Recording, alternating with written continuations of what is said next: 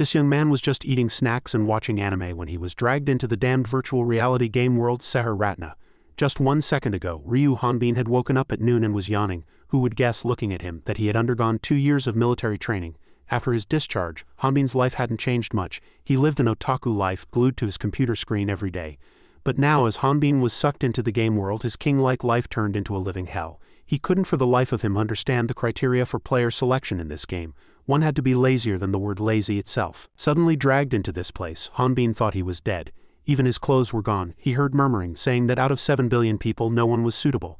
Hanbin couldn't understand what they were saying, but he knew he was the suitable one. A voice, men, echoing in his head, told him it was his guide. While Hanbin thought he had died and was going to meet God, 2 mysterious figures kept saying that Hanbin would be fine since he had received training. A moment later they began system implantation. Hanbin was pushed into another space again. He was the 398th suitable person, and so from this moment on a living hell began. Hanbin's mission was to survive and grow in this world. As soon as he entered the first stage, he was attacked by a fierce dog amidst his confusion. The dog fiercely charged, giving him no time to grasp the situation or accept the present. Deciding to understand it later, Hanbin quickly picked up a chunk and strongly hit the dog to retaliate, because if he didn't kill this dog now, he would be killed. The blow caused the dog to bleed a lot, and it made a fierce expression.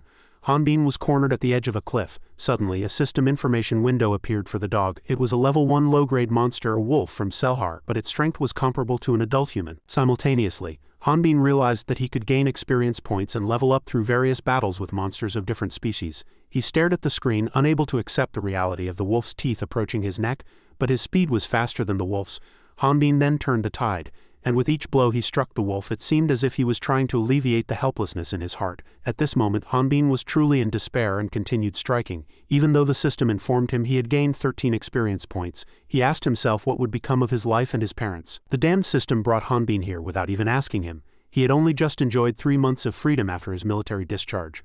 Moreover, he hadn't even had a single relationship and didn't know what it was like for life to bloom, so why bring a guy like him here? On top of that, the system then inflicted immense pain on him, informing him that his survival probability was less than 5, and as if mocking him, the phrase, "Would you like to commit suicide?" appeared. Faced with such absurd situations repeatedly, Hanbin burst out laughing, no longer having the energy for despair. But he knew well that if he could return to his original world by committing suicide, he wouldn't have been kidnapped in the first place. Whether he wanted to or not, he had no choice but to accept this reality. Hanbin decided that he had to survive here and find a way to escape this damned place, and the system confirmed that his will to survive and fight was very strong. Accordingly, his combat abilities were activated. A system window prompted him to choose a combat ability. Hanbin scanned through the abilities. The first was a warrior. Its basic ability was to fight in close combat using various martial arts without consuming mana. Recalling his recent struggle with the wolf, he didn't want to attempt close combat again. Hanbin prioritized safety and chose a mage who uses long-range offensive magic. This system was truly unbelievable. It offered choices, but now he was rejected because the subject lacked ability. He tried selecting a healer, but the result was the same in the end. Hanbin could only choose warrior. From the weapon types, he immediately chose a spear, but the system gave him a long sword.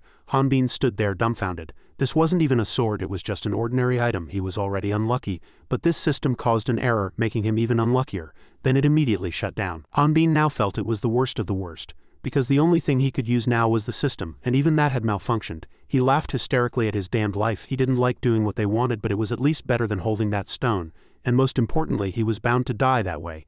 Thus began the endless hell, day and night. He knew this young man had undergone 2 years of military training, but this sword training scene felt very unfamiliar. 3 days had passed since Hanbin was captured and brought to Shah Rna. He had questioned the system many times but still received no answer. Now, Hanbin was fighting with all his might to survive and regain his freedom. Currently, he had beaten a dog so severely that it tucked its tail and ran away. This dog was level 2, 1 level higher than the first, and by catching that dog he could gain experience points. Hanbin calmed himself, saying, "It's just a dog, I just need to do it like last time." Finally he charged, swinging his weapon with all his might, but it was just a futile swing. The dog's expression seemed to mock Hanbin's lack of swordsmanship. Puffed up with momentum, it opened its mouth wide and charged, intending to swallow him whole in one gulp. He might lack skill, but he wasn't armless. Hanbin immediately defeated the level 2 wolf and gained 22 experience points. His current experience points were 262,280. Finally, he leveled up to level 2 and gained the breathing ability.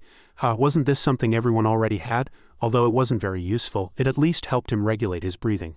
Hanbin's achievement today wasn't just leveling up but also getting a delicious wolf meat meal. At this point the system was quite useful, providing information that wolf meat and blood were beneficial and encouraging him to eat and drink them. After a long analysis he concluded that this place was clearly artificial.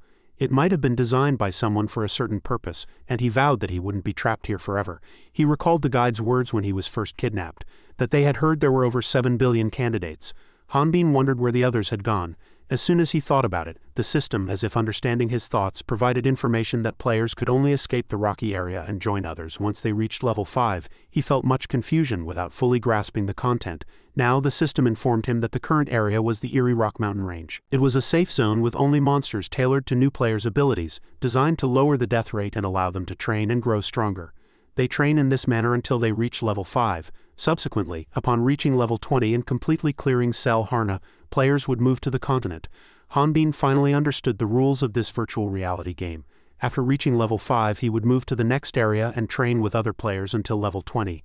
Hanbin, unsure what to do on the Rodna continent, wanted the system to answer, but ironically the system malfunctioned again. He could now feel that the monsters in this area were starting to get stronger than before. He remembered the information that if he wanted to level up quickly, he needed to meet other suitable candidates. Hanbin further solidified his first goal in this world, to reach level 5 to go to that place. From then on he actively sought out and hunted wolf packs to gain experience points express. Fortunately, Hanbin became the same level as them, making it easier to kill them than before. Another day passed, he gained 22 more express, and his experience points became 284,280. A few days later, the slashing skill was activated. The wolves became progressively stronger and this time they were level 3 wolves. It was painful but Hanbin fought persistently. Each day flowed like a cyclical repetition. Killing, eating, sleeping and then fighting painfully again.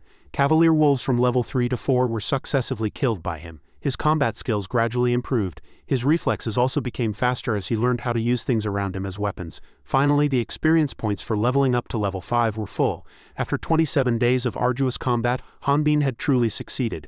After leveling up he gained several skills such as breathing, slashing and vertical slash. Moreover, the stat increase seemed to have an effect on his body. At first the sword was so heavy that he had to hold it with 2 hands, but now it was different. He finally concluded in one word, in this world effort could be rewarded. Once again he was mocked by the system as if it was saying, what reward? It was truly too provoking. After hunting dogs for days he had barely reached level 4, but now for no reason he was immediately back to level 1. Hanbin cried out, it abandoned me. Is everything really over?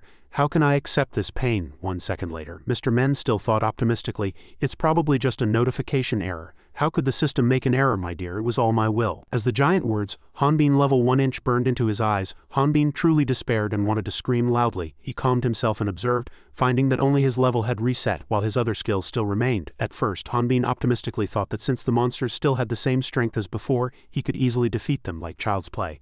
But that was a huge mistake. This bread must have been made of stone. The monsters here kept getting stronger regardless of Hanbin's level. Any slight mistake he made in any battle would lead to death. What was even more ironic was that whenever he reached level 4 and was eligible to level up, he would revert to level 1.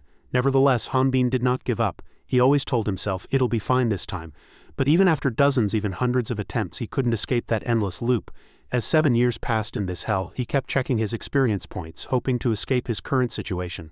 Although it was a ray of hope as tiny as an ant, Hanbin still wanted to grasp it. The remaining experience points to advance to level 5 were 77. He repeatedly leveled up only to fall back to level 1.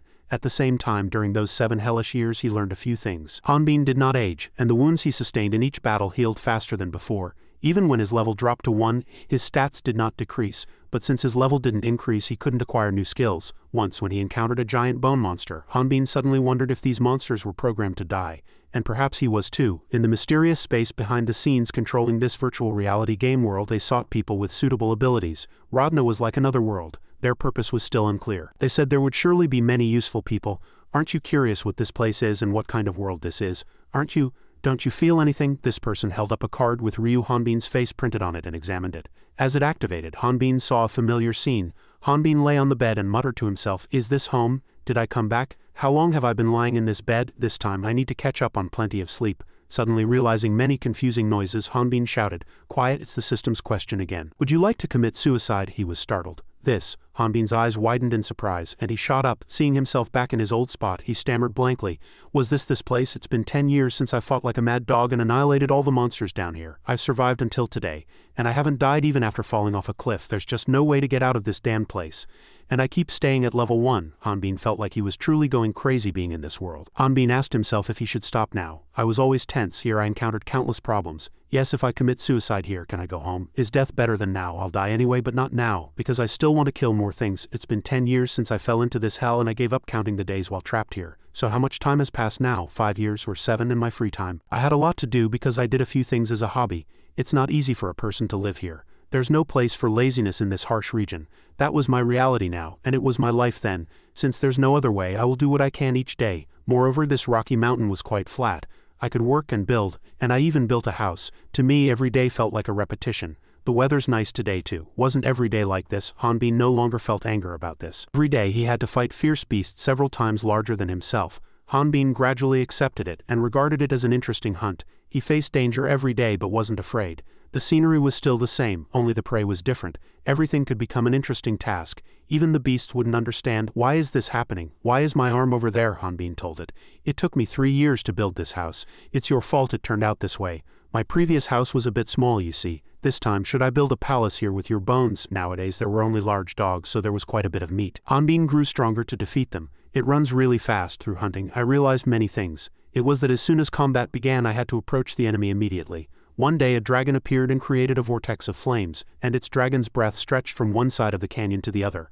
Hanbin, startled, looked up at the sky and exclaimed, "Huh?" Seeing the immense destructive power of the flame vortex, Hanbin asked himself, "Should I use my ultimate skill from the start?" The flames raged like an atomic bomb explosion. The beast landed on the ground. It had the head of a beast and the body of a dinosaur. It looked at me with a surprised expression. Its skill had such a wide range that it was unavoidable. I had no choice but to block it with my body. My hair was affected by the explosion. Unfortunately, there was no barbershop here. Hanbin determined its weakness. If this fellow fell into a panic, its skills would become erratic. If it lasted too long, it wouldn't be able to endure anymore when fighting it. I could even block it by creating a sand wall. Before the beast could even grasp what had happened, Hanbin launched an attack. Ah, is it over? But the creature was completely unharmed, as if nothing had happened. Phew, that really startled me. While Hanbin was surprised, the beast immediately bit him. At such close range, Hanbin couldn't do anything. He had forgotten that he had no swordsmanship skills. Hanbin decided to hit it haphazardly with his hands and feet without using his sword. Hanbin shouted, "Then I have no choice but to improvise, plus I can't even level up to learn new skills." I repeated it hundreds, thousands of times. Hanbin repeated it tens of thousands of times. Breathing, slashing, vertical slash, all 3 skills simultaneously. Although they are not swordsmanship skills, this is how I combine them. To this day I have survived with only these 3 skills. Seher is in operation. Is this person some kind of bug? Is that guy still here? Wait, Shah-RNA is Redna. It's been years and that guy is still there. It's been 22 years. Why doesn't that guy give up yet? What the hell is this? Ryu Hanbin level 4 warrior class. Strength 25, vitality 21, recovery 15, defense 16, sight 6, reflexes 8, agility 9, possess skills. Breathing, slashing, vertical slash. How has he survived for 22 years at level 4? Plus all his stats look like garbage, but it's quite interesting, though not yet clear. There's one way to solve this. As night fell, Hanbin was enjoying roasted meat by a fire. Hanbin muttered to himself, "I always stay at level 4, but my stats have improved quite a lot. Shouldn't I recheck my stats?" Ryu Hanbin level 4 warrior class. Strength 25, vitality 21, recovery 15, defense 16, sight 6, reflexes 8, agility 9, possess skills. Breathing, slashing, vertical slash, Hanbin thought to himself. When I opened the additional stats, strength 25 1364, vitality 21 1364, recovery 15,682, defense 16 1364, sight 6,341, reflexes 8,341, agility 9,341. So how much stronger have I become? But I'm still only level 4. I want to eat something delicious. I want to meet people. How much longer do I have to live to escape this place? Hanbin comforted himself. Well, someday a good day will come and I'll be able to leave. Let's think positively. Suddenly one day, something was approaching. Hanbin was surprised. What is this? If it's like this, there will be some problems. But then a system notification suddenly rang. The trial of the Rock Mountain Range has ended. Delete all related record data. Anyway, at level 4, you'll die quickly on the Barred Continent, he cried out in surprise. This is at the top of the mountain. A transfer phenomenon occurred, and a voice echoed, "Disappear from here. Return to the continent." Hanbin was puzzled. What is this? Why is this happening so suddenly in a peaceful place? Hanbin exclaimed, "No way, why is this happening so suddenly?" The voice continued, "Initiating change for the suitable one, in a quieter, greener mountain range." It was as if something had fallen from the sky and caused an explosion. A monster bee which had been quietly hunkered down detected movement. When it opened its green eyes, it looked like a giant dinosaur with wings. It wondered, "I smell something sweet." Not far away, he lay unconscious next to a familiar longsword. Hanbin couldn't believe what was happening to him. No way, no, from this moment on I thought it was a dream. He staggered, walking with doubtful steps. Suddenly now, a place with no red sky and no growing grass, the sound of the wind and the rustling of leaves mingled and tree branches swayed. He couldn't resist and threw himself, jumping up, but his eyes couldn't hide his excitement. This is truly unbelievable. I can't believe it. The place I was in before was a hell surrounded by barren rocks. Hanbin stretched out his arms, feeling the unfamiliar space, and let out continuous laughs of satisfaction. Below was a vast area. It was a forest belonging to the Grud Kingdom. He free fell into the water. Finally, arriving on the southern continent of Bukrana, Hanbin kept thinking until he resurfaced. I still don't understand, but where I am is no longer my home, nor the old rock mountain. As he was lost in thought, a notification window popped up. It's a bit strange, but I came here and suddenly reached level 5. I also gained a new skill called language. He suddenly paused. Wait, wasn't the Redna continent a place you could only go to when you reached level 20? At this moment the system suddenly reported an error, confusing Hanbin. But why did I suddenly come here? What's going on again? It's full of errors every day. Another notification window appeared immediately. Is this my first window? But the information contained within it astonished him. Final mission, eliminate one of the 6 goddesses. Hanbin was speechless and shouted, "What? Kill a goddess?" The system additionally provided final mission rewards: 1. Immortality. 2. Retain stats when returning to Earth. 3. Gain 3 wishes after reading. Hanbin shouted again that he could return with the rewards. The following was a notification and warning. 1. Hide your identity. 2. Join the City of Prosperity's Hunter Guild. As the hunter was focused, an ear-splitting roar came from a high mountain peak. "Damn it, a monster!" Hanbin, with a face full of anticipation, muttered. Heh, finally a delicious meal. He shamelessly looked up. The first monster to appear was a truly fierce wyvern. It growled, "Dirty human, how dare you enter my forest?" Before Hanbin could even understand what it said, he was attacked. "What are you going to do without a weapon?" He quickly composed himself and thought, "In this situation, I need to find my sword." The wyvern seemed to have no intention of stopping. "Do you think I'd give you that chance?" Hanbin glared in anger. "No, it's too late." The wyvern directly breathed fire, shouting, "Human, die!" Hanbin quickly dodged. The longer this takes, the more complicated things will get. He decided to take a risk. "I need to get close to it. I hope to finish it with the next attack." The wyvern remained motionless and scoffed. Heh. The creature started to taunt, but before it could finish speaking it was punched and sent flying. "How insolent, you newbie." Arg! Hanbin immediately seized the opportunity. "Now I need to quickly use this chance to get my sword." But he hadn't expected the wyvern to be unable to withstand a single punch from him. "Damn it, what is this?" There was a story passed down through many generations. Drake, a genius of the Eret Kingdom, was a Drake Knight. The dragon's name was Wyvern, and he was a Knight of Pride after that. There was a sudden upheaval, but rumors gradually spread. The kingdom's young prince insisted on riding a wyvern to meet the princess. They had the knight take the prince out for a ride. But the knight was clumsy at flying and dropped the prince mid-flight. Drake was executed for failing his duty. Since the wyvern could fly, it escaped the kingdom's knights. The wyvern didn't even have time to mourn the knight. In its memory were the moments that tormented it. Here it is. Dragon. This continent was full of people. But they were no match for the wyvern. That was because the wyvern had undergone harsh training. The wyvern was the most gentle creature in the world. It was forgiven this time. But was the wyvern's good deed not rewarded? People all over the world gathered countless hunters to capture the wyvern. I could have defeated them, but I couldn't. The wyvern couldn't hide its indignation from that time. "Everyone in this world is evil," it continued its story, crying. "Since then I have always been chased by people. But I'm really not a dragon." Its level was 27, species, flying wyvern. The wyvern explained, "Traditional dragons have 4 legs and wings on their shoulders. Wyverns have wings on their forelegs. I am a wyvern." After speaking it pleaded. "I need your help," Hanbin retorted angrily. "Don't talk nonsense. How did you know I'm an outsider? Answer me." The wyvern replied weakly. "I don't know either. I also know that people don't usually come here. Instead, when people die, their bodies disappear, so not many people appear in this forest. That's how it is." Hanbin listened quietly. His mind was still full of doubts. I still don't know much about this place." He asked the wyvern, "Weren't you the mascot of the Grud Kingdom?" "The wyvern of the Grud Kingdom," it replied softly. "Grud was destroyed in the past and now only fears the Ross Kingdom." The more Hanbin listened, the more confused he became. "So this system hasn't updated its latest information." "Damn it, what the hell is going on?" the wyvern persisted. "Please help me," Hanbin asked again. "Then why do you know that I can help you?" it said honestly. "Because the power emanating from you is like a demon in human form." But this remark inadvertently ignited a murderous intent in Hanbin. "What? Who's a demon?" it stammered, unable to continue. I need a goddess." Hearing that, Hanbin immediately asked for details. "A goddess? Tell me more." The wyvern feigned weakness and said a few words. "The Rodna continent appeared in this world 40 years ago. It's too long ago, so I can't remember everything, but I feel sick again just talking about it. Can't I go home and take some medicine?" Hanbin immediately got angry with it.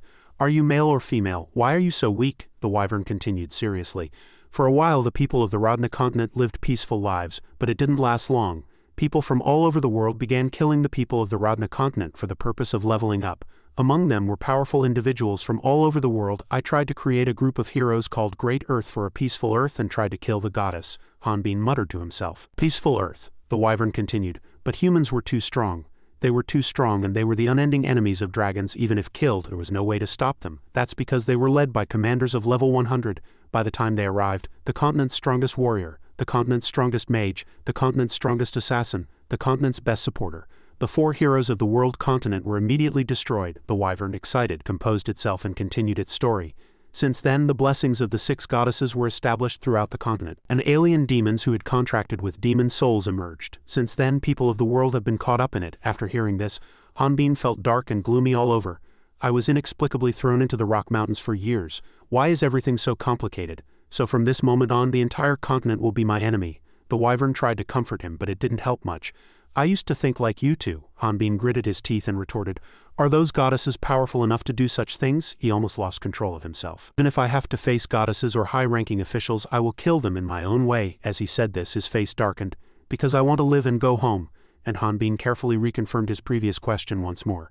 By the way, no one knows my identity, right? The wyvern trembled in fear. This guy is more demonic than I thought. Don't worry, I won't tell anyone. I'll live as a lovely, pitiful dragon. In the morning I'll look for food and in the evening I'll return to my cave. Suddenly a scream echoed from the mountains. 5 days later, Hanbin observed quietly.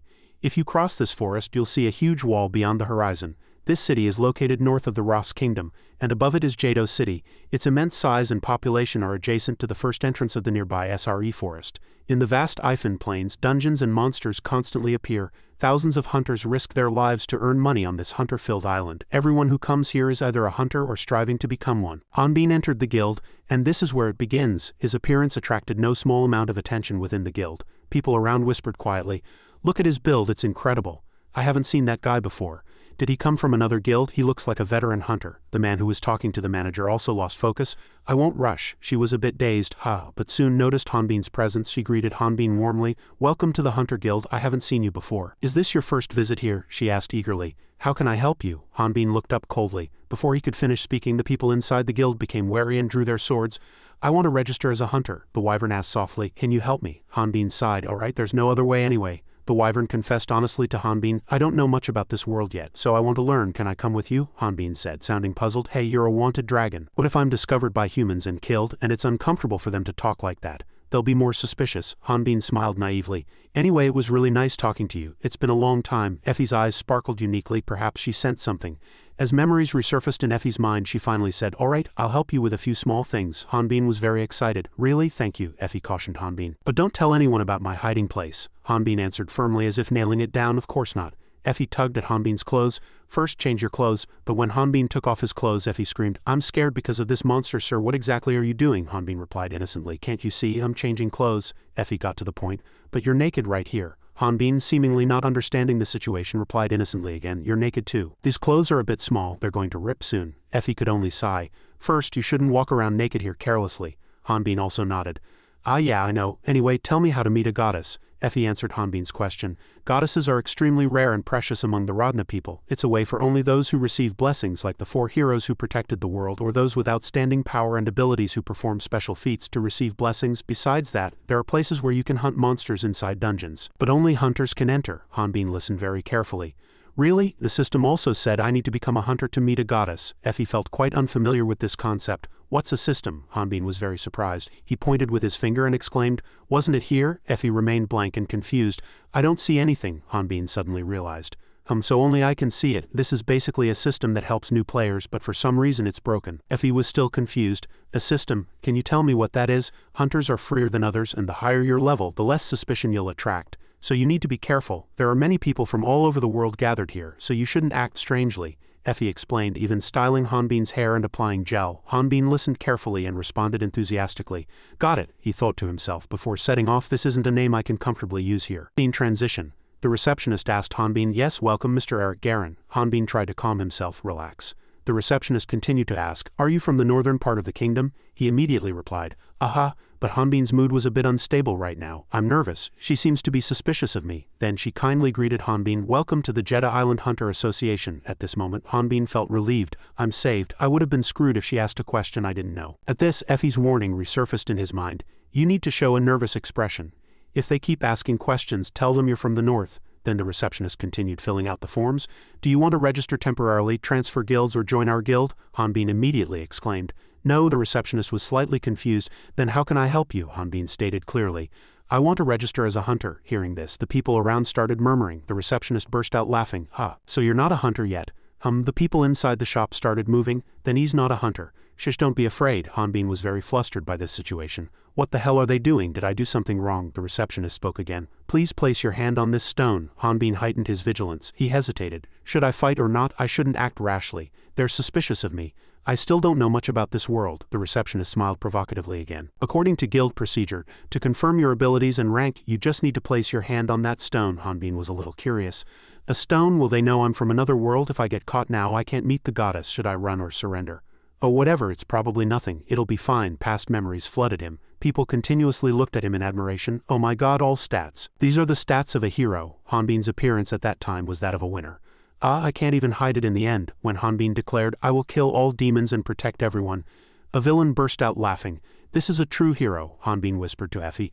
Our world is really cool. This is our country's dance. Hearing this, Effie couldn't hold back her laughter and went to a corner to laugh secretly. It's a bit funny, Hanbin said seriously again. Hey, that's indispensable in our country. Hanbin placed his hand on the stone, level strength. Everyone seemed to hold their breath waiting for his results, and then bursts of laughter followed one after another. Ha ha ha, PFFT, ha ha ha, what were we expecting? He's just an idiot. Hanbin felt a bewildered atmosphere. Why, what's the problem? The receptionist couldn't stop laughing. Finally, even covering her mouth with her hand didn't stop her, so she waved her hand and said, I'm sorry, I'm really sorry. She calmed down and advised him, you're from the north, and if you want to join our guild, the procedure here isn't that difficult. We seem to have misunderstood. I'm really sorry. Usually people who come here aren't that low level. Hanbin thought to himself, the people here aren't as smart as I thought, the receptionist told him. The guild registration fee is 300x, Hanbin inwardly exclaimed. Fortunately, the level isn't very high, but the cost is too expensive. 300x, 300x, Hanbin felt like he'd been struck by lightning. 300x, he remembered Effie's words. My entire fortune is only 400x, what if they take it all? He blustered. I'll pay you back in 6 months. Those eavesdropping from behind burst into laughter. He must be a country bumpkin still using gold coins. Hanbin was almost in despair. When can I save it up again? The receptionist handed him a card and carefully cautioned, if you lose it, it costs 80x to remake, and when you level up, you can come here to get a different level. Hanbin read the information on the card. Island Hunter, Novice Hunter Level 5, Eric Garin. Finally it was done. He gripped the card tightly in his hand. Now the real start. I need to make this hunter name known to many people. For this, the receptionist kindly asked when he quieted down. Do you need anything else? Hanbin immediately said. Then I want to go to the dungeon. The receptionist was very surprised. Lod, who appeared from nowhere, sneered and approached. Haha, are you going to become monster food? Level 5, you should think a bit. Hanbin was a bit lost. What now? The receptionist immediately asked kindly. Mr. Lod, are you going to Salrim Forest? That's right. I heard the number of dungeon monsters has increased too much recently, affecting the surrounding areas. He scoffed arrogantly and spat out contemptuous words. I'm uncomfortable with those hunters going there. I'll only go with people of my level. Level 27, species human. Hanbin was slightly surprised. This guy's level is the same as Effie's. Lod again latched onto the receptionist and talked. But there's no dungeon there, so why are dungeon monsters appearing there? The receptionist also replied cheerfully. It seems something abnormal is happening. Hanbin observed quietly from the side. Both men were higher level than him. The big guy was level 13, cough. The skinny guy was level 12. He's had too much to drink, he's drunk, he thought to himself. But this guy seems to know a lot about this stuff, but I shouldn't get involved with him. Suddenly, he met the receptionist's awkward gaze. She asked Lod, isn't there an empty spot on the way to Salrim Forest? Hanbin suddenly understood her actions and struggled internally. No, Eric is level 5, but he wants to explore the dungeon. I want to help him broaden his knowledge. Hanbin immediately scoffed at Lod.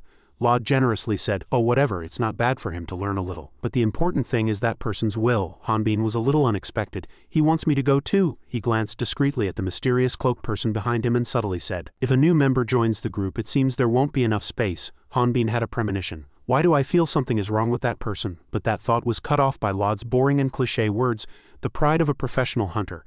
And if it's a lady's request, he continued to prattle and fidget. I won't refuse, even if it's level 5, I'll handle it myself, because I'm a very responsible person. Hanbin looked at him with contempt. Is this guy crazy? He ignored Lod and turned away. I shouldn't pay attention to him. But he provoked Hanbin first. Hey, you level 5 guy, carrying a sword around, you must dream of becoming a sword king, huh? Why are you carrying such a cheap toy? Hanbin calmed himself. If I hit him here, he'll definitely die. Lod stubbornly pulled the sword, but it didn't budge. He wondered, How can he carry something like that on his back? And the next moment what he faced was Hanbin's murderous gaze. His face immediately turned pale and sweat poured down. Hanbin gently lifted the sword and shouted coldly, "Let go." The people around, seeing Laud humiliated, were very happy and immediately cheered loudly. "Ha ha ha, well done level 5, go kill that guy." Upstairs there was a strange gaze directed at Hanbin. He muttered contentedly, "Finally found him." Laud was now clinging to Hanbin's gigantic sword as if hanging. His face seemed quite flustered. "Damn it, it's too heavy." This sight caught everyone's attention and everyone's eyes widened in surprise. Beeman's gaze sparkled uniquely. He stroked his beard, lost in thought, and then made his judgment. "Looking at this physique, I thought he'd be at least level 10. Laud shouted, "You son of a bitch, do you want to fight here, you damn bastard?" Hanbin was surprised. "Is he talking to me?" Suddenly, Beeman crossed his arms and looked at him solemnly. "Stop it, Eric. If you want to fight here, go ahead. If you want to break guild rules, we'll all be your opponents." Hanbin quickly denied, "No, I don't want to fight the people here." He thought to himself, "I've come this far, I can't get kicked out now." Eventually, Laud calmed down. He pointed at Hanbin with his finger and accused, "Hey you damn bastard, do you think I'd want a level 5 guy like you to come along? What are you going to do at that level?" Hanbin sighed inwardly. "Right, I spent almost all my money on the registration fee. I can't do anything at this level. What should I do now?" Suddenly, Beeman's voice cut off his thoughts. "Don't worry. With this friend's physique, he'll level up quickly. I was looking for someone as muscular as you. Want to join our team?" Hanbin was surprised. "Muscular," he decided. "Maybe I can grow quickly because I'm not from this world. I don't plan to be in this party for long, but I always have to be wary of these people." Yoon and Hubert's group waved at him happily. "Thank you very much." The prosperous Jado City was a city where dungeons and monsters flourished. All merchants focused solely on monster hunting were ready to exchange goods, and all materials made from monsters were abundant. Jado City had two main hunting bases: the Ifan Plains Dungeon and Saurim Forest. There was also a small village near Saurim Forest. The indigenous monsters of the forest tended to come to these areas without causing harm, so they were rarely targeted. However, recently, many monsters have appeared in the village near Saurim Forest. Many hunters set out to find the cause and defeat the monsters. D-Buck was a low-level monster living in Saurim Forest. Its weakness was slow movement, but it possessed immense damage and strength, and it roared to intimidate enemies. Beeman, holding a huge sword, dashed towards D-Buck. The two sides clashed. Beeman attacked fiercely. One D-Buck was hit by his sword. Burger Beeman was one of Jado City's best hunters. Lv4. He seemed very aggressive towards this group. "Come everyone, come." Beeman suddenly realized they were more wary than before. Beeman continuously delivered fatal sword strikes to the D-Bucks. As a result, they felt immense pain and collapsed to the ground. Beeman wore a satisfied smile. On this side, a woman with an extraordinary aura was skillfully taking down a D-Buck with aerial maneuvers. One D-Buck was instantly decapitated. That woman was Amber Barnett, the main attacker of Beeman's group and a level 21 assassin. After finishing the task, Amber spoke. "Isn't it time for you to retire?" "Ha ha ha ha, retire?" Suddenly, she rolled up the sleeve on Beeman's arm and her expression contorted. "Wait, Beeman, what is this? Why are you quietly enduring the pain? How did it get like this?" Beeman replied nonchalantly. "It's just a minor injury. I'm fine, Amber. Sorry to make you worry." As he spoke, he moved closer to her. Amber blushed, embarrassed by Beeman's actions and words.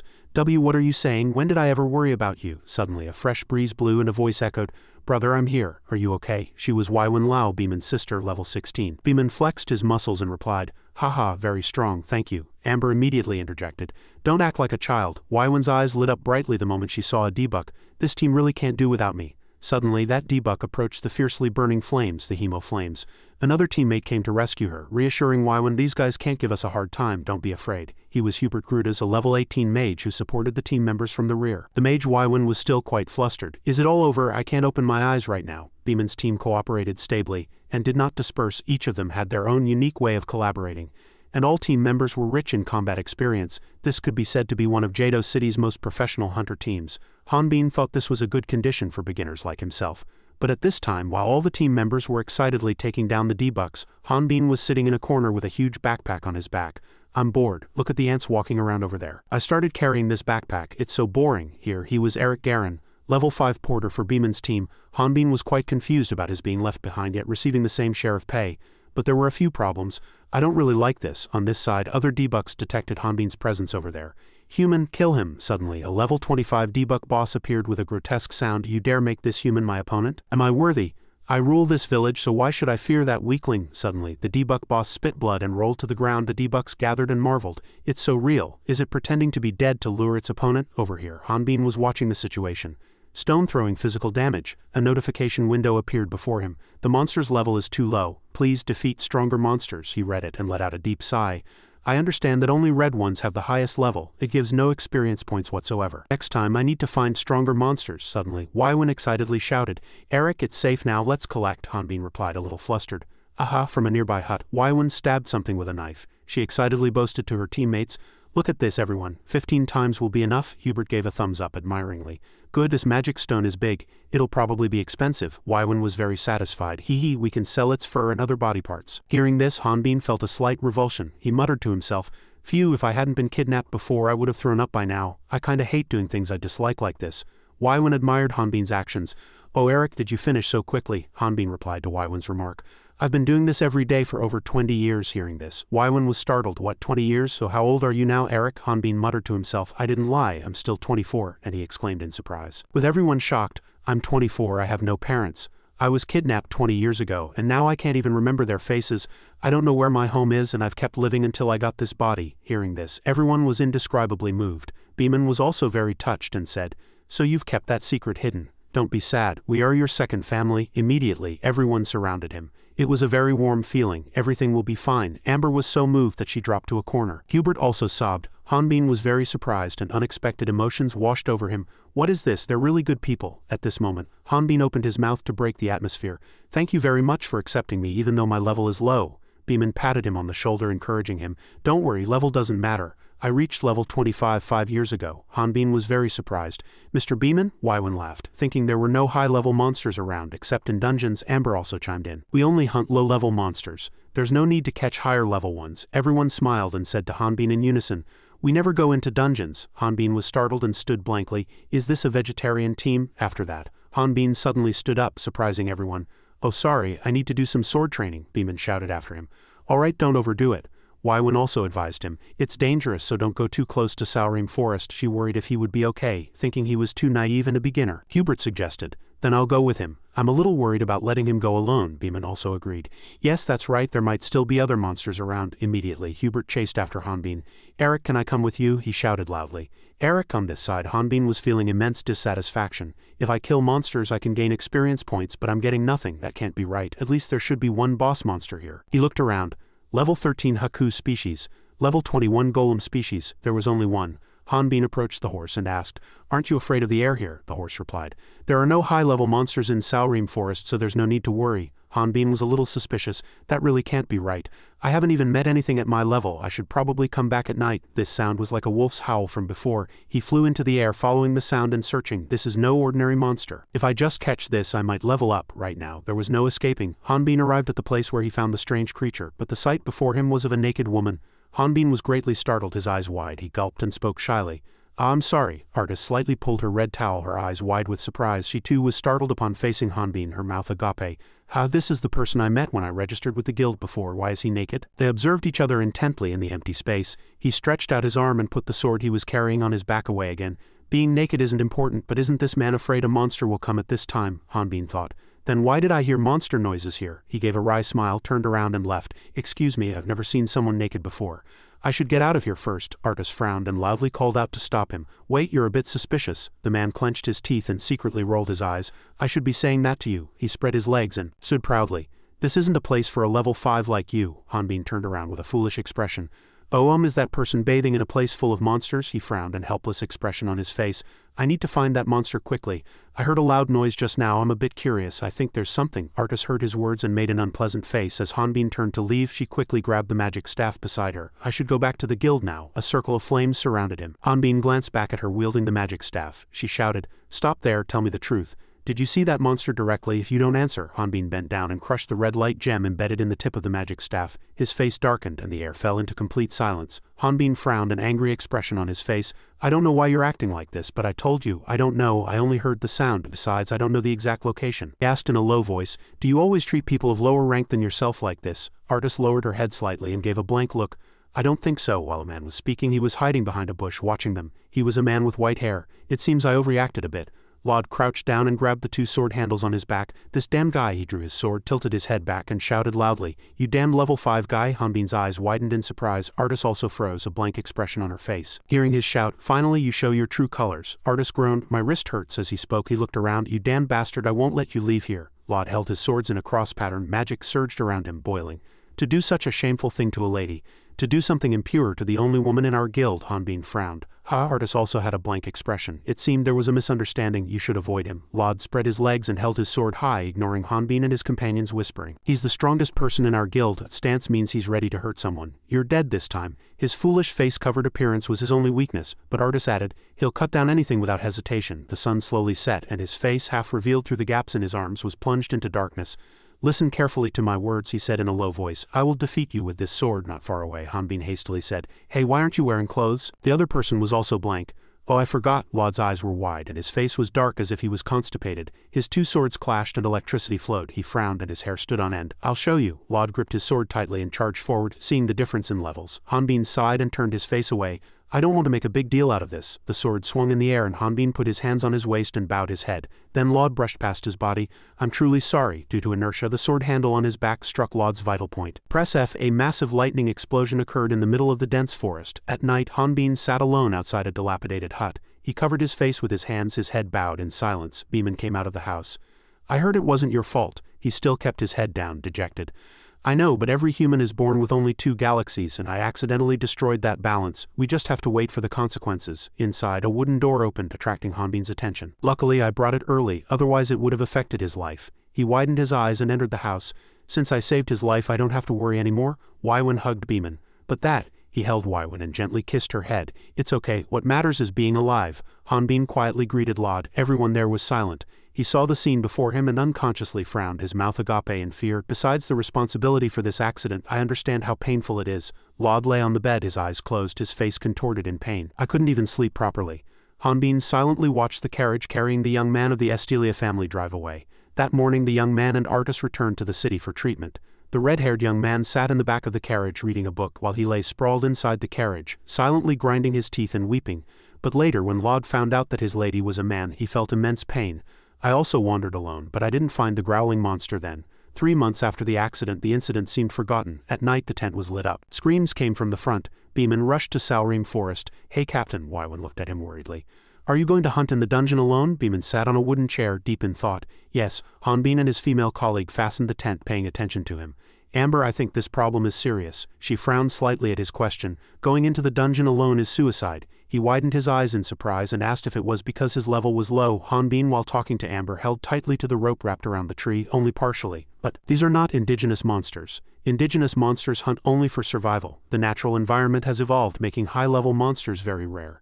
He frowned, considering that to be true. Effie and Debo were also ordinary. He continued to ask, so what's so special about dungeon monsters? Amber helped him grab the rope. These were monsters that did not exist in this world. Grotesque creatures sprung from the earth walls and naturally appeared in the dungeons. Many nascent monsters exceeded level 30 and some were even higher. Hanbin pursed his lips and his face was lost in thought. Over level 30, at that level, he could also level up. He decided to sneak into the dungeon. Beeman frowned. Monsters were also a problem.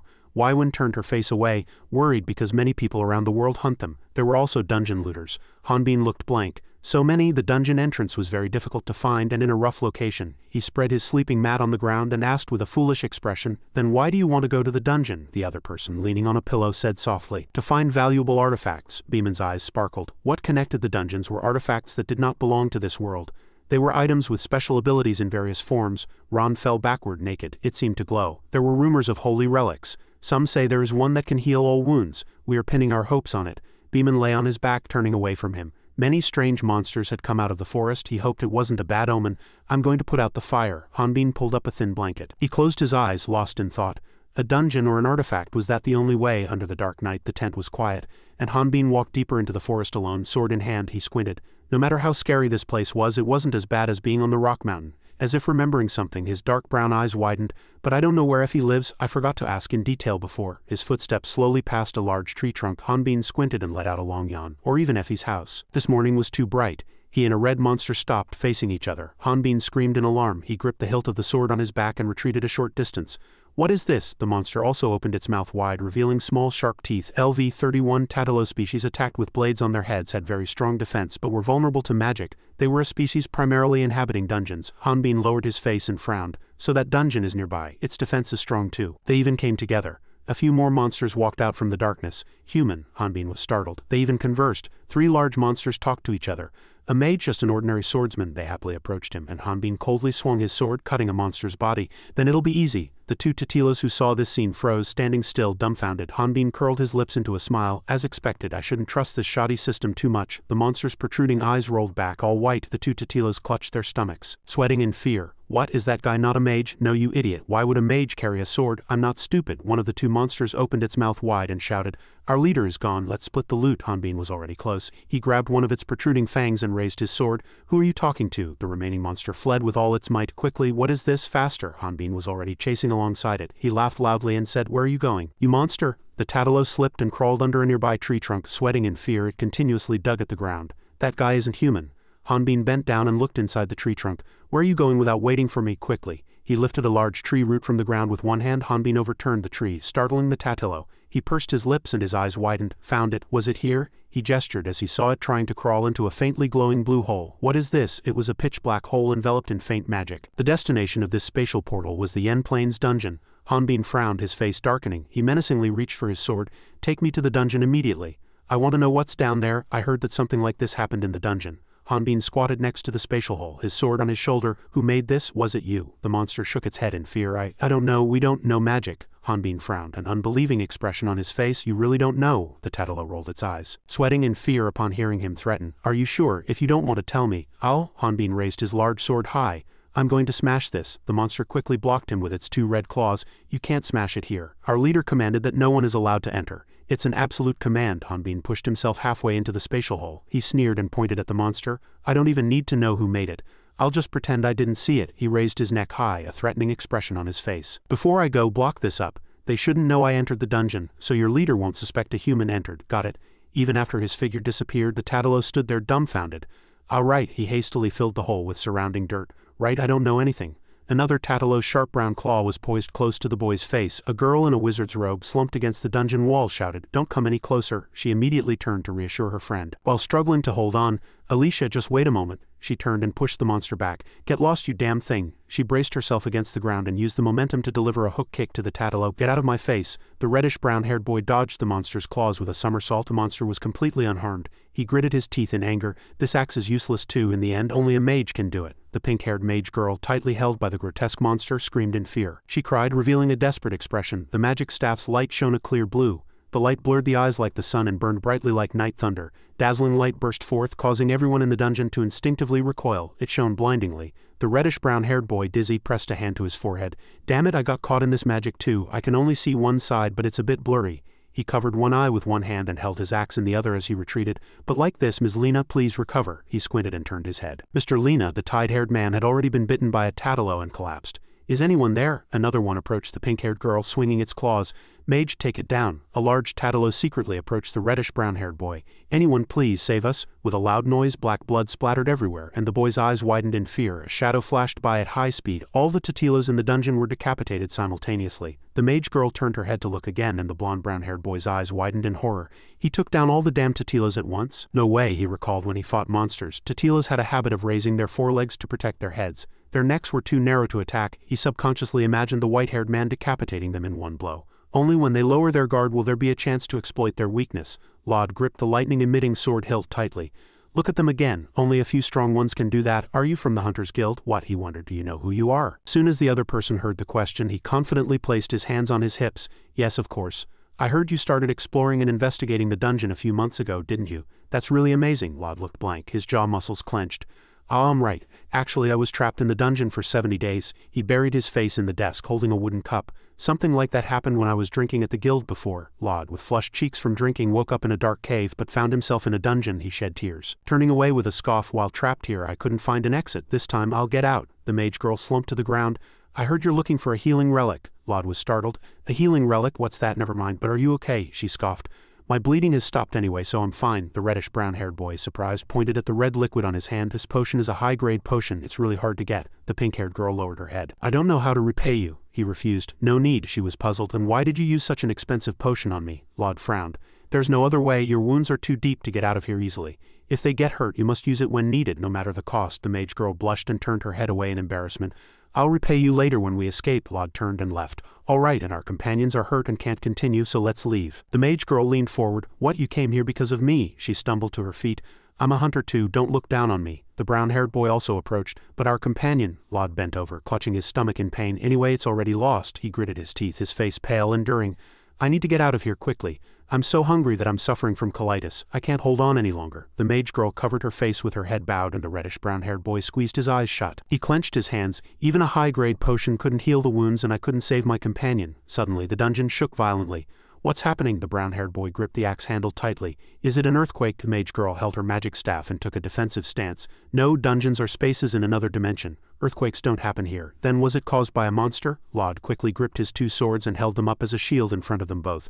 Jump aside quickly, I won't let a woman die in front of me. The mage girl shouted, Are you crazy? How can you stay here alone? There was a loud noise from the dungeon entrance, and the reddish brown-haired boy quickly hugged her and ran. Quickly, he comforted her, tears welling up in his eyes. Stop it, we'll only be a burden to him. We can't let his last sacrifice be in vain. Lod bit his lip, his face pale, and looked at the two of them. Damn it, did he really leave? A faint light illuminated the black dungeon entrance. Damn it, that thing that just made a noise is definitely coming here. Hundreds of monsters rushed forward. The Tatalo species might be up to something. Lod, terrified, huddled his legs and ran. Damn it, why are there so many? The Tatilos scattered like ants, fleeing in panic. Run fast, it's not too late. Let's split the loot. He opened his mouth with a blank expression. What, did I see things? What's going on? Tatalo corpses were scattered everywhere in front of the spatial hole on the other side of the dungeon. Hanbin continuously waved his hands, stuffing them into his bag, sweeping away the Tatalo horde. Monsters, run. He squinted, a tired expression on his face. I expected something interesting in the dungeon. It's too boring. Hanbin swung his arms around. I can't use my sword, the power is too strong. He was too exhausted from suppressing his strength even when he was with Beeman's team. The Tatilos clung to the rock walls. A single swordsman is coming, chief. The only yellow Tatalo frowned. You idiots, what are you afraid of for one swordsman? But this one isn't ordinary. The monster chief, startled, broke out in a cold sweat. Right, stop talking nonsense. Let's all charge. The power of friendship will conquer all. A sharp scream was heard and the Tatalo chief's eyes widened. Here you are, you guys are really fast. Hanbin came running, his large sword on his shoulder. The Tatilos hastily fled. Give me some express. Hanbin stopped at the cave entrance.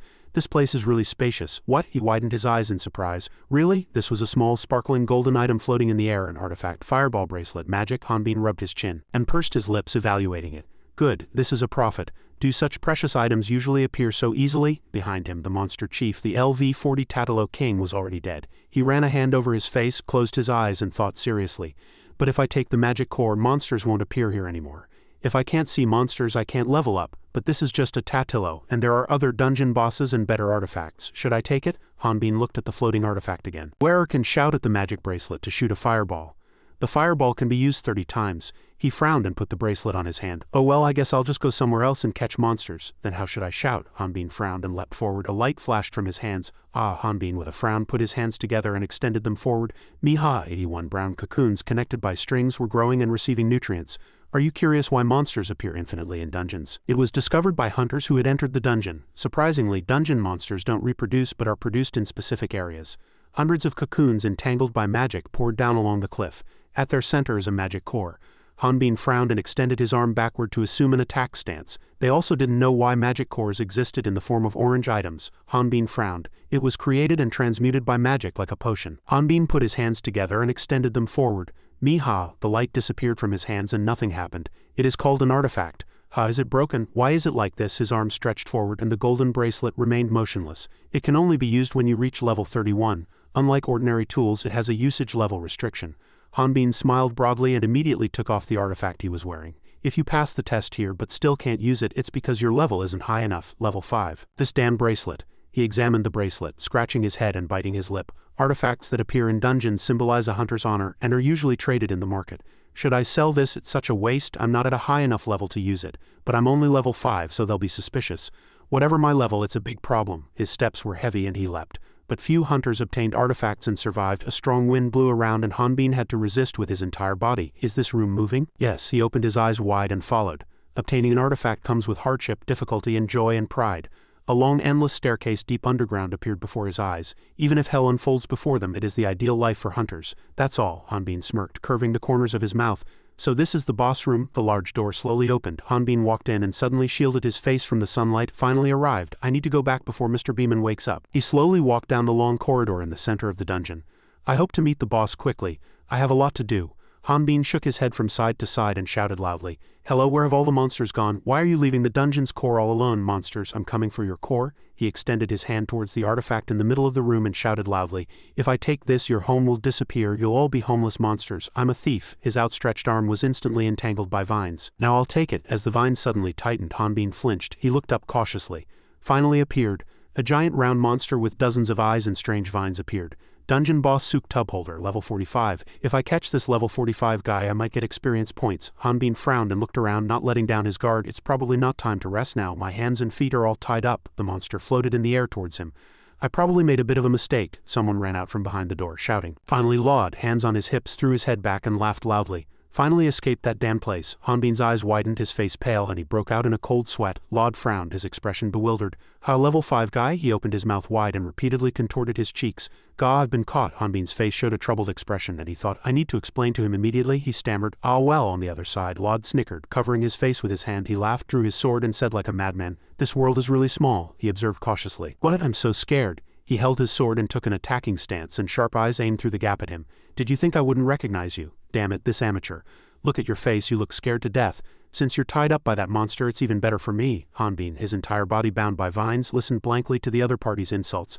"I'm coming for you, and you'll pay the price. This time you'll die by my hand. You're the most arrogant level 5 guy I've ever seen." Hanbin lowered his head and showed a devious smile. "Go ahead and try. There's nothing more to explain. If you're confident, come at me." "Good, I need to use this opportunity." Laud quickly drew his sword and rushed towards him. "Die, you bastard, I'll bury you under this dungeon." Small parts protruded from the brown flesh. Vines extended from the monster's body and attacked straight forward. This monster can only attack within a specific range to protect its territory. 0.12 seconds.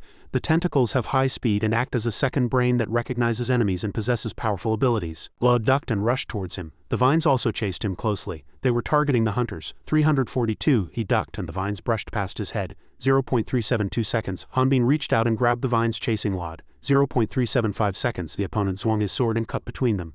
0.376 seconds. He opened his eyes wide and his pupils shook violently. 0.378 seconds. Laud shouted loudly and sent him flying into the air. "Pay the price, you bastard." Hanbin flew straight into the monster's eye. Due to the elasticity, he was bounced back. Hanbin, falling from above, still calmly observed his situation. "That was too dangerous. Luckily I dodged it. Otherwise my baseball bat would have been broken." He landed safely and looked up at the sky with an uncomprehending expression. "But why is the boss so weak?" Laud again drew his sword and swung it horizontally at him. "You bastard." Hanbin leaned back and dodged.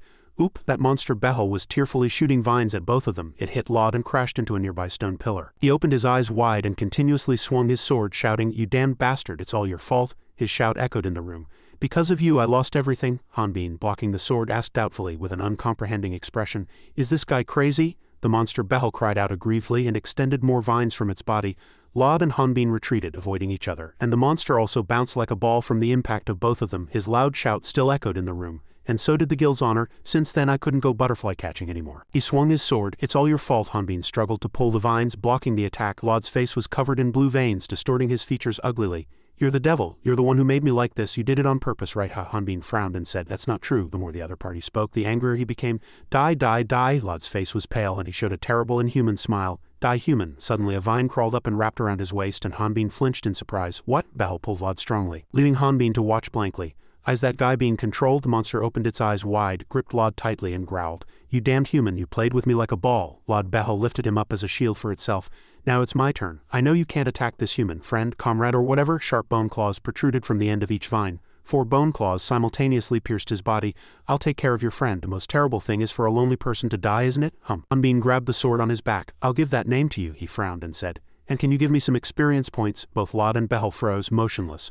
More and more vines protruded, tightly gripping the white-haired man's body. The voice was cracking. "I've changed my mind. I'll turn you into dungeon feces and make this guy one with me." One of Laud's arms was already tightly wrapped in vines. "Instead, after I defeat you, I'll make sure your comrade sees it clearly." It threw him hard, aiming for where Hanbin was standing. My first meal. 9. Sook Tubholder is one of the most difficult dungeon bosses to conquer. It doesn't have powerful strength, but it can occupy an opponent's body and quickly judge human psychology. They take humans hostage and parasitize the host. They swallowed Laud's body and created a monster.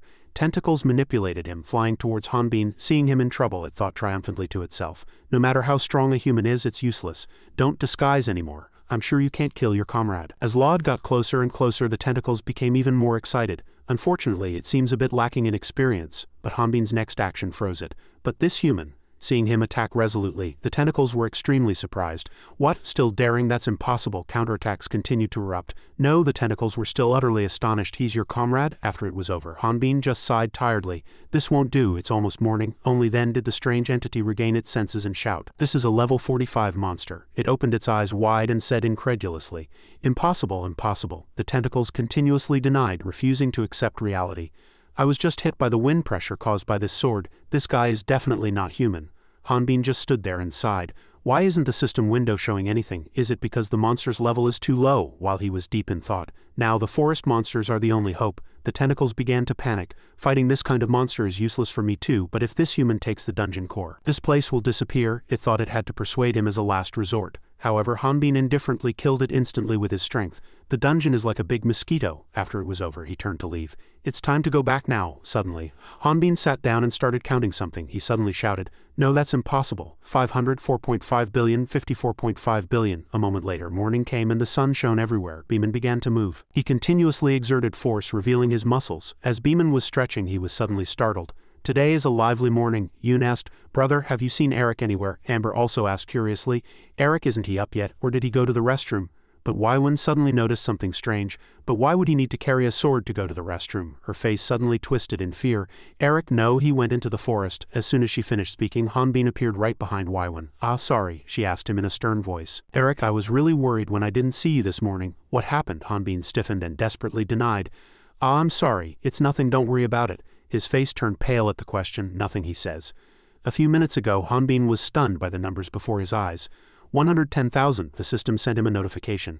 Lv4 Suk tub holder successfully defeated, gained 113,240 experience points. Hanbin blankly started calculating again. No matter how big a monster I catch here, I only get a maximum of 2,580 experience points. Calculating again. From level 1 to 5 I need 1,100 experience points. After he mumbled and calculated, he shouted excitedly. From level 5 to 6 I only need 2,200 experience points. But I have 110,000, how much will I level up? The system immediately sent information. 54,580 experience points remaining to reach level 6. It will be achieved with 1,625,600,000. Upon hearing this, Hanbin was shocked by the number 54.5 billion and was speechless. After finishing the calculations, he became even more blank, and his excitement faded. Hanbin just returned blankly. Everyone worried at his expression. Why is Eric like that today? His eyes are still unfocused. Eric must miss his parents. Brother, he's so pitiful. Hanbin, thinking about that number, thought like a lost soul. When will it end? A day passed like that and darkness was about to cover everything. A week later, Beeman's team continued to search for the appearance of dungeon monsters but couldn't find them even at the edge of the forest. Thanks to this, Beeman's team's journey was faster than expected, and they returned to the prosperous Jado city. All right, stop, the guard demanded in a stern voice. Show me your pass, the driver replied blankly. Everyone here is a hunter. What's a pass? Upon hearing this, the guard immediately refused. Then you can't enter without a pass. The driver immediately complained and shouted, are you kidding me? You need a pass? This old man has been doing this since you were in your mother's womb, understand? However, he couldn't defy the authorities' orders. Hanbin's group also watched curiously. A pass? We can't enter without a pass, that's probably why. Finally, Beeman spoke. Excuse me, young man. We left the village 3 months ago, so we don't know anything yet. What happened here? The guard immediately recognized him. Old man, is that Beeman the criminal? Beeman took off his mask and greeted him warmly. It's me, Bundo. Bundo also recognized him. Bundo, long time no see, but what's going on here? Bundo's face immediately darkened. Have you heard the news? Gravely informed us that 5 days ago, the Hunters Association conducted an emergency investigation on hunters who had left the village. This was due to the bad news that the Ifan Plains dungeon had been sealed. Hanbin was also momentarily surprised by this. He walked in silence thinking, the atmosphere here isn't good. A moment later, Hanbin guessed inwardly, then the dungeon disappearing wouldn't be good. Only after a long observation did he realize the gravity of the situation. Did the disappearance of the dungeon core cause such immense damage? There's no one here. In other words, someone other than me took the core and sealed the dungeon. Hanbin quietly asked Hubert again. Do you know who sealed the dungeon? Hubert also replied helplessly. I don't know who could have done such a thing either. Hubert's next words shocked Hanbin. But sealing a dungeon is a great honor for a hunter. Only this world hides that fact. Amber also chimed in. And the problem isn't just in this world. The Inquisition will surely send someone to execute whoever sealed that dungeon. Because it caused a loss to the association, those who took it must be killed, and according to their information, currently, someone over level 20 killed them. Hanbin complained, thinking, what a meaningless standard. Then Beeman and Amber are still over level 20. Hubert replied silently, yes, that's why most of the hunters remaining here are level 20. Hearing this, he became depressed. After all, I'm not welcome in this world either. Beeman suddenly turned to them and said, "Now it's time to process the efforts of the past few months." He began planning several weeks of hard and arduous camping in the forest first. "We need to trade the magic stones at the guild." His next words pleased everyone. "We'll also sell the monster materials in Eric's bag. Let's have a party to celebrate Eric's first hunt completion." Hanbin was also surprised by this. While Beeman was excitedly talking, "Okay, then Amber and Eric can go to Banton, right? Should I go change it into money right away?" Hanbin quickly made a decision. "No, I'll go alone," Amber said worriedly. "But Eric doesn't know the prices, big man," but he quickly ran off. "Can I find my own way?" Beeman didn't chase after Hanbin. "I know, no need to say it, what we have now and how much it's worth." Big man quietly watched him slowly disappear into the Banton restaurant. Hanbin was very flustered by the rejection. "What? Why won't you buy it?" the owner explained gently. "Given the current situation, I can't buy everything. Even Beeman would be the same." He began a long explanation. "Everything bought and sold here is interconnected, and this city thrived when there was a dungeon. The Inquisitors are investigating the dungeon disappearance, plus everyone has gone far away to hunt monsters. Who would I sell this to if I bought it?" Hanbin looked blank after hearing this. "What? It's the same here," but he pleaded earnestly. "Please, even half price is fine, just buy it." But Banton still refused. "No, if I buy that and get caught by the Inquisitors, I'll die," he warned in a stern voice. "I told you I'm not buying it. Don't drive me crazy. Be careful." Suddenly an Inquisitor appeared. "You're welcome. I'm late, so I'll wait my turn." Upon seeing him, Banton's face turned pale, and he exclaimed, "What? The heretic faction is the Inquisitor." The Inquisitor replied humbly, "Thank you for recognizing me, sir." Han immediately heightened his vigilance. "This guy is an Inquisitor. What level is he?" He tried to check the Inquisitor's level. "Good. Ah, thank you." Suddenly he approached Hanbin closely. Although no information appeared on the system, the Inquisitor seemed to know what he wanted and asked, "Aren't you curious why you can't see my level?" Hanbin calmly denied his words. "I don't know what you're talking about. I need to keep my distance from him." As the two conversed, they both emitted an intimidating, killing intent towards each other. "I don't know what you did, but you have such a strong body. Thank you for the compliment. I'm just an ordinary person." "Then why were you surprised to see me? Did I do something?" "Then why can't you turn around? I want to sell something." "What faith do you have?" "I have no religion." "What fairy tale do you like?" "I grew up as an orphan in the countryside when I was young, so I never had a chance to read books." The Inquisitor still suspected him. "Isn't it a bit strange for a hunter with no religion to be wandering around the village in a situation like this?" Han quickly corrected himself. "No, I've been working as a hunter for a long time." "I think you're the problem," he asked again. "How long have you been working as a hunter?" The Inquisitor suddenly placed a piece of wood in his hand and numbers quickly appeared on its surface. "If I hadn't said anything, I would have been a liar. Your level is only 5. As soon as he finished speaking, everyone was in an awkward situation. Hanbin said dryly, "Since you've checked, can I sell my items now?" "Ah, yes." Banton looked at him with admiration. "Quite impressive." It was a common sight in front of the heretic Inquisitor. The Inquisitor also said awkwardly, "Excuse me." The owner continued to examine Hanbin's pile of items. "Anyway, there's nowhere to sell these items right now, so there's nothing I can do." "What's that?" As soon as he finished speaking, Hanbin's face turned pale. "I thought I had overcome this hurdle. If he finds out I have this, I'll die." "But is it because of the mask that I can't see his level?" Banton suspiciously asked Hanbin again. "Are you really going to sell this?" The fireball bracelet he held in his hand shone brightly. Hanbin hastily covered the bracelet, fearing the Inquisitor would see it. "Hey, no, Hanbin, flustered, tried to cover Banton's mouth but accidentally dropped the bracelet.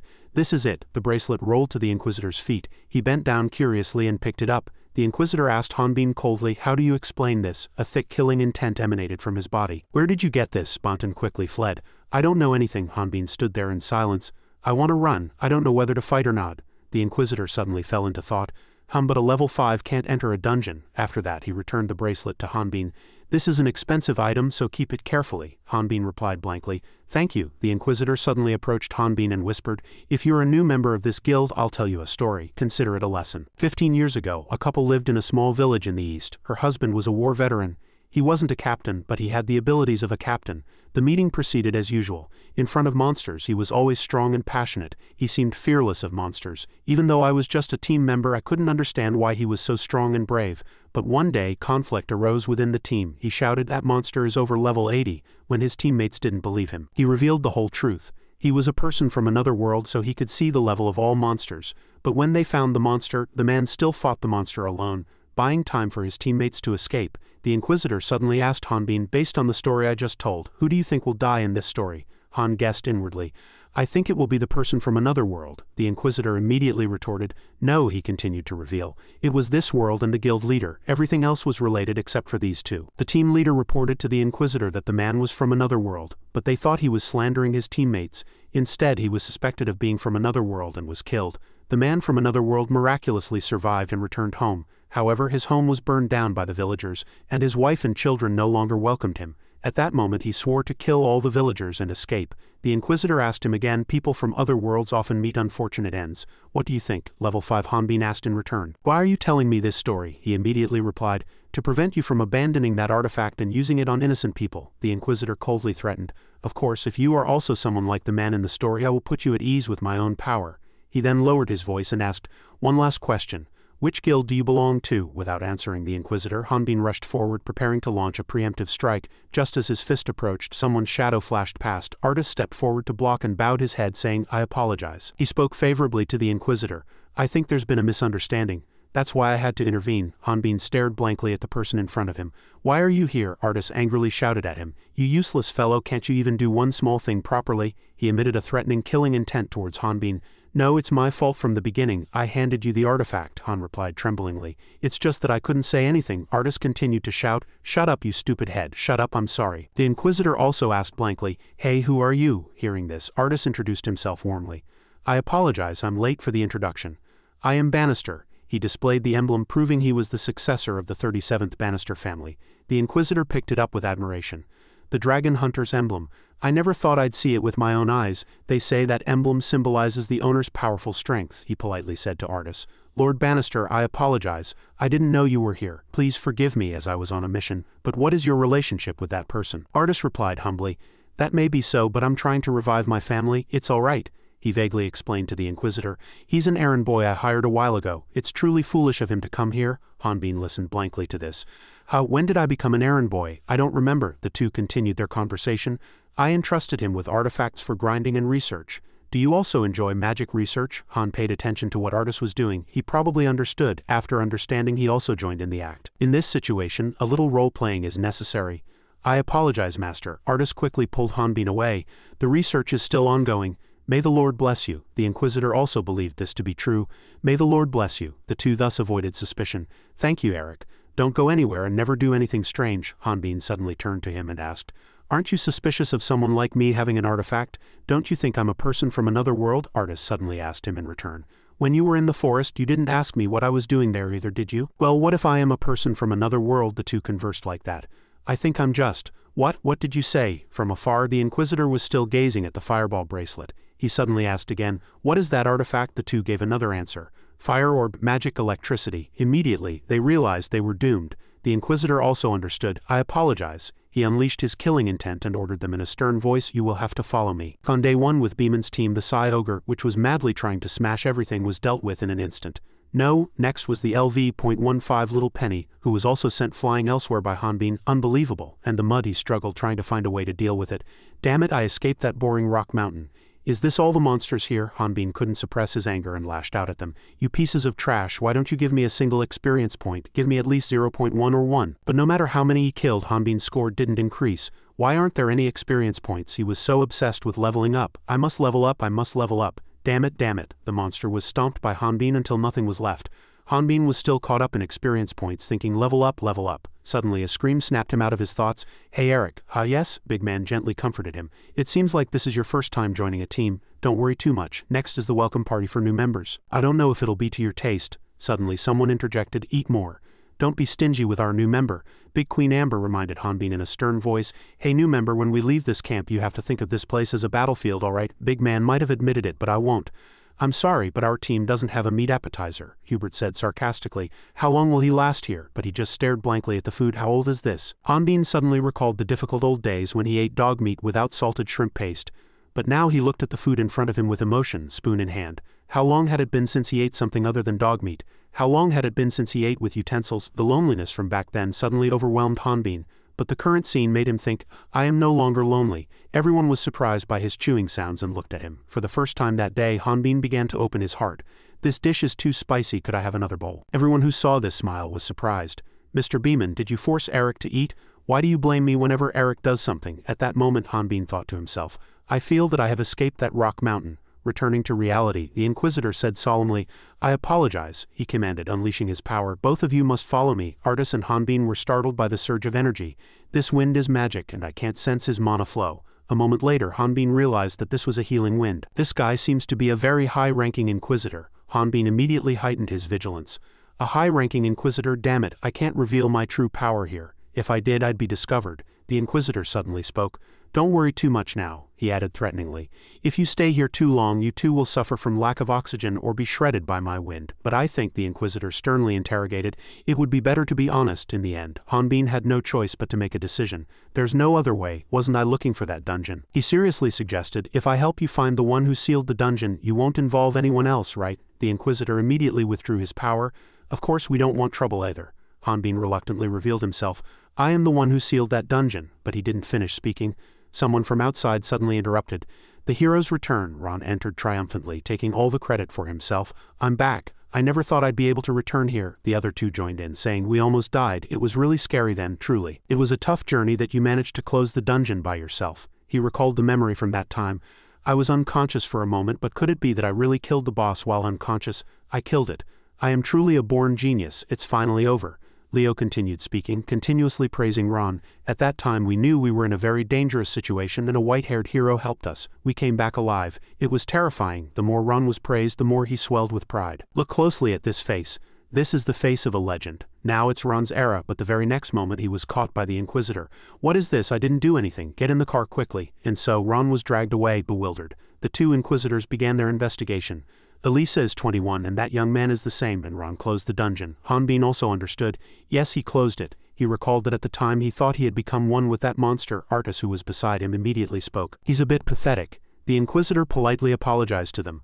I apologize for my rudeness to both of you. They quickly forgave him. So I wasn't at fault. But what's Ron's punishment? The Inquisitor didn't reveal much. It's a secret, but he will be arrested, because the statements of the two witnesses are very accurate. If there are no more problems during the interrogation process, he will be released. Hanbin quietly listened to the two converse. Then it's a good thing, he thought to himself. I don't think it's necessary. But what had just happened pleased him quite a bit. I'm very happy that Ron stepped up for me. The Inquisitor suddenly called out to Hanbin, stopping him.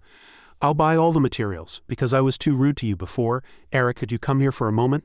He looked at the paper quizzically. What is this? There are too many numbers. The Inquisitor gently explained. There's no cash. Will vouchers be okay instead? It might be a bit difficult for a bumpkin like you. I need the recipient's signature. Hanbin was displeased by his condescending tone. It's just a signature, why call me a bumpkin? Mom and I always used to make bets, he muttered as he signed. It looks like an invitation, it looks complicated. The Inquisitor seized the opportunity to ask for more.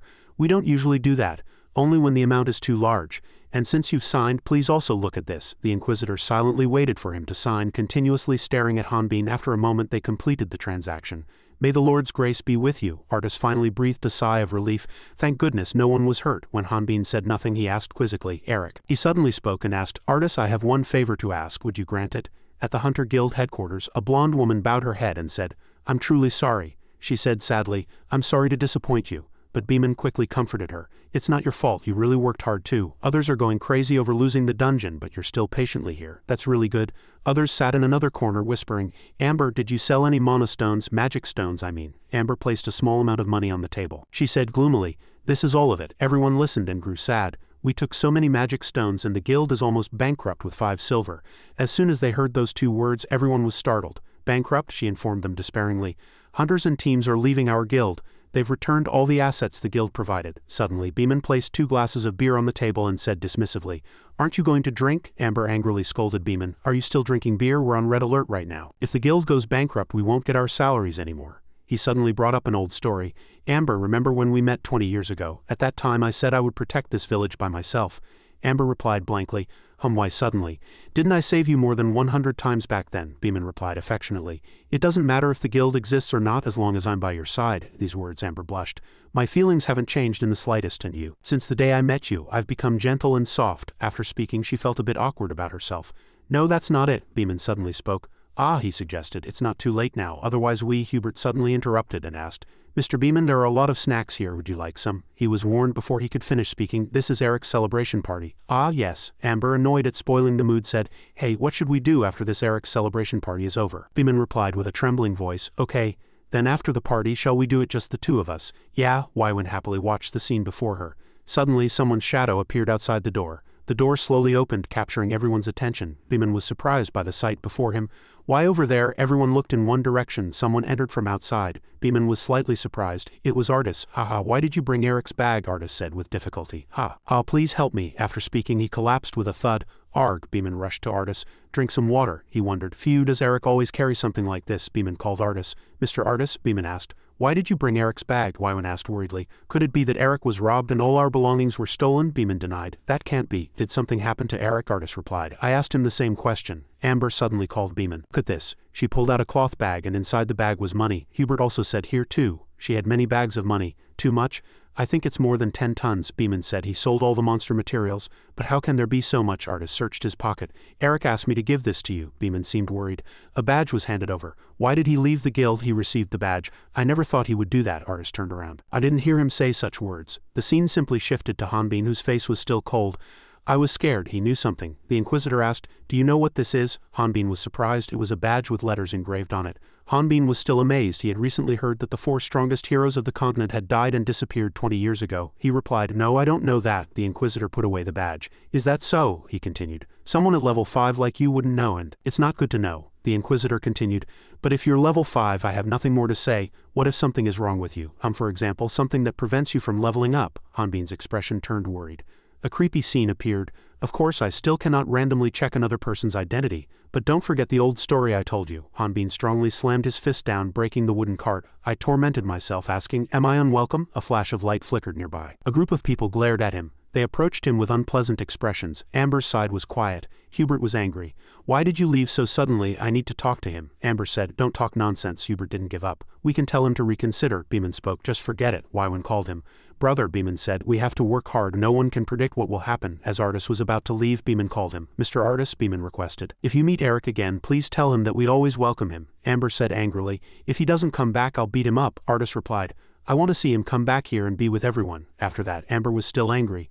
If he doesn't come back, I'll hit him. All right? Beeman and Wywan both advised her. Don't do that, Amber. Calm down, Amber. Hubert blamed himself. Maybe I was too cold to him at first. Artis smiled slightly. I don't know how you felt here, but I feel it a little. He thought to himself, perhaps I'm jealous of you. Water poured over Eric's head. He asked himself, where am I? A thief asked him. Hey punk, are you awake? There was another person there. Good job, get some rest. Another guy replied. Yes. Hanbin asked himself where he was. The big guy introduced himself. Do you know who I am? I'm the hunter Naburin. I heard you beat up my subordinates. The other 3 snitched. That's right, boss. That's right, boss. This guy also broke our tools. Naburin was angry. How dare you cause trouble in my territory, you damned punk, Hanbin said. I'm sorry about that, and besides you guys tied my hands and feet too, didn't you? I didn't know this was happening. I was just looking for a place to sleep, but I really have a problem. The 3 guys behind him shouted again. We beat you from afternoon to night, but your body is harder than a stone. Did you use magic or something? Naburin was surprised. What magic? This guy knows magic? Hanbin replied, what's magic? If you don't believe me, keep hitting me. And the guys behind me are talking like cowards. The guys behind him snitched again. He's insolent talking to us like that, boss. Hanbin scolded them. Weak and foolish. Naburin was extremely angry and threw a punch. You son of a bitch, how dare you? Naburin grabbed his arm and groaned. On my arm? Boss. Only Hanbin's nose was red. He was even weaker than when he met the 3 Tatalo brothers. Lv4 species. Human. Hanbin looked to the side. So what should I do with you now? Another group of people appeared holding weapons. Are you a mage? What did you do? A mage. Perhaps he's an inquisitor. Hanbin thought to himself, actually these guys can't bother me either. His face clearly showed boredom. If I use my strength, I'll be discovered. One person came out of the group and said, I thought a monster appeared because it was so noisy. Bata ordered him to untie him. The guy next to him said worriedly, but boss, this guy looks dangerous. Bata replied, it's fine, untie him. Hanbin asked, hey, who are you? Why are you helping me? He wondered, aren't you suspicious of me? Can you tell me why? Bata, oh, you seem to be acting tough. Aren't you from that rock mountain? He said again, untie him. The blonde guy still didn't listen. Who knows what that guy will do if he's untied, boss? If you don't untie him, he'll untie himself. As soon as he finished speaking, Hanbin was already standing up. I'm asking who you are. There's nothing on that mountain except monsters. And only dogs. Hanbin paused. How do you know about the rock mountain? Bata chuckled again and said, wanna know, then work for me. 6 months later, in the prosperous Jado city, after the dungeon disappeared, a group of people gathered in an abandoned house in the eastern residential area of the city. Naburin said, this house looks a bit old, so it needs cleaning. His subordinate added, we have to do anything to earn more money. Kiki, Naburin ordered. Clear out all the furniture and items in this house. Remove all the furniture. A woman pleaded. No, why are you doing this to us? Naburin shamelessly said. Oh dear, wasn't this already agreed upon with your husband? He cunningly smiled and said, I told you today was the last day. A soldier rushed over. You bastard, Naburin asked. What's wrong? The soldier brandished his sword and shouted, is our child okay? What are you doing right now? He threatened. What are you going to do to my family? Do you think I'd let you harass my family? Naburin gestured. It's already been agreed upon, let's go. The soldier looked up at the giant object in front of him. A hammer. Hanbin approached carrying the hammer. Is that a hammer? No, it was something that had pierced a huge rock. The soldier pointed his sword at Hanbin, stopping him. I'm a hunter too, don't mess with me. Someone like you at least died. The tip of the sword pierced Hanbin's body. Move aside, the soldier froze in place. What was that feeling just now, and what about my sword? He checked Hanbin. This is the body of a true man. Hanbin swung the hammer, smashing the house to pieces. That guy is a monster. All three family members looked in one direction. In front of them was a new house. We are building this house according to a project actively promoted by the association. Naburn introduced it while repairing the city walls and demolishing old houses. Their family watched the windows being built stronger. This material is a mixed stone made with the latest golem processing technology. Favored by nobles and strong enough to be used for castles, they couldn't take their eyes off it. It has a special slime coating that prevents monsters and enemies from climbing. This also benefits the soldiers here in evacuating and utilizing residents. Naburn continued. You can rent it without any unfavorable conditions, and if there are problems with the house during your residency, you also receive maintenance benefits. All of this was explained to you last time. The man across from him scratched his head and replied, I guess I was a bit drunk then and didn't quite understand. I apologize, he said. It's really tough these days, even though I'm a hunter. Thank you for your help. With such good conditions I can't refuse, and I apologize to that young man for pointing my sword at him. Hanbin remained silent. He asked Naburn, Baldi, is my work done? Naburn was about to say, Hey, if someone apologizes, the man asked. Why don't you stay for a meal? Hanbin replied. I have to go report. Naburn scolded him. Don't you have any manners? Why is your attitude so strange? Am I wrong? You're a really weird guy. Hanbin was surprised. What did I say? The man intervened. Don't overreact, the child played happily. Ha ha ha. The child also said to Hanbin, Ha ha ha, this big brother is really weird, Naburn said again. You're a really rude guy, friend. This man also said so. I didn't force you. Ha ha ha. Hanbin was puzzled. A rude guy like you has no manners. What a weirdo. The child laughed happily and hugged him. Memories and reality intersected. Is he from another world, this weirdo? As Hanbin looked down, the mother hugged the child. Hanbin reached out his hand. I'm sorry, please. As Hanbin looked to the side, he clenched his fist and left. Naburn called out to him. Hey, the man said. We are really sorry. He slumped down. Phew, he seems very angry. Naburn scratched his head. I don't know, but it shouldn't be that bad, and I don't know much about him. The man was surprised. Here, Hanbin returned to the construction site. He's only been on our team for 6 months, and hiring him costs 600x at once. 600x is more than what an intermediate hunter earns. Everyone stared at him. Usually demolition takes quite a long time, but he does it in a short time, so many people hire him. Because of that, he's also a celebrity in the construction industry in other cities. Hanbin removed his hood. But I've been with him, yet I've never talked to him. Hanbin entered Bata's room. Don't they teach manners at home? How rude, Hanbin entered and said. How's outside? Bata asked. Where? Hanbin said. Don't pretend you don't know. He was angry. There's no such architectural style here. No, I haven't seen such architectural styles here. He was angry at Bata's words. Then you know now, thanks to you I've earned some money. If you don't like this work, do whatever you want. Hey, stop with those foolish words. Hanbin threw the papers. Don't mess with me, he shouted. Tell me the truth. He gripped the edge of the table tightly. Since you told me about the rock mountain, I've been working here for over 5 months. Hanbin slammed his hand down, breaking the table. What the hell is this? The papers fell. Hanbin asked, Why won't you tell me? Why do you? Old man Bata took off his glasses. This guy, are you making a fool of yourself? Bata said. 40 years ago, everyone lived like people. We did too. I used to live in India. Hanbin seemed to realize something. So you're also one of them, old man Bata continued. Back then I couldn't sleep at night. I had to eat in secret and I couldn't say anything. Do you understand that? Hanbin replied. I know, that's just how the world is. Bata said. No, it's not. He explained, because I didn't live like everyone else. Bata said, only hunters can see everything in this world. 40 years have passed since I first came to this world, and I was just an ordinary person. I just wanted to do something for the people here. I wanted to blend the cultures and styles of the whole world here. If you live quietly without fighting, no one will think you're a weirdo. If you want to live like an ordinary person. Hanbin was surprised to hear this. Bata handed him the papers. Live as you wish when you quit this job. Hanbin read the papers. This is a hunter's job. I have no reason to take on such a mission right now. It's useless. At this moment, someone knocked on the door. Bata gestured. It won't be bad. Just accept it. Come in, Hanbin asked. Who is it? Hanbin's face clearly showed shock. Artis entered. Hanbin was surprised. It's Artis. Artis said. I'm glad to see you healthy, Eric. Hanbin turned to Bata and asked, Grandpa, how did he know my location? I always cover my face when I go out. Bata scolded him. Do you think your cloth can cover your entire physique? Bata took out his sunglasses and put them on. What are you so afraid of? You don't have a grudge against him, so there's no need to run away. I've told you this many times, Hanbin frowned. Please, he thought to himself. I want to apologize to Bannister and everyone, but it's best not to get involved with him again. Artis opened his mouth. This is my first time here. I am Hunter Bannister of the Hunter Guild. Hello, Grandpa. The reason I came here is… Bata cut him off. My grandson used to be a hunter. I know him well, he frowned, but now he works for the construction association. He's not like he used to be. Bata slammed the table hard. What do you want to demand from us by coming here? Do you think you're mocking our construction association? Artis replied. Oh no, this is not a request from the guild, but a personal one, Bata asked. Then what is your relationship with him? Artis looked vaguely at Hanbin. I met him in quite a difficult situation. I don't quite understand our relationship, but he continued. I met him in Lv4. Since then he has always protected me. Huh, we did? I was naked then. If Grandpa wants I can tell you in detail. Bati intervened. It's best to stop there. Grandpa, what are you thinking? Artist continued. Of course, after an unintentional accident, Eric was very sorry. He was also very ashamed to return to the city because of what he did to me. Bati said, whose grandson are you? You're not my grandson. Hanbin was flustered. No, I don't know what Grandpa is thinking. It's definitely not what Grandpa thinks. Before he left the guild at his request, 1 million X was delivered to the Hunter Guild and his previous team. And then he gave up being a hunter. Bati imagined another scene. This fool, how does it feel to be used? He stood up and Hanbin was kicked out of the room. Get out, he shouted. Why aren't you taking responsibility for that guy, you damn bastard? Reflect until tonight. Compensate him. Artist said. Thank you for your agreement. The part about the Inquisitor is a bit difficult, but I'll handle it later. Hanbin was angry. That story skipped too many parts. Grandpa, forget that thought. Hanbin crouched down. The problem is this, I gave up being a hunter. Artist asked. Has it been about a month? Hanbin replied. It's been more than a month. Artist said. But this mission is to explore Lv4 and collect necessary samples. There's nothing dangerous, so don't worry. He smiled and said, if anything happens I'll protect you. I promise. And now that we're comrades I want to talk more comfortably.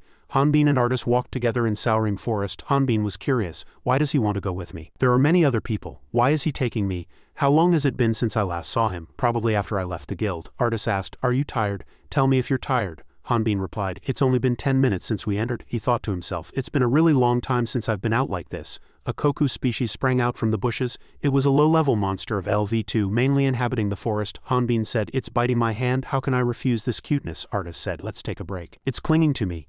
It really seems to like me. Hanbin turned around and the koku had already exploded. Artist, can I take that as a sample? Artist said, fireball. You. He approached worriedly. Brother, don't you know this species might be poisonous? You're not hurt, are you? It seems like your hand was bitten, but fortunately you're not hurt. He took out a bottle. Next time you want to find any sample, just tell me. Hanbin asked. Oh, wasn't it a live sample? Artist replied. How can you experiment with a live one? From then on the exploration continued, but Hanbin always saw Artist burn everything. He was setting fires everywhere and his face was cold.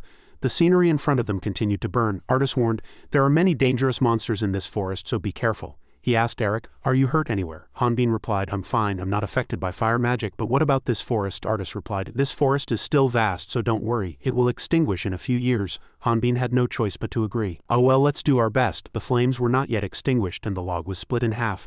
But, Hanbin asked, is this your first practical experience? Artist evaded, no, only a few times. Hanbin was slightly surprised. Only a few times, Artist said. Before I just asked some people to collect samples. This is my first time. Hanbin asked, then why didn't you ask the people in the guild to come with you? Artist replied, I just wanted to collect some samples myself, as expected. Rich people are different. Artist took out a branch. Therefore, mages can only level up through magic research. So there's no need to go outside. Hanbin laughed. But how did you get the hunter's emblem? Artist said. That's a family matter. Besides, my dragon is too small to go outside right now. Hanbin was shocked. What, you're raising a dragon? Artist smiled. Haha, you seem to really like dragons. Hanbin forced to boast. If I kill this guy, I think I can level up. I also knew a small dragon, he continued. It was a very rare and hard to see monster. An ant crawled up a branch. Artist said it seemed scared. It can spread its wide wings and wander the sky emitting infinite magical flames, but the real reason they are feared is not because they are constantly hunted by humans. Hanbin looked at the animals in this world. Artist said, but they can also talk. They are probably hiding to live quietly. They must be lonely. Hanbin still couldn't take his eyes off them. He said, no matter how lonely, one must live a safe and peaceful life. I know one such wyvern. I tried hard to persuade it, but it kept running away. Artist laughed, clutching his stomach. The wyvern said, you're joking, right? I've never heard such a thing. Hanbin replied, I'm right. I guess I was mistaken. Ha ha ha. Artist called out.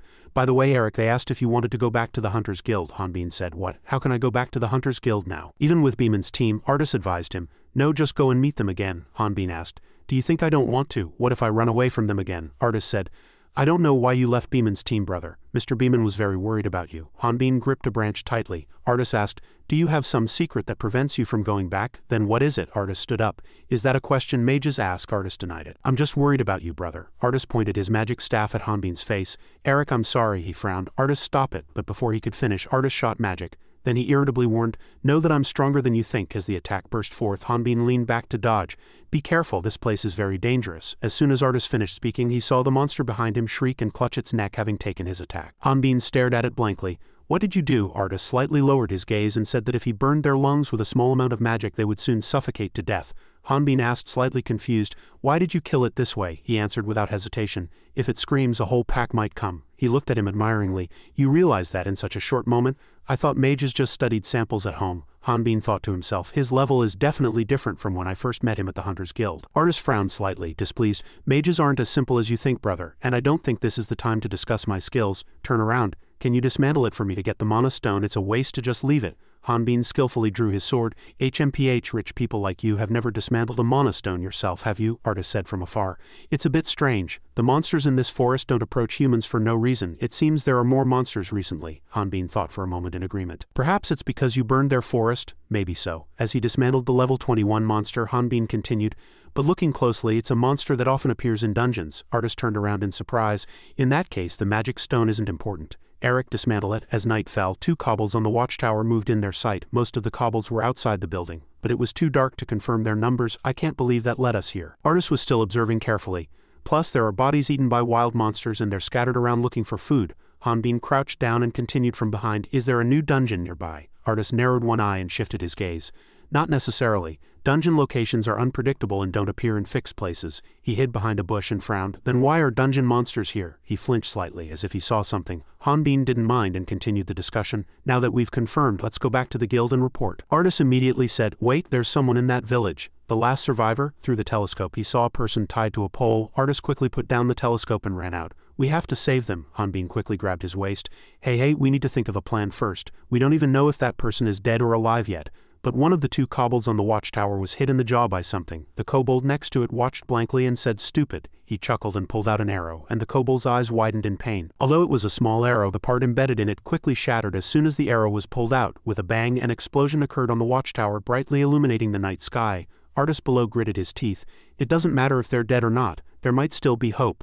Hanbin ran his hand through his hair blankly. What the hell is this? He continued to explain to him. It's an item activated using a mana stone and filled with magic. As soon as he finished speaking, Artist rushed forward. Hide here. I'll handle them, Hanbin exclaimed in surprise. Hey, Artist, his face was filled with helplessness. That person is already dead. The information for the level 27 human had already appeared before Hanbin's eyes. In the village, flames soared into the sky. The kobolds below simply watched as the roofs continuously exploded.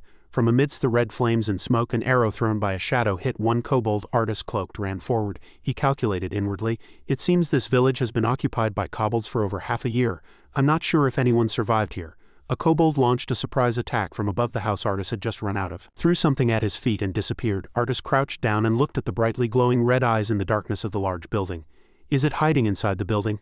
I heard kobold species have intelligence. Don't they know that by throwing things they reveal their position? Before the kobold could throw another stone, its companion next to it turned to ash. Following this, he shot fire from his magic staff at the building's windows. He continuously swung his magic staff with sharp eyes. Oh, source of fire, burn everything. Violent flames erupted from all the windows in the building. However, one still escaped with its fur burning. Seeing the stone of the magic staff slowly crumbling, Artist slightly evaluated. I guess I wasted too many mana stones. A fierce kobold shouted at Artist and attacked with a spear. The last arrow grazed his cheek. Seeing it miss, Artist unhesitatingly threw his magic staff at its head. He took off his outer garment and took out a new staff. The kobold's eyes widened and it stared blankly at the stone, losing its light and breaking above its head. The stone exploded again skillfully, greatly echoing in one area of the village. When Hanbin rushed to the person hanging in the well, the surroundings were already in ruins, and the person was covered with a white cloth. He curled his lips and looked around. He burned down this entire mountain. Artist looked down and said sadly, in the end you were right. This man has been dead for a long time. Hanbin also lamented. Those monsters must have enjoyed hanging and killing people. Artist stood far away. They're smarter than I thought. Hanbin looked at him with pity. Isn't it really scary? For over half a year no one knew about this place. Artist wiped a yellow card and replied, not only that, this person is a level 27 hunter from the Jeddah Island Guild. Hanbin picked it up in surprise. This person too. Artist looked at him intently, raising an eyebrow. This person too? What do you mean? Hanbin's pupils suddenly constricted. There are many traces of hunters who came here. I found them in the ruins outside the village. Not everyone in this village can be a hunter, but there weren't so many monsters before. If these people suddenly disappear, the guild would surely notice. Hunters might have disappeared one by one. Even if hunters disappeared one by one, why are they all gathered in this place and there are no bodies? The two thought together and then looked at each other simultaneously, saying, dungeon. On this side, when Hanbin placed his hand on the well cover, a blue light appeared. Artist was still speculating about the Yen Plains dungeon. The dungeon had been sealed half a year ago, but the problem was how they could have lured people here. But the dungeon here compared to the opposite side of the Ifen Plains. It's really far. Suddenly, Hanbin squatted in front of the well and called Artist. He instinctively responded and looked down the well with him. Hanbin was silent. No way. Seeing the blue light below, Artist immediately confirmed, this is a sealed spatial portal. These ruins seem to have been made to cover the dungeon. He hesitated slightly and asked, "Can kobolds do something like this?" Artis curled his lips. "Kobolds, all they can do is eat corpses and trash." Hanbin suddenly had another thought. Then how did the Tadalo do it back then? The two didn't notice the cold wind blowing from beneath their feet at all. Artis cut him off. "Brother, don't speculate any further. If you want to enter this spatial portal, you need to report to us. As you're a mage with magic skill level 40, he frowned slightly and hesitated. "But it's quite a distance from here to the Ifin Plains. I think this dungeon will be at least level 60. No, probably even higher." Hanbin's smile suddenly became strange, scary, but there's no other way, seeing the ice layers intertwined around them. Artis became increasingly confused. "That's not a noble monster." Hanbin's eyes were full of vigilance. "I guess so. Its level seems quite high." A level 72 undead appeared before them. "An immortal monster that deals devastating damage and resists all physical damage," he greeted them cheerfully. "I didn't expect guests to come. It's amazing that you found this place. You seem well trained." He rubbed his skeletal hands together.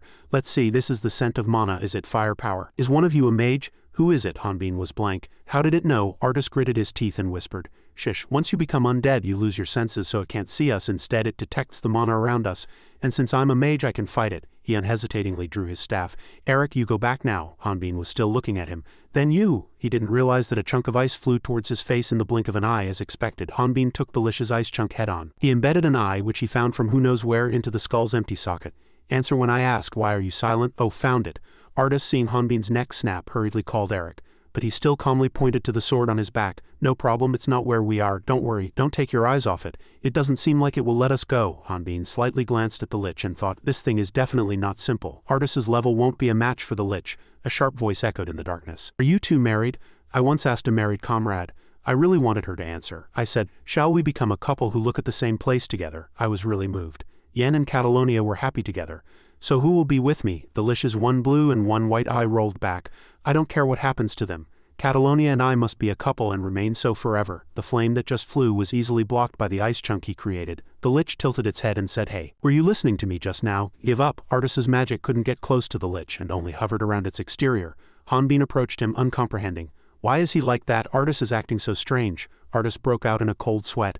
"No, its magic is affecting me, causing it to miss in this direction." The Lich still looked at them with lifeless eyes.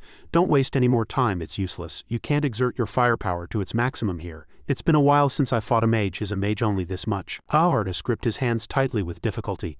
"That's a really high-level monster, Eric." Artis's gun continued to reload. He shouted loudly, "Run away quickly." The Lich confidently blocked, thinking it was fire with ice. "It's useless." Then the arrow smoothly lodged into its fur. Seeing the embedded part beginning to shatter, he was slightly blank. Hanbin and Artis ran like mad as an explosion occurred behind them. He ran, looking back. "Will it succeed this time?" Artis slightly curled his lips. "Normal physical attacks don't work on it. I fought it not with normal mana but with mana stones. Plus, the explosion just now will keep it off our backs for a while. If we enter this forest, even if it detects the flow of mana, it won't know our exact location." Hanbin suddenly flinched. Behind him, flames still raged fiercely. As he ran, he felt his heart pounding with fear. "What is this feeling? There's something scarier." Suddenly, he tightly grabbed the arm next to him and pulled it. He was surprised for a moment when he was pulled, but then his eyes widened at what was before him. The Lish's voice echoed. A crevassed dome erupted from the ground beneath their feet, forming several layers of ice walls. They soared higher and higher, soon covering the entire village. Hanbin looked up blankly. "Did it create an ice prison?" Artis turned and said seriously, "Eric, no time to think. Don't be surprised. If we stay here too long, we'll die from the cold, just like other hunters." Flames erupted from his magic staff again, but after a moment he was startled to see it extinguish. This ice chunk. It froze the mana. Hanbin stood in front of Artis, blocking him. "Artis, what's the situation?" Artis urgently informed him.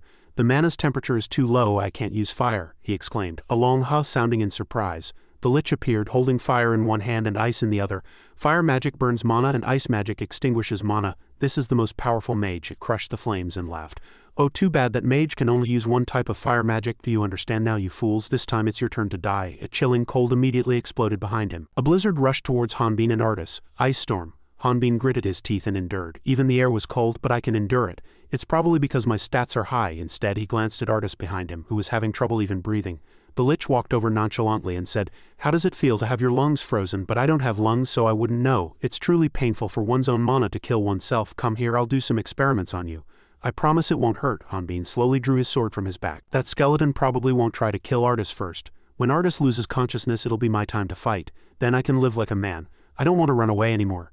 But as he tried to draw his sword, Artis, who was behind him, barely got up. "Eric, I'm sorry," he crawled, trembling. "Was I selfish?" Then he resolutely plunged his staff into his own body. As flames spread along his body's veins, he screamed in pain, but soon the layer of ice on his body also completely melted away. Hanbin exclaimed in surprise, scolding him, "Hey, what are you doing? Why are you using magic on your own body?" The lich on the other side widened its fake eyes and laughed. "I like this, clever. To burn your own body to prevent your body temperature from dropping too much, you're crazy. Then how much longer can you endure?" Seeing Artis stand up on his own, Hanbin worried, "Artis, you..." But he cut off Hanbin's words. "Eric, this is your last chance. I can't guarantee what will happen from now on. I'm going to punch a hole in the ice and escape." Hanbin shouted in anger, "What are you talking about? Are you going to fight him alone?" But Artis was even more stubborn. "Promise me." Hanbin was momentarily speechless at his determined attitude. He clenched his fist tightly. "I promise," Artis just replied softly. "Thank you, Eric." The lich stared at him with interest. "Now what interesting thing will you show me?" Artis swung the 2 remaining staves and said, "Well." Then he threw the staves directly at the ice wall. The 3 stones clashed and shattered. Flames erupted from beneath the explosions, shaking the entire area. The lich was also pushed far back by the pressure. It moved its body displeased, using mana stone explosions in succession to create a hole in the ice. So he was trying to save that guy? It pulled down its hood. "It's no fun anymore, alright. Sense the magic." The mana stone explosion disturbed the mana in the air. Inside there were many types of magic, and an immense amount of mana was still burning, but suddenly the lich sensed its surroundings and was startled. "Why are there no more traces of magic? Why have I lost my senses?" it speculated anxiously. Did the dungeon disappear? But how did that level 5 guy know that? Behind him, a dragon's mouth with sharp teeth suddenly appeared. Memories surfaced in the darkness. "Finally, I understood the sound I heard in the forest. I followed that roar, and I always wondered why Artis was there." Hanbin widened his eyes, tilting his head back as much as possible to look up at the giant creature in front of him, stammering slightly. "You were a dragon." At this moment, Artis had transformed into a giant red dragon. Artis stood in front of Hanbin, blocking him. "I can't explain everything in detail at once, but please trust me first, Eric." The lich soared into the air, looked down and laughed. "How ridiculous. This is enough to make my body tremble with excitement. A delicious meal, a real dragon. But it's just a young dragon, only about 100 years old. It's natural to use infinite fire magic energy. And it's a red dragon, symbolizing fire." Artis interrupted, annoyed. "Lich, don't think what you're saying is right." It skillfully turned its hand and created ice. Yes, although it's not clear yet." "Then I'll have to find out right now." The ice storm raged again, this time towards Artis. The lich cackled madly and attacked. "A dragon, I can level up if I kill you." It lowered its voice, provoking him. "Nevertheless, do you think I'm afraid?" No sooner had it finished speaking than the cold air surrounding the lich immediately turned red.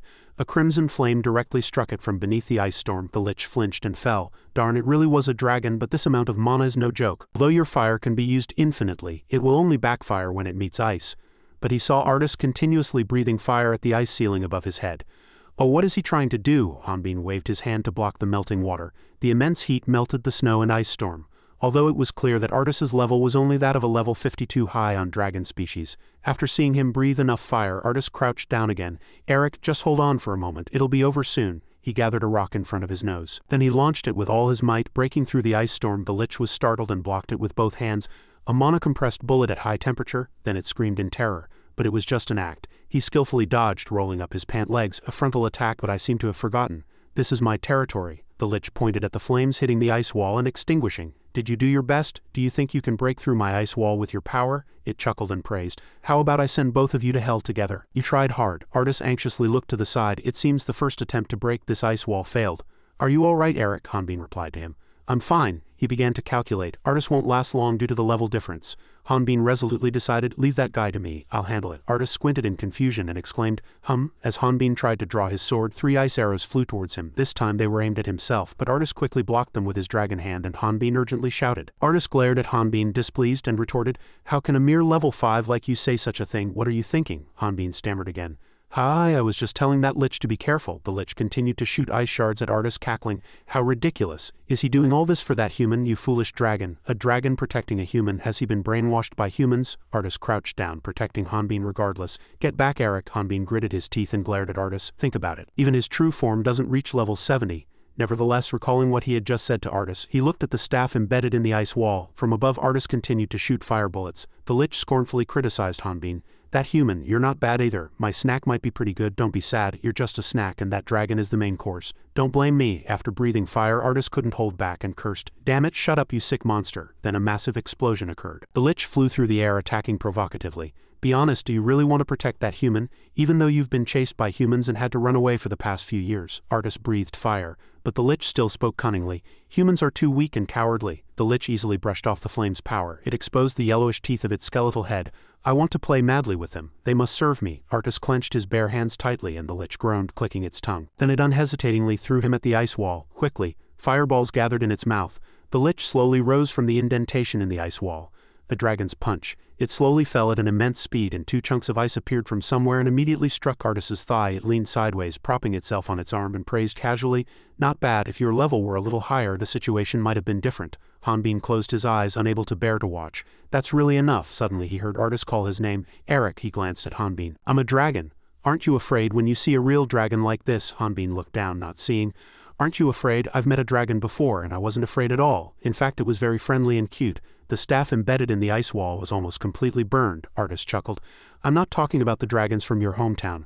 I'm very curious about your hometown, but now is not the time. You haven't forgotten the promise you made to me earlier, have you?" Hanbin looked at him with difficulty. "Artis, why are you?" The ice wall behind him was already starting to glow. Sudden explosion occurred. The ice wall shattered into pieces. The lich opened its mouth wide in surprise. "The ice wall shattered? They can break my ice?" Artis flapped his wings and flew into the air, pointing behind him. "Escape before the ice wall regenerates." Hanbin was stunned. "How, Artis?" Artis turned back and shouted, "I have to stop that monster. Don't forget your promise from earlier. Hurry." Hanbin followed his will. He ran towards the hole. "Artis wants to fight to the death. If I don't escape successfully, I have to check this area." Suddenly, Hanbin stared blankly upwards. The lich was still sitting cross-legged in the distance. "I didn't expect you to do this." Surprising. It suddenly created thousands of sharp ice arrows. "Then I won't waste mana on the things I prepared for you." An immense amount of ice magic covered the sky outside. The lich lowered its skeletal hand. Infinite ice blades. But chunks of ice poured down on Hanbin's head one after another. "Where did I make a mistake?" He bent over and covered his head. "Why?" Although he knew he couldn't block it, a pair of wings fluttered. "Why is he still not giving up and trying so hard? He already knows the lich's level and power. So why doesn't he avoid it?" Thousands of ice arrows poured down. "Should a level 5 guy like me continue to live a normal life?" Red exploded and fell on Hanbin's face. Artis stood in front of him, blocking him with his entire body. Half of the barrier was already destroyed by the ice arrows, and his glowing red body was covered in ice arrows and wounds everywhere. At this moment, Hanbin's eyes were filled only with unbelievable shock. At that moment, conflict began in his heart. "I want to live like a normal person." The current situation was truly unexpected. Artis's hand was severely injured and submerged in a pool of blood. That's right, Artis blocked Hanbin with his dragon body to protect him from the sharp ice arrows. As a result, he had to endure all the damage it inflicted. At this moment, Hanbin seemed to have completely collapsed, his body stiff. One thought came to mind. "I vowed to myself that no one would suffer because of me." At this moment, the lich still had no intention of letting them go. It aimed its arm at the two and its wrist hung limp. A low voice flowed out. "It was fun earlier, but now it's over." It raised its voice, signaling to Hanbin. "Am I right?" At this moment, Hanbin ignored the lich's words and rushed to Artis, shouting worriedly, "Artis?" He frantically shook Artis's neck, continuously asking, "Artis, are you okay?" Artis's voice was weak. "I'm fine." Even after hearing that, Hanbin continued to encourage him. "Don't give up." Despite being injured, he calmly reassured him, "I'm a dragon, very strong and persistent." Seeing that, Hanbin clenched his lips and frowned, worrying about how much longer Artis could endure. Looking down at the blood-soaked floor, he fell into deep thought. Moreover, blood is spread widely on the ice, and he's losing too much blood. The anxiety within him grew, and his gaze towards the lich was filled with hatred. "If Artis loses consciousness, I'll kill it immediately. When he wakes up, will Artis be alive?" Thinking about Artis's injuries, he hesitated slightly. Even if he's alive, he won't be able to move with those injuries. But if he sees me fighting that guy— Suddenly, Artis's voice cut off his thoughts and reached him. "Hanbin, don't look at me like that." Then he blamed himself. "I'm sorry, if only I were stronger." Suddenly his voice was slightly choked. "Although I promised to protect you, I'm sorry." "Hanbin." Those words immediately stunned Hanbin. "A promise? Just because of that promise?" Suddenly both fell silent and no one spoke a word. Then he looked up at the lich. At this moment it cast a spell, shouting, "A dragon and a human becoming so close. This is the first time I've seen such a sight." Then its face contorted into a sneer. "You have such power, yet your purpose is to protect that weakling. Are you proud?" A huge shadow fell at their feet and it continuously sneered. "That's just the imagination of the weak. Getting close to humans is just a waste." A giant ice sword was created and held high. It continued to attack with words.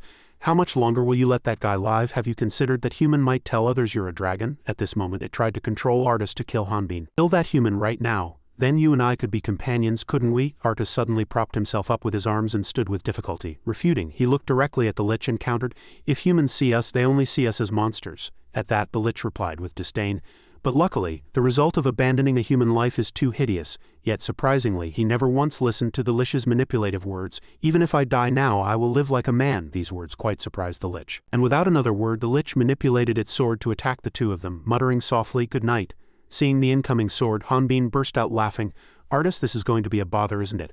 I didn't think we'd be cornered like this." Artist, like Hanbin, seemed ready to face despair, replying, "Living like a human isn't easy. It's like I'm promising to live well." But as soon as he finished speaking, Artist was startled. "What?" Hanbin drew the sword from his back and dashed straight toward the dangerous spot. Artist couldn't help but shout, "Hanbin!" Suddenly, Hanbin squatted down to gain momentum. Artist shouted, "Hanbin, what are you doing?" At that moment his face was strangely bright.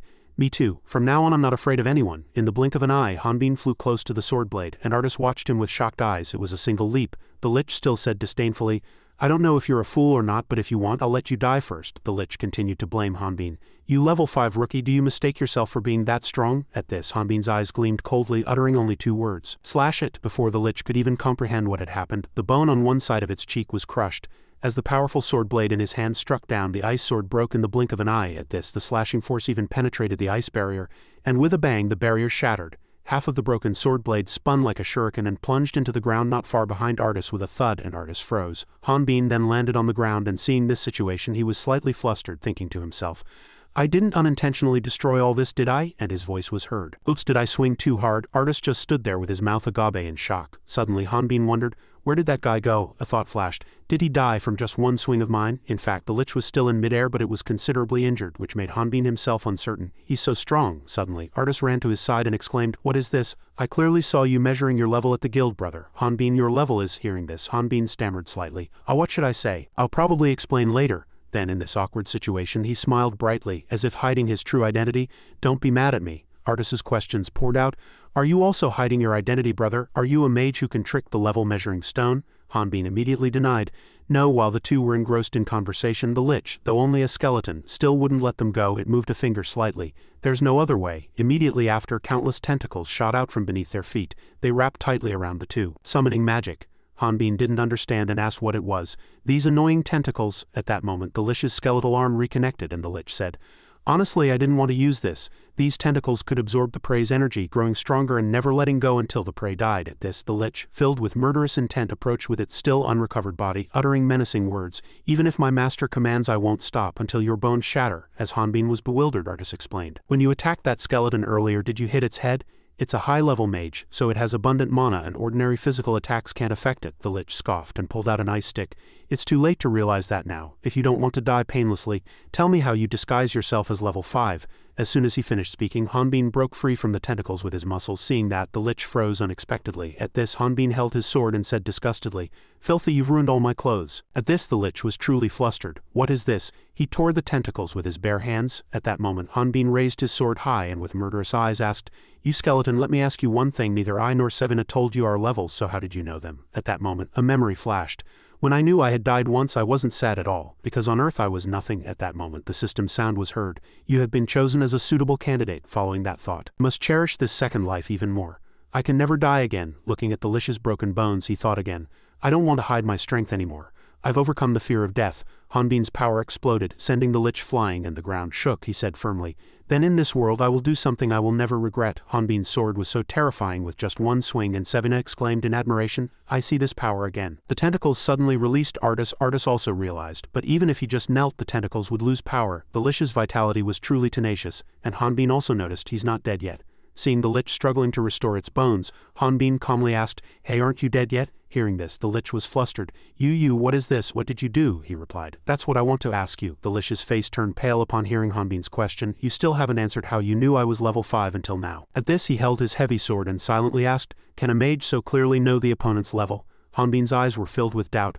"Are you from another world?" As if pierced through the heart, the Lich immediately fled, continuously shouting, "Damn it, damn it, damn it." Suddenly, Hanbin appeared in the blink of an eye, chasing closely behind the Lich, shouting with murderous intent, "Did you know I was from another world and came to hunt me? Perhaps it was a mistake for me to choose that village as my hideout." At this, Hanbin dashed in front of the Lich and swung his sword like a club, shouting, "You are a monster!" A loud bang echoed. With one strong blow, he sent the Lich back to its original position, putting force into his hand and dropping it heavily to the ground, slowly saying, "Run more."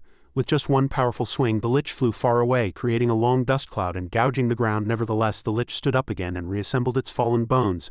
As Hanbin chased closely, the lich was flustered. "Calm down, what did I do to you earlier?" Hanbin immediately pointed his finger at the lich's face and scolded. "Because you're a monster and I'm a good person. Do you know what happens when a good person like me goes beyond their limits?" The lich scoffed and turned around. "Don't talk nonsense." As soon as it finished speaking, the lich used ice elemental magic to create an ice knight. But with one blow, Hanbin dealt with that obstruction. His movements were decisive, and he swung his sword straight at the lich. The lich was cut down before it could even dodge, half of its golden-hued teeth breaking and half of its cheekbone shattered like ripe grain. Once again, the lich soared into the sky, its bones shattering. At that moment he, seeing this massive movement from afar, judged that it was not human power. Suddenly he wondered. But it's strange, despite such power, the level-measuring stone couldn't detect it. There must be something special about its origin.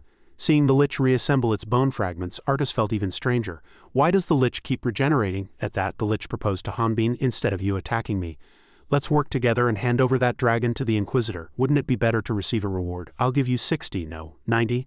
Hanbin clenched a stone in his hand and shouted, "What nonsense are you talking about?" He threw the stone hard at the lich without any unnecessary movement, and the lich became full of holes. Hanbin's voice echoed. "Where do you think you're going to run? Come down." This was a stone bullet that dealt physical damage. At that moment a thought came to his mind. That guy is pretty tenacious. His bones keep regenerating. While he was deep in thought, Artus's voice was heard. "Hanbin, listen," and Artus gave him crucial information. "The lich's body is made of mana. If you use this point to disrupt its mana flow, you can neutralize it." Hearing this, Hanbin replied but didn't forget to throw stone bullets at the lich. "What is he enduring mana? I don't know how to use mana." "I can only use mana when I level up," his voice echoed. "How can I use that? I'm only level 5. Artus scratched his head, replying helplessly. "Also, the body's mana is called life energy, and some of it is also called mental energy." Suddenly, Artus paused, feeling something strange with a blank expression. Oh, the lich also remembered that he can't use mana. Realizing that, the lich immediately shot ice arrows, attacking Hanbin. But Hanbin unexpectedly turned back and calmly said, slashing all the ice arrows, "I've never used mana." Seeing that, the lich furiously shot more ice arrows, shouting, "You might be able to dodge." Then it continued, "But what about the dragon behind you?" The lich changed its target to Artus. Hanbin shouted, "You damn bastard, Hanbin, don't worry, you'll be fine." Immediately after, Hanbin retreated and blocked the ice arrows, replying, "How can I not worry?" Artus still persuaded, "This is our chance to escape." Feeling a subtle aura, the two were suddenly slightly surprised. The lich cast a spell, creating 6 large ice panels and baring its golden teeth growled. "This time, I'll see how long a normal body can last." The ice panels merged into a gigantic cannonball, gathering mana, and it shouted, "No matter how much you try to block it, it's useless. Since you don't know how to use mana, you won't be able to escape this attack of mine." The cannonball began to absorb mana, and the lich smiled sinisterly, commanding, "Compress the mana to the maximum. Dare to block it, you bastard." Mana continued to accumulate. It was immediately fired powerfully, flying towards the two of them. At this, Artus felt there was nothing he could do and closed his eyes, ready to face death. He thought he had been shot, but suddenly he realized something. A large chunk of ice appeared, blocking the two of them. Seeing that, Artus asked in surprise, "Did you just cut that ice chunk so easily and block it, brother?" At that, Artus warned, "But it won't last long." Hanbin dodged to the side, and suddenly Hanbin slowly called Artus's name. At this, he revealed his doubt. "When I first saw that skeleton, don't you think such a filthy thing shouldn't exist in this world?" At this, Hanbin challenged powerfully. "Come on, I'll fight you to the end." His feet left the ground and he gained momentum. He shone so brightly that he had to shield his eyes and replied, "What are you talking about?" In the blink of an eye, Hanbin flew like a dragon, piercing through the ice chunk he had blocked. Targeting the lich directly, he flew as fast as a bullet, getting closer and closer to the lich. His power, as if using fire magic, melted the ice layer he passed through. And surprisingly, without using mana, Hanbin was able to destroy the cannonball created by the lich. After that, he grabbed the lich by the scruff of its neck. A murderous aura filled his entire body. Suddenly he smiled sinisterly, and his hair stood on end. "What's with this face? I specifically made you the main course. You should be happy, you should be happy." At this, the lich's eyes were filled with surprise and confusion. Amidst that surprise, he said, "If the facial muscles can regenerate, then what if I grind you into powder?" The lich immediately lost control and shouted, "What, you?" Suddenly, he shot mana that covered Hanbin's entire body and chunks of ice rose. He quickly jumped down from there and scoffed. "You bastard, don't talk nonsense." Then he continued to prattle, "I want more slaughter. I love that feeling. I can't lose to a human like you." Suddenly, he shouted and fell to the ground with a thud. 2 shin bones were gone. He shouted, "My legs?" Suddenly, his eyes were filled with extreme confusion. It seemed as if Hanbin was frozen inside it. But now he walked out powerfully, breaking even that ice chunk. At this, Hanbin's hand held the lich's remaining leg bone. At this, the lich was flustered. "No, I'm sorry." Ignoring those pleading words, Hanbin held it and ground it hard against the sword blade, causing sparks to fly. At that moment it was no longer fluster but extreme fear, and he shouted, "Stop."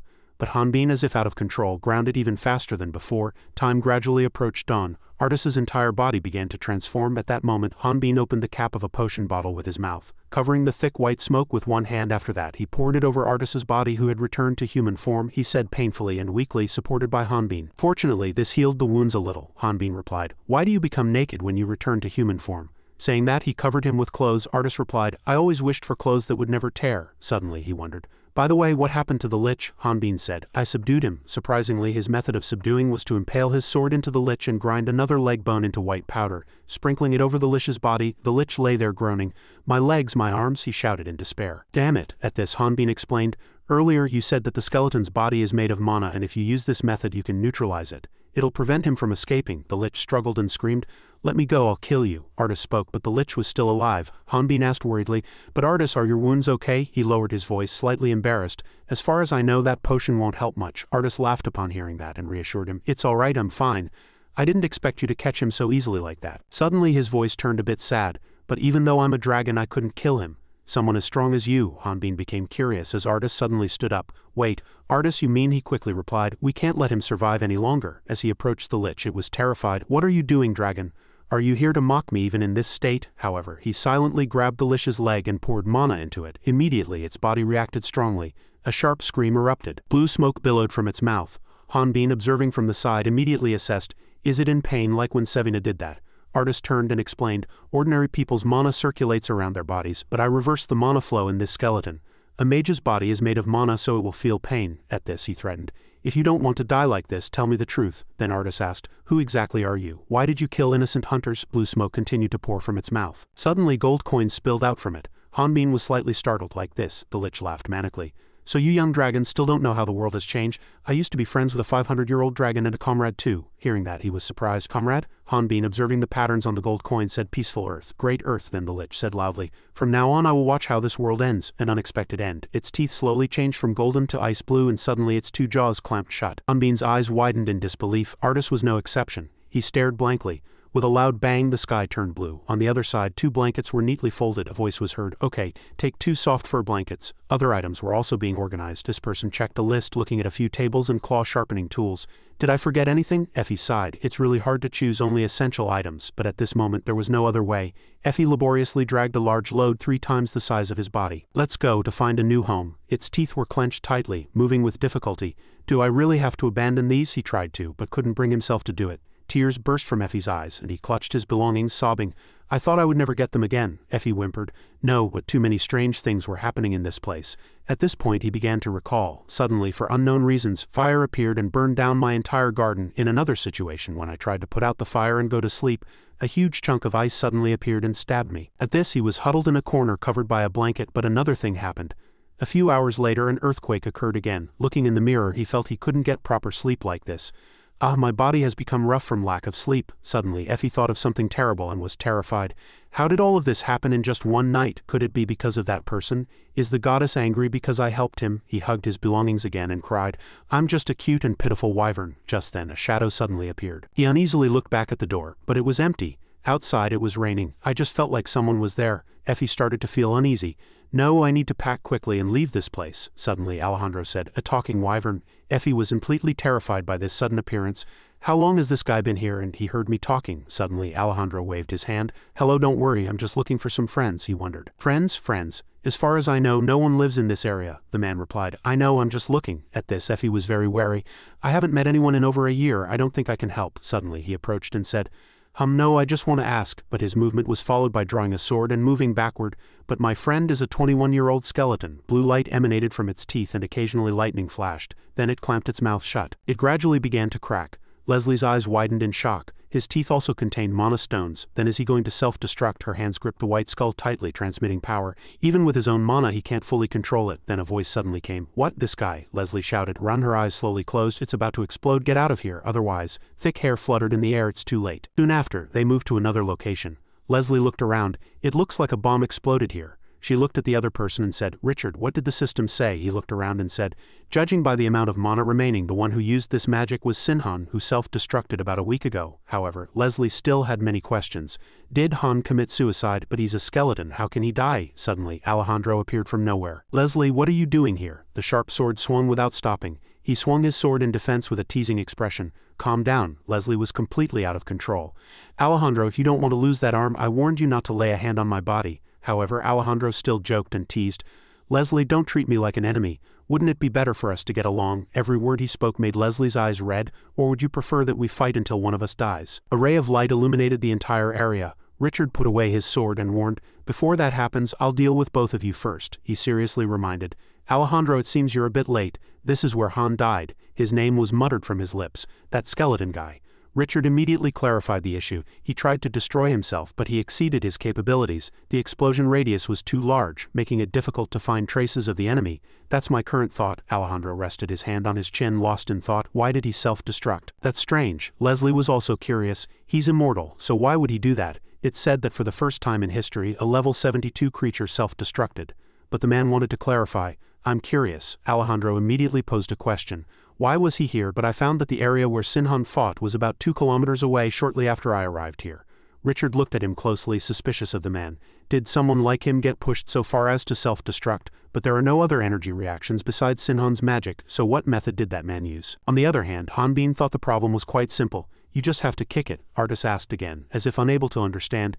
"You kicked that skeleton, brother?" he replied nonchalantly. "Just kick it, what's dangerous about that?" Hanbin recalled.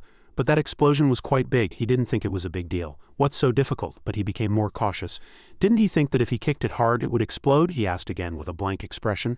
"So that mage self-destructed, but a level 70 mage self-destructed, and he didn't get any experience points?" After that, Hanbin took him and jumped out from a cliff dozens of meters high. "Anyway, after that explosion, I safely took you back to the village." People around looked completely panicked. "There's a criminal jumping over our village wall. Why are those two naked?" Hanbin's speed was very fast. "So I went around the village looking for your house, found someone's house you knew, broke the window and went straight into the 3rd floor. But that guy wouldn't let me in, he's really nasty." Hanbin hid in a corner to avoid being chased by others. "After that, I was suspected of being a criminal and chased by guards. How many people's eyes did you have to avoid to escape?" "I encountered a group of smugglers. Seeing that, I burned down their warehouse." Artis's entire body stiffened upon hearing that. "This is even more serious than fighting a mage." Hanbin happily offered him a plate of fruit. "Fortunately, I persuaded someone you knew to accept me." "That's really fortunate." Artis smiled and took a piece from Hanbin. "I can't believe you're such a strong person." He was deeply moved. "I don't know how to thank you." His hand paused slightly. "But what if I had been caught by humans back then?" He quickly waved his hand and explained. "Of course, you're different from them, I mean." Hanbin naturally understood his words. "I know there are many kinds of people in this world." He vented a few words. "But if you invade Radna or this continent and intend to kill the goddess, you'd be truly insane. I think you should live as an ordinary person and adapt to Radna." Artis also confided a few words. "Everyone in this world wants to be an ordinary person. Like you, however." Hanbin let out a deep sigh. "At first I heard many heroes died." There was a hint of sadness in Hanbin's eyes. "I really am different from everyone else in this world. I'm from another world, a defective product," he admitted to himself. "I have a system." Artis's eyes widened, and he wanted to confirm if that's what he received when he came to this world. Hanbin told him without hiding anything. "Yes, one of them is that I can see the level of all monsters, and they thought I was a defective product. They didn't know I had a hidden function they couldn't imagine." He rested his hand on his chin, lost in thought. "It required me to perform a few tasks, simply put, like guild quests." Hanbin stood up and sighed, exposing the system and his level 5. "But my system is really the worst." Artis stared at him. "I don't know how to explain it." Hanbin spoke like an ordinary story. "The first quest it gave me was to kill a person." He turned and left, and Artis called him back. "But now we have nothing to do with each other." He gave Artis a final message before leaving. "I've also saved a lot of money, and there's no reason for me to stay in this village anymore. Good night." He heard that and gripped the bedsheet tightly, muttering the names Sevina, Amber, Ragna and Walker with his head bowed. Those words made Hanbin turn back. Descendants of the dragons created by the great goddess Gabriel. The goddess has always been protected by the descendants of the dragons. Artis clenched his fist and spoke in a shouting voice. "You must be careful of those dragons." There was deep trust in his eyes. "You must be careful of those dragons." Hanbin smiled, seemingly accepting the encouragement. After that, the door closed. He asked himself, will Hanbin become like the hero in the story? Under the twinkling starry sky, night deepened and a carriage stood before the castle gates. Hanbin received a scroll and very careful instructions were heard. "If you want to go far, you'll need these, and this is a map. It'll be very useful. When you arrive at the main gate, just show this to the soldiers. This is the highest grade certificate issued by the Carpenters Guild." Bati meticulously prepared quite a lot for him. "I've made a new ID for you, and that carriage is yours too, so you can travel conveniently." Hanbin said emotionally, "Thank you, Grandpa." Then he widened his eyes, turned around and asked, "Will the construction guild be okay without me?" Bati laughed and said, "It's all right, just a small loss. And I put some money in your pocket too." Hearing that, he was relieved. "Thank you, Grandpa. I'll repay you later. Please promise me this." He put his hands behind his back and seriously gave one more instruction. "You must never kill innocent people, understood?" To Hanbin, that old man looked as cute as a rabbit. Never kill innocent people, understood? Bati squinted, and his words sounded like a warning. If you kill people, you'll become the same kind as those monsters. Remember that, Hanbin replied seriously. Understood. Then he got into the carriage and set off. See you next time. After the castle gate closed, Bati stood there. He looked up at the stars and asked, Goddess, are you watching us? Richard's side was still continuing his work. This is where Sin Hagen fought a week ago, but I don't know why only Sin Hagen's magic traces remain here. The blue horse whimpered and protested unfairly. Why do I have to be caught by these guys? Why me? Leslie stroked it and made her own judgment. It seems Han didn't receive a magic attack. Did the system mention anything other than mana? Alejandro approached the wyvern and asked, Did you somehow kill Ha? His words became increasingly menacing. Did you break Han's bones with a physical attack and kill him? Why did you do that? Richard, on his side, picked up a handful of dirt. No creature could defeat Han with purely physical attacks. He rubbed the dirt with his fingers, wondering why he alone could have crushed Han's bones like that. Besides the power of an adult dragon over 500 years old, Richard's face became secretive. He found something with bloodstains in the area where the battle occurred, and he intended to follow these bloodstains to find and kill that dragon. A new day began, but Hanbin was disoriented. Oh, where am I? He met with misfortune as soon as he got out of the carriage. The carriage wheel broke and he couldn't go any further. This won't do, Hanbin spoke loudly enough for those behind him to hear. I put all my gold and treasures in this carriage. What should I do now? I'm ruined. Joseph hid behind a bush and whispered, Boss, did you hear what that fool is saying? The cultist next to him growled. Don't talk nonsense, don't get ahead of yourself. They were hiding behind the bush preparing to rob. My wife and children are waiting for me to eat at home. Now I'll take the lead and the three of us will charge together. Got it? Understood. He had already taken a step forward and asked loudly, Hey, are you a merchant? Hey. They arrogantly held knives and axes, threatening, Your carriage is broken and can't go any further, and you seem to have hidden gold and treasures in it. But do you know who I am? The cultist curled his lips wickedly and licked his lips. I am known as the leader of the bandit group that rules the Valley of Darkness, and my name is Kailundo, the leader of the three brothers bandits. Hanbin stepped back slightly. He grabbed the wheel underneath, reattached it as if nothing had happened, and his massive physique made all of them flinch. The carriage sped through the green forest. Thank you, my friend. Hanbin spoke to him politely, and Kailundo, hunched over, drove the carriage. I have a map, but I'm not familiar with the terrain here. I was really worried that no one would pass this way. He laughed cheerfully and said, I didn't expect to meet such a kind Mr. Kailundo. He turned his face, rubbed the bump on his head and muttered, It's not Kailundo, it's Kailundo. Why did I have such bad luck to meet this fool? Hanbin squinted and threatened. What did you say? Kailundo trembled with fear. My name is, he started to pick a fight. Then I'll call you Kailundo, what's wrong with that? Any complaints? He laughed awkwardly and pointed to the left. Yes, anything is fine. Look over there. The scenery before them piqued Hanbin's interest. This place is much bigger than Jado City. In the distance, mountains were stacked upon mountains, and in front of them was a giant castle, the city of Heiyun Dungeon. Kailundo introduced it like a tour guide. Yes, and the valley behind that is the most famous and largest dungeon in the north. The carriage crossed a precarious bridge leisurely. Building a city on top of a dungeon isn't that dangerous. The dungeon entrance was at the bottom of the canyon, so not many monsters appeared, but this helped hunters, because it saved a lot on travel costs. At this time, Hanbin thought seriously, It's good that the dungeon is so close, but climbing up and down the canyon won't be easy, Kailundo announced. We've arrived. In front there was a long line of carriages, just like Hanbin's. Kailundo explained why the carriages were lined up. Because the city is large, customs procedures are very strict. As he thought, the man jumped and fled. The old man gave me a few documents before. Kailundo tried to turn around, but before he could, he bumped into the person in front of him. Fortunately, that guy was careless, so I seized the opportunity. He screamed like a girl, terrified. Kailundo pleaded with tears in his eyes, Sir, please. I'm wanted, so I can't go through customs. Every day I pray to become an honest citizen. Kailundo knelt down in fear. He asked, puzzled, What are you doing? His voice was still trembling. Is this your first time here? Why don't you know anything? He told him a few things. This is where the largest hunter group at the end of the valley is located. It's where all the criminals of the north gather. He also revealed some hidden facts. Murderers and thieves like me will be dragged down below. They all gradually turn into monsters down there, always thirsty for blood. In addition, some strange things had been happening recently. Even people from other worlds have all been captured, but what's surprising is that even those monstrous criminals fear that person. Hanbin frowned upon hearing that. People from other worlds? Kailundo didn't deny it.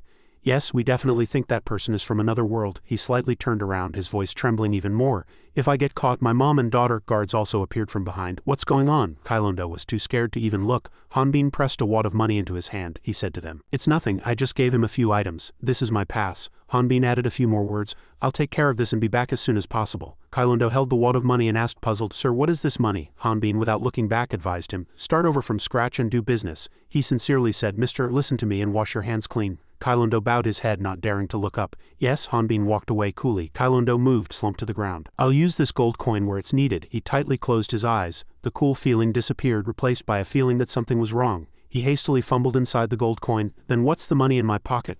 Hanbin realized he had given that money directly to Kailondo. As the saying goes, one must bear the consequences of one's own foolishness. Hanbin blankly looked back.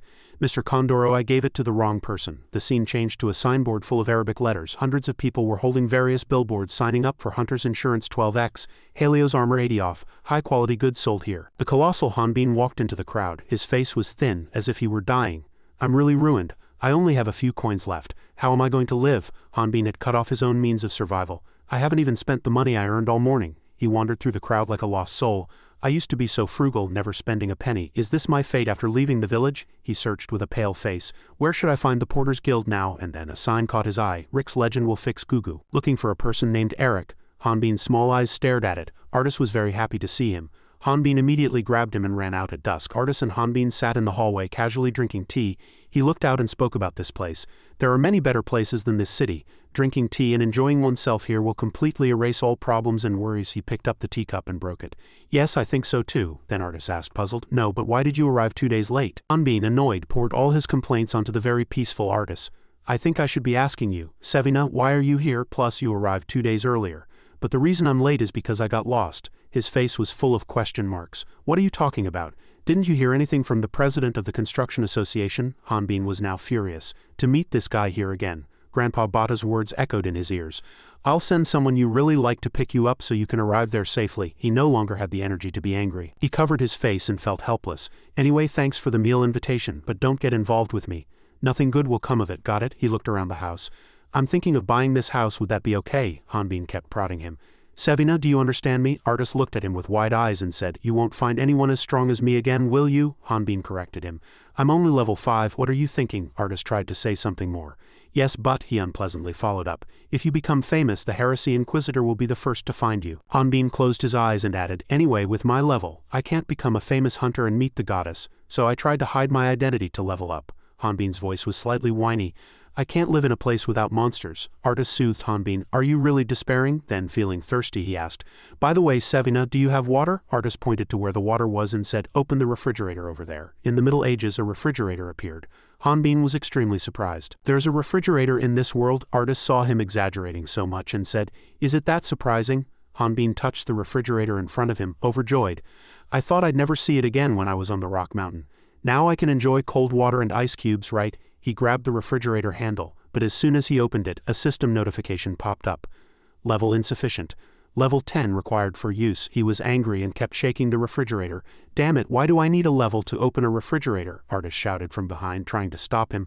A refrigerator is also a tool, so it's not strange for it to have level requirements. Hanbin couldn't believe such a fact. Impossible. In my world, anyone could use it if they wanted and there were no restrictions. Hanbin repeatedly banged his head against the refrigerator. I'd rather die. Artis comforted him. It's okay. I think there's a way. Hanbin frowned and asked, What are you talking about? Artis told Hanbin a way to become a famous hunter without level restrictions. Hanbin immediately started thinking, So there's a tool that can deceive levels, right? Artis immediately shook his head. It's simpler than that. He tried to lead Hanbin to a certain place. Let's go. Hanbin shrugged. Artis took him to the Hunters Association. As they entered, everyone there widened their eyes at the crowd. The female employee greeted them with a bright smile. The measurement result is level 37. Hunter registration is also complete. Artis replied courteously, Thank you. She smiled with wide eyes. Yes, you're welcome. Emily, who was at a table in the back, complained unpleasantly. Why is that handsome hunter going that way? It's been a long time since I've seen someone so handsome. Just then, a holiday was approaching. She had to deal with Hanbin, who had six-pack abs. Emily wanted to avoid him and shouted loudly. Mr. Pellet Vin, she politely said to him. I'm sorry, but all the other hunters come dressed. But as soon as Hanbin glared at her, she flinched all over. No, it's nothing. Emily immediately pushed a box towards Hanbin. Please place your hand here to measure your level, he growled. Measure it. His appearance drew the attention of those around him. This is the first time I've seen this hunter here. And naked too, he must want to show off. Or he's very healthy. Artis tried to stop him. Wait, don't let him measure, the employee next to him explained.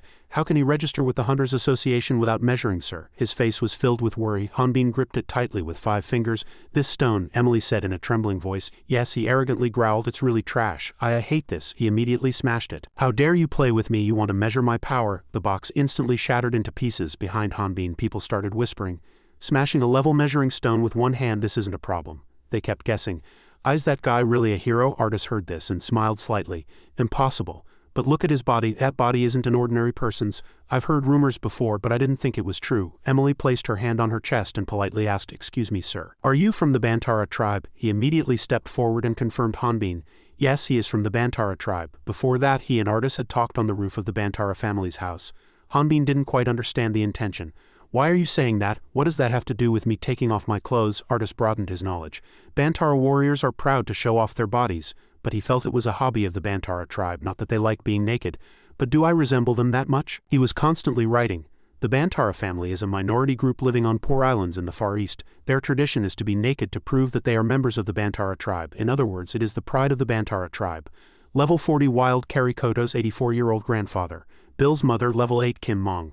A person who gathers food for the family. Bill's daughter, 3-year-old Lee Hee. Hearing this, Hanbin's information was confused. What kind of family is this? Then where is their husband? After that, a new character was added. To become a true warrior, the father left his hometown for the mainland. Hanbin growled upon hearing that.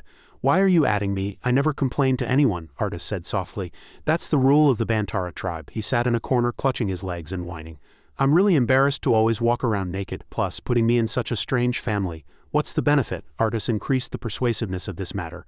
If you are recognized as a Bantara warrior, you no longer need to hide your power. If he were to close a dungeon gate himself and become famous, the goddesses would take notice of him. Hanbin still didn't agree even after hearing this.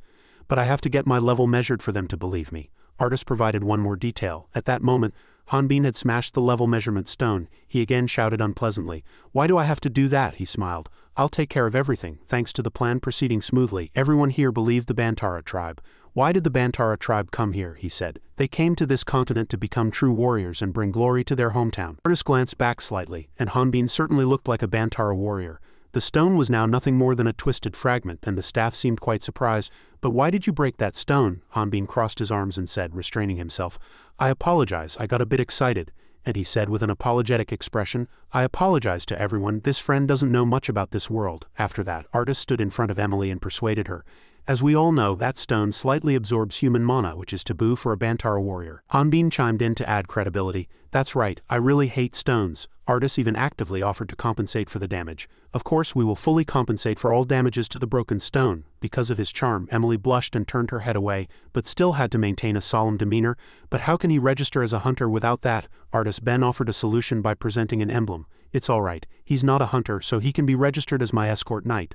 Hanbin glanced slightly to the side and thought, an escort knight. If he knew such a good method, why did he bother making me pretend to be Bantara? But if I'm Bantara, I can avoid level measurement. However, there was one obstacle, and the escort knight paperwork seemed a bit difficult. She still had some questions. Biz, this is. Hearing this, he immediately understood. Those are some matters of our household. He smiled beautifully, captivating people's hearts. Can you keep a secret? His handsome radiance blinded her. Immediately, Emily plunged into her work. I'll handle it as quickly as possible. A staff member next to her suggested, Lord Biz, there are many delicious pubs around here. Or should we do a little beatbox for a moment? He skillfully declined. No, I think I'll get drunk. Emily even made another suggestion, praising, oh, how cute. Then how about pay? Hanbin was displeased with many women surrounding him. Damn it, why is only Biz getting so much attention? It's unfair. He sighed, frowning. But Sevina also helped me a lot, but why isn't any woman interested in this shabby body? Suddenly a group appeared, leaning on Hanbin from somewhere. Would you like to join our team if you don't mind? May I touch your brother's volume? May I touch those muscles? The affection and adoration for Hanbin were completely different from that for Artis. This isn't what I want. That adoration came with many benefits. If you join our team, we'll split half the profits with you. We'll give you 70x, just one time. Please go into the dungeon with us. May I touch your muscles just once? May I ask how many kilograms you can lift? I want to touch it, Hanbin yelled like a young lady in the Hunters Association. The magnificent scenery and the city's clamor intertwined. Deeper in, there were cliffs and rock faces. The wind led us down a narrow path. Straight deep into it, there was a faint light. It slowly expanded in a triangular shape. It turned out there was a huge secret base inside. Richard came out onto the railing and exclaimed, It's quite spacious here. A good place to talk, spacious and easy to work in. Alejandro was sitting very comfortably on the sofa, but he didn't like this place much. If you have nowhere else to go, you can stay here. I don't like this place, he sneered, evaluating himself, but just the fact that someone like me is here is already considered very powerful. It's a place many desire but cannot obtain, but there are still Rodna refugees living around here. For them, just having a place to stay is good enough. Leslie lazily gave him the middle finger. So, Alejandro, does that mean there's nothing but this old place? Hearing this, Alejandro denied Leslie. No, that's not true. I manage this area. They were tracking something. Richard felt that traces of a 500-year-old dragon seemed to be nearby. I need to be more careful. Alejandro wanted some newer information. We followed those traces all the way here, so it must be around here. Leslie held a brown vial in her hand and quickly tried to execute her plan. Unfortunately, this dragon's blood has dried up, so I can no longer use its tracking abilities. Alejandro, we need to find someone proficient in this area. We need to find them as quickly as possible. He narrowed his eyes and growled, reprimanding. Hey Leslie, why didn't you store it better? Richard reminded him of one thing. Alejandro, why did you call us here? His face was filled with a threatening aura, or was Richard's statement vaguely showing off the power of this place, but Alejandro understood the meaning. Of course, the stage in front of the three of them cleared. Footsteps slowly approached. What is it? Currently, Leslie didn't understand the situation. What? He called out loudly. Come in. He slowly walked in. I think we can talk to him. He's a former hunter. Jack's face was almost lifeless. This man was very cruel. He always tried to tear apart his targets. He was also extremely impressive to women. Was he the culprit behind the incident where 25 people were killed at once? He turned his head and asked Alejandro, Boss, did you call me? He laughed and replied, Of course. Leslie already wanted to know Jack's information. This man is level 37, quote. Is he an ordinary hunter? But Alejandro said calmly, Just watch. She widened her eyes. It was a scar on Jack's neck. An artificial system. Leslie's voice rose sharply as if Alejandro was hiding something from Leslie. I've never heard of implanting an artificial system into a living body, he boasted confidently. That is the result of countless dungeon expeditions and my success. Richard looked at Jack and had some doubts about its validity. Are there no side effects from the implant? But if so, isn't it still incomplete? Alejandro shifted the responsibility to him. I thought you would understand that. Why do I need to care about it? And the blue horse whined and protested unfairly. Why do I have to be caught by these guys? Why me? Leslie stroked it and made her own judgment. It seems Han didn't receive a magic attack. Did that system mention anything other than mana? Alejandro approached the wyvern and asked, Did you somehow kill Han? His words became increasingly menacing. Did you break Han's bones with a physical attack and kill him? Why did you do that? Richard, on his side, picked up a handful of dirt.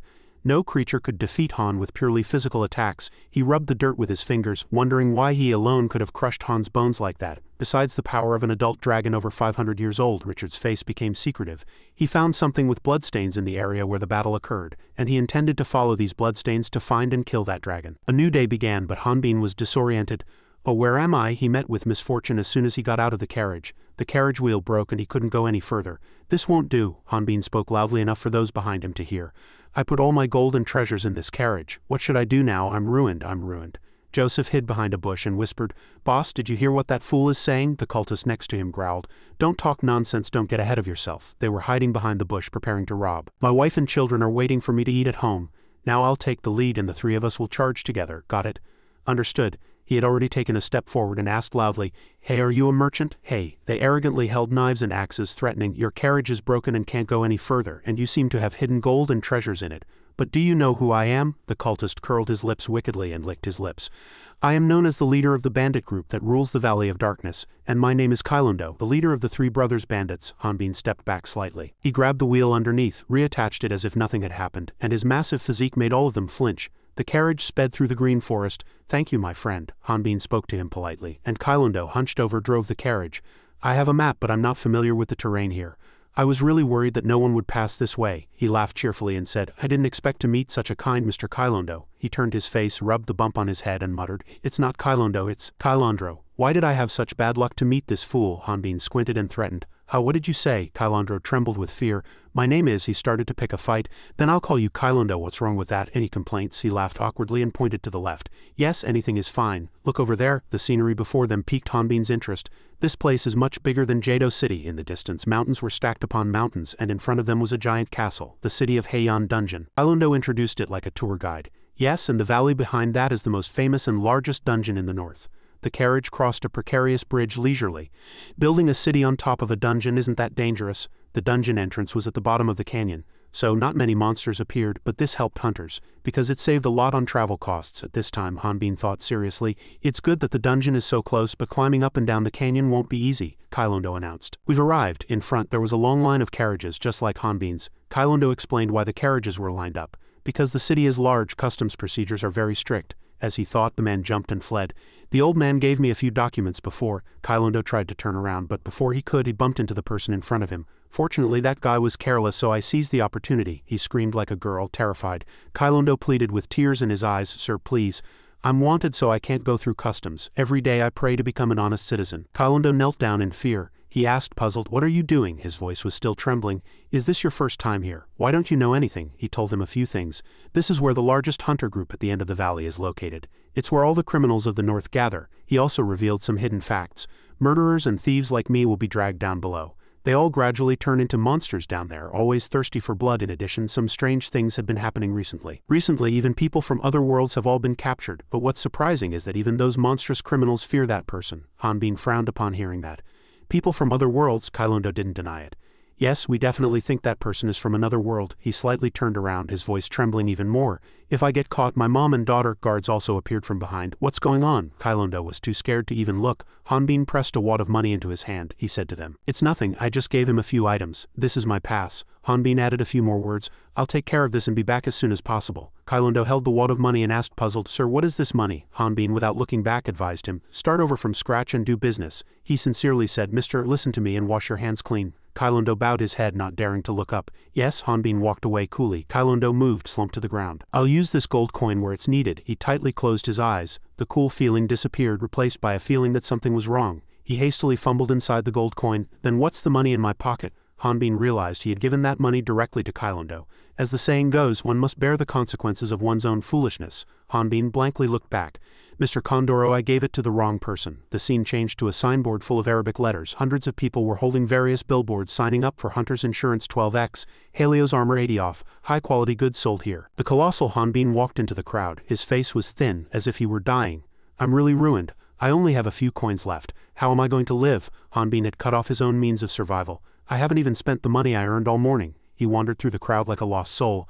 "I used to be so frugal, never spending a penny. Is this my fate after leaving the village?" He searched with a pale face. "Where should I find the Porter's Guild now?" And then a sign caught his eye. "Rick's legend will fix Gugu. Our captain gave us this item when he defeated that gigantic dragon." Leslie smirked. "If it's you, I'm sure you'll be able to learn how to use this, won't you?" Alejandro held the string, closed his eyes and smiled. "Thank you, you're truly generous. To give me such a special and magnificent artifact." Richard and Leslie turned their backs. "We hope to hear good news about your experiment. We have things to do, so we'll be going first. We're quite envious that you caught that wyvern. If you succeed in your experiment with it, that would be truly amazing. Then good luck." After speaking, the two leaped over the railing and left the room. Leaving Alejandro alone in deep thought, he smiled cunningly. "Ha, this is mine. Since you gave it to me, I'll have to go find it, won't I? If I can't find it, I'll have to take responsibility. Ha, you're making good use of me. How can I find a dragon in human form when I don't know any techniques or locations?" "Ah," he said to Ellie. "Ellie, bring that wyvern and clean up the other areas," she asked. "Are you going out?" "Yes, I understand." She opened the room door very calmly, as if there had been no battle. The hallway was pitch black and she slowly opened her eyes. Something felt wrong. Effie, who had been watching the battle, fled desperately, her mind confused. Experiment system dragon, and that woman is Alejandro's person. They're crazy. If I stay there even a second longer, I'll die. I need to get out of here as quickly as possible. Effie ran to the entrance without hesitation. It burst the door open and rushed out. With a terrified expression, Effie spread her blue wings, preparing to fly. When Ellie followed from behind and ordered her to stop, Effie looked back in surprise. "You're kidding, right? I'll be caught." Before it could fully compose itself, Ellie rushed forward with lightning-fast movements. She wielded two swords without hesitation, striking at Effie. Effie screamed, seeing the death lightning attack flying towards it, but fortunately, it took flight just before Ellie's attack landed. Having barely escaped, Effie breathed a sigh of relief. "Phew," it smirked. "You pathetic thing, come flying all the way up here if you can." Just as it was about to get complacent, a cord identical to the death lightning from before wrapped around its foot, startling it. This power, Ellie, unable to fly from below, pulled Effie with all her might. Effie couldn't believe its eyes. The woman whom it had previously dismissed as unable to fly was now using leverage to drag it down to the ground while she herself launched into the air. Her face was still sharp and she held a sword in her hand. "Come here, I won't let you go." Effie's one leg was bound by the death lightning from Ellie's sword, unable to escape, but it didn't fear and frowned. "Ha, does this mean I can't leave this place?" Effie's gaze became resolute and it snarled. "I despise this place." Ellie prepared to draw her sword, an expression of suspicion on her face. A talking wyvern? Before she could even prepare, Effie spread its wings. It flew straight up towards the blue sky. It carried Ellie and her sword with it, and she screamed, "Wait, don't go that way." Immediately, the death lightning cord tied to Effie's leg snapped and she fell down. Seeing her fall, Effie thought to itself, she's a swordsman, so she should be safe now, right? The only thing I fear are archers ambushing on this mountainside, but there's nothing here." The further Effie looked at the distant fortress, the more suspicious it became, but soon after, blue light continuously flashed from the mountainside as if something was flying straight towards it. Effie blinked, and as soon as it opened its eyes, the surroundings were covered in dazzling blue light, startling it. At this time in Heian Dungeon, the bottom was like an endless abyss, and numerous bridges were laid from top to bottom without any order. Inside the pitch-black cave on the lowest floor, a green-bodied monster with thousands of red eyes rushed forward, its maw wide open. Hanbin pierced its body with a single sword stroke. It was a giant ant monster. He frowned. Damn it, I shouldn't suppress my power anymore. Behind him, another ant monster flew threateningly. Just before its pincers could pierce his body, he swiftly leapt and sliced the monster in half. But the more he killed, the more the monsters multiplied endlessly. Hanbin stood alone with his sword, an annoyed expression on his face. There are too many monsters here. I don't have time to deal with them one by one. He finished speaking, swung his sword, and his gaze was resolute. I didn't intend to use this special technique. Suddenly a white flash erupted. Hanbin's ultimate skill was activated. Picking flowers and catching butterflies. Hanbin looked like a boy catching harmful insects. In an instant, the monsters were annihilated with lightning speed. At this moment, Hanbin's face looked very naive. It's just a technique where I spin around like a madman with a sword, stabbing monsters in high places. It can't kill them completely, but it's still quite useful. Hanbin sheathed his sword and looked at the fallen monsters behind him with a very proud expression. He shouted, "Already?" The monsters, not yet fully dead, groaned in pain. Suddenly a tornado of flames descended directly upon them from above. Hanbin's massive sword served as his backrest, and he looked at the burning monsters with a very cool demeanor.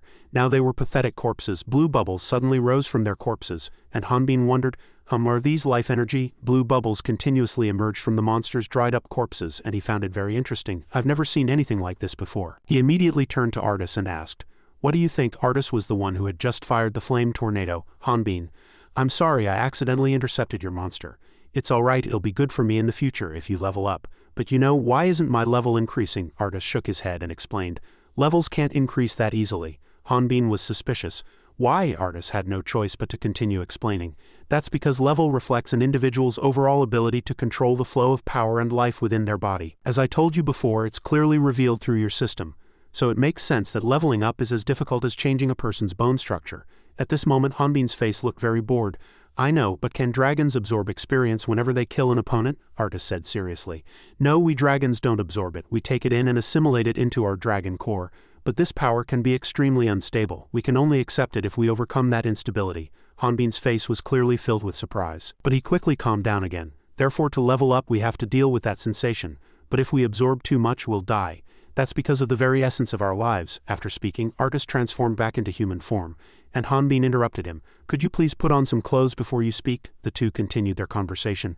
"So, based on everything you just said, brother, you can only assimilate a limited amount, right?" "That's right. It's to the point where even drinking too much water can kill me, but I'm quite happy that I've been able to gain several levels over 15 years. Then you could gain 20 to 30 more levels, couldn't you?"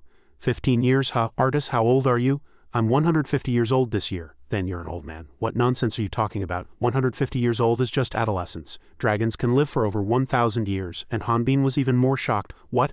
Then what level can the oldest dragon reach?" Artis spoke calmly as if it were all natural. "It's not certain. There's actually no way to check a dragon's level, but it's certain that they are in the same situation as you. They can't level up because they have nothing to hunt.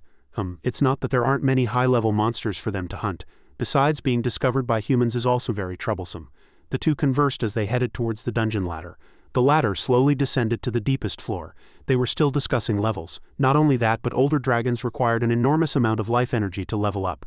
Then why don't they stop there? They don't think like you. Artis worried that the larger the dragon species, the more they craved greater power. They realized that continuously absorbing small amounts of life energy was useless for leveling up. Hanbin also seemed to feel sympathy for the older dragons. "They're just like me. No matter how many level 25 monsters they kill, they can't level up. They can only level up by killing monsters of level 45 to level 50 or higher. That's why older dragons sought a solution to the lack of life energy by gathering it in one fixed location. We dragons call it life energy. Humans call it Dragon's Lair." The Dragon's Lair mentioned by Hanbin and Artis was very similar to the scene when Effie was enveloped in blue light. Thousands of beams of light flew straight towards it. Hanbin was captivated by curiosity. "Then if I have that, can I level up?" Artis asked. "Are you referring to the dragon's core? The blue light in the Dragon's Lair is probably the dragon's core." Effie's body was completely stripped bare by the light, and it wailed in pain and despair. Artis warned Hanbin. "Hanbin Ryu, wake up. You cannot go there safely without anyone's protection. Moreover, you are human, so you cannot approach it. The energy source it emits alone could make your body explode. It inflicts unspeakable pain. It's a pain that even the strongest dragons cannot endure, and that's why it's like an impregnable fortress." Below, Ellie watched Effie's miserable wails, unable to do anything. Alejandro's servants rushed over. "Aunt Judy, call Miss Ellie." They were also very flustered, but didn't forget to remind Ellie that it wasn't Lord Alejandro's wyvern. "Miss, you need to go inside right now." Ellie was still anxious, but that wyvern. They explained that it meant it was useless unless Lord Alejandro used it. Ellie scolded loudly. "What do you mean, cannot use?" The servants tried to persuade Ellie that Lord Alejandro would not forgive them if Miss Ellie got hurt. Above, the immortal blue light continued relentlessly. Effie was still enduring extreme pain. Although she didn't understand what was happening, Ellie followed the servants she commanded. Let's go. But her heart ached incessantly. Just by thinking of Effie's vacant eyes, she could understand the extent of that pain. Suddenly, all the despairing scenery vanished and Effie was very surprised, as if it felt nothing. Looking around, it stood in the middle of a vast blue space like beyond the aurora, and it was the only living being there. The sky was filled with clouds and the ground was clear like a mirror reflecting the sky and even Effie's reflection. It wondered, what am I doing here? Suddenly, a person's shadow appeared from behind. That person called Effie and it was startled. Effie was very surprised by this voice, and the voice led Effie to a past memory. A man's figure appeared. Captain, what name will you give this wyvern? The captain's voice echoed. Since it's a female wyvern, how about Iran? The wyvern wailed. Kia, you don't like it? Then Effie, it seems this wyvern likes this name. The captain picked up the small wyvern perched on his shoulder. Alright then, from now on your name is Effie. The other team member didn't seem to agree much. The captain looked serious now, asking, is there a problem? If you have a complaint, you be the captain. Doesn't this little lady like this name very much? Effie the wyvern closed its eyes on the captain's sturdy shoulder, looking blank. Kia? Those memories returned to reality. Effie was very surprised and shouted loudly, Baldy Captain, it really is you, Baldy Captain. The captain who had just appeared spoke, of course. Who else would it be? And since when did my name become Baldy Captain? I am a magnificent dragon knight. Effie wept, sobbing. Be Baldy Captain really is Baldy Captain. At these words, the captain became very angry. Damn it, since when did that become my name? The captain scratched his head. Oh dear, why are you crying? You're all grown up, not a child. What's wrong? Effie quickly wiped away its tears. No, it's just that I got dust in my eyes. Then where are the other knights? It's not time yet. At the captain's words, Effie wondered. As he finished speaking, a crown appeared before their eyes, and beneath it was a pool of red blood. The sin of failing to protect the prince from death, and the punishment for that sin was the execution of all the dragon knights, including their captain. Suddenly, a gag was placed over Effie's mouth and it struggled to say something. No, Captain, you did nothing wrong. The captain simply put his hands in his pockets and said leisurely. Effie is clever. Time seems to have made her grow. But Effie, do you know? The captain tried to say something to Effie while Effie was gagged. Sometimes you have to trust other people. If dust gets in your eyes while flying, you need someone next to you to wipe away those tears. Effie's entire body sank into the mirror like flat ground. That was probably the flow of her memories. The captain's blurry figure gradually disappeared until only small rings of light remained. Effie separated from the dragon's core. From where the blue light gathered, Ellie's sword pulled her out of her pain. Her entire body was covered in wounds and her eyes were closed. Ellie was still giving her all to help Effie. She gritted her teeth, trying to exert maximum strength from her small body. Finally, Effie collapsed to the ground, motionless. Madame Judy hurriedly ran over and asked Hanbin about Ellie. But Ellie only paid attention to Effie. Are you okay? Snap out of it. Effie opened her eyes, gasping for her remaining breath. Why are you here? Ellie said joyfully. You're awake? That's such a relief. You suffered immense damage from the life force released there. There must be internal damage, but for now we need to treat the external injuries first. Auntie, please get a potion. But she only heard a refusal. No, there's no need. Alejandro came out. We'd just be wasting the medicine. Ellie was surprised. Lord Alejandro, didn't you go out? Alejandro said with a cunning expression. I was halfway there when I saw a light in the sky and came back to see what was happening.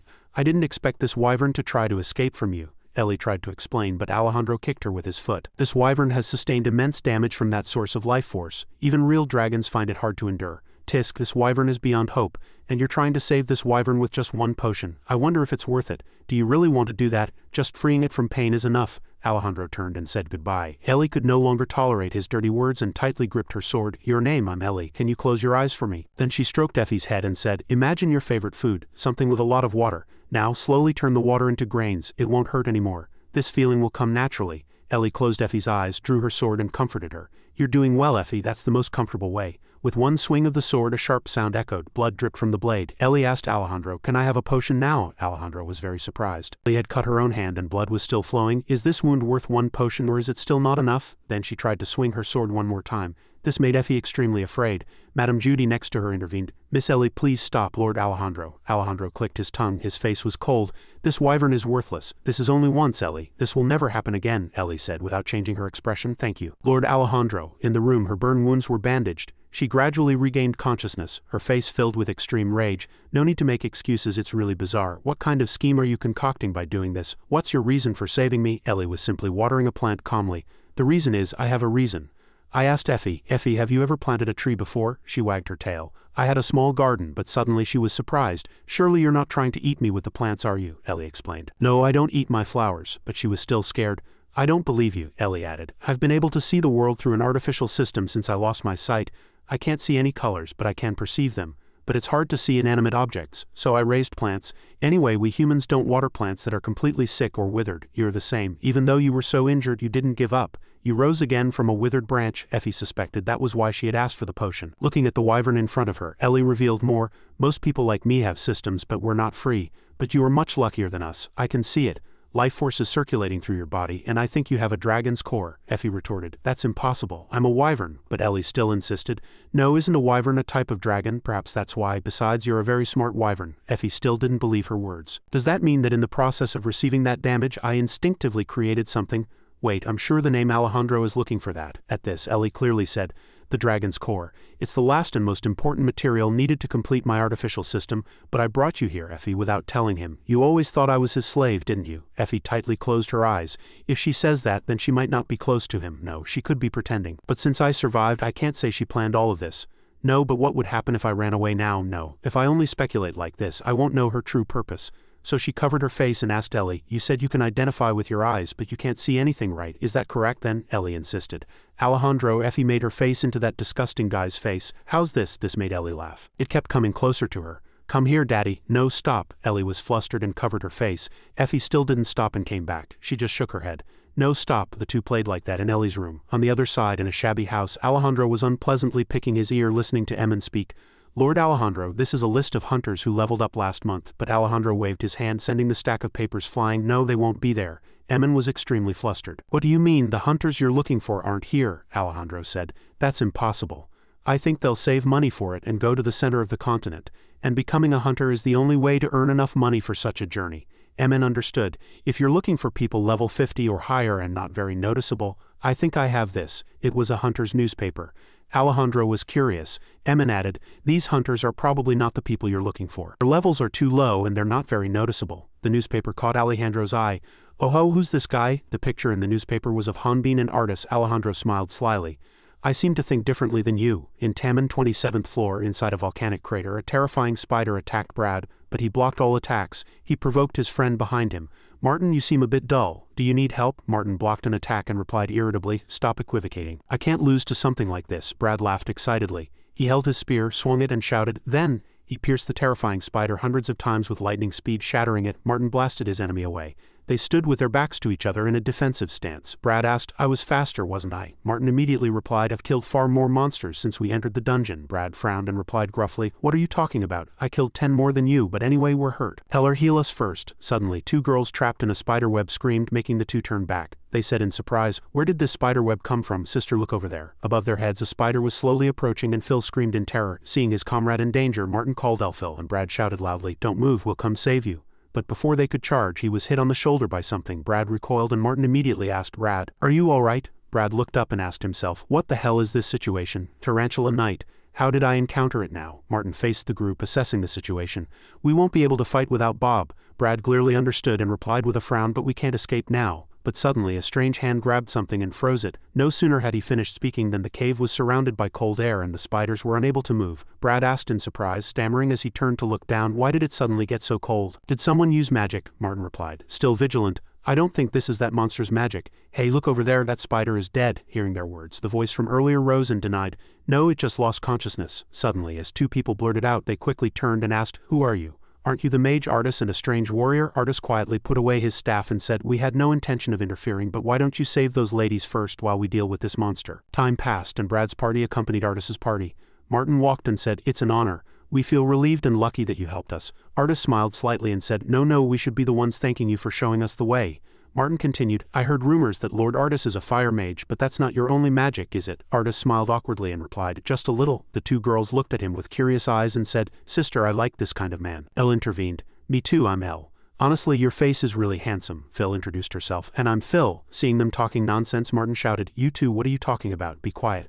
I don't know if I should ask, but would you like to join our party? Hanbin immediately replied, I refuse. Elle was surprised by such a firm refusal. Phil pouted and asked, why sir, we know there are many delicious dungeons here. Hanbin firmly refused, if I don't want to, I don't want to. Don't talk nonsense. Artis smiled slightly and explained, this friend doesn't want to be disturbed during a mission, so he refuses all teams. Phil pouted at Hanbin and said, if it's a training mission, wouldn't it be better to cooperate with us? We could even blink together with Lord Artis after exploring the dungeon. Elsa added, it's much more profitable to think about dungeon conquest strategies while drinking bubble tea. Hanbin, distracted by them, turned around, and although he probably hadn't spoken yet, they glared at him and cursed inwardly. "Why are you tricking me, you bastard?" Then Hanbin recalled the scene where he was discussing with Artis. "In other words, we need witnesses to be recognized, right?" Artis replied. "That's right. Without witnesses, no matter how hard you try, you won't get noticed. If our records suddenly go up, we'll be suspected, and with witnesses, it'll be much safer. The best method I've seen. The best way to raise public opinion about something is through rumors and a person's image. We'll show our overwhelming strength by cooperating with other teams. This way, you can also convince others of your identity as a Bantara hero. This will also increase your chances of meeting the goddesses," Hanbin asked again. "But we need to reach a certain level. And to reduce the chance of my identity being exposed, we'll only cooperate with a team once, right?" Artis immediately replied. "Anyway, people will ask you, a Bantara warrior, to cooperate." Hanbin continued to ask. "But will it really work?" Artis laughed and replied. "Damn it, Hanbin Ryu, if you follow my words, I'll make you the most famous hunter in this city." Turning to reality, Hanbin thought in silence. That's right, everything Artis said came true. But there's one really annoying thing. Are all the women in this town blind? No one is interested in me. At this moment, Elsa and Phil approached Artis and asked, "Lord Artis, are you free tomorrow? We seem to have a connection with this handsome Bantara warrior." Artis laughed and replied, "Thank you, but I'm busy with magic research." On his way, he suddenly stopped. "Martin Asclass," he said, "don't mock me. Listen, we're not ordinary hunters, we're not people who need help. We'll fight until our last breath. Don't be arrogant just because you're a little more handsome than me." Phil and Elsa laughed excitedly at the sight and asked again, "Are you jealous that we like other people?" Artis said irritably. "I'm sorry," Brad added gruffly. "Shut up.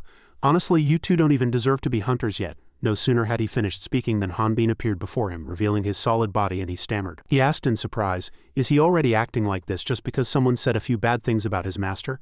Everyone looked at Hanbin with respect, believing him to be a Bantara warrior. But he didn't believe that ridiculous claim. Despite his words, Hanbin gently opened the entrance and said, "It seems we're going the right way." Brad saw that, turned, and asked. Before them lay a peculiar space with a huge spider web spread out and a giant spider at its center. Martin looked around and said, "Before, this dungeon felt really long, and I always sensed a source of magic in its center. It seems we've arrived." Artis asked, "If we destroy this place, will the dungeon disappear too?" Martin immediately replied, "No, I don't think so. As far as I know, this dungeon is located in the middle of a volcanic crater. It's completely different from outside monsters, so we don't yet know what might be here." Hanbin looked around, thinking that fortunately there was still something to be gained here.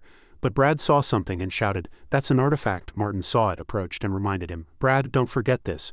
"If there's an artifact," Brad replied with a confident laugh, "I know that whoever guards it is the dungeon's final boss." Hanbin calmly looked at the giant hanging spider. He asked, "Is that the boss?" Martin immediately replied, "Warrior Nim, that monster is a long-range poison-spitting type. Stay with me. We'll attack its front legs." Brad said, protecting the two of them and Artis. "Come when we give the signal." Brad frowned and asked again, "I have to stay behind?" Brad disagreed and rushed forward excitedly, saying, "I won't let another team take our party's monster reward." Martin saw him charging carelessly and muttered, "This idiot." Then he turned and continued, "Then protect the two ladies and Lord Artis. Let's go." Hanbin immediately replied, "All right." Artis saw the situation and said something was wrong. Hanbin looked at Artis indifferently. Seeing that, he asked again, "Aren't you going to go up?" Hanbin immediately replied, "I'll watch my comrades fight for a bit. Now I'll just observe." At this moment, the sisters Phil and Elle were wreathed in magic around their arms. Brad rushed forward excitedly, saying, "We'll use the tactics we discussed earlier." Martin clucked his tongue and asked, "Why are you so hasty?" Brad replied, "If we kill this one, we'll win." Martin shouted, "Focus on the fight." At that moment, the spider spat green liquid at them. Seeing that, the two sisters lowered their stance and chanted, "O light of Anthea, form a wall of protection.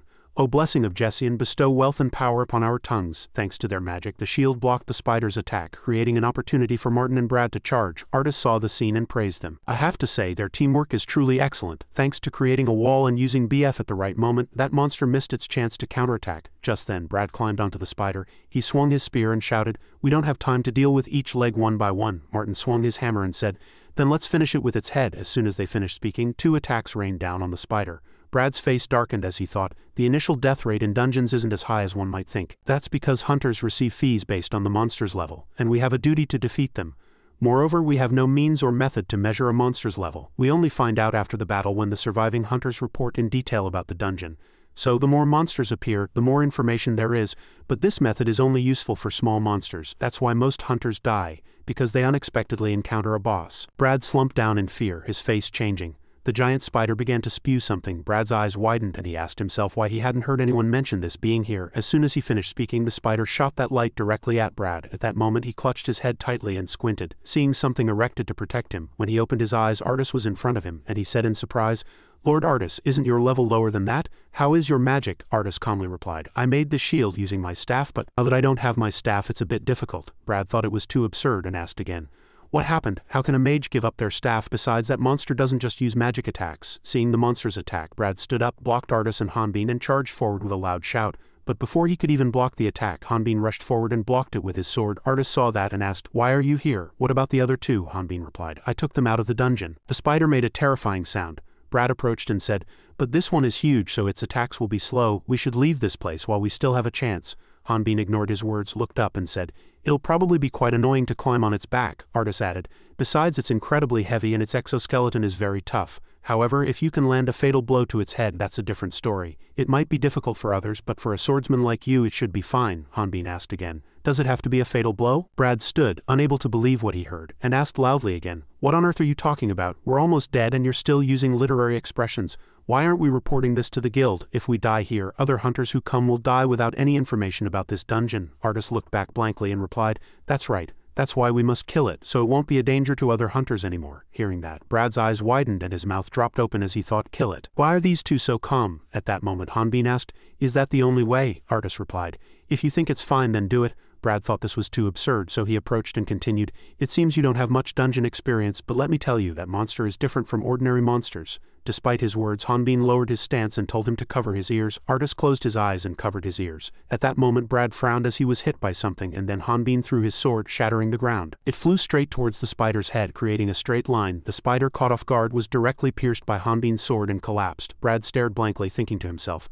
To pierce that boss, and with such a huge sword, not even a spear. Wait, it's not over yet. Seeing the spider preparing its next attack, Brad warned worriedly, Be careful, the remaining mana has started to erupt. Before he could finish speaking, the spider began to burn. The two calmly turned around. Hanbin's sword was thrown by the explosion. It immediately embedded itself next to Brad. At that moment he opened his mouth in surprise, thinking to himself, They connected that sword and this staff together to create that huge explosion. Then he said, Thinking of killing such a massive monster so easily, how many more do they need to kill to be satisfied? At that moment a system window appeared, showing that the level 50 tarantula had been defeated, and 238.1 experience points were gained. Hanbin sighed, seeing that the experience points gained were still far from enough. Brad, still blank, asked again, So it's over? Hanbin calmly replied, That's right, the dungeon clear is complete. A moment later, as they headed to where they descended, sobbing sounds were heard. Hanbin looked down suspiciously at the source of the crying. He saw Brad clutching his body and crying, and quietly said to Artis, I'm so tired, is there no other way with this guy? Artis replied, He's traumatized. Not everyone is as strong as you, brother. At this, Brad's face reddened as he said, I really tried, but when Martin died my body felt like it froze. I couldn't do anything then. I'm jealous of the Bantara warrior Nim. Because you were born so strong. Artis, thinking there was an error in that statement, said, That's not true, this friend has always lived in harsh environments. Before he could finish speaking, Hanbin stopped him. He approached Brad and said, Listen. Brad looked up and asked, Why? He asked, Do you think the world is too unfair? Isn't it natural for everyone to do everything they can to survive? If you can't adapt, you'll be eliminated. Complaining is useless. Of course, luck also plays a part. It's the same for me. You were lucky to meet us and survive. If luck hadn't been with you, you would have died. In this life, you always have to bet everything. Just as Fu Li once taught Chickpea. Hearing this, Brad gritted his teeth, grabbed Hanbin's collar and said loudly, Yes, you're right. If it weren't for you, I'd be in hell right now. But what about Martin? Are you saying he died because of bad luck? Before he could finish speaking, Martin bandaged, looked at them, smiled slightly and said, They're back finally. Brad heard Martin's voice and turned around blankly, thinking he had been too aggressive towards his savior. The three people hit Brad and said, Where's your gratitude, you damn bastard? Do you know how much effort the warrior Nim put in to save us? Brad clutched his body and shouted, I saw people suffering disaster before. Hanbin and Artis saw the scene and Hanbin asked, Were we forgetting that we've saved them all so far? Then Martin calmly recalled how he was rescued and said, The warrior Nim caught me when I was flung away. He protected me from impact damage with his sturdy body. That's how I was lucky enough to survive. Brad's eyes widened and he asked again, Really, is that possible? Martin immediately replied, I didn't believe he could do that either. Hearing that, Brad was silent for a moment, then said, Warrior Nim, Lord Artis, thank you very much for saving us. Seeing them, everyone bowed their heads in gratitude. Hanbin walked out with an expressionless face and said, I'll go out first. Brad saw him say nothing and stammered, I'm sorry. Martin went out, hit him on the head and said, Don't you know what you just did? He must be angry because of that. Brad frowned and replied, I never thought it would turn out like this. At this moment, Artis said, We have a proposal for you. We can't use this artifact, so we plan to sell it. My friend already has a weapon, so we don't really need it. We'll even sell it at half price, and if you buy from us, you won't have to go through troublesome procedures. Brad's team, holding the spear, asked again as if unable to believe what they heard. Are you proposing to sell this to us? Why? Artis replied with a gentle smile. Because you're lucky, they shouted excitedly. This is real, can I try stabbing with it? This weapon fits so well, I want to test its abilities right away. Amazing. Hanbin stood outside, scratching his head. He chuckled and asked himself, fortunately no one died, but I really can't use this because of the level restriction. Just then, a man was observing him from afar. He knocked on the door from behind. Opening the window, he reported, "Sir, I've found the Bantara warrior." Emin asked again. "Then where is the mage?" he replied. "He doesn't seem to have left the station yet." Emin said gently, "Good, I hope they'll cooperate with us." While Hanbin was inside, the three people still bowed their heads in gratitude and said, "Lord Artis, if possible, please tell the warrior Nim that we are very grateful to him." Hearing this, Hanbin was satisfied and thought to himself, "I can become famous this way, it's hitting two birds with one stone. Then if I become famous, the goddesses will come to meet me, right? But for now I need to treat them well to gain fame and their trust. After that, I'll form a team and get my revenge. Of course, once everything is over, I'll be able to go home." At this moment, Artis went to the carriage but couldn't find him. So he asked himself, where did he go? Is he trying to run away? But a hand knocked on the carriage door from within and said, "Excuse me, is this Lord Artis? Could you spare us a moment?" At this, Hanbin looked out and said, "It seems it's time for me to go out." "Artis, where is that man? Did he already leave?" The scene shifted to the carriage moving. Artis asked loudly, "What on earth are you doing? I thought you wanted to talk for a moment, so why are you driving somewhere else?" Emin calmly replied, "I apologize. I realize I won't be able to escort you easily." Artis then asked, "What's going on after all?" Then he clucked his tongue, thinking, "I used up all my staffs, even the spares. I was too careless in the last battle. I wasn't vigilant since this is a densely populated city." At this, Emin solemnly said, "It was very wise of you not to take out your staff. Honestly, seeing you in person, I think you really resemble your sister, Miss Adora Bannister." Hearing his sister's name, Artis's eyes widened and he asked, "You know my sister?" Emin calmly replied, "Of course. Though I don't know much about her, she fought the Black Dragon with the 4 heroes 10 years ago. As a result, if she's still alive, a dragon hunter organization was created to monitor even larger dragons. She will certainly also receive the goddess's blessing." As the words became increasingly difficult to hear, Artis's face darkened, and he coldly told him to stop. "Stop talking about my sister, it's not important right now." Emin adjusted his glasses, looking at Artis, and said, "I apologize, Lord Artis. I was merely interested in the rumor that the current head of the Bannister family has lived in seclusion for 10 years after your sister's death, but seeing you puts my mind at ease." Artis asked, as if he couldn't understand. "What do you mean?" Just then the carriage stopped and Emin said, "It seems we've arrived. I chose a place with almost no people. How about we go inside and discuss this in more detail?" Artis entered and was surprised to see something. "This is my house." Emin also asked again, dumbfounded, "Why here?" An unfamiliar voice spoke. "I seem to have quite good carriage driving skills." Emin heard this, turned and asked, "This monstrous guy, what the hell did you do? How cruel." Hanbin calmly emerged, smiling slightly, and asked, "What do you mean? The carriage driver took a wrong turn, so I merely wanted to help him get back on the right path." "Artis, this isn't part of our strategy to earn money, is it?" Artis immediately replied. "Someone was chasing us. It was completely unexpected." Emin grew even more perplexed upon hearing this. "Chasing us? That's impossible." Hanbin ignored his words and continued to ask, "So shall we discuss this in more detail now?" Just then a scream was heard. A moment later, Artis held something glowing and said, "I can feel the energy of light within this. This is a symbol of Anthea, the goddess of light. It's real." Hanbin turned his head, looking worried, and said, "Then this person is a priest of the Temple of Light."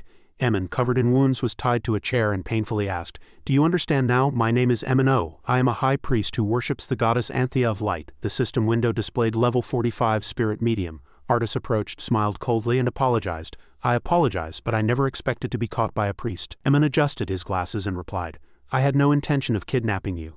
I merely wanted to bring you to a secret location to speak. I understand your feelings, but I cannot forgive that barbaric man. He rushed forward and attacked me before I even opened my mouth and wouldn't listen to any explanation. I'm truly angry. Warrior Nim, why are you so quiet?" Hanbin turned with a sullen face and used a skill to disguise himself as a stranger. He spoke in the Bantara language, saying in Korean, "I don't speak Korean." Emin saw his hardened face and shouted loudly, "Don't be ridiculous, you clearly understand what I'm saying." Artis chuckled and said, "But this is quite surprising. The person you were looking for wasn't me, but that strong warrior over there. The fact that you want to meet me and talk means this is a secret mission. You are quite a witty person." Emin thought to himself, listening to Artis's calm words. Most of the old dragons have already gone extinct, and only young, inexperienced hunters remain in the dragon hunter family. I might be wrong. I'm just curious how Artis can travel with that barbaric man. I can't believe he's only 17 years old. The system window displayed Artis as 150 years old. Emin closed his eyes and replied to Artis, "Ah yes, I hope Lord Artis will cooperate with the Temple of Light. The information I am about to reveal is top secret, so please listen carefully. I am currently investigating a man named Alejandro who frequently appears in the refugee village around the volcanic crater valley." Hanbin approached, looking at a picture, and asked, "Alejandro? I've never heard of him." Artis looked at the picture and said, I think there were rumors that this person runs a criminal organization and uses refugee villages as his base. Mn replied with a cold face, if that were true it would be much easier. To understand the situation, I should first explain about the refugee villages. The refugees were not originally citizens of this city. However, due to the emergence of the volcanic dungeon and new hunters, the soaring housing taxes forced them to live outside the city. The scene shifted to a dilapidated neighborhood. A man was pulling a cart from behind. A child saw this and excitedly ran into the house. Mom, Daddy's home. The child's mother came out and smiled softly. Welcome home, how was the city, dear? The child hugged her daddy and asked, Daddy, did you sell a lot today? Kailondo hugged Odelia and replied, just so, maybe it's because Daddy's looks are a bit. No one bought anything. Odelia smiled brightly and praised him. Who says that? My daddy is the best. Zarusa comforted him. This is just the beginning. We'll do better. By the way, did you find our benefactor in the city, honey? Kailondo replied, sweating profusely. No, I didn't see him at the mission reception. There was someone similar, but I wasn't sure. You mean the Bantara warrior? She was surprised to hear that. A Bantara warrior? I hope he comes to our village sometime. Just then a man rushed over. It was Joseph, who shouted loudly, Captain, Captain. Zarusa saw him and asked in surprise, Mr. Joseph, what's wrong? Kailondo stopped her and said, Honey, quickly run to the center of the village. Hurry. Joseph, what's wrong? What happened? Joseph was utterly terrified as something charged at him and he shouted loudly, Run away quickly. Monster, but before he could even escape he was swallowed whole by the monster. He struggled but couldn't break free. The villagers who saw this trembled in fear and screamed, It's a monster. Kailondo stood with his axe and shouted, Joseph, what the hell is this? Monsters were only supposed to appear at night, weren't they? Zarusa went into the house and then came out in a panic saying, Kailondo, the children are gone, he replied. They're probably somewhere in the house. Hurry and find them. Just then, as the monster slowly approached, another person, terrified, held a bow and said, Captain. The person next to him said, Forget it, don't anger him. Another person, trembling with fear, stammered, Damn it, I can't believe Joseph ended up like that. He heard this and angrily asked, Wait, you're not saying that guy said he'd only catch one and then really charged into their nest, are you? The other person immediately replied, I didn't expect this to happen. Kailondo said irritably, I clearly told him, but he was stubborn. We're just insignificant hunters. I requested additional supplies and support from the Hunters Association, but he couldn't wait. The other person still held his bow and said, We have to accept reality. Do you think the association cares about insignificant beings like us, because of these monsters with pathetic rewards? If not, the association would have already come and helped us. We wouldn't even need to request support. He angrily cursed the insignificant hunters. They must want poor people like us to die quickly here. Just then, Odelia suddenly came out and called, Daddy? The monster heard her voice and lunged its tongue, attacking where the child was. Mn recalled this scene and analyzed. Ordinary people like us are not hunters, so no matter how much we train, we will likely be level 10 or below. These monsters are easily killed by hunters, but for ordinary people like us it's a feeling of helplessness, like facing a storm and an earthquake. However, I cannot interfere too deeply in their territory. Therefore, we must seek the cooperation of hunters to help those in need. In return, we can increase your contribution points, thus increasing your chances of meeting the goddesses. Artis immediately responded, If the situation is as you say, we would certainly like to cooperate. We can start right away. But Hanbin stopped him and said, No, I think you should stop talking as if you're a guardian of justice. If you came all this way to find a hunter to help, you didn't need to find a dragon hunter, did you? Mn bowed his head and replied, That's right. The objective of this mission is Alejandro's base and the dragon's lair. If you are a dragon hunter, you would have heard about that place before. Artis thought this was too preposterous and stood up saying, That's impossible. They were all destroyed, and even if they exist, it's not a hunter's job, is it? Even if it's an order.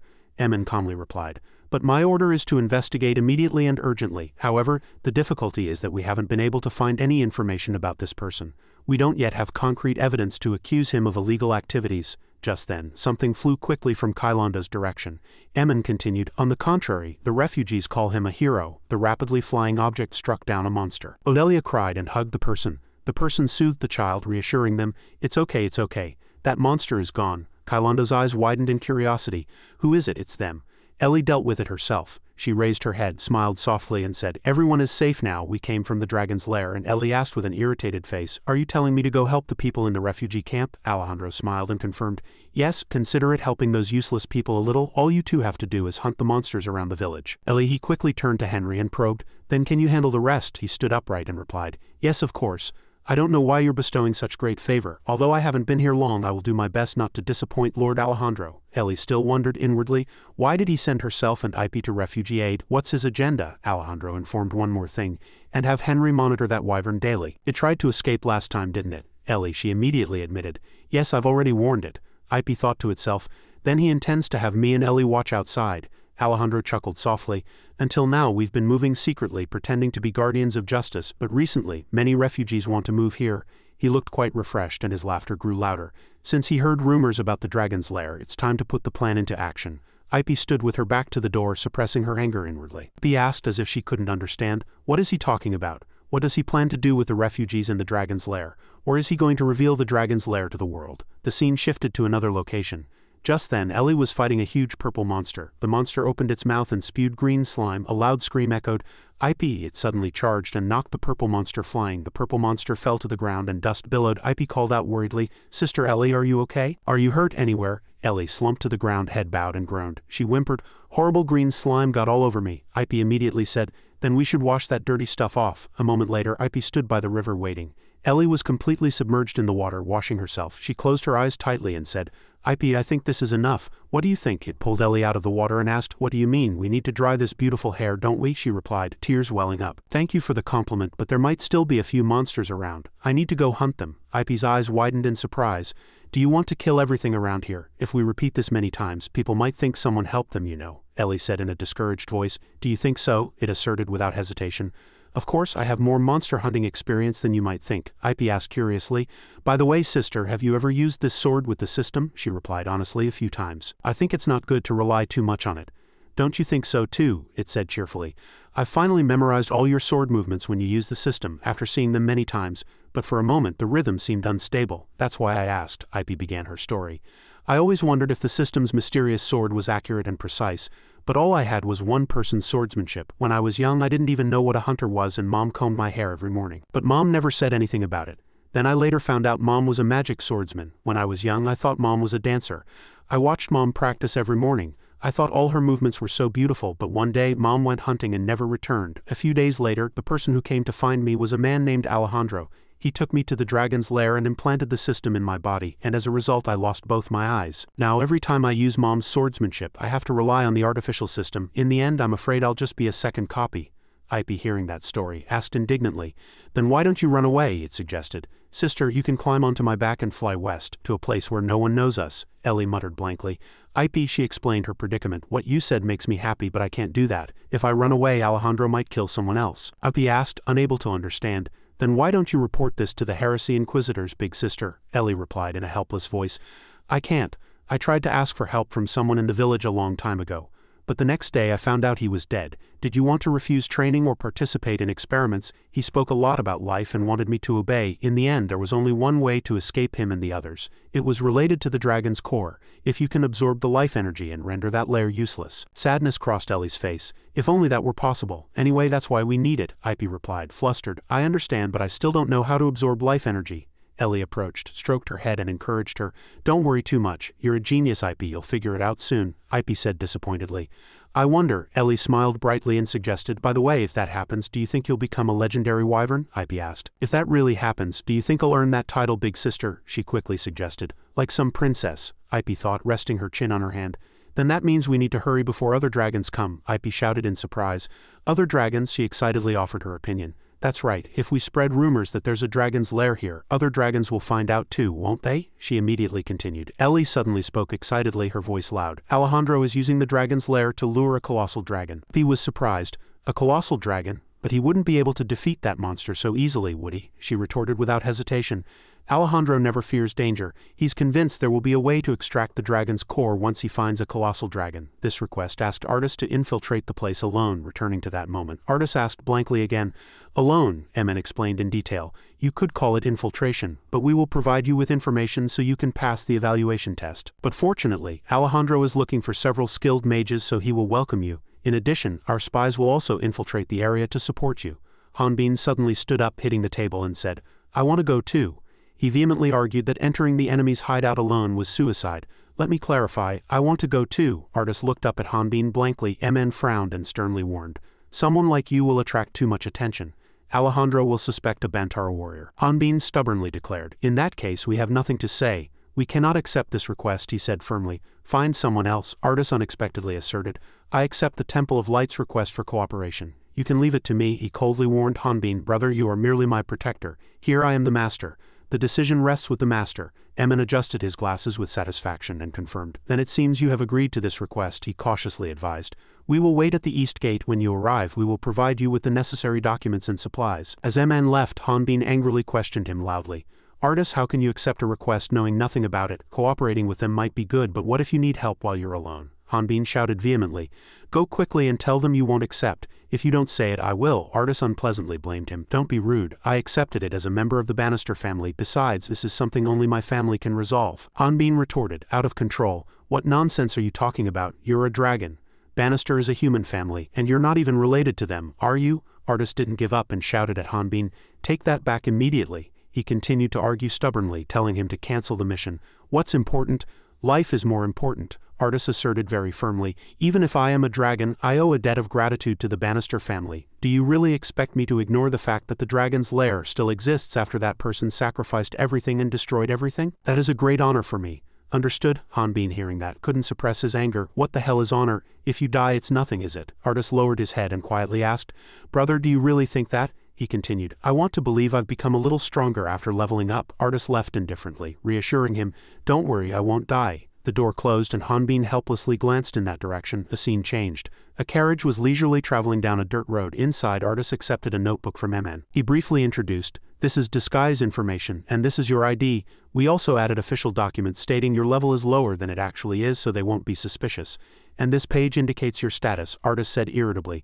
I can read, so please stop talking. I need to concentrate, Emin replied, flustered. I apologize. He thought to himself, it's as if he just fought chilling. Artist examined the notebook carefully and said, Priest, I think there are a few errors here. He suddenly opened his eyes wide in confusion. Why is my gender listed as female here? Emin explained. That is not an error. He suddenly asked, Do you know how to do makeup, Lord Artist? He said, dumbfounded. What? Along the wide dirt road, men with loads on their shoulders were forming a long line and entering a tent. Behind them, a child clung tightly to her mother. The father tried to speak, but Zarusa gently stroked Odelia's head and comforted her. Sweetie, tell Daddy to come home safely. Kailondo appeased the child with a promise. When Daddy comes back, I'll buy you lots of delicious food.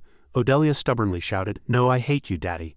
Zarusa earnestly advised her husband with loving eyes, Please be careful. Kailondo smiled and reassured her, It's all right, don't worry. You two, mother and daughter, just be careful at home. He looked ahead and muttered, This line is still long. A voice was heard. Mr. Kailondo, he replied in surprise. Hello, Miss L, why are you here? She explained. We came to escort people who want to go to the dragon's lair. But do you have a plan? Kailondo awkwardly scratched his head and said, Yes, that's right. Physical labor is the only thing I know. I plan to do odd jobs, Ellie asked worriedly.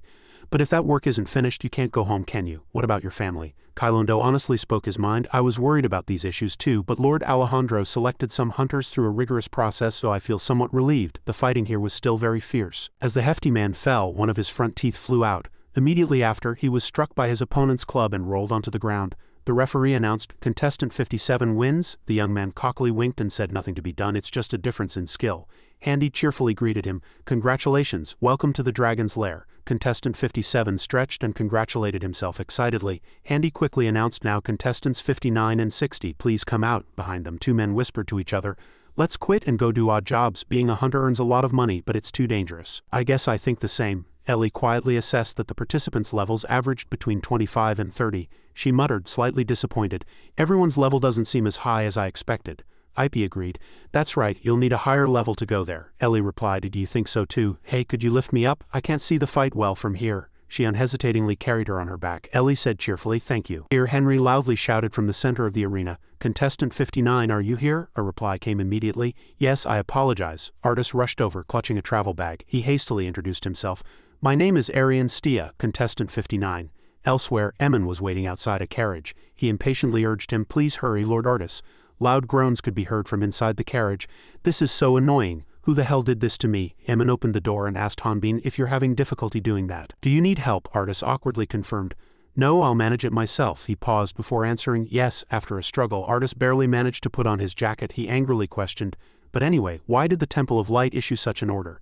What about the other 5 religions? Emin quickly explained in detail. The other religions such as water, fire, wind, and earth are very hesitant. They cannot interfere in matters outside their denomination. Moreover, even if we requested their cooperation, they would not easily agree. We always tried to handle things cautiously. But he suddenly paused as the carriage door opened. Artist's eyes looked innocent. He asked, Do I look strange? At this moment, Emin was like one of the white moonlight maidens. He couldn't help but exclaim in admiration.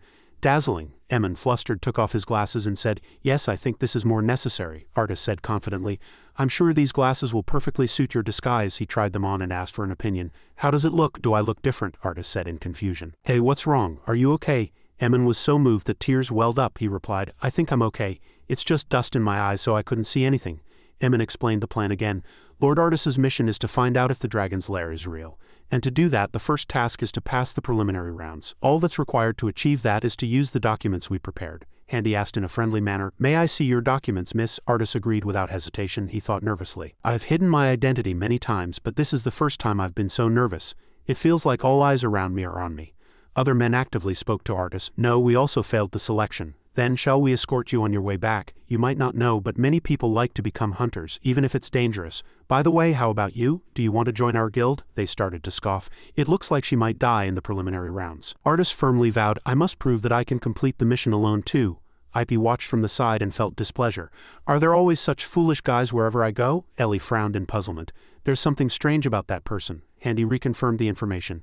Miss Ariana, are you a level 30 mage? Artus replied firmly. Yes. Ellie couldn't understand why a level 45 mage was hiding her level and came here. Handy looked at the notebook in his hand with brightly shining eyes. Artus quietly glanced at him. Handy quickly concluded with a single word. Pass. Welcome to the dragon's lair. As soon as he spoke, Ellie became confused. The people behind them murmured. What is this? Isn't this favoritism? She didn't even do a skill test. Handy smiled and reminded them, everyone please calm down. He cheerfully explained, the dragon's lair needs mages, and mages are different from us, so they will be tested in a different way. Suddenly a voice was heard, wait, because this could make Lord Alejandro feel it's unfair unless it's related to such special circumstances. Ellie stepped forward and suggested, I will test her. Handy hesitated and replied, Miss L, this is a prophet, she said solemnly. This is an order. Stepping aside, Ellie thought to herself that something suspicious was happening. I don't know what it is, but I must prevent Alejandro from recruiting any powerful person to his side. Ellie charged fiercely and an ice wall was erected. Her sword pierced straight through it. Ellie asked confidently, do you think you can stop me with just that stone shield? She added. But I'm quite surprised that you, a mage, have combat experience. Artus asserted. It was just luck. He thought, I have to be careful not to use too much power, otherwise my identity will be revealed. Artus pondered whether to only use ice magic. She accepted discarding one sword. A magic swordsman would be useless with only one sword. As she was about to attack Artus, a man named Polly, who was quite corpulent, suddenly blocked her path. She hastily dodged his sturdy club. Polly struck the ground with all his might, and the earth shook violently, kicking up a thick cloud of dust. He bit off a piece of meat from a beast's head and said, if you had really hit them just now, both would have died. So can I consider myself qualified? The man sitting on the ground stammered. Brother, the crowd immediately murmured. Gluttonous pollywog, I heard he was discharged from the volcano, so why is he here? Polly gave a strange smile. He admitted, honestly, human flesh isn't tasty to me, a level 45 pollywog, so I'm just looking for food. He looked down and suddenly froze. Did he just kill the tester? Polly, with an uncomprehending expression, lifted the handle of his hammer. It was red hot and split in two. Artus held up his fire staff and suggested, it seems this test needs to be postponed, Ellie asked in a suspicious voice. Don't tell me this was luck too, Artus immediately asserted. Of course, I'm just using an ordinary weapon. Even if I only focus on its weight, it can still kill people. Polly barbarically tore into the beast, leaving only one leg, he complained. I'm tired of this meat, let's go quickly, Polly roared, swinging his arm and then collapsed. He mercilessly threw the leg at Artus and Ellie. Suddenly a fist flew out and knocked the leg from Polly's hand. It slammed against the carriage. He was flustered, asking, who on earth did that? Polly, startled, said, you're still alive? And he smiled and replied, thank you for your concern, he announced. However, unfortunately, no applicants will be accepted today. He asked excitedly, does that mean only I passed? Handy laughed with satisfaction and said, it seems I haven't told you yet. How can I pass a dead person? No sooner had he finished speaking than he swung his fist and charged. Artus froze, his eyes wide. Handy's body was less than half the size of Polly's, yet he could land a powerful punch before Polly had a chance to defend himself. Pollywog vomited a chilling green liquid. His eyes seemed about to pop out. Handy pulled out his hand, leaving a black hole in Polly's stomach. He staggered, fell to the ground and died. Handy calmly took notes, muttering, casualties due to accident. 1. He scoffed at Polly for being weak. It seems he lied about his level. Artus stared blankly at Henry. A blood-red energy source. This person is not ordinary. Handy cheerfully returned and reminded them, all right, shall we head to the dragon's lair now? Hanbin's house. The sun rose high, illuminating the place with bright sunlight. Aura. A red energy source emitted when a person trains their body and life force to the extreme. Once someone masters it, that person will possess power far superior to an ordinary person. Hanbin tensed his muscles and growled, I feel it. Abundant energy is flowing within my body. He suddenly paused, muttering, it seems I was mistaken. Hanbin wondered, I thought I felt something just now. A laser shot out from behind him, burning his clothes. Hanbin felt pain and screamed, hot. Artus, flustered, said, I'm sorry, I'll turn it off. He received another shock. Cold. Hanbin, annoyed, turned and retorted, what on earth are you doing? Even with my high defense it still hurts. He forced a laugh and explained, I was just testing a new skill I learned. Hanbin, surprised, shouted. Hey, that scroll costs as much as a house and you bought it anyway. Nevertheless, it was valuable as it provided knowledge about mana and how to use it more efficiently, and required level 45 to use. This item helped mages accumulate experience points. Afterwards, the two sat in chairs and conversed. Hanbin sighed and said, At least you're a mage, but do you happen to know of any scrolls that could help condense aura? Artis laughed and said, I don't think such a thing exists. Strawberry, no, aura, mana, life force all exist in a fixed state from the beginning, and these 4 energies help distinguish our unique human characteristics. After that, we learn skills according to our chosen profession, and life force is what we use, through which we discover the 4 energy sources we can learn. However, unlike other energies, aura can only be obtained through rigorous training, and it's uncertain whether one can acquire it even after 40 years of continuous training. That's why everyone possesses different levels of aura. This proves how strong you are, but for now, it cannot be used. Hanbin urgently asked, Does cannot be used yet mean that in the future someone will start suspecting that I've learned it? Artis immediately confirmed, Yes, everything has 2 sides, and in high-level dungeons. There are monsters we can't kill unless we use all 4 of these energy sources. If you can't use these energy sources, it will only increase their suspicion. Hanbin lowered his face and said in a disappointed voice, So that means there are a lot of such monsters there, doesn't it? Artis quickly replied, You won't be able to defeat such monsters with physical damage alone. The glass bottle on the table suddenly shattered. Artis reminded him, If any situation is inconvenient to handle, I can go and deal with it myself instead of using magic. But anyway, there's still a long way to go. I'll try harder to help you more. He left resolutely, leaving a small bottle with an orange drawing on the chair. Hanbin clutched his head out of control, grumbling, Why is that guy so stubborn? No, he quickly regained his composure. Hanbin continued to mutter, lost in deep thought, But it would be fine if he's disguised and hiding the fact that he's a dragon. What if someone of a higher level finds out he's a dragon? The scene shifted to the hunter selection venue. Handy cheerfully turned his head and asked, Is everyone all right? Costa was the one who passed the final test. Welcome to the lair. Before he could finish speaking, Artis urgently ran to Polly and said, Hey, are you okay? He angrily reprimanded Handy. Hey, what on earth did you do? This was just a small test. How could this happen? And why did you report it as an accidental death when you killed him? He explained. Oh well, that fat guy seemed useless anyway. Though I didn't think there was any reason to keep him. Artis frowned and glared at Handy with murderous intent. He immediately shouted, Hey? The black-haired girl with a sword, Ellie asked, startled. Did you call me? Artis quickly confirmed. Yes, it's you. Please come here and help me, she said blankly. Help? Afterwards, he demanded. Please open this guy's mouth wider. I'll make him drink this. Ellie stammered submissively. Like this? Artis urgently announced. We can't leave him like this. Put him on the carriage and take him to the dragon's lair, Ellie shouted in surprise. What? Artis's face was currently tense. Handy from a distance stared with wide eyes in surprise.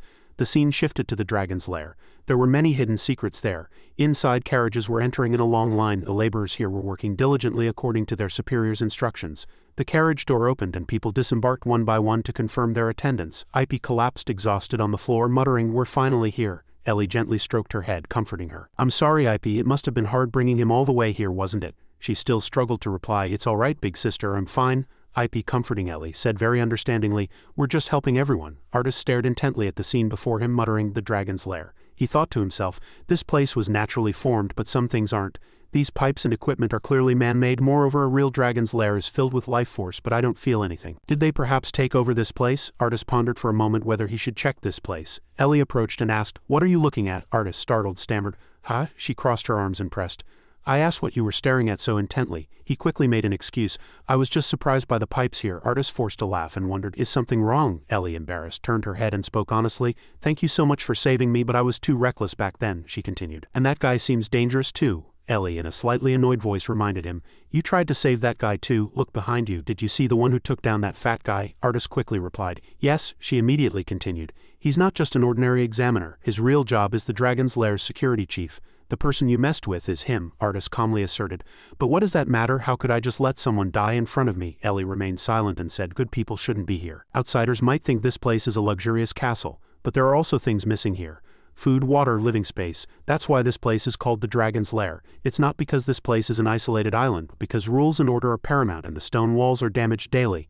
Artis said helplessly, It seems there's no other choice. No sooner had he finished speaking than he took out his fire staff and aimed it at Polly. Flames fell and blazed beside him. Ellie couldn't see anything, but she knew what was happening. Ellie urgently grabbed Artis's wrist and shouted, Stop, she angrily demanded. Why are you? Before Ellie could finish speaking, Artis immediately explained, I was just trying to warm him up. He smiled and said, It seems everyone here is very important to you. Hearing that, Ellie paused. She returned to a calm expression. Ellie, blushing with embarrassment, stammered, Were you testing me? Handy suddenly cut in, saying, You two seem quite close. Ellie denied in an annoyed voice. I was just telling him the rules of this place. Artis scratched his head in embarrassment.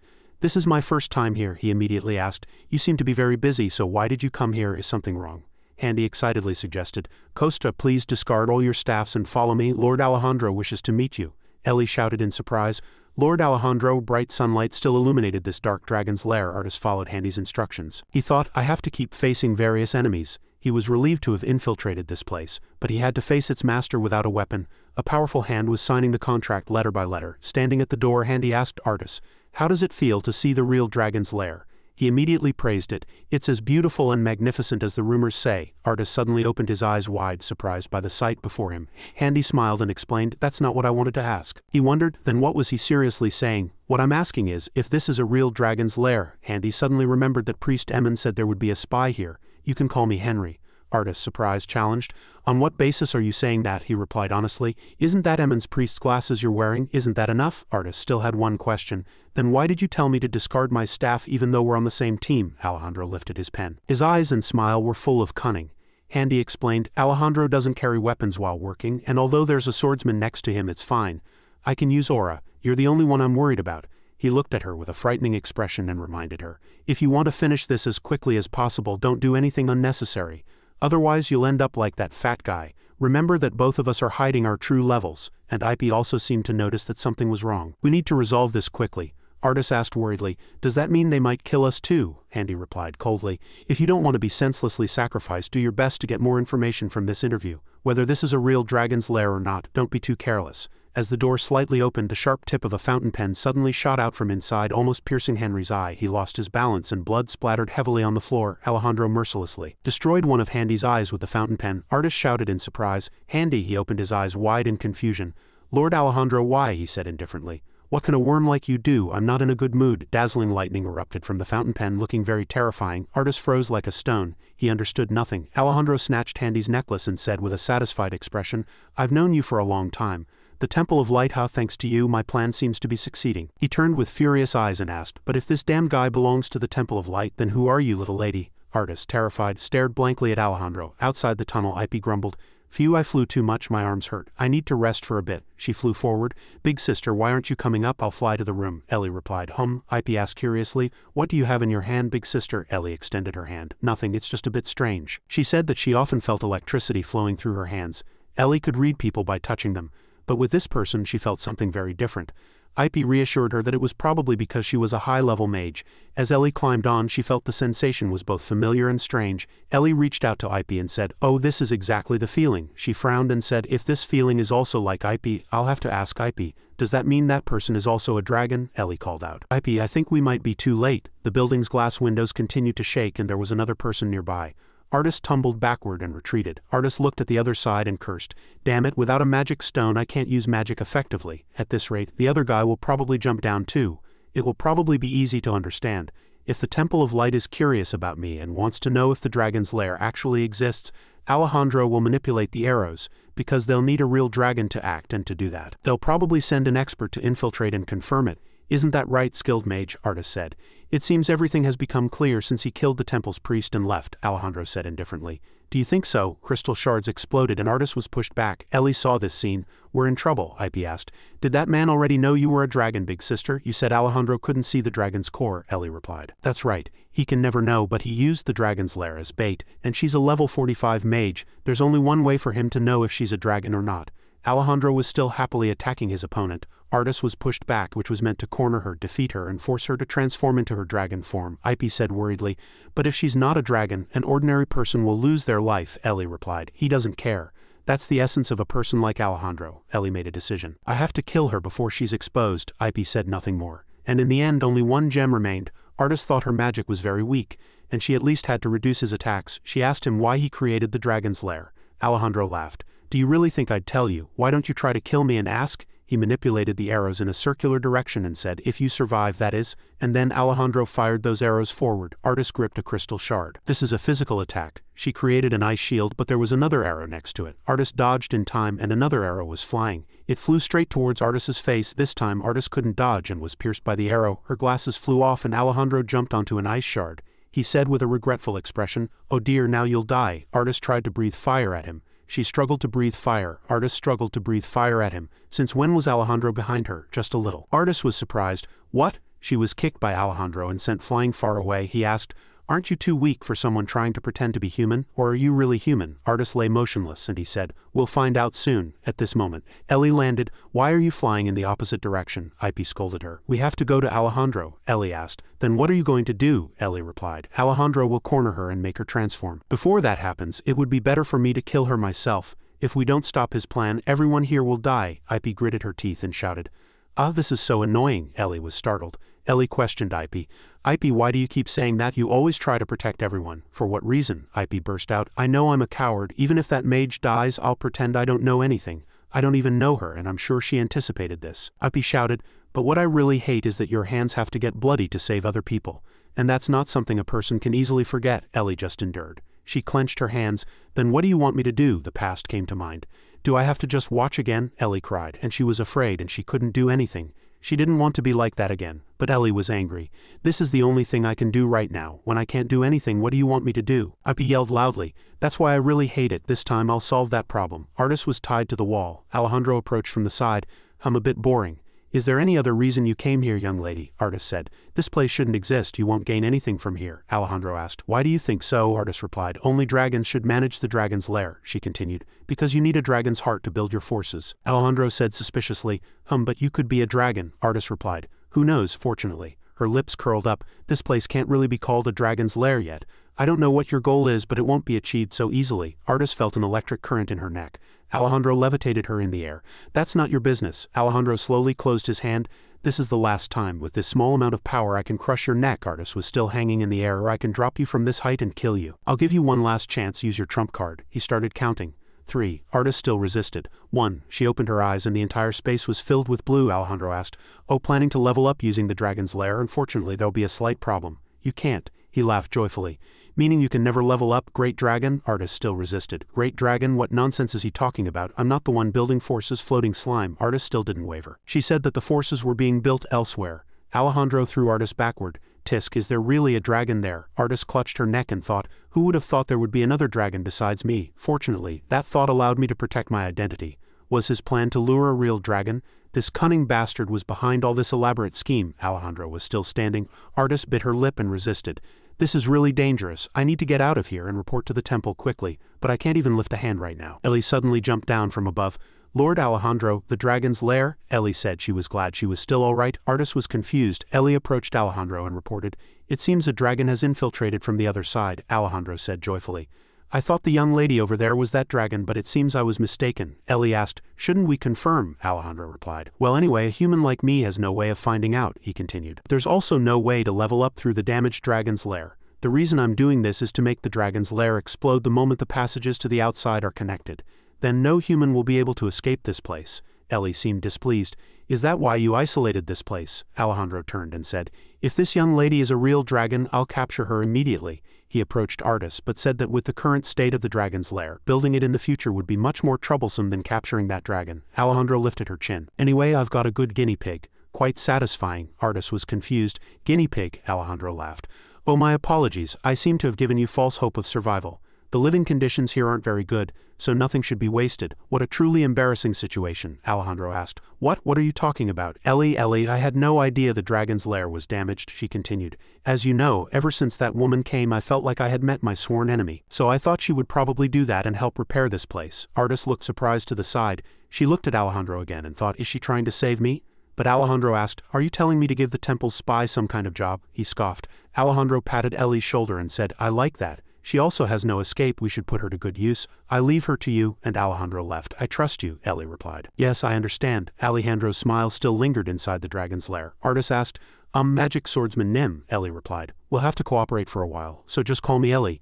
Anyway, since your identity has been revealed, what's your real name?" Artis replied, "My name is Artis Bannister. You can just call me Artis." "Oh," Ellie awkwardly asked, "Am I heavy?" Ellie was a magic swordsman who used power, so she had no difficulty lifting heavy objects. "Is it uncomfortable?" Artis asked worriedly.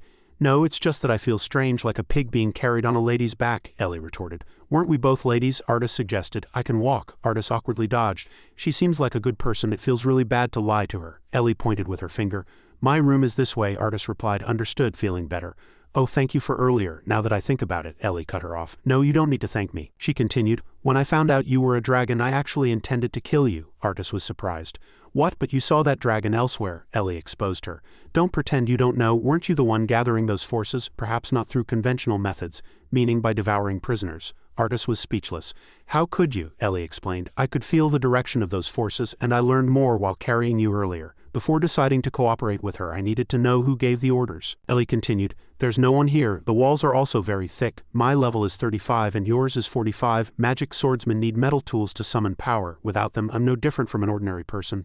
As you can see, I have no sword or any metal. I'm sure a high-level mage like you could easily eliminate me. Artis seemed displeased. Ellie continued, but if you feel threatened, Artis grabbed Ellie's shoulder. Miss Ellie. Artis shouted, control yourself, Ellie asked. Why is Artis suspicious? Did that man Alejandro send you to lure me into revealing my identity to you? The dragon's lair is an evil creation by selfish great dragons. You're being used by him, Ellie denied. No, Artis said loudly. Even though I am Artis Empat Zakna aka a descendant of the fire dragon, and I'm hiding my identity in human form, instead of keeping this secret and helping me, we must confront Alejandro. Before she could even finish speaking, Artis was sent flying. Ellie was flustered and angry. Don't you dare bother my sister, you evil dragon, Ellie sighed. Phew, Artis quickly got up. Dragon. She wondered if this was the dragon who built the dragon's lair. Wait, those feet were made for teaching Ipe. I told you to run away. Ipe was stubborn but spoke loudly to her. Ellie said this threat shows that she doesn't care at all about her identity being revealed. It seems we both have the same goal, so I'll tell you this, Ellie explained. This child was the person in charge of operating the dragon's lair here, and she pretended to be a dragon like you, and thanks to her, Alejandro's suspicions about you disappeared. Ipe was triumphant. HMPH, I'm a genius, a talking flying dragon, and I have a dragon's core. As Ellie approached Ipe, Ipe was surprised. So you're Ipe? Ipe asked. Do you know me? Artis replied. Of course, I've heard a lot about you. She said excitedly, he's really grateful to you for helping him hide his identity. Not only that, but I heard you lent him 300x. Ipe's face turned pale. Ha ha ha, no way. That alien bastard, Hanbin cursed incessantly. Damn it, why did everything turn out like this? Where did I go wrong? He gripped his staff tightly. Damn it, get out please, get down, Hanbin shouted very worriedly. Oh my eyes, high-end automatic toilet level requirements. It was the third day since Artis left for his mission, and the house had turned into a living hell. Hanbin tried to turn on the faucet again. Damn it, water, damn it, nothing is going my way. High-end faucet level requirement 8, and he rummaged through the refrigerator again. I need clean water, but the refrigerator is broken. Level requirement 8. I'm practically a caveman in this house. I really want to cook, but I can't. Cooking brazier level requirement 8. Plus, I don't even have money to go to a restaurant. Premium safe level requirement 8. 33. Warning, forcibly opening this safe will destroy its contents. So if I don't have money, I have to earn it. There's only one way, Hanbin shouted. A mission. Emily handed him a document stating no. The document read, Hunters Association. Guardians cannot accept missions without the Master's permission. Emily opened the book again. I fully understand Mr. Fiat's situation. I'm looking for anything I can do for you, but there's a slight problem with our Guardian regulations. She put down the book and Emily clutched her head and cowered. Earthquake. Hanbin continued stomping his feet and it felt like hell was unfolding before her eyes, but in fact it was just him. Emily said angrily, I'll give you a job, I'll give you something to do, please. Calm down. Since this is me helping you, the reward won't be much, Hanbin replied. That's fine. Emily adjusted her glasses and said, Phew, I really shouldn't be doing this. Don't tell anyone. This happened a week ago. Emily went shopping. I went to buy new clothes for the party. She rummaged through her closet, but I couldn't find them 4 days before the party. Emily was angry. After rummaging through the room for a while, Emily pulled out a strand of hair.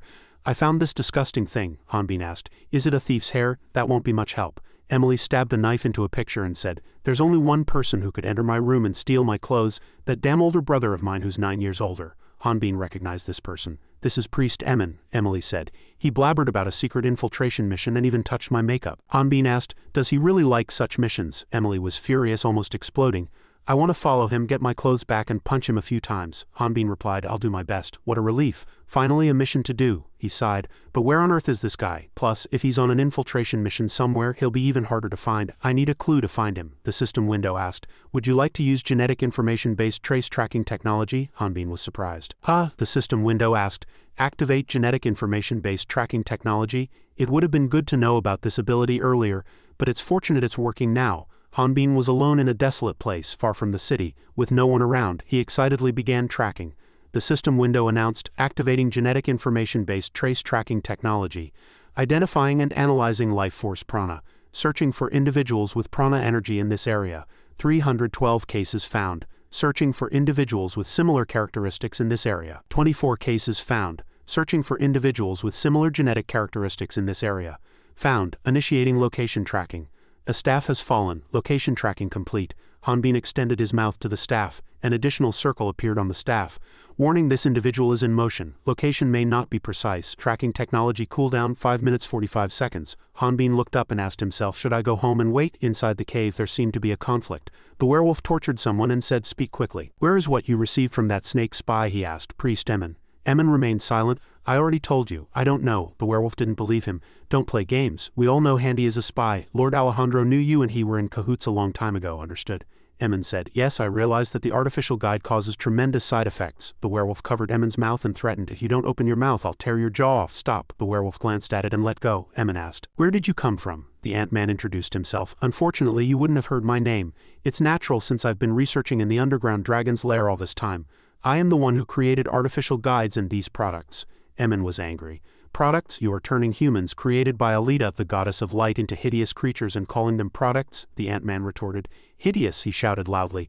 How rude. Don't you know that the true value of humans isn't revealed by their appearance? The Ant-Man choked Emin. You're level 45. It couldn't have been easy to reach that level, could it?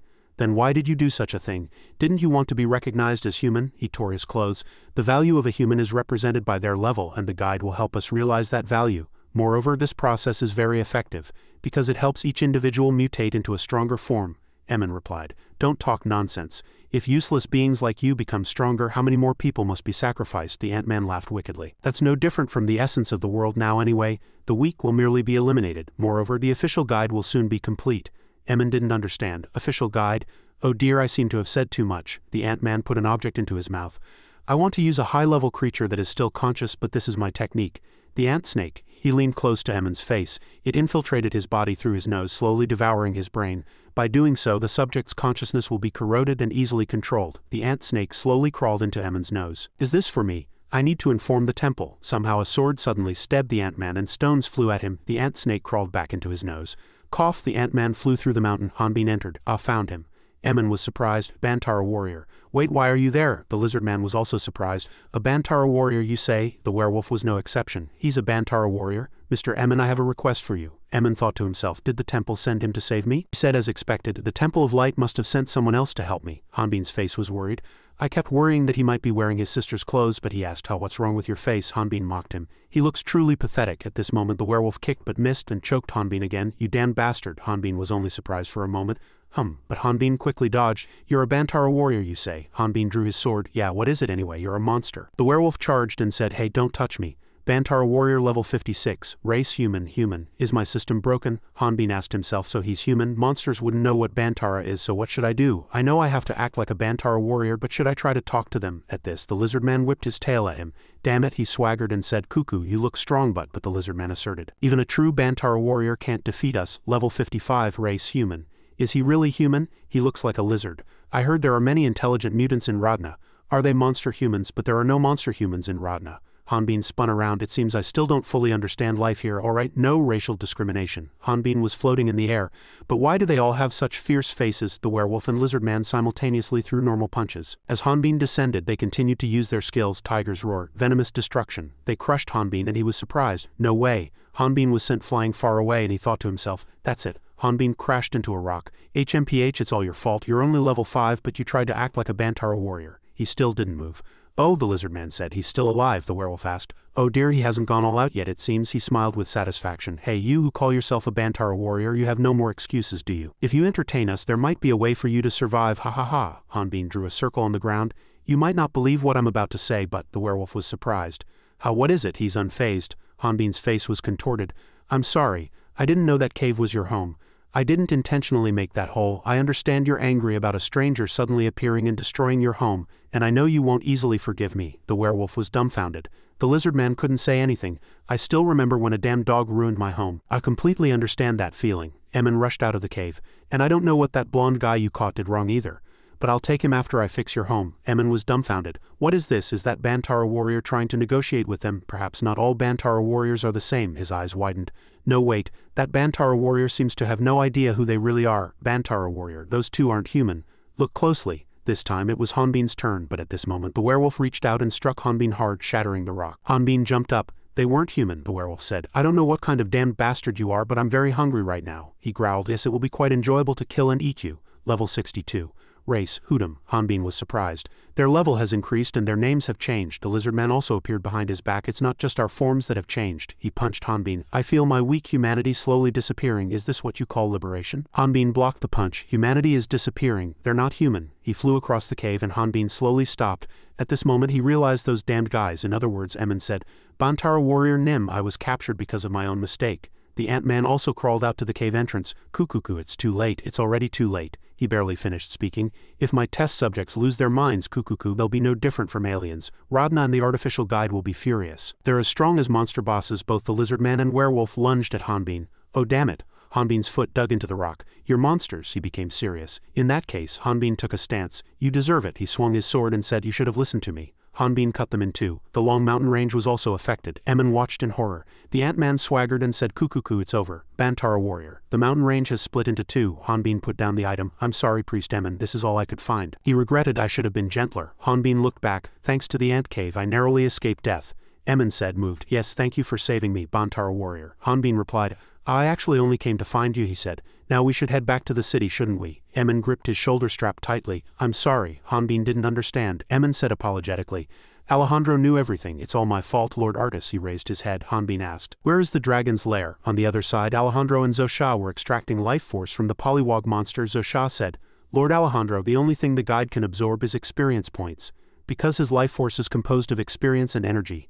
Alejandro said calmly, looking at the suffering polywog monster. When life force reaches its limit, those without a dragon's core will lose their lives. Ah, it's all right. We're just testing if the dragon's lair can function better. Zosha cast a spell. Understood. Increase the energy levels. The polywog monster immediately sprouted hundreds more heads on its body, looking utterly horrific, each head wailing in despair. Droplets of life force floated above the experimental device. Zosha announced, Lord Alejandro, the system has stopped working. Alejandro was discouraged. It seems it truly won't work. To complete the official guide, I need a guide with a dragon's core in human form and a stable dragon's lair. Only then can a vast amount of life force be transferred to the dragon's core. At this moment, the polywog monster's body was covered in countless teeth, looking extremely horrific. Alejandro was still lost in thought. The reconstruction of the dragon's lair is complete, but it frequently stops even after starting. I am certain there is nothing wrong with the great dragon's blueprint. He didn't notice the polywog monster. The monster, which had been tied to the chair just moments ago, was now breaking its shackles. It charged at him with extreme rage, and Zosha was horrified. The moment the monster's hand was about to reach Alejandro's head, he spun the pen in his hand and the system line snapped, immediately rushing to bind the monster and pull it back. Alejandro remained very calm. As expected, it needs one more key to operate. While Zosha was still bewildered, Alejandro ordered her to summon the Ant-Man. He had a few things to discuss with him. Zosha replied, he went out to buy materials a few days ago, and there's been no news from him since. Alejandro grew suspicious about Priest Emin's materials. Zosha replied, yes, I'm sure he took 2 level 60 experimental products with tracking capabilities. Alejandro frowned. Level 60 experimental products are equivalent to dungeon boss level power. Why hasn't he returned yet? Anyone who could fight those two would surely be someone powerful and likely enraged. Inquisitor, damn it, the situation is getting more complicated. Gather the experimental products and take them to the deepest basement level. Zosha was surprised. The deepest basement level? Do you mean the life force synthesis chamber? How many should I take? Alejandro coldly commanded. All of them. From IP's side, she recounted events from a week ago. A week had passed since they arrived at the dragon's lair. During that time, she and Sister Ellie continued to search every corner of the dragon's lair. As a dragon, Artis seemed to know quite a lot about the dragon's lair, which made me realize a few things. But since I was a giant wyvern, I couldn't help them at all. I couldn't go inside, so there was nothing I could do. So I hadn't talked much with my sister lately, and being left alone all day made me bored and lonely. But it's not like I have a lot of free time either.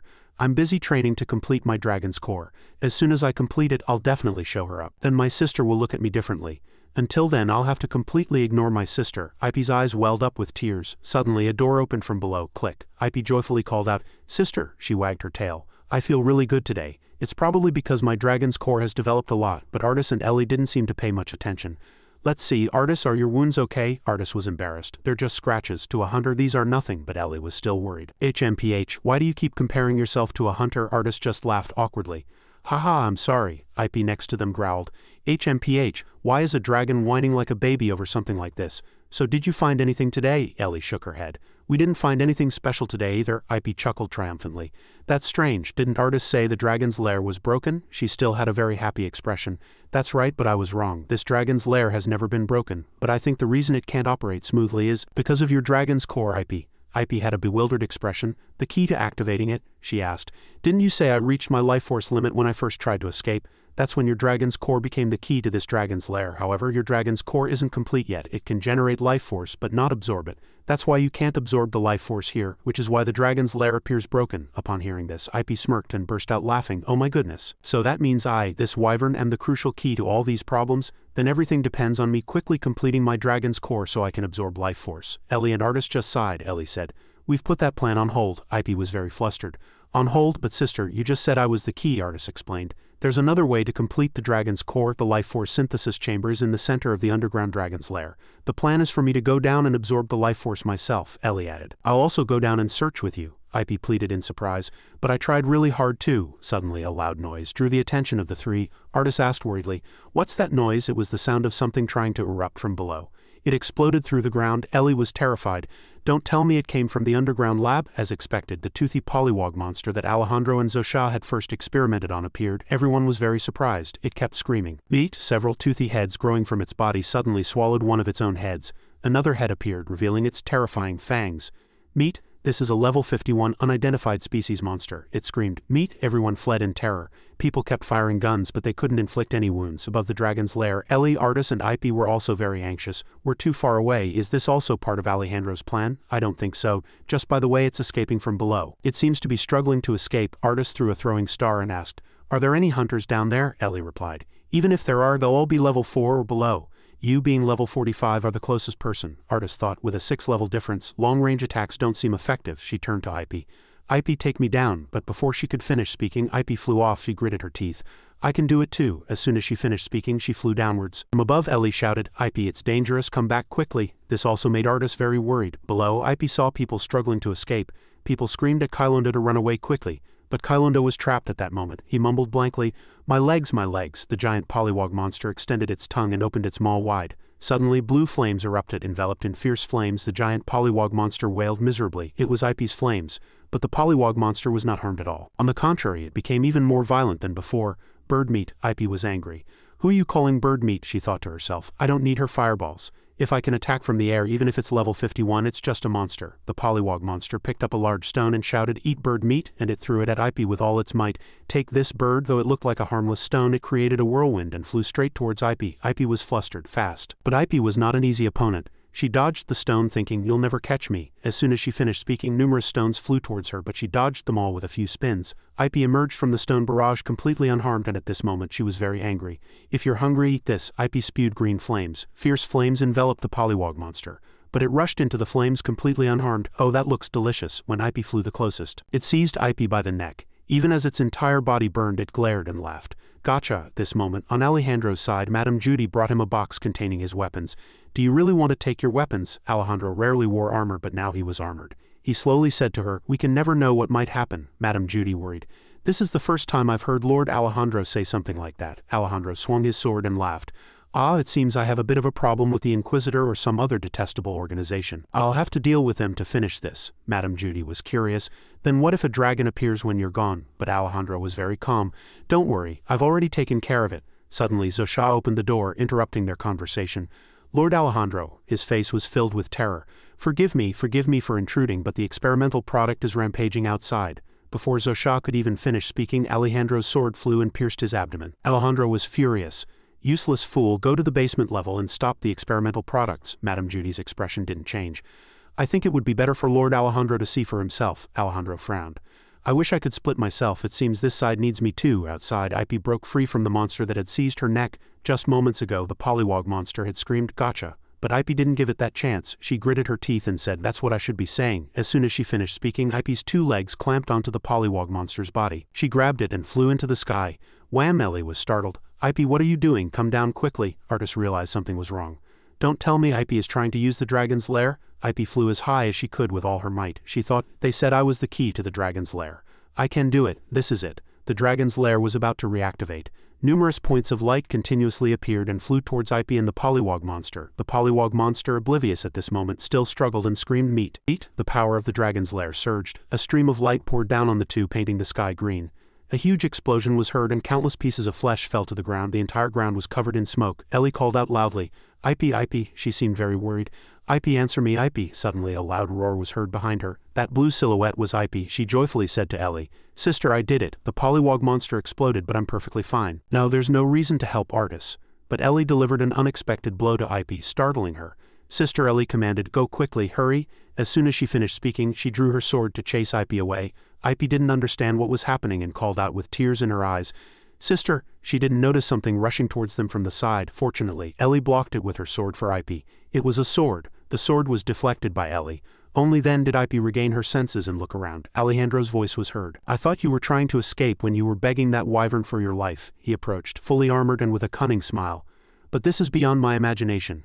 "Ellie, a wyvern with a dragon's core?" Ip looked at him cautiously. Her eyes filled with rage. Alejandro continued, "Were you planning to absorb the dragon's lair's life force with that dragon's core?" Even as Ellie lost her patience, Alejandro said with a treacherous look, "Ellie, I thought you would know. I don't give second chances." On this side, Artis with sharp eyes burst out of the smoke attempting to attack Alejandro. Artis used her flames and shouted, "Ip, run away." Magic was activated. Fierce flames flew straight towards Alejandro, attempting to burn him, but he easily blocked the flames with his sword. "Oh, has that lady joined your side now?" Ellie tried to ambush him from behind, but he also noticed her. "You move fast." Ellie, in the end, you couldn't even touch a single hair on his head. She merely blocked his sword with her own. Artis and Ellie struggled to buy Ip time to escape. Ellie blocked the attack and shouted, "Ip, if you're caught, everything will be over. Hurry." Ip understood, closed her eyes and flew into the sky. At this moment, Ellie struck Alejandro's sword away. Artis also ignited her flames, preparing to charge. Alejandro activated purple lightning from his sword. Just before the two attacks landed, he vanished with the purple lightning and flew into the sky. Ip turned back in surprise. There was a flash of lightning on the ground. She hadn't expected Alejandro to fly next to her in an instant.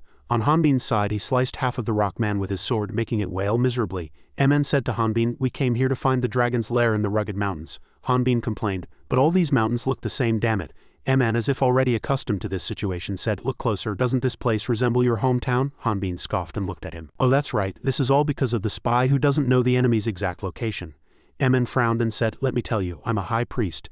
If I infiltrate enemy territory, who will write the report? Besides, I'm just a support person from the outside, so there's nothing I can do." No matter what Emen said, Hanbin was only interested in finding the enemy's hideout. He asked, "Hey Ant, is this path certain?" The ant-man cried out once, innocently and cutely. Emen shook his head. "It seems he doesn't understand my question. Now that fellow is no different from a monster. We won't be able to find the dragon's lair like this. We need to go back to the temple and request reinforcements." Hanbin meanwhile continued to give flowers to the cute ant with a very gentle expression. Seeing that scene, Emen was angry. "How can you be so idle?" Bantara Hanbin also had his own reasoning. "If he eats something that reminds him of home, he'll lead us there." But Emen seemed unable to tolerate it anymore at this point. That fellow was once human. How can eating grass remind one of home? Even if Artis might not truly be dead while you're playing these games, Artis could be going through a lot. Hearing this, Hanbin snapped back to reality and Emen scoffed. "Of course, as the direct person in charge, I shouldn't say that." Hanbin slowly stood up. "No, I wasn't angry with you. You know, I warned him that if he kept going, he might die. I even underestimated his abilities, but I don't think what I said was completely wrong. In the end, I was right, but thinking back, I'm just making excuses for myself." Emen couldn't help but laugh as he listened. Hanbin asked, very puzzled, "What's so funny?" Emen said, "I thought the Bantara tribe were barbarians who liked blood and guts, but I found out they also care about their friends. You're very different from the rumors." Hanbin froze. Concerned, blood and guts are the best. While the two were arguing, suddenly a very powerful lightning bolt erupted from a distant mountain, splitting the sky. This drew the attention of the two. They wondered, "Is that lightning?" "No, I'm sure it was shot from underground." "Then it must be a magic swordsman." Emen frowned. "If I can see a magic swordsman's skill here, is it Alejandro? Finally, we can return to the temple and bring the army." When Emen looked back at Hanbin, he had already taken a stance like a sprinter. Emen said in surprise, "You mean you?" Before he could finish speaking, Hanbin's feet shattered the ground. Only trails of smoke could be seen flying after him. At this moment, only the mountain from which the lightning had been fired was visible in his sight. Hanbin's face was very determined, and only Artis was on his mind. On this side, she also seemed to be in trouble with Alejandro, and she gritted her teeth. The moment Ellie and Artis launched their attacks at Alejandro, he stood firm, completely unshaken. And he immediately disappeared with only a flash of lightning remaining behind him. Ellie and Artis were puzzled. "A magic swordsman," Artis gritted her teeth in anger. "Now that Alejandro has found the dragon's core, there will be no way for us to retreat. The only one who can stand against him now is a dragon." Thinking this, Artis struggled to transform into her dragon form. The lightning Alejandro left behind was so powerful it could tear the sky. Alejandro was smiling with satisfaction at this moment. It took longer than I thought, but in his hand was an exquisite sphere containing the dragon's core. Alejandro sat on Ipe's body and said, "Well done, Ipe." At this moment, Ipe was lying painfully on the ground. Ipe looked at him with hateful eyes. "Alejandro," but he only responded with a satisfied smile. "Ha ha ha ha, don't make that face, act like you've never had it." Saying this, he extended the spherical box to Ellie and Artis. He said proudly, "And the ladies here won't have to suffer because of it." The smoke from the ground quickly disappeared. Artis sat helplessly on the ground and Ellie was still trying to clear the thick fog. Artis's face was filled with fear. "Why can't I transform into a dragon?" Ellie stood in front of Artis and said calmly, "It seems that man has prepared countermeasures against dragons. Perhaps he has been planning this ever since he learned your identity, Artis." But Alejandro's necklace was truly a unique item. It was a polymorphic necklace that could transform dragons into humans. Thanks to it, he could prevent the dragons in the surrounding area from returning to their original forms. Artis frowned. "A unique item, there will be no way to fight against him." Ellie shouted Alejandro's name with all her might. "Alejandro, the only thing needed to complete the artificial guide now is my instructions. Release everyone in the dragon's lair. Otherwise you won't be able to execute your plan." Seeing Ellie act so recklessly, Artis was very worried. "Miss Ellie," on this side Ipe called her sister, frightened. But Alejandro remained calm. "Ellie, I thought you understood me well by now. Why do you think I spent so much time gathering countless Rodna people here? Do you really think I brought them here to rebuild this place? Isn't it strange that you can't feel any life force here? Can inanimate objects also possess life force?" Artis realized. "Don't tell me the dragon's lair isn't a warehouse." But saying this, Alejandro gently knocked Ellie's sword away before she could even throw it. He said, "This place is where life force is killed from humans and other living beings," and she looked back in surprise. Why did he swing his leg aiming directly at her head? That kick sent Artis flying. He was still very calm. "In other words, even if your plans succeed, all these Rodna people will die." And Alejandro laughed wickedly. Ellie heard it and couldn't contain her anger, shouting his name. "Alejandro, how can you do such a thing to people like us?" And she swung her sword at him. But Ellie was clearly no match for Alejandro. In an instant, the last sword remaining in her hand was also struck away, and he countered her. "You are just foolish." He immediately plunged his sword into Ellie's body, making her scream in agony. And Alejandro laughed loudly. "Ha ha ha!" Ipe saw it and cried out, running towards them. "Sister, stop, Alejandro." But immediately, another sword pierced his wing, pinning him to the ground, making him unable to move. He could only scream. "Ah!" At this moment, Ipe realized everything was her fault. "Me." Alejandro was still reveling in the joy of discovering the dragon's core. He took out a device and said proudly, "I never thought I'd have to use a detector on an experimental subject like this." And he lifted the suffering Ellie. "Honestly, I never imagined I'd use this on my own body. You should thank me." He directly inserted a cylinder-like device into Ellie's neck, causing purple veins to protrude on the surrounding skin. But Alejandro continued. "To reduce the side effects of the guide, information similar to the user is needed. Wouldn't that be too difficult for a Rodna person?" Alejandro's smile grew even more grotesque and he picked up his sword again. "Well, that doesn't matter, because it will help you have a more peaceful death." And he pointed the sword towards the suffering Ellie. But before he could do anything, he was attacked with flames directly to his face.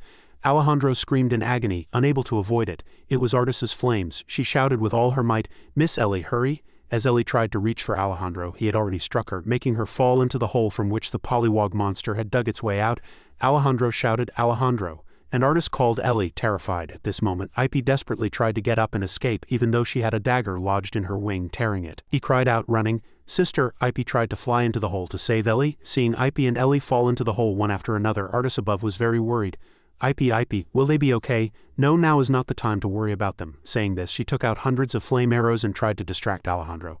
"They'll be fine, I'll do what I can." With all her might, Artis's eyes grew more determined, and she cast a spell. Flames erupted from the bloodstone arrowheads. But soon the bloodstone shattered, and Artis was surprised. A magic stone. Alejandro blocked Artis's flame attack with his lightning. Thin flashes of lightning pierced and shattered her bloodstone. Alejandro was completely unshaken.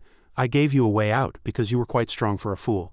But you chose the wrong opponent. If you truly want to die, I'll burn you to death with my high-voltage current." Artis's arrows were breaking one by one, and she had to drop all her weapons, but Alejandro's lightning flashes flew straight towards him one by one. Artis thought, "Is this the end? If Ellie and Ipe survive, they can destroy the life force synthesis chamber underground, which will put an end to Alejandro's plan. Sister, have I fulfilled my duty as the head of the Bannister family well? But without me, Hanbin will be in trouble." While Artis closed her eyes and endured, suddenly Hanbin landed perfectly right next to Artis. His landing caused such a huge impact that the ground cracked. Alejandro hadn't noticed anything yet, and wondered, did something like a bomb just fall from the sky? Damn it, did Ipe mess something up? On this side, Artis couldn't believe her eyes.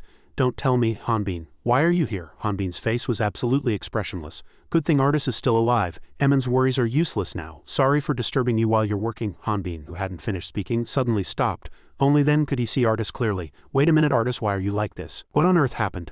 and he saw Artis collapse as if she had lost all her strength. Artis sobbed, "Hanbin, I don't think I can do anything alone. I did my best, but it's pathetic." Hanbin was very sad to see Artis's desperate state.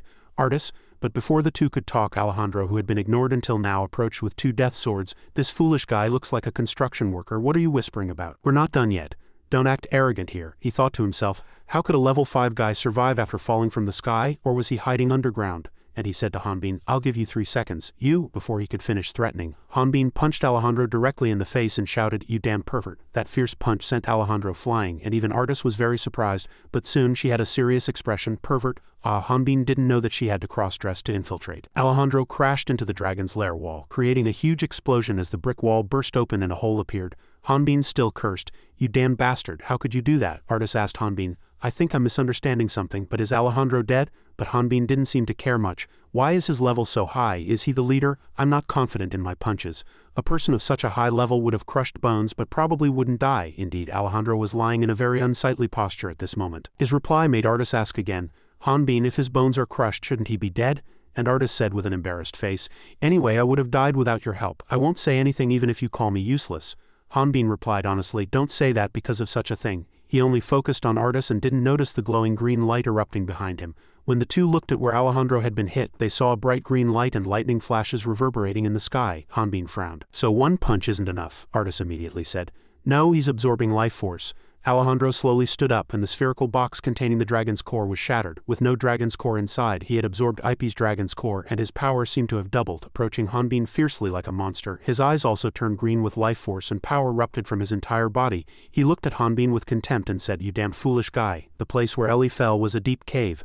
Ipe pulled the knife out of Ellie's shoulder and bandaged her wound. He wrapped Ellie in his giant dragon body. "Sister," Ipe cried out in pain. "Sister, wake up, sister." But Ellie still lay motionless on the ground. Ipe rubbed her face against Ellie's body and her eyes suddenly filled with terror. "Sister's heart has stopped," he sobbed, constantly blaming himself. "Sister, is because of me, please." His tears fell on her body, creating an electric current, stimulating her heart to beat again. Ellie moved faintly, then coughed a few times. Cough, cough, cough. Ipe froze, unable to believe his eyes. "Sister." Outside, the situation was very urgent. Hanbin and Artis looked at the powerful light soaring from above. "Did he absorb the dragon's core into his body?" he asked Artis worriedly. "Why the dragon's core? Is it yours? Does the dragon's core have the ability to restore power?" Artis reassured him. "Don't worry. He doesn't know I'm a dragon. Usually when you hunt a dragon, the life force remaining in the dragon's core is too weak to be restored, but at this moment Alejandro had completely recovered," Artis continued to explain. "If it's a dragon's lair like this place, it's entirely possible to absorb abundant life force." Alejandro looked at the two with hateful eyes. "What on earth is this guy? That damn guy isn't wearing any items." I clearly saw his display board showing level 5. Hanbin and Artis were ready to fight, clenching their hands and looking at him with determined eyes. But Alejandro kept questioning in his mind. "So where does his power come from?" he shouted. "Who the hell are you?" Hanbin triumphantly curved the corners of his mouth and smiled. "HMPH, and he said proudly, "The one you are seeing is a Bantara warrior." Artis was a little flustered by Hanbin's excessive behavior, but she could only call out helplessly, "Hanbin!" Alejandro gritted his teeth in fury, veins bulging on his face. Hanbin continued proudly, "As a Bantara, I will never forgive your perverse actions. However, if you sincerely apologize, I will spare your life." Artis yelled, annoyed. "Please be serious," Hanbin smirked and said. "Come on, we don't need to get too involved in this. We just need to buy time until Priest Emin reports to the temple and brings reinforcements," Artis said to him in a worried voice. "No, that's not it. He's part of?" Hanbin's eyes widened at the information he just received. "The Great Council of the Earth." Alejandro approached menacingly, weapons in both hands. "Fine, I don't care if you don't reveal your true identity." Flashes of lightning emanated from his eyes. He continued to growl, "But if you intend to disrupt my plan, I will tear you to shreds piece by piece." Each of his footsteps carried a powerful surge of lightning. As the magic swordsman unleashed the power that enveloped his body, energy spread through the air around the ground. Alejandro crouched low, and the streaks of lightning covering his body summoned a lightning-fast magic swordsman. He rapidly rushed towards where Hanbin and Artis stood. Wherever he passed, fierce lightning struck the ground. Soon he was right next to Hanbin, but Hanbin still stood still, watching. Thus this technique is also called lightning step.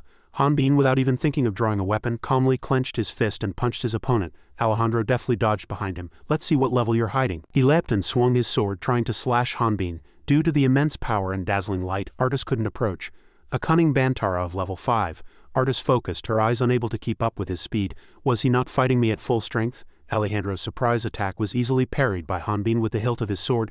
"So you don't care about your identity as someone from another world?" Alejandro became even more interested in Hanbin's true power at this moment. "If you were at least level 50, I would have cut your throat with this technique. Since you're not surprised that I know you're from another world," he finished speaking, turned and attacked. Then let's see if you're level 60 or higher. Hanbin deftly dodged. Those with regeneration abilities are truly annoying. However, to find out information about the Great Council of the Earth, he had to fight him with ordinary strength. Alejandro attacked wildly, not forgetting to proudly remind him, "Oh, by the way, you shouldn't dodge this attack." Hanbin tried to keep dodging, but then he was surprised to realize Artis was standing right behind him. Alejandro said, even more delighted, "Unless you want the person behind you to be shattered." Artis also lowered her head with a worried expression. The two swords in Alejandro's hands rotated streaks of lightning around his body. The movement of the weapon would cause this flow of energy to rotate, making the technique's attack power uncontrollable. A huge vortex of lightning was created. Lightning gale slash. Hanbin raised his sword to block the opponent's powerful attack. He laughed heartily, delighted. "Let's see how many pieces you're torn into." He didn't see that the lightning striking him caused no damage. His face suddenly turned pale. A loud explosion was heard. Hanbin pressed his sword down with one hand. Alejandro barely managed to block with the two swords in his hands. Hanbin's eyes were cold at this moment. "Perhaps you shouldn't dodge this attack, unless you want to lose your arm." He pressed his sword down even harder. "Now what level do you think I am?" Alejandro barely held on, terrified at this moment. What in the world is this power? As Hanbin was about to deliver a decisive blow, Artis's mental message was heard. "Hanbin, wait." Hanbin paused, eyes wide, and looked at Artis. "I heard Artis's voice in my head." Artis didn't speak. "This is a one-way telepathy technique that allows me to hear your thoughts." Hanbin was surprised. "You had such a technique too," Artis reminded him. "There's something I need to tell you." She looked directly at Hanbin, her gaze resolute. "Alejandro is the operator of the dragon's lair. That means he is absorbing the life force of the people here to restore himself." Hanbin, despite not caring about Alejandro, desperately blocked his sword. Artis continued to send mental messages. "If you kill him, this place will go out of control. That will cause everyone of low level to lose their life force and die." Artis offered a solution. "The only way to stop it is to destroy the life force connection." Hanbin fell into deep thought. "That means if I don't limit my strength when fighting him before destroying the connection, I'll face big trouble." Artis bent down and pleaded, "But we have to kill him." Artis's thoughts incessantly echoed in Hanbin's mind. "If you hadn't come at first, I might have died, but even so, I would have used every method to kill him." Hanbin didn't turn around, but he kept listening to her sincere words. "So even if you kill him, the people who die afterward are not your fault." Artis gritted her teeth, her voice sinking. "Even if I go underground, I'm not sure if I can find that place. My stubbornness has dragged you into this chaos." Artis was filled with sorrow. "So I won't be a burden." A large hand approached Artis's forehead. Hanbin, who had approached her at some point, flicked Artis's forehead quite hard. Alejandro, who was sitting on the ground, was bewildered. Artis, tears welling up, rubbed her forehead and yelled in anger, "Hanbin, what in the world are you doing?" Hanbin turned with his sword slung over his shoulder and said, "Why is your explanation so complicated?" His question made Artis even angrier. What did he say? While Artis was still sitting on the ground, tears flowing, Hanbin spoke. "First, find and destroy that connection or whatever it is. I don't care what it is. Second, I'll do my best to keep him from getting hurt while I block your path." No matter how strong Hanbin was, Artis couldn't feel at ease. "No matter how strong you are, it's still very dangerous if you get hit by his attacks. Besides, all of this happened because of me. I can't force you to solve it." Hanbin turned around and smiled brightly. He said in a confident voice, "I trust you. Let's finish this quickly and go home." Artis looked at him for a few seconds, then her lips curled up and she made a decision. Artis quickly left to complete her mission. "I'll be back." Hanbin smiled softly, watching Artis leap into the dragon's lair. "Tisk, a fellow is too soft to be a dragon." But a moment later, when he looked at Alejandro, his gaze changed. Now Alejandro staggered to his feet and Hanbin pointed to the abyss, saying, "I thought you'd chase him, but you're still here. Isn't there something important down there?" He answered confidently, "Indeed, but I've prepared countermeasures for a trivial fool like him." Despite seeing Hanbin kill him once, he still seemed fearless. He arrogantly pointed his sword at Hanbin. "My plan can be stopped in any way, but not by this method, because you cannot kill me." Hanbin laughed delightfully.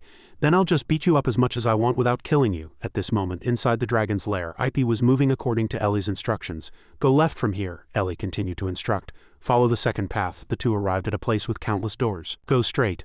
Ipe was sitting on her back. Though she couldn't see, Ellie could feel it. "I can feel more life force. I'm close to the synthesis device." Ipe couldn't help but worry. "You're pushing yourself too hard without the system." Ellie reassured her. "Just because it's gone doesn't mean my abilities are gone. Alejandro has a few henchmen, but they don't know I betrayed him." Ipe continued to move. Ellie said apologetically, "Even if I successfully stop his plan, I won't be able to get out of here safely. I never thought it would get this complicated." "Ipe, I'm sorry," Ellie replied as she guided him. "It's all right. Actually, I want to see Alejandro's expression when I destroy this," Ellie said firmly. "Besides, I never thought this would be the end. I'm going to survive and travel the whole world," Ellie teased. "I thought you'd become a wanted person after being caught and used by Alejandro," Ipe said indignantly. "But I can ask Artis to explain, can't I?" Ellie smiled softly. "Anyway, I'm going to travel." Ipe. Suddenly the ground shook violently. The area around them was covered in dazzling blue light, terrifying both of them. Ellie tightly gripped her continuously bleeding wound. Ipe called her name. "Ellie?" Ipe asked worriedly. "Are you all right?" Ellie gasped. My wound from the shaking, Ip, realizing the situation was unstable, urged her, Artist must be fighting, we need to go quickly. Ellie looked at her bloodied hand. I could feel life force draining from earlier. One is that, and the other is the sensation from this wound. Ellie knew her time was running out. I have to go quickly. Ip stopped and asked, Ellie, is this really it? In front of them at this moment was a strange object surrounded by white wings. Doesn't Ellie know what's happening? What's going on, Ip? I can feel powerful life force there. The synthesis device must be there. Ip was terrified. Doesn't Ellie feel it? Then everything here. Ip didn't see the mutated corpses scattered around. Ellie kept trying to move forward. What happened? The two approached the strange object. Ellie still didn't understand Ip's words. Ip, what are you talking about? It turned out to be one of Alejandro's experimental products. He drew strange symbols on the wall with blood. Does Alejandro still have something to deal with? He continued to mumble to himself. Then he hasn't answered the believers yet. His eyes had turned into terrifying horns, and his lower body was attached to a giant monster. His two mouths with sharp teeth shouted simultaneously, Goddess of Light, I will fulfill my mission. In front of the giant monster, each limb had sharp claws. On its back were white wings. Ellie and Ip looked truly small. The monster charged and attacked. Ip was too surprised to react, but Ellie, as if it was an old acquaintance, shouted his name loudly. Handy? At this very moment, a fireball flew and struck the monster, barely saving the two. But its feet still struck Ellie and Ip. Fortunately, this attack only sent them flying far away. He yelled furiously, You two, how dare you interfere with my mission? It turned out the attack just now was Artis's. Horrible. Handy, a priest of level 50 or higher, has become an experimental product. Artis shouted loudly to make him snap out of it. Priest Handy, we are not enemies. We came here to destroy this place. But he had completely lost his mind and became even more frantic. Mission, duty, anyone who interferes with my mission is an enemy. As soon as he finished speaking, he charged to attack and kill them. At the same time, Hanbin was also retreating to avoid Alejandro's attacks. Streaks of lightning continued to fly. Alejandro chased him and charged. Behind them, broken rocks exploded, but the two continued, one dodging and the other chasing. The lightning bright blades clashed. After a long battle, Alejandro seemed to understand Hanbin's abilities. I'm sure there are many flaws in your fighting style, but your strength and speed compensate for them, he challenged, placing his neck against Hanbin's sword. If you can cut my throat, you are a very dangerous existence to me. Hanbin didn't reply and quietly took a stance. He charged to punch him, but Alejandro caught his arm in midair with lightning. One punch can't kill me. Do you think you'll hit me? This made Hanbin pause for a moment. Alejandro said triumphantly, I already know your fighting style. You've never fought an enemy that uses lightning. Hanbin was caught in midair by him, and he held his weapon below, ready to attack. A single target technique will be more effective against you than an area of effect technique.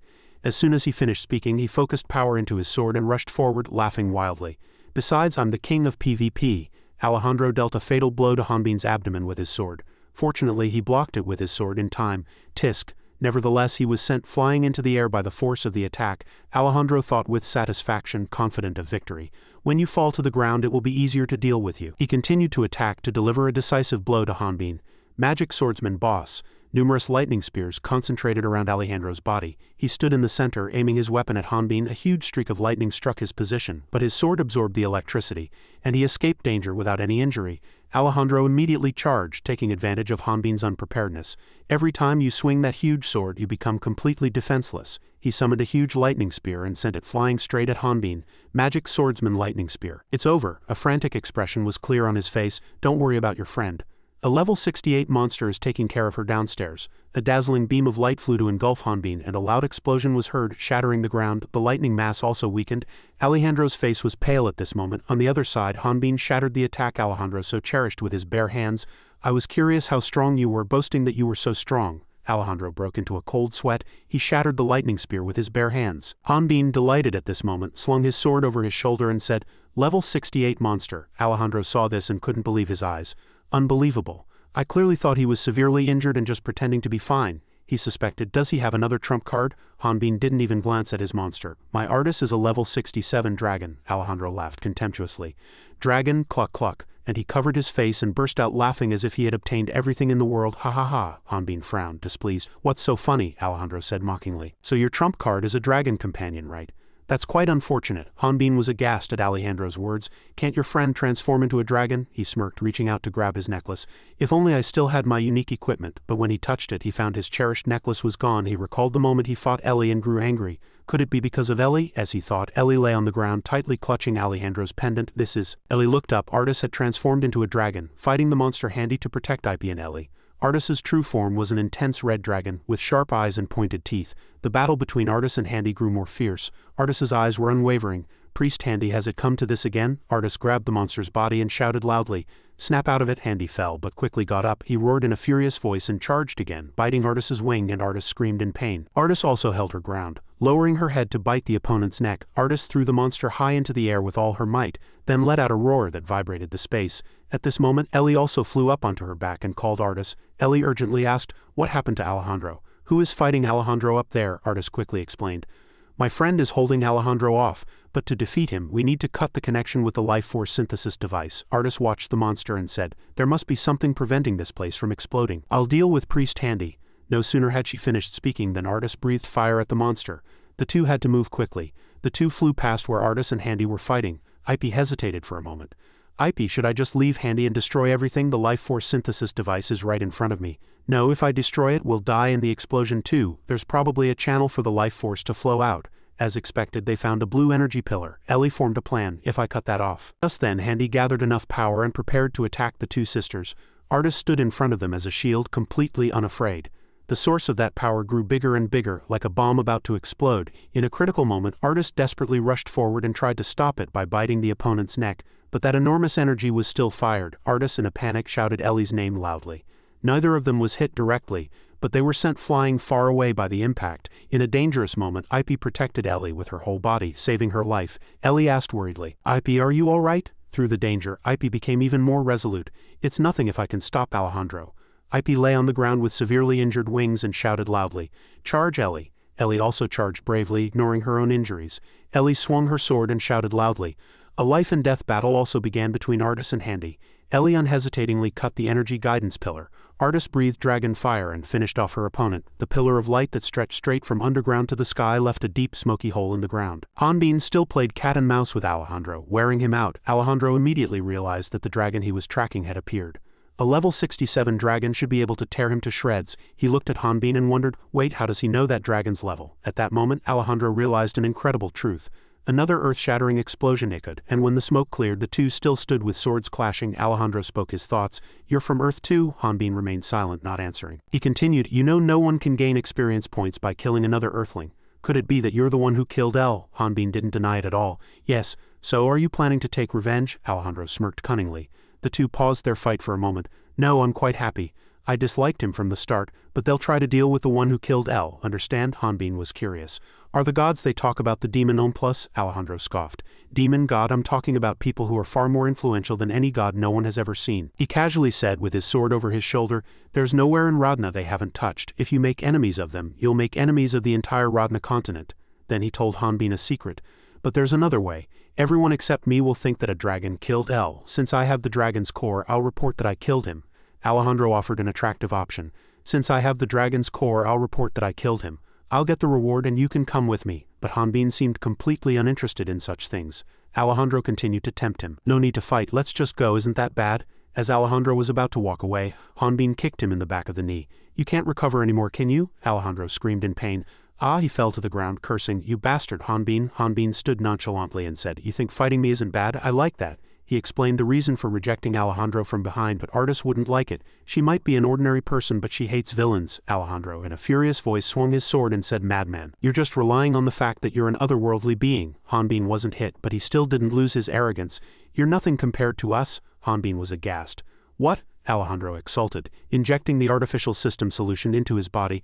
"I should have shown them this power, but if I can deal with you, they'll forgive me too." In the blink of an eye, sharp thorns erupted from the ground around Alejandro. Hanbin unhesitatingly shattered everything with his sword. Inside, Alejandro was undergoing a mutation process.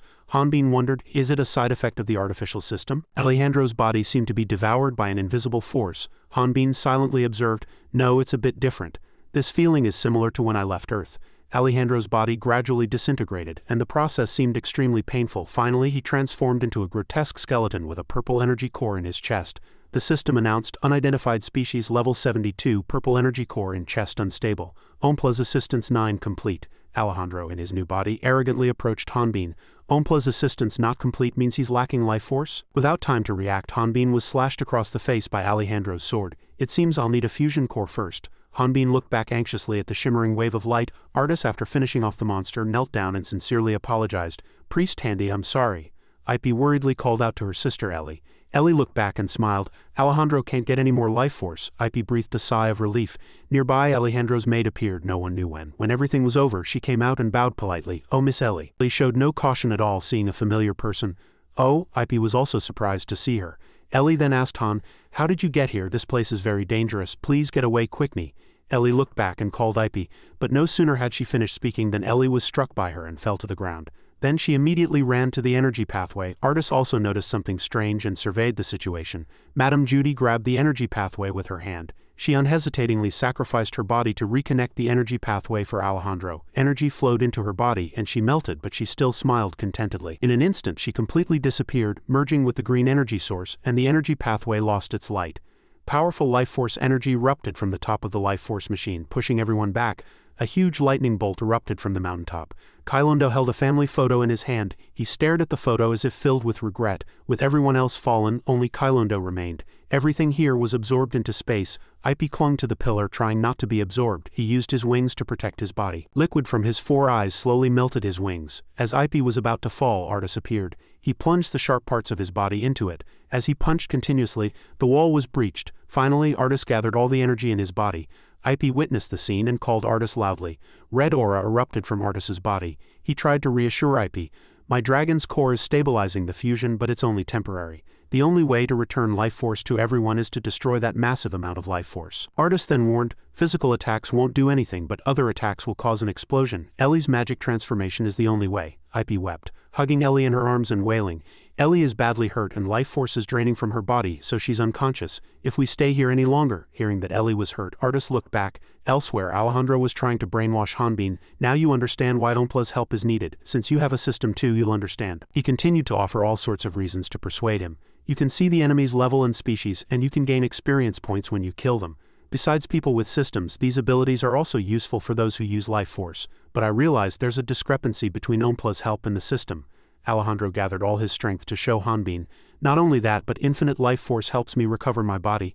Like L, I cannot be destroyed by the 4 energy sources. The 4 energy sources are prana, mana, aura and force. In other words, I'm immortal." He glanced at Artis's image through the system and thought to himself, "Besides, I can know everything around me by the movement of life force. I was worried that the remaining life force would be destroyed, but fortunately, Ellie is almost dead, and the dragon has nowhere left to run." Alejandro laughed loudly with great pleasure.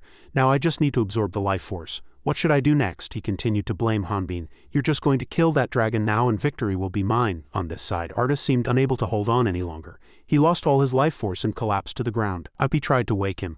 "Lord Artis." Artis was exhausted, but he still reminded Ip, "I'm sorry, Ip. I've run out of energy. There's nothing left. You have to escape." Ip, with a worried face, tried to wake Ellie. "Ellie?" Ip looked back with resolute eyes, thinking to herself, "If I don't do anything, everyone will die." But finally he decided to breathe fire forward with all his might. His red flames were immediately absorbed into the energy gate. Ip continued to breathe fire into the energy gate. Artis was slightly surprised to see his efforts. "Ellie?" Ellie gritted her teeth, seeing Ip trying so hard. She turned to Artis and asked for help. "Please help me with this." Ip still stubbornly breathed fire into the life force pit, but inwardly he blamed himself for being unable to do anything. But the flames coming from his mouth finally ended. "Why is it always like this?" Ip coughed up blood and fell to the ground. His eyes were filled with tears. He couldn't give up. "I don't want to be alone anymore." At this moment, someone's footsteps approached. Ellie placed her hand on Ip's face and reassured him. "Me too." Ellie was too weak and fell. Ip saw this and reminded her. "Don't move anymore." "I'm sorry, Ip. I was always lonely here. I stopped you from doing dangerous things because I was afraid of losing you." She stroked Ip's face and praised him. "But you are always braver and more amazing than I imagined, but I can't fight or help like you." Ellie handed Ip a yellow circular drawing and said, "What are you talking about? You're a talking wyvern. You're a genius." Ip's eyes welled up with tears as he looked at the yellow drawing in front of him. Artists don't explain even after seeing that sight. That unique equipment helps dragons transform into other species, but Lord Artis is worried about you. You are a smart wyvern, and that equipment can only be used by dragons. And a wyvern transforming into a dragon form carries risks. Ellie turned to Artis and confirmed, "She can do it." She bit her lip, very resolute. "I'm sorry, Ip, I can't do anything but trust you." On this side, Ip with resolute eyes wanted to try. "Thank you, Ellie, for trusting me." The card in Ellie's hand began to glow, and Ip's body now turned into white smoke. On this side, the 4-eyed monster seemed humiliated by the slash, but he was still very confident, even exulting and laughing. "How many times do I have to tell you that I don't die? You can't kill me." Hanbin, with his sword over his shoulder, mocked him. "Setting aside your immortality, it still hurts, doesn't it?" He wiped the blood from the corner of his mouth and declared to him, "Until you want to die, I'll continue to tear you to pieces." Alejandro blamed himself inwardly. No earthling who lived for a long time kept their sanity. Hanbin continued to swing his sword, cutting the monster. This guy is a monster. He's too good at tracking, Alejandro calculated inwardly. But he was only used to fighting monsters. I'll envelop my body in armor as hard as a dinosaur's. His face began to crack. The four-eyed monster's body was being torn to pieces. Everything regenerated in less than half a second, and Alejandro regained his sanity. Electricity flowed through Alejandro's body, causing him pain, but the pain in his body was connected to his brain. Anyone else would have been shocked by the torment. With Ompla's help, it was an impossible feat.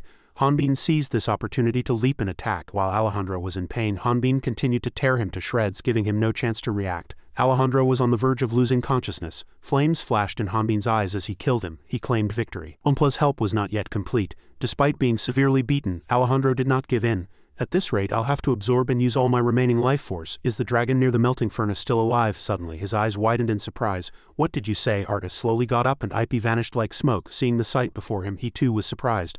Long blue hair appeared. Ellie, am I seeing things again? Ellie looked at the girl with satisfaction. No, not at all. Ipe's transformed appearance was so brave that anyone could call her a sister. Ipe had also now been promoted to a level 5 magic swordsman. Ipe closed her eyes and encouraged herself. I can do it. I've seen countless people walk on 2 feet. She opened her eyes, stood upright, and thought to herself, all I have to do is follow the temperature and focus on my heart. Ipe was still awkward with being human for the first time. But how do I start? With my hands. No one can move without using their hands. She held 2 swords in her 2 hands and slowly began to walk. Human minds were elevated and lacked a tail for balance. They easily fell. Falling was not the problem. First, one had to lean their body. Ipe finally took her first small step, and before falling she took another step to keep walking. Finally she could move. That's right, this is it. Both Ellie and Artis were very pleased with her realization. Her power control is amazing, but it's truly unbelievable that she can walk in the forest after transforming. Even though I'm watching, seeing Ipe, they too felt relieved. Even dragons who could use magic from birth took several days to learn to walk. And she had even lived with humans for a long time. Ellie was very pleased with Ipe, and she encouraged Ipe, saying, you can do it. Suddenly, the two looked up and cracks appeared in the ceiling. Artis recognized the cracks. Energy flowed directly from top to bottom. Alejandro and Hanbin simultaneously fell into this place. Alejandro shouted with an angry face, don't interfere, you monstrous brute. Hanbin was still in the mood to tease him at this time. Look at yourself, you'll need a mirror. Artis reminded Hanbin, who was below at this time. Hanbin heard that and immediately looked down. Below him was where Ipe was standing. He kicked Alejandro in the face to stop him. Damn it! Hanbin used his teleportation ability to land on the ground. At the same time, Ipe could escape. Stones fell from above simultaneously. Suddenly, the footsteps stopped. Fortunately, Hanbin managed to get Ipe out of the dangerous area in time. Ipe looked back at where she had been standing and thought to herself, how long did it take to get there? Suddenly, she bit Hanbin's arm and Ipe bent her body towards him and growled, surprising him. Is this child also suffering from the side effects of the artificial system? Artis tried to calm her down, but Ipe was still angry and blamed Hanbin. Calm down, Ipe. What's wrong, Ipe, you ancient little brat? How dare you steal all my clothes and money and run naked to this place, you pervert? Hanbin lifted Ipe and tried to explain. No, I don't want to walk around like this. Are you really, Ipe? What's going on, Artis? My hair. Artis, save me. Hanbin, I'll explain later. Although clutching her head, Ipe was still lost in thought. I know he's Artis's friend, but I'm still worried that he's from another world. Ellie smiled and her mind was at ease. Good, he seems like a good person. Suddenly, rocks started crumbling behind them. Alejandro walked out of the smoke and declared, shut up, I'll decide. Just then, the system sent a warning to Alejandro. Warning, the current body is unsuitable to contain the power of assistance. It is recommended to switch to another physical body for survival. Shut up, Alejandro raged, trying to absorb all the life force in front of him. Life force, if only I can absorb life force. But suddenly a sword struck him directly in the head. Hanbin punched Alejandro, sending him flying far away. Then all I have to do is stop him, it'll be over. If Alejandro absorbs life force, I'll keep him away. Hanbin rushed forward to stop Alejandro. I'm too busy to take everyone with me. Handle it yourself. Got it? I can handle it myself, Ipe said, holding her sword with a determined face. How difficult it is to know how to walk. At this moment a hand tried to grab Ipe. Ipe turned her head and reassured with a confident face. Don't worry, Ellie, wait for me. I'll do it. Ellie tried to say a few words, but she just smiled and raised her hand in encouragement. Ipe, I'll wait here. Ipe held her sword and headed towards the source of life force. Artis looked at her with pride and immediately followed. Amazing, isn't she really great? Artis completely trusted Ipe's abilities this time, and she even knows how to use my magic sword. Ipe had excellent observation skills. Moreover, she was quick to learn. Ellie confided her thoughts at this moment. That's why I hesitated. Her abdominal wound continued to bleed. Hanbin raised his sword and shouted, why not? He plunged his sword into Alejandro's abdomen. Stay still. The spot where Hanbin plunged his sword opened up again. What? Alejandro's body recovered quickly, and you've angered me too much. He opened his mouth wide and declared, now I am a god. But before he could finish speaking, Hanbin kicked him in the abdomen. He punched him again, sending him flying far away. Alejandro's body was suspended in the air. He widened his eyes and complained to himself. No, Alejandro curled his body and sharp thorns grew again. Those sharp thorns flew straight towards Hanbin. He turned his head and looked down in surprise. What? It turned out that those sharp thorns were aimed at Ipe, who was below. One sharp thorn pierced the ground. Fortunately, Ipe was able to avoid it, she thought to herself with a confident face. I remember. Ipe easily dodged those sharp thorns. I can do it. She remembered Ellie's movements, Ellie's jumping posture and the timing of each step. With her small body, Ipe quickly dodged all the attacks. She leapt with her two legs together, just like Ellie. Alejandro, witnessing this sight, became even more furious. No, it's impossible. How can these pathetic monsters? Hanbin attacked him using his sharp thorns. Pathetic monsters, you say? He held his sword with a determined face. I know well how strong monsters are because I almost died many times from hellhounds at level 5. How strong monsters are. Ipe ran with all her might towards the source of life force. Hanbin also tried to keep fighting here. Ipe cut the source of life force in two with her sword.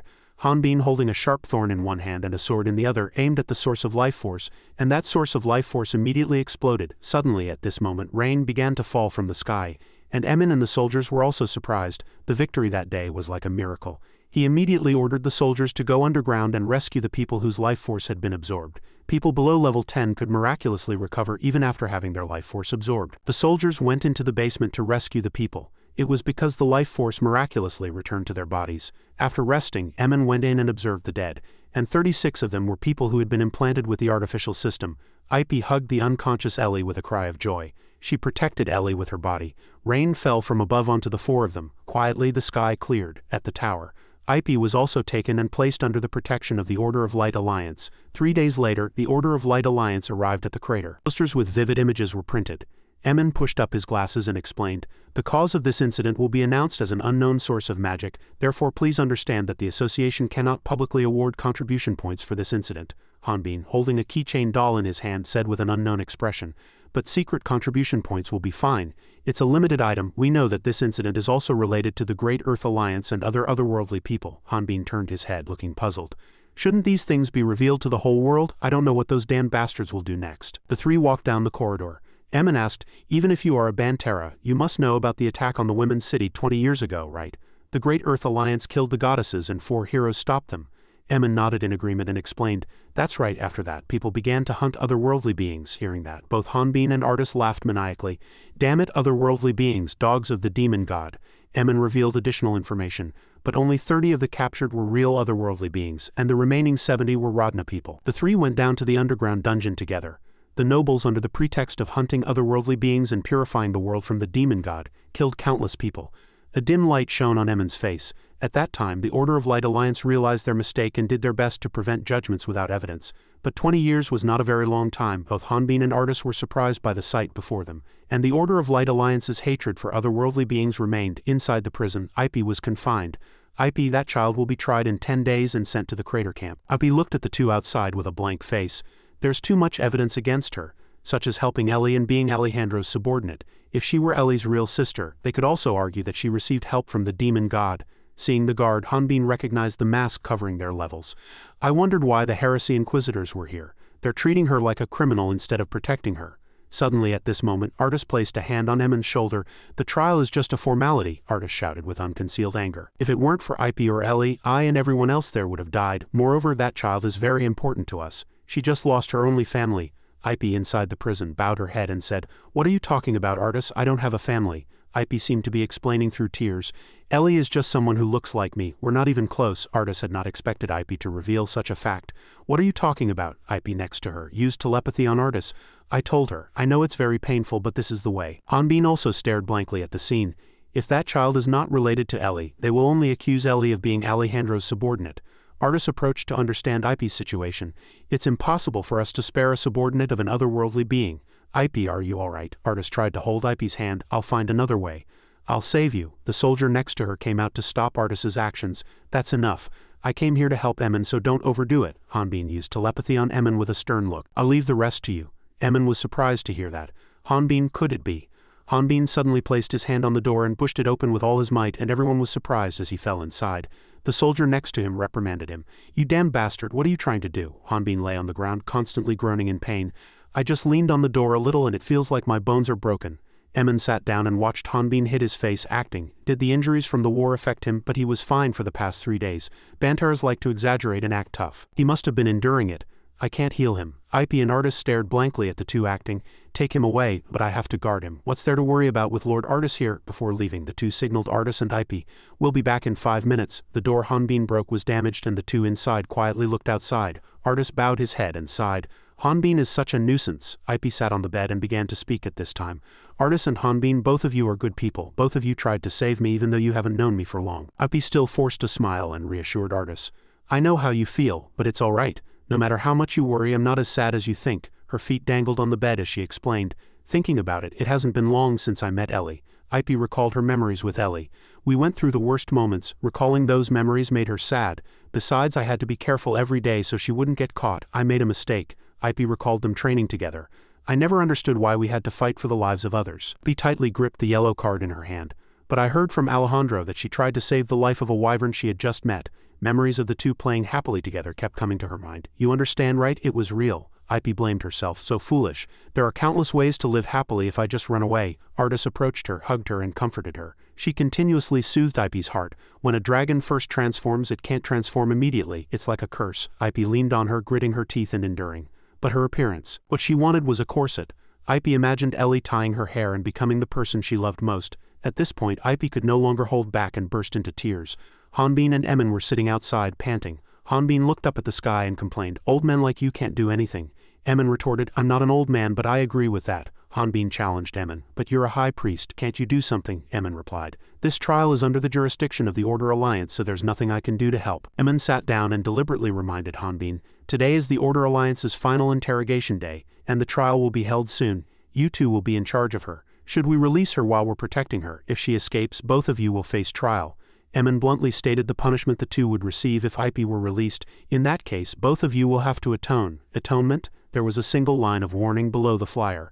Emin used it to remind him, "You two may not know about Goda, but you just earned a huge amount of contribution points if you complete a small mission. You can atone." Hearing this, Hanbin stood up, shrugged, and said sarcastically, "So the Order of Light Alliance also uses others? Is there a mission that gives me a lot of contribution points?" Emin said with an anxious and worried demeanor. "Normally a shaman like me would go with you, but not now, and you two will be fine." He gave Hanbin a mission to catch a ghost. A deep, dark night scene unfolded. An abandoned house was in ruins and even the curtains were worn out by the passage of time. Behind the curtains, a chillingly smiling ghost appeared. The jewel emitted a strange purple energy. Then Richard's voice was heard. Even with Ompla's help, it was too unstable and was easily absorbed by a level 70. Alejandro was too greedy. Hearing this, a woman's voice replied, "It's enough to blame the dead. Anything else?" Richard quickly changed the subject. Leslie, well done. The Order of Light Alliance might have thoroughly investigated the dragon's lair, but you still got your hands on it. Leslie leaned back, resting her arms on the opposite side, and said, "Thank you for the compliment. I think the Radna people didn't care because they saw it as an ordinary glass orb," Richard said with some hesitation. "But the demon god's help is very precious. We've waited 10 years. With this, we can apologize to them for losing the dragon's lair." Leslie got to the point. "The problem is whether the Order Alliance is suspicious." She took out a picture and showed it, saying, "Besides, they seem to have some pretty good dogs. It seems they're actively searching for the Great Earth Alliance." Richard was relieved. Fortunately, the Order Alliance is in charge. If it were the Heresy Inquisitors, our heads would all be gone. Leslie placed a hand on his shoulder and comforted him. In the past, even the Radna people trembled at the name of the Great Earth Alliance. But now they are nothing more than a severed lizard's tail. Saying this, she leaned close to his ear and said with deep meaning, "Then we have this, why should we be that tail?" Richard's eyes changed upon hearing this. However, he quickly stood up and said, "Don't misunderstand, there are countless outsiders who can replace us. The only reason they chose us is because we can suppress our urge to kill." At this moment, Richard spoke again. "It would be best to clean up here. Let's leave quickly before they get suspicious." Leslie continued to question. "So, are you going to run away because you're afraid of being bitten by dogs? Should I really do that?" She refused to run away in annoyance, revealing her desire for victory. "If I break their teeth, they won't be able to bite again. If I'm going to clean up here, I need to create a mission. Gather many teams and solve it all at once." At this moment, a withered arm shot out from the wall. Before Richard could speak, Leslie covered his mouth. "I'll leave the guest to you." Elsewhere, someone's autobiography appeared. An old villa sold by a bankrupt family. It was famous as a haunted house near the village. However, it was actually a place where the Great Earth Alliance conducted experiments and was full of secrets, and to hide them, the house was filled with traps like art everywhere. The only regret was that most of these works would not be publicly displayed, because no one survived after seeing them. This autobiography belonged to none other than the ghost woman. She muttered to herself, "Directly confronting the enemy is not the style of an artist like me. That's why Leslie understands me best." The ghost woman became more excited as she painted. She shouted as she painted, "Fear is art and terror moves me. I can't sleep thinking about people trembling." However, after 4 days, the ghost woman looked bored and muttered nervously, "Why aren't they here yet? Was the mission disclosed incorrectly? Should I check the address?" However, she immediately regained her resolve, painting white paint on the wall again, and said, as if ignoring the world, "They came too late, so I don't know where the blood is and where the wallpaper is. No, my pride is hurt. I need to repaint." At this moment, the ghost woman began to worry about another problem. "Wait, is it hard to find because it's in a ruined area?" "That's right. It was built here, so it must have been hard to find. There are many trees around, so it's not visible from afar." Saying this, the ghost woman suddenly became excited and shouted, "That's right. Appearance is important, so I need to prepare the entrance too. I should start with the main gate." Very quickly, 2 more days passed and the ghost woman was in a deep sleep. A voice was heard from outside. "Hanbin, you're late because you asked for monster hunting on the roadside." The ghost woman quickly observed through a small hole in the wall. A man's voice just retorted, "But it helped IP level up, and her dragon's core has also regenerated, so it's fine." The woman's voice from earlier replied again, "Even if your level is high, you can't do anything if you're in jail." It turned out these voices belonged to Hanbin's group. He deliberately reminded her repeatedly, "You're the first person who bought clothes and equipment like crazy." IP retorted, not to be outdone, "But I was late because you took too long to do your business on the second day." Hanbin also didn't deny it and replied, "That's right, but when I finished you still hadn't put on all your clothes and had to ask artists. A man had to dress you." IP finally burst out in anger. "Women's clothes are really hard to put on. You always run around naked so you wouldn't know." The ghost woman secretly observed them, excitedly shouting inwardly, "They're here. They're here, these damn bastards. Why did you make me wait so long? Don't faint easily." Very quickly, the 3 stood before the door the ghost woman had intentionally prepared. Hanbin had a speechless expression. Artist tried to compliment it kindly. "The billboard is really beautiful." Before she could finish the word beautiful, IP vehemently criticized, "It's stupid. I don't know what the artist was thinking. It looked like a postcard." These words directly pierced the ghost woman, and she said inwardly with a heavy heart, "Malicious, I worked so hard." Outside, the 3 spoke to each other. "Let's go in. Hanbin, you don't look good." The criticized ghost woman was so angry that her eyes were bloodshot, and she muttered inwardly, "You're dead, everyone will die." She secretly set her target, following IP with her eyes.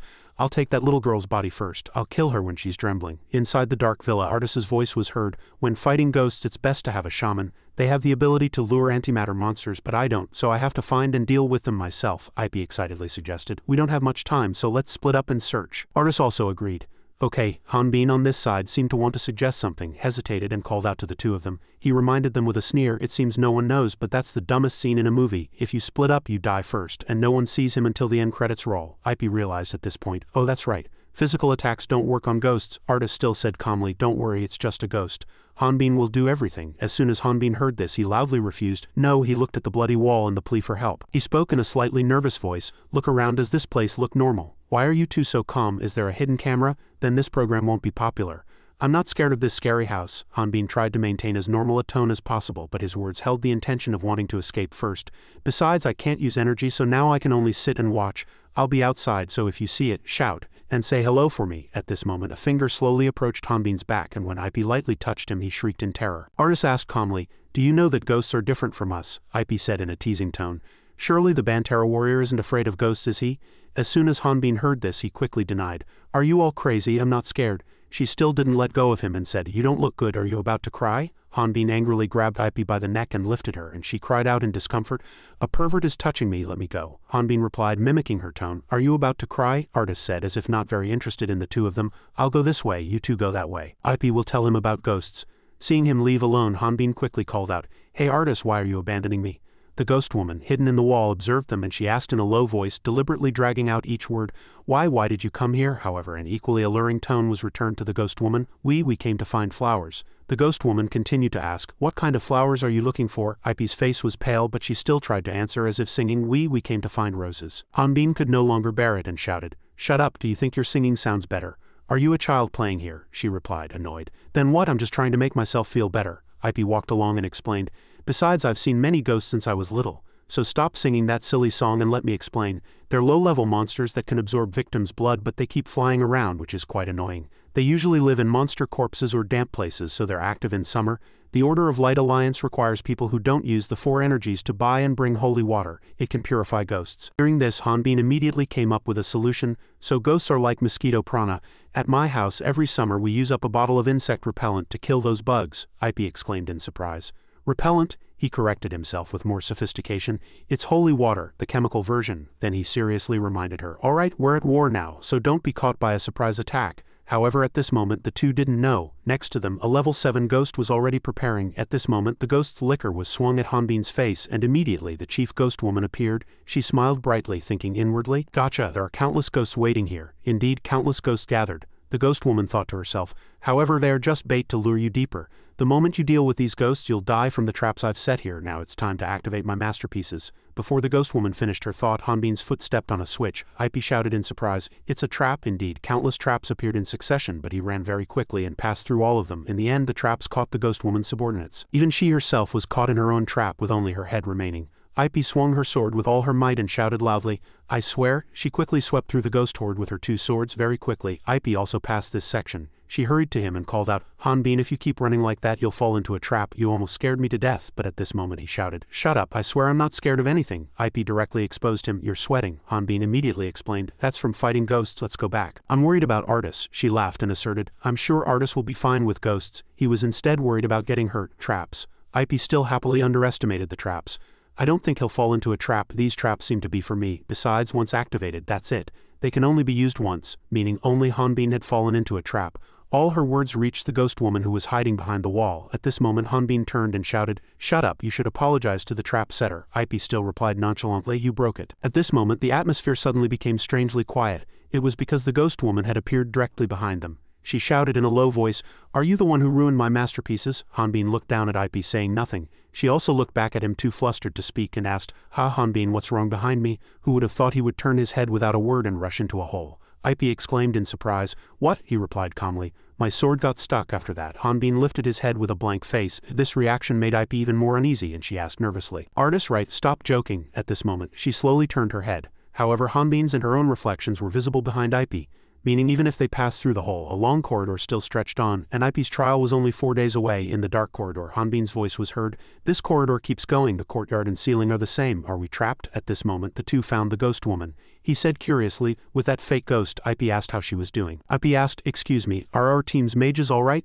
The witch, feigning innocence, replied, "Mages? I don't think anyone like that is here." Hanbin, puzzled, wondered, "Are you trapped too?" She, flustered, said, "I can leave any time, but you two have no way out, so you'll have to listen to me." Seeing her reaction, he thought to himself, "Good, she seems fine." Ip whispered in his ear, "This is the first time I've seen a house become a dungeon. It's similar to what happens when a dungeon is created." Only then did Hanbin realize there was no entrance. A dungeon is fixed, but there must be an exit somewhere. At the same time, the witch enthusiastically explained how to escape. "You just need to find the source of the dungeon to clear it, and everyone inside will be transported outside, so there's no need to look for an exit." She flew to a room door, smiled brightly, and invited them. "The rules of the game are very simple. I've prepared a test in each room, so just pass through it to the next room." "Just pass through." Hanbin leaned his head in and looked at the room, his eyes wide with surprise, saying, "This is." After that, the two went inside. The witch's voice was heard. "Somewhere in this room, a key to open the door over there is hidden. There's also a hint hidden in the corner." "Good luck," Hanbin remarked. "It's like an escape room game." Ip corrected him. "It's a treasure hunt." "I feel like a real hunter," he said with a hint of accusation. "What's so exciting about that? Everyone in my neighborhood does stuff like this on dates, kid." Ip, hearing that, exclaimed incredulously. "Dates?" Hanbin was furious at her tone, almost to the point of death. He glared at her and threatened, "If I find it first, you're dead." The witch outside also revealed her true colors. "You'll be in trouble if you think you just need to find the key. Every time you search the wrong place, a deadly trap will be activated. It's really fun. I'll get to watch you struggle to get through the traps I've set." I was worried this problem where hunters have to use their brains would be too difficult. While she was lost in thought, Ip shouted loudly, "I found it." Hanbin, surprised, asked, "What? How did you find it?" She replied honestly, "I found a piece of metal by force. Let's go first." At this, the witch cried out in protest. "That's cheating." Ip glanced at her and said, "You didn't say anything at first." The witch arbitrarily said, "Shut up, cheating is cheating, you two can't go." But the two didn't care at all, and the witch couldn't do anything but threaten. "The next test won't be easy. If you need hints, look at the clock and the dragon tot." Before she could finish speaking, Hanbin broke down the door and nonchalantly shouted, "It's open." "I won," Ip, bewildered, exclaimed. "Hey, what?" he replied, pretending to be cool. "That's how adults work, kid." This time both she and the witch protested simultaneously. "Brother, you shouldn't break the door." Next, the three of them, the two and one witch, went through an obstacle course room. In the next room, they all played a game where they poked each other with wooden swords. After that, Hanbin with the witch spun a wooden stick, trying to drop Ip into a pond where crocodiles were waiting. Hanbin's face looked like he was fighting with all his might, and she was terrified, shedding copious tears.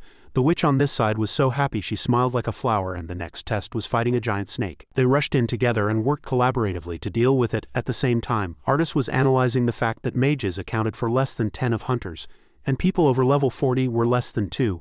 Most become hunters to earn money and research to join the Thinkers Mage Association.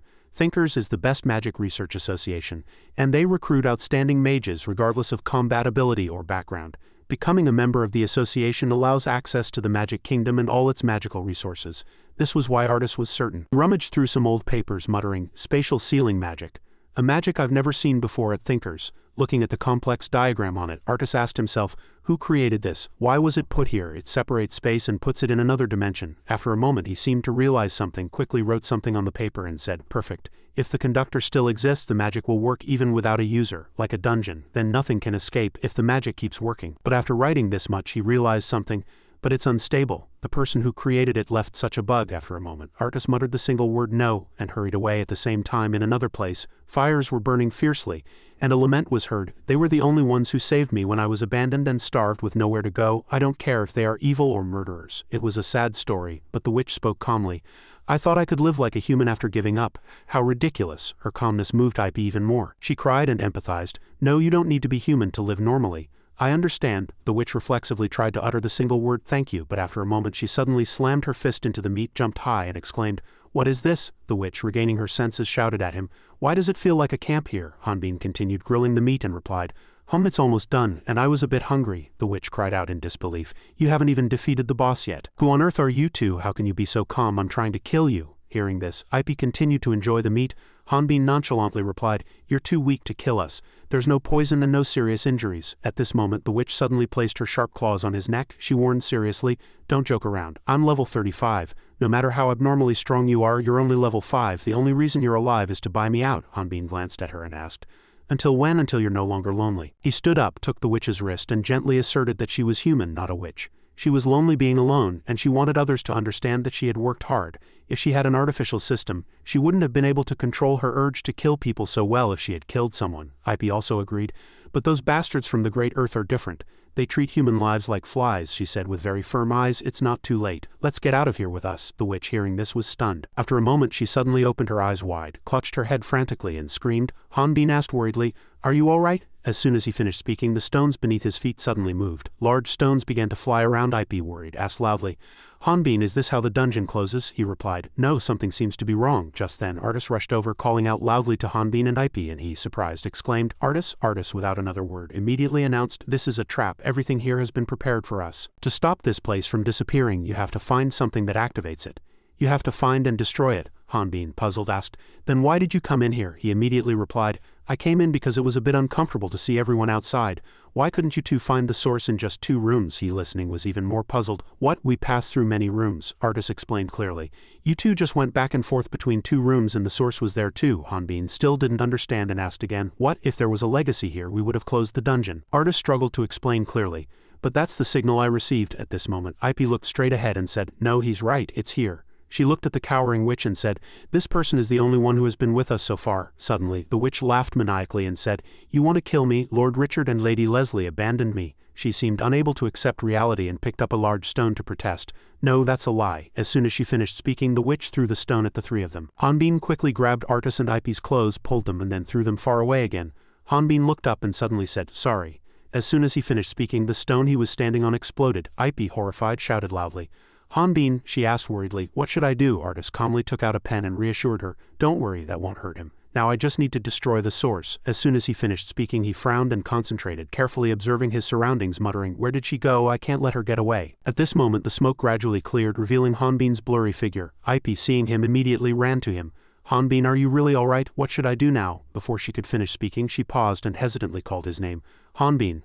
Hanbin's face looked very terrifying at this moment, and with a grotesque smile he swung his sword straight down at her. He shouted in the same tone as the witch, "Vertical slash!" The stone suddenly exploded, and Artis thought to himself, "I knew it. This magic is from the Great Earth." He continued to destroy countless stones. They can even create artificial systems, so making an artificial system user and operator isn't difficult. He muttered nervously, "I have to find her before this place collapses. Is she just biding her time in a safe place?" At this moment he realized something and muttered the 2 words, "safe place," to himself. Then he shouted loudly, "Don't!" On this side, Hanbin was about to bring his sword down on Ipe, and she could only close her eyes tightly and dodge the wind from the powerful slash. It turned out Artis had pulled her away in time, and he asked worriedly, "Ipe, are you all right?" Ipe replied, "Yes, but I fell from the shock." What is this? Artis immediately explained. The legacy helps prevent a person from being possessed. It's tied to his ankle. I took Hanbin's legacy earlier. It has several uses, but it's better than nothing. Artis looked at Hanbin and said, but he's possessed. Ip, hearing this, exclaimed incredulously. Possession only happens to children, he explained further. That's right, usually, because children haven't awakened the four energies yet. Besides, my opponent isn't an ordinary ghost but a very intelligent experimental subject. It's probably not ordinary possession. She's trying to infiltrate his brain and take over his body. Ip, worried, called out the witch's name and argued, Miss Maiden, why are you doing this? We're all going to die like this, she shouted firmly. We'll help you, let's get out of here and live. Maiden from inside Hanbin's body shouted, shut up if you want to live, kill me and this guy. Who would have thought at this moment she suddenly punched herself hard. Moreover, it wasn't an ordinary physical punch, but it also used abnormal strength. Both Ip and Artis were stunned, and he exclaimed in surprise, that, after a moment they realized he was struggling and shouted loudly, Hanbin, he gave a thumbs up to indicate he was fine. Artis, delighted, exclaimed, good, a strong physical body can suppress magic. Ip asked suspiciously, are you sure his brain isn't controlled by muscles? Seeing Hanbin lying on the ground fighting with his fingers, Artis encouraged herself, I can't give up. Hanbin was still fighting, but Ip honestly assessed, but he looks like he's going to die soon. At this moment a library of memories appeared in Hanbin's mind. He was hit hard and sent flying far away. Maiden also appeared here. She assessed, you are redder than blood. A monster of darkness. Hanbin raised his hand and said, stop. Maiden ordered again, kneel before me. At this moment a battle was raging inside Hanbin's mind. They were sharing each other's memories, and Maiden excitedly rummaged through and read books, then fell asleep in this world. Hanbin pleaded painfully, please stop. Hanbin also had a terrible memory of dying from a heaven and earth slash, a vertical slash. Knowing this, Maiden repeated it again. This past tormented Hanbin. This torment allowed Maiden to possess Hanbin's body even deeper, and besides he had been alone in the mountains for 22 years, so there must be dark memories from that time. At this moment Maiden closed the book and said to herself, is it over? Just then Hanbin's voice suddenly rang out. Where are you looking? At that voice she, bewildered, said, ha, because Maiden was the same. Her dark nature was her dark memories of being trapped in the mansion. At this moment Hanbin appeared and rushed straight at Maiden. She exclaimed in horror. No way. Hanbin continuously threw punches, shouting night after night, tears fell thinking of you. Where are you, my love? Call me with a voice that tears me apart in emptiness. Maiden kept crying, stop, stop. But he continued to read. Your voice like an unreachable star. Where are you? Why does no one answer this desperate call? He clenched his fists and loudly read Maiden's autobiography. You are a star, nameless. As soon as the last two words of the love letter to Maiden's imagined lover came out, he threw a punch. Maiden was hit and vomited blood. Blood also flew from Hanbin's mouth. He thought to himself, I should have known that a strong attack has a strong recoil, and assessed, it's really embarrassing for the reader. Maiden, not to be outdone, pulled out Hanbin's weapons and shouted at him. He retaliated by pulling out some imagined letters Maiden had sent to the four heroes. No, that's it. The two now fought directly, and their clash created a dazzling light. Outside reality, only his two fingers were seen pointing at each other. Seeing the flash grow stronger, Ip said worriedly, I don't know how fierce the fight is. She turned to Artis and asked, oh Artis, do these copper devices really work? She focused on her mouth for the answer. They'll work because they were created by the great earth, but Ip asked, uncomprehending. Oh Artis, she calmly explained, otherworldly magic relies on the system's help, so since we don't know its source we can hardly create it ourselves. I'm sure there's a spy from the great earth. While Artis was researching, a seal appeared on a piece of stone.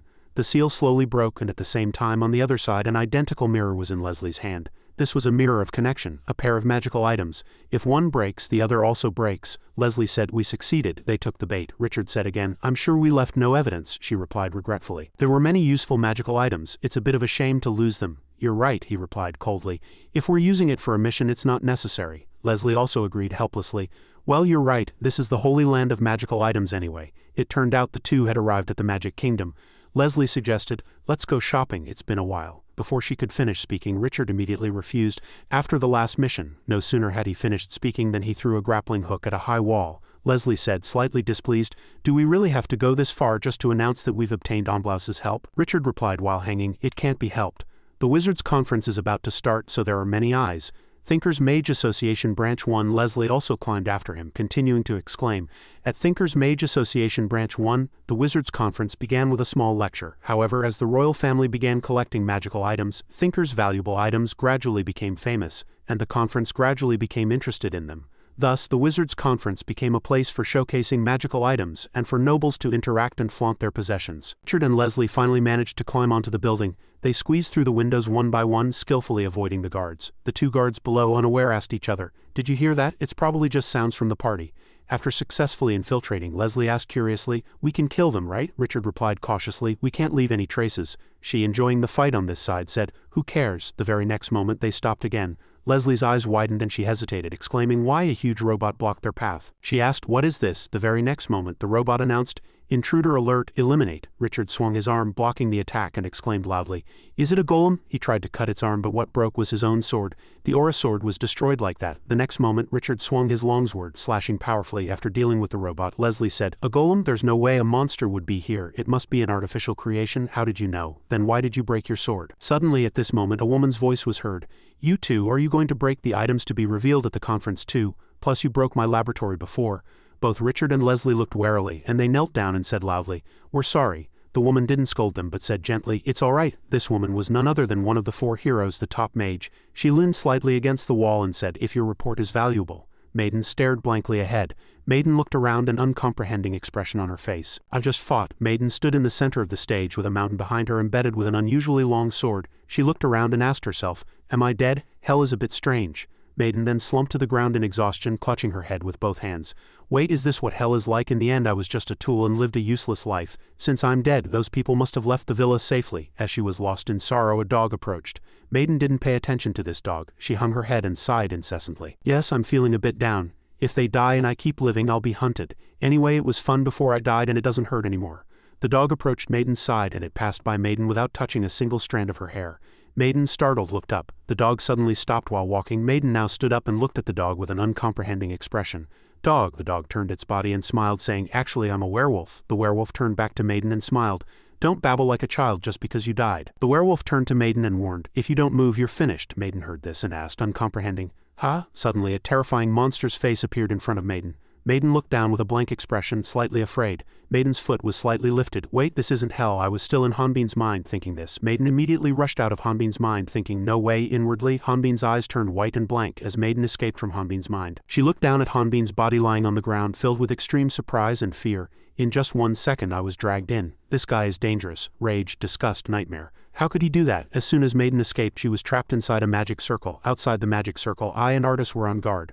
I saw Maiden escape and shouted loudly to Artis, "Artis, she's out." Artis heard that, immediately took a stance, raised her hands high and suddenly exclaimed. Artis now immediately placed her hands on the magic circle below the ground and activated it. Maiden inside looked blank, not understanding what was happening. Maiden inside the magic circle screamed in extreme pain. It was as if her entire body was being crushed. At this moment, a large blue ball shot out from the ceiling, making a large hole in the ceiling. The magic circle enveloped the people inside, and outside, pieces of debris from the ceiling moved with it.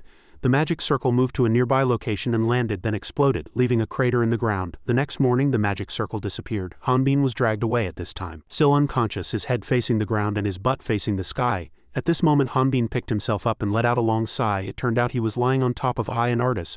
As Hanbin got up, the two seemed to come back to life. Few were alive. Hanbin stood straight and looked around with a blank expression. "What is this? What happened to the villa? It's not even intact." Artis ignored Hanbin and smiled at Ipe, saying, "It seems the magic worked, even though we fainted." Ipe also replied happily, "That's right." Artis looked up at Ipe with an extremely worried expression. "But it's morning. That means a day has passed, the remaining time until the trial." Ipe saw Artis's worried expression and immediately gave a bitter smile, reassuring her. "It seems the final stage is my turn." While everyone was laughing and talking, Maiden looked down at her hands with a blank expression. "What is this? Why me?" At this moment, the three paid attention to Maiden. Artis explained to Maiden, "I freed you from your role as the operator of that spatial trap. All your skills are gone and now you are just an ordinary human." Maiden heard this and asked again in surprise, "No, why didn't you kill me? You're just going to hand me over to the Order of Light Alliance, aren't you?" Artis took a few steps forward and said, "Of course, if you had tried to possess Hanbin's body, I would have killed you. But because you struggled so hard not to, I really wanted to hand you over." The more Artis spoke, the angrier she became. His eyes glowed coldly. "But Ipe said she shouldn't go to trial, so she told me to wait until I went to Jake camp." As Artis grew so angry, I immediately tried to grab Artis's hand. Maiden also retorted loudly, not to be outdone, "Are you crazy? Did you think I'd thank you for saving me? What useless sympathy." Hanbin, who had been silent until now, frowned upon hearing Maiden's words. "Hey, that's a bit much." Seeing Hanbin getting angry, I immediately calmed him down. "Sister was also used by the Great Earth, so I have to go to trial." I smiled at Hanbin and said, "And this is how I'm going to stand up to them. Even if I go to prison, I'll definitely survive." I spoke softly to Maiden, "Because I can only win if I survive." Maiden heard this and her face was filled with sadness. She realized she had misunderstood them. Artis narrowed her eyes and stroked Hanbin's head. "That won't happen. If you're caught, we'll just break you out of jail." Hanbin looked blank, as if unconcerned. IP prison won't be that bad. Hearing this, IP slapped Hanbin's face. Then you go, Maiden now spoke quietly. There's another way, Maiden bravely spoke to everyone. There's still a way. The three looked at Maiden simultaneously. At this moment an iron horse appeared in front of them and one of them explained. This is a cargo carriage equipped with a magical engine. Due to its weak muscle strength, it uses magical power through a magic stone, so it can be transported without a mechanical horse. IP saw this iron carriage and said helplessly, it seems the person who made it put a lot of effort into its appearance. This was the Topi F800 dedicated multi-legged golem carriage. Hanbin looked at it uncomprehendingly, and Artis's hands and feet trembled. I've only ever seen things like this in books, it's beyond imagination. Artis was so happy to see this carriage that she ran and hugged it. I never thought I'd see the real thing. With this we'll be able to run like the wind. Hanbin glanced sideways thinking what? Why is he so excited about that? Maiden was blank. I calmly explained, I don't know either. I think the owner of this place used it for a long time and then just left it. IP happily took Maiden's hand and said, wow, anyway with this we'll be able to arrive on time. Thank you, Maiden. Maiden was slightly flustered. Yes, Artis suddenly exclaimed at this moment. Hanbin looked up and asked what's wrong, Artis. Artis closed her eyes and let out a long sigh. There's really nothing faster than ears, but I need more high-grade magic stones, and I don't have any. Artis placed her hand on the box and lamented. I knew it. The Great Earth Alliance wouldn't abandon something so good for no reason. Hanbin also now had a sad expression.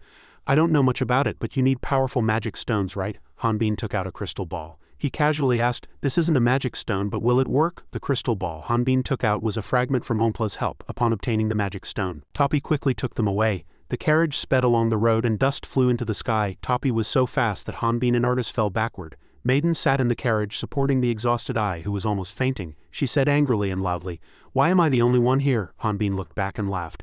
You have nowhere else to go, do you? Ai said exhaustedly. Artis, I feel like throwing up. Unlike IP's fatigue, Artis was very excited. As expected, Topi is no different from a brand new car. Artis held the reins, a calm expression on her face. But if that fragment is so powerful and it's connected to think, it can't be ignored. Hanbin looked at Artis and became serious again. You're also a member, aren't you? Can't you report to the leadership or something? Elsewhere, Zenobia looked down at the people below and smiled. Impossible. The leader of Think was Zenobia, one of the 4 heroes and a great mage. She was the most powerful Radna mage who prevented the attack on the goddesses. Zenobia stood before her people, babbling incessantly, and was also the queen of the Rune Magic Kingdom. All the nobles wanted to marry her because of her beauty. Do you think I can approach the same person? Hanbin heard this and was slightly surprised. Huh? That was 20 years ago, when she confronted otherworldly people at level 100.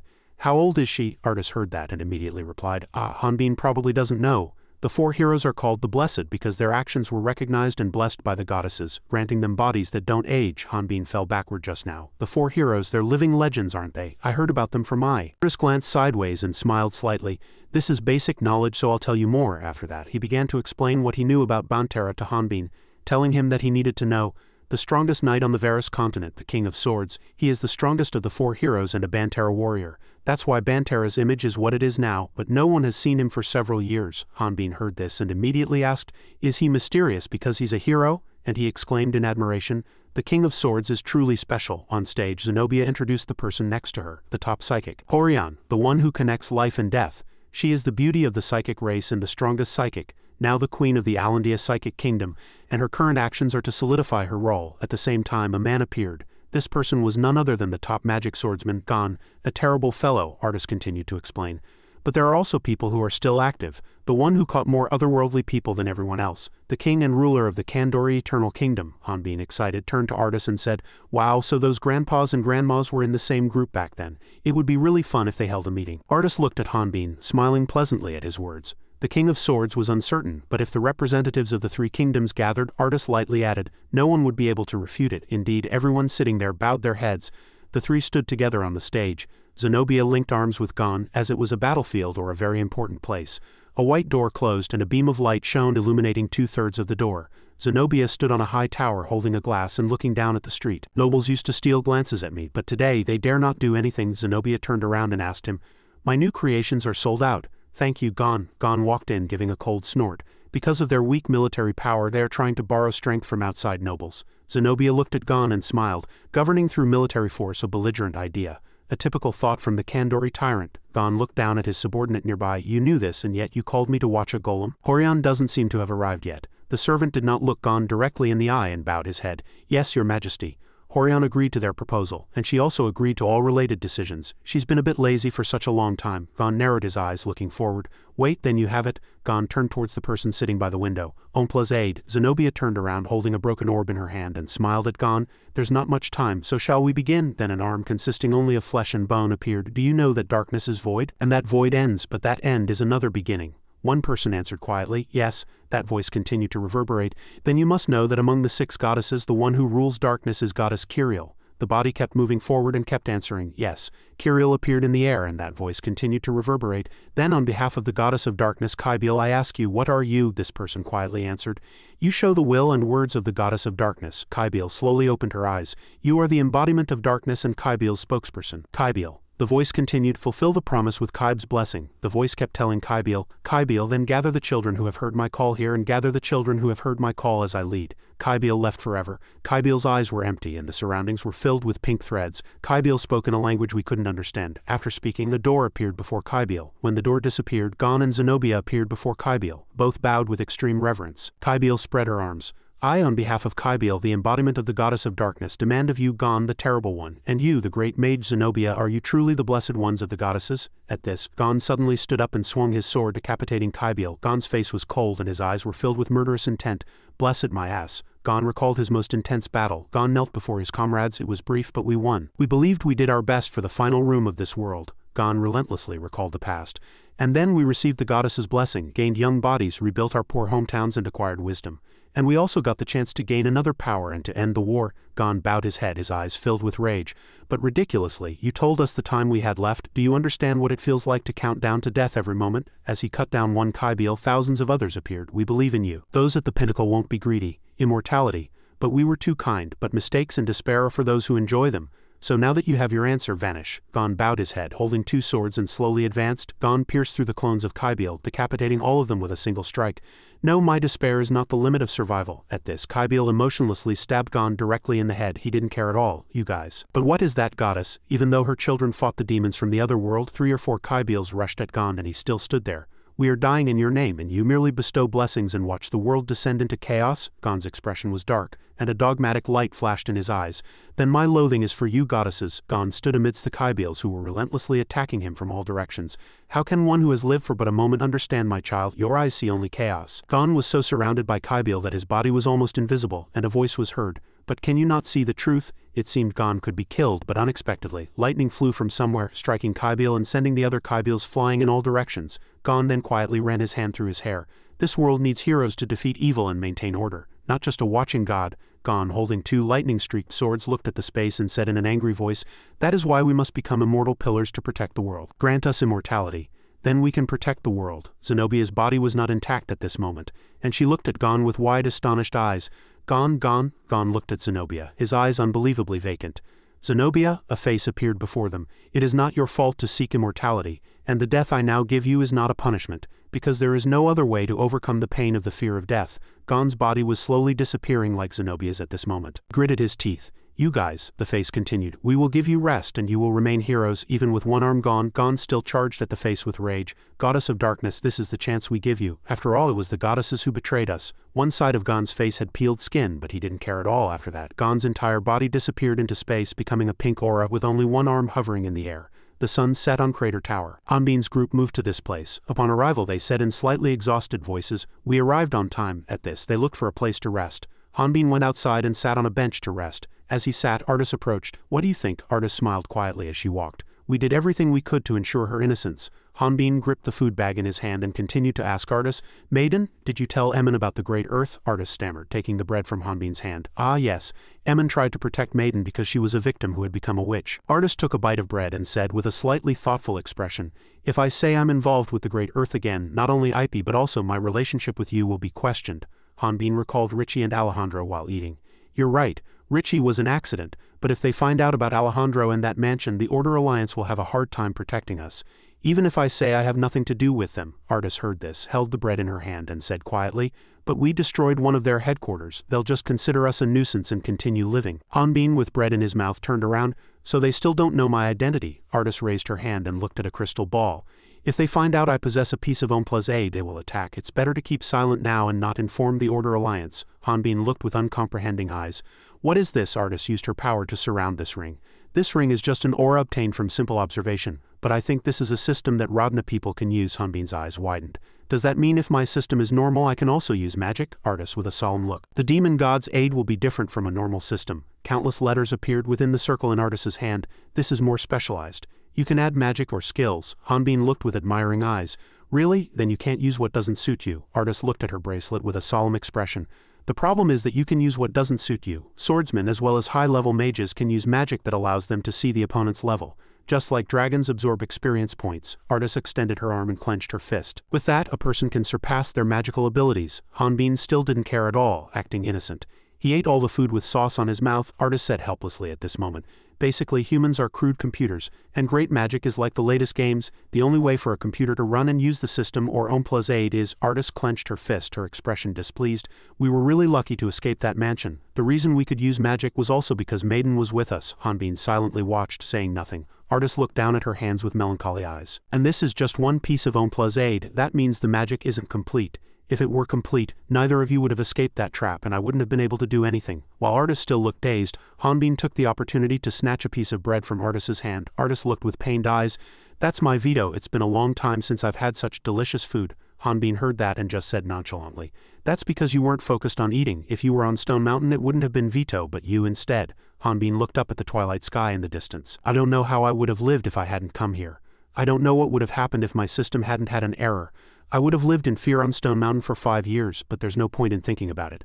Hanbin turned back to Artis and smiled. What's already passed doesn't matter. What matters is that I was there, Hanbin emphasized to Artis again. And we've survived until now. Artis heard that and replied with a smile. As the two were talking, 2 other people approached. Artis was surprised and turned around.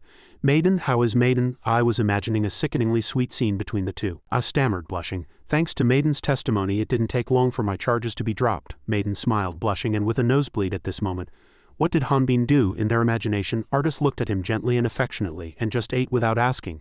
Maiden slowly came down and I, unable to contain her anger, flew over and kicked Hanbin on the head. Kill him. Hanbin didn't understand what was happening.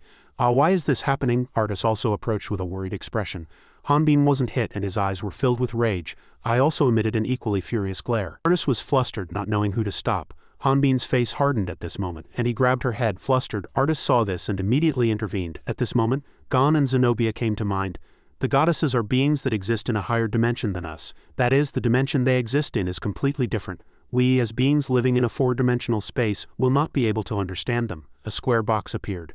But we can also think of it the other way around. Just as we are shapes on a plane, from their perspective that is, many flat pieces are joined together and the immortality I seek is another dimension of theirs. So I can't attack the goddess. That was the rule until now. Everything was placed in a square box. This is a spatial sealing magic. Level unknown, race goddess. Gon held the sealed box in his hand and thought, how can a higher dimensional species be trapped in such a lower dimensional space? It seems the location has been swapped. Kybiel, it's time for us to understand your immortality. Your future will repeat in this space. Gon raised his hand high and said, lost in deep thought, Zenobia, can Kybiel know my plan in this lower dimensional space? Zenobia held a cigarette and exhaled pink smoke. I'm not sure, but if I enter there, did the goddess of time and space call me there? Zenobia played with the pink smoke. At that time their magic was corrupted, and when you severed their heads she was trapped in our magic, Zenobia added with a mocking voice. Besides, even if she found out, it's too late. I've already absorbed half of her dark power. Gon frowned. You're right, she can no longer perceive Ompla's aid. Gon looked down at his hands, feeling a slight dissatisfaction in his heart. But we won't be able to achieve immortality with just that. If Ompla's aid were complete, we could completely absorb the goddess and create a new being. Hearing Gon's intention, Zenobia didn't quite believe it. And you're going to create a new being to keep the goddess from escaping this neutral space? Zenobia's expression as she exhaled smoke was filled with surprise. And there's no time here, so our life force won't decrease. So I can slowly absorb her power, Gon asked again. Do you hear it? Zenobia looked at the square box in surprise. The goddess's voice can't possibly be in that lower dimensional space, Gon continued nonchalantly. If even a great mage is surprised, it's understandable, Zenobia sighed, exhaling smoke. Wait a minute. Gon, did you just use her power? Gon's expression was indifferent. That's right, with this technique I can communicate with the outside world. Zenobia heard that, and didn't care at all. Well, even if you want to use the Great Earth, the Order of Light Alliance is watching. Gon heard that and replied with words that surprised Zenobia. I will fight religion with religion. Gon looked down at the box and sneered. All I have to do is give orders to the Dark Alliance in Kybiel's name. In Gon's hand was a cross-shaped card. On this side, Ipe's eyes sparkled. Amazing. I thought artists didn't want to form a team. Hanbin was waiting for the guide, but he also allowed a level 15 rookie to join the team. Artist laughed and explained, I have a reason to pay that kid's registration fee. The guide explained, no, I'll pay it. I also owe a debt to the Bantara warrior. Hanbin glared and said, since I didn't bring your sister's belongings and burn down the church too. Artist, flustered, had burned down Emin's church. The guide remained calm. I'll get all the money for that foolish older brother's life-saving expenses. While talking, Hanbin focused his gaze on the table next to him. He's here. Do you want to create a new alliance card? Artist, it's free for those who cooperate with the church. The man put a hand to his forehead. Understood, thank you. The guide continued to consult. Welcome. How can I help you? The man continued to speak to the guide. I heard I can become a hunter here. Hearing that, Hanbin glanced over. Is he from the countryside? I was like that when I first came too. The guide still spoke kindly. Ah, you've come to register as a hunter, the man replied firmly. That's right, Hanbin evaluated inwardly. He clearly bought new clothes. They're too clean. Level 20 human race. Hanbin was dumbfounded. Level 20 and registering as a hunter seems a bit late, the guide said. Then please tell me your name and hometown. The man proudly introduced himself. Oh, I haven't introduced myself yet. I'm from Shanghai. The man smiled brightly and stated his name. I am Sana, the warrior. In the Kandori Kingdom, the Millennial Kingdom, a tower appeared on the Millennial Snow Mountain. A loud voice echoed within the tower. Intruder, people were advancing through the snow. I hate the cold. Why do dragons have to nest here? One of them ran with wide eyes. The person behind didn't understand why. As the Inquisitors led the group closer, a fearful voice echoed loudly. The Heresy Inquisitors are here. A person was moving on top of the tower, fleeing from the people below. The person pulled out a square box from their pocket. Inside the box was a stone. Damn it, why do they have to be here as soon as the experiment succeeds? This was a piece of Omplazade. The fat man at this moment hugged the paper and ran back thinking, why are those Inquisitors interested in this place? Even if they are interested, they shouldn't know this place exactly. The man kept running and thinking, I need to get out. But suddenly a foot shot out and tripped him. The Inquisitor stood there with a cold voice. Where are you trying to run? The man fell too hard to say anything. The man looked up with a frightened face. Why are you doing this? We're just wanderers. The man thought to himself. Why have they already come so far? The man began to think to himself, I don't want to hit him. That mask is covering the yellow level on his clothes. Is he a general level? Thinking that, the man knelt down and bowed his head. Please forgive us. We'll leave immediately. The Inquisitor laughed loudly at this moment. I know we have a bad reputation, but you should know that we don't cause trouble for no reason. The Inquisitor frowned and said, but you're part of the Great Earth. A large hole appeared in the middle of the man's chest. The man held a gun and smiled with satisfaction. If you knew this, you should have killed me earlier. He even arrogantly challenged. Do you think you can be fine after being hit by a gun I made myself? Before he could get carried away, the Inquisitor punched him in the face. With just one kick, the man was sent flying and crashed into the wall. The man was in too much pain to say anything. The Inquisitor stomped on the gun with his foot. Just by the way you use a gun, it seems you're an otherworlder who just arrived here. The Inquisitor raised his hand and floated a bullet in the air, saying, do you know that everything has a reason? The reason why those who came before you didn't use guns. The Inquisitor crouched in front of the man and said that they all had reasons for letting him live. The Inquisitor said to the man in a cold voice, hand over the fragment. The Inquisitor looked down at the box at his feet. Annoying, the sky darkened at this moment, and a purple light appeared on the pillar. The people below immediately looked up and a black mass appeared and mumbled, is this power? Do you want it? A huge arm grabbed the Inquisitor. Why didn't you educate this damned bastard? Not only my level, but all my skills have increased. I can easily surpass level 80. A gigantic monster appeared before everyone's eyes. How could Alejandro lose with this power? The man had just tightly gripped the Inquisitor in his hand. Sadly, the first opponent for this power of mine is a boring psychic, Heller, but I won't let you die easily. Stop. How did you know where Omplazade was? The Inquisitor warned in a cold voice. Hey, I warn you, don't touch my mask. But the more he was forbidden, the more the man did it. He casually touched the mask and the mask shattered. Seeing the Inquisitor's face, the man's eyes widened in surprise. The man looked disbelieving. Impossible, how can a human reach that level? The Inquisitor clenched his fist. Didn't I tell you there's a reason? The Inquisitor's hand tightly gripped the man's hand. For everything, the next morning the sky was clear. In Crater Valley, a giant centipede quickly crawled out of the entrance and a loud voice echoed, it's coming, catch it, don't let it escape. From above, a person was floating in the air. From above, that person immediately leaped down. Ip was in free fall. The centipede quickly charged and sent 2 soldiers flying. The 2 shouted loudly, we can't stop it. The centipede quickly charged towards the warrior standing at the gate, and one of them shouted loudly, it's coming for you, team leader. The team leader stood with a stern face.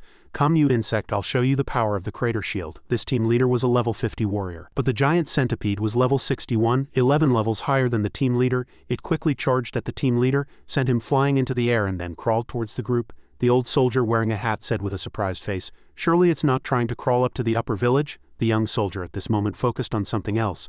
Wait, that, the man emphasized each word, is falling. The giant centipede reared its body. The person falling was Ipe. He swung his sword and the young soldier was startled. What is that lady trying to do? Ipe at this moment let go of the sword in her hand. The sword pierced directly into the giant centipede's head and she grabbed the sword and landed on the ground. The sword at this moment was stuck in a nearby rock.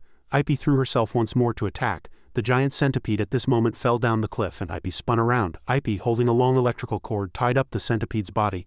The people below were astonished. That's Ipe, the new hunter who appeared 2 months ago. Her level has increased incredibly fast. She's a new magic swordsman, a genius who can handle most monsters alone. The old soldier kept mumbling as if he had met an idol. According to rumors, her sister died in the dragon's lair incident, and she became a hunter to help everyone. The young soldier turned away with a contemptuous look and said, "It's a bit creepy how much you know." The team leader next to him shouted angrily, "You fool, now is not the time to admire other teams," he emphasized. "That monster won't die easily with one hit." As expected, it regained consciousness, but Artis came as reinforcement. Artis began to use the magic staff in his hand, and with just one hit, Artis sent this giant centipede flying far away. At the same time, the first magic stone on the staff shattered. Giant centipede's body froze. The bald man's eyes widened in surprise. "That's magic, no way," and the bald man recognized Artis. "The versatile mage, the best mage who can attack and support at the same time." The bald man rattled off Artis's information like a fan. Not only that, but he can use magic freely, allowing him to cast magic beyond his level. While he was talking, Artis looked at the staff in his hand with a sad expression. "As I thought, the magic stone can't withstand high-level magic." The bald man at this moment rejoiced like a festival. Plus, he seems to be getting more beautiful. The two soldiers behind him sneered. "Do you know that person is a man?" he still said with that expression. "It's fine if I just look." They thought helplessly that it was a little disgusting. Suddenly, the young soldier said as if he remembered something, "I've seen Artis in the newspaper, probably in that photo." The young soldier paused as if he remembered something. "From the Sword King's family, a Bantara warrior." At this moment, Hanbin approached and Ipe joyfully waved her hand. "Well done, I'll leave the rest to you." Martin held a hammer in his hand. "I'm a little disappointed that they're doing all the work." Brad approached and smiled. "But since we're on the same team, it's not bad." The young soldier turned to the old soldier and said, "He's smaller than I thought." Brad said angrily, "I can hear you." The old soldier said softly, "You're new, so you probably don't know." Ipe had a sad look in her eyes. "There was an incident at the association 2 months ago. He was also just as sad. A Bantara warrior. At night, this dungeon was lit up and a person had both hands tied. This person was leaning against the wall, bound all over their body. A voice was heard, 'Do you want to commit suicide?' Summer day in a giant skyscraper. Do hunters have no aesthetic sense?" Bao and Emin and the soldiers behind them looked at what looked like a prison for alien prisoners. When they came here, did they not affect the architecture of this world? Are they products from another world?" Bao and Emin stood in front of a door on a red carpet and talked. "Why have you come to the association, Judge?" "Ah, because of the new white-haired girl who was tried. Her name is probably Ipe." "That's right, I'm thinking about that child." Bao stroked his beard with a cunningly satisfied look in his eyes. "She's quite pretty. It's a shame such a beautiful girl is doing dirty work like a hunter. How is her team?" "I'm a bit worried, so I came." Emin turned his back on him and judged helplessly inwardly. To say such things with such a contemptuous face, but Emin was calm, because he was a noble who had made quite a few donations to the church. "Oh dear, look at all the people bustling around. Is this association always so noisy?" A person had their arms crossed and a body like a solid iron pillar. "Conflicts among hunters are inevitable due to the nature of their profession. Moreover, they always carry weapons, so one conflict can lead to death."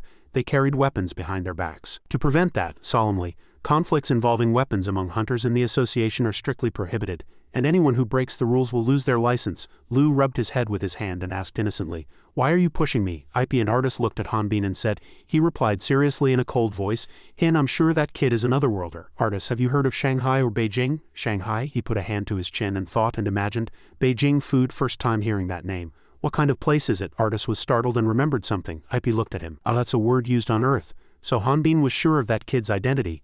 "I don't know anything, but other hunters are just suspicious." Ipe and Artis stood behind Hanbin with solemn and respectful eyes. "Because the Bantara warrior is standing here, no one else can do anything. You're really amazing, Hanbin." Hanbin thought something coldly and solemnly. Shanghai spicy flavor, I think I heard it before. It's been too long, 22 years on Stone Mountain to clearly remember country names." The boy with the shield walked out proudly. Suddenly he thought, it doesn't matter. I'm sure this kid just arrived here. But shouldn't the system have told him to hide his identity? I'll scare him away. As he drew his sword, Artis guarded warily. Startled, understood. To become a warrior one must show oneself. This must be a test from God because I followed the Shu family. Ruin held a sword and shield in his hand and said proudly, "If this is fate, I will not run away." He charged straight forward with a determined expression. "But if a warrior has to kill an enemy, I hope you'll stay far away so I don't have to do that." Hanbin stood with his arms crossed, calmly, solemnly. "Level 5 fool, then as a Bantara warrior I won't." But suddenly he fell silent and gradually darkened. Dangerous. Hanbin frowned and punched the man in the face. This damn bastard. They looked up and whispered. Surprised and scared. You came here to tell the whole world my level? If you're going to die, go to another corner. Why are you telling everyone my level? Hanbin's eyes blurred and they whispered angrily. What did that person just say? Level 5. A Bantara warrior is level 5. Ip raised her hands high and Artis and Hanbin were helplessly frozen. That fool, doesn't it hurt to be hit by a Bantara warrior? Artis, do something. Haha, I don't know what just happened. Artis, old feathered weapon, they whispered. What's going on? A Bantara warrior is level 5, but his fighting style isn't like that.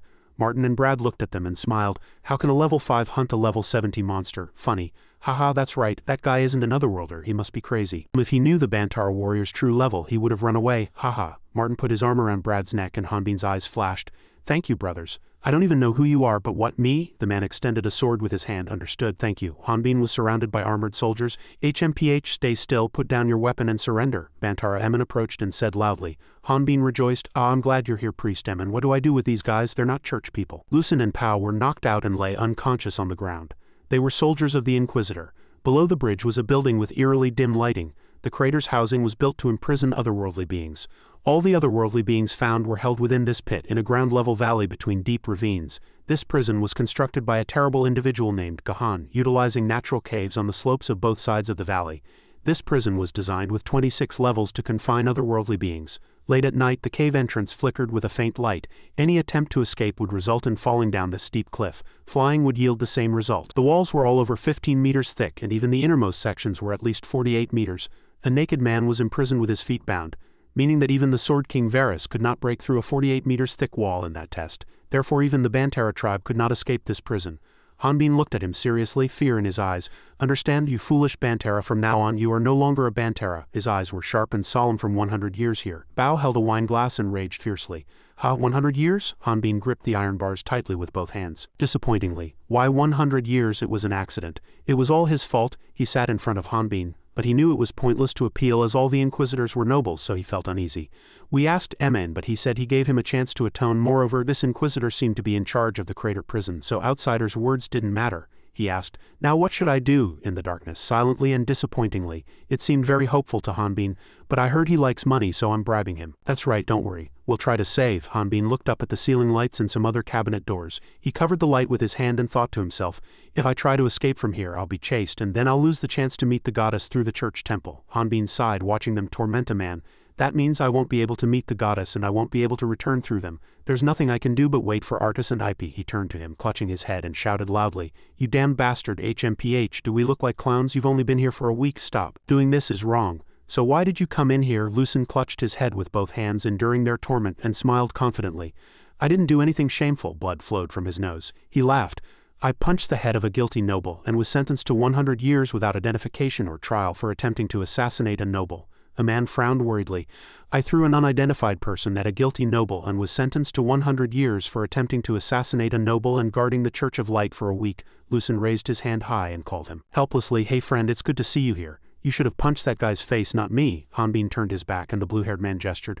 Ha friend, you fool, come here. I don't know him. Do you think you can ignore us on our floor? Are you new here too? Haha, you don't know who's in charge. Lucen reached out and laughed cheerfully. I thought so too, until I couldn't believe he was level 5. Hanbin raised both hands side by side and began to glow, then angrily punched the heads of the two guys, making them groan in pain. Hanbin grabbed Lucen's cheek and shouted angrily. Oh, what a technique. Shut up. Hanbin looked at him, thinking solemnly to himself. I can't believe I have to keep dealing with this fool while my plan is in disarray. If this fool keeps blabbing, my identity might be exposed, he thought sharply to himself. If Artis and Ip end up like this too, should I kill this guy? Hanbin took his hand off Lucen's neck. I was flustered because I wasn't born here. Hanbin looked at Lucen, smiling friendly, and said, but it's good to see a familiar face. What's your name? He pursed his lips. Hanbin helplessly lowered his head and held his head with his hands. Lucen laughed. Please call me Flatbin. I'm Jang Lucen, nice to meet you. Hanbin looked at him and asked, how have you survived until now? You're boasting about being an otherworldly being and people just keep letting you go. Lucen turned his face and laughed excitedly. He thought to himself, they thought I was crazy when I told them my level. Of course I'm not an otherworldly being. So he knew he had to keep a secret, but he didn't know what to hide. Hanbin cupped his chin with his hand, lost in deep thought. I guess I'll have to tell this man the difference between otherworldly beings and Rodna people. It's small, but to express my gratitude, Lucen reached out his hand and offered a few small stones. Magic stones? How did you get them? No, these are from monsters hunted underground. Hanbin and Lucen looked down at the unconscious guys. You can hunt monsters during prison labor? That's right. They tried to take these from me. In his hand was a small glowing stone. The prison is underground in the dungeon, so that means you can enter the dungeon, and those guys tried to take it from you. You can't even sell them in prison. Lucen held the stone and saw an armored man approaching. Oh, you're new, so you wouldn't know. If you give them to the guards, Hanbin's eyes widened in surprise. They'll reduce your sentence. He looked up. You should have told me from the start. Bao held a wine glass and solemnly turned his back. I heard that once you otherworldly beings like you start, you can't stop killing Rodna people. Because killing high-level Rodna people gives you more experience points. The iron bars came down and he smiled cunningly. Sometimes I envy you damn bastards. Because I'm a bit bored right now. You're excited, Hanbin said in a firm stance. That's right. You're the next target for Bantera and you can't wait to tear that arrogant face apart. The iron bars fell faster, making a sound. A man sobbed with his mouth covered, calling Rick, Eric and Garan. The boy in front of the computer stretched and held a knife in his hand. Earthlings have small and weak bodies. Not only have their bodies become weak due to social development, but they also don't hunt large monsters like the Rodna people. And even though they have to move their bodies more than Earthlings, they are still human. The boy held a knife in front of the monster. To hunt monsters, Rodna people learn to fight, level up and increase their physical strength. Nevertheless, the human physical limit is 15. A huge black monster crushed a green monster, but the monster's level is unknown and can evolve to higher levels. In other words, a human at level 15 is nothing. He gripped his hidden weapon tightly and drew his knife. So, Rodna people have 4 types of energy: overwhelming physical strength and aura that overwhelms power. Staff and magic circle, mono magic. 2 swords crossing with strong energy, lightning and inner energy, porox. 2 hands casting spells, healing and protection, brana. These 4 powers are called the 4 energies of Rodna. Light shone and several armored soldiers appeared. Hunters train these powers to level up and successfully hunt large monsters. A man is handcuffed, gripping a knife tightly in both hands. But what if there's a person who can't use one of these 4 energies? Magic handcuff seal. Handcuffs can seal the 4 energies and change color when the black man tries to use energy. A large bee flew straight towards the man. Be careful, level 36 assassin bee. Level 45 warrior tribe. Even if a hunter's level is high, bees surrounded the terrified boys. Humans cannot use that energy. Level 36 magic swordsman tribe. Level 44 mage tribe. To them, they are just food. The bee stung the boy by surprise and there was no exception. The boy firmly slapped the bee away with his hand. The bee flew away and the boy covered his face with his hand. The boy's eyes widened in surprise as he looked at the bee. He was dazed and bewildered. The assassin bee seemed to have exploded. The boy saw a glowing knife embedded in the floor. It was a kitchen knife. A man approached and quickly picked up the knife. It was a thrown kitchen knife. But he couldn't use aura because of the handcuffs. Hanbin picked up the knife and cut the bee in half. I know he's a Bantera, but is this allowed? 5th week of sentence reduction. Hanbin looked down at the bee sprawled on the floor and thought to himself, they took my greatsword, but throwing knives like I did on Stone Mountain is fine. If I control my strength, the monsters I hit won't die. Lucen picked up the knife and stabbed the bee. If I level him up, he'll be useful to me later. The assassin bee fell. 1224 experience points gained. Lucen breathed a sigh of relief. Level 35 warrior tribe, Shik, an armored soldier approached. He set down a large sack. Hanbin and Lucen saw something glowing as the sack opened. 2 months off the sentence. Half is his, meaning 1 month each. For 1 day off I worked myself to death for a month. He looked at him and some other people behind him. I want to exchange for bread and 8 kitchen knives too. Platt, shouldn't you get something better than kitchen knives for a weapon? He offered him a loaf of bread. He laughed loudly. It'll break with 1 swing, so cheaper is better. Haha, you just went to work, so it feels a bit bad to eat delicious food. Hanbin glanced at Lucen, thinking solemnly to himself, for the past 5 weeks we've been collecting magic stones and going down the levels. It would be faster to go down to the deepest level alone. Hanbin looked at Lucen, thinking honestly and cheerfully to himself, but I can't leave this guy alone since he knows my real level. Besides, this guy needs to level up too. Not only that, but this guy has a working system. Hanbin's eyes were serious. There might be important information to negotiate with the goddesses when I meet them.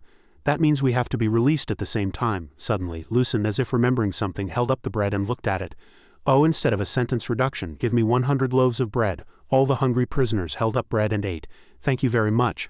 Most of them were people who had been mercilessly tormented upstairs. You gave us magic stones that are hard to come by. Hanbin looked at Lucen helplessly. Lucen scratched his head and laughed loudly. Haha, monsters will reappear over time.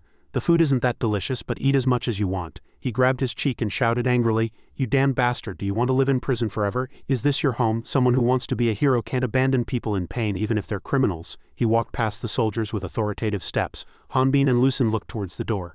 Bao approached solemnly and coldly. Truly garbage, Inquisitor. A man ran to him and pleaded, but was restrained. Please just let my family visit me once. Get lost. He was sentenced to 15 years for failing to pay his debts 10 years ago. He is not a hunter. His family is currently paying off his debts. A soldier said to Pao, Farmer, if you want to visit, at least try to hunt monsters. It was reported that the last time he entered the dungeon was 3 months ago. At that time he lost his leg because of a monster, a man pleaded desperately.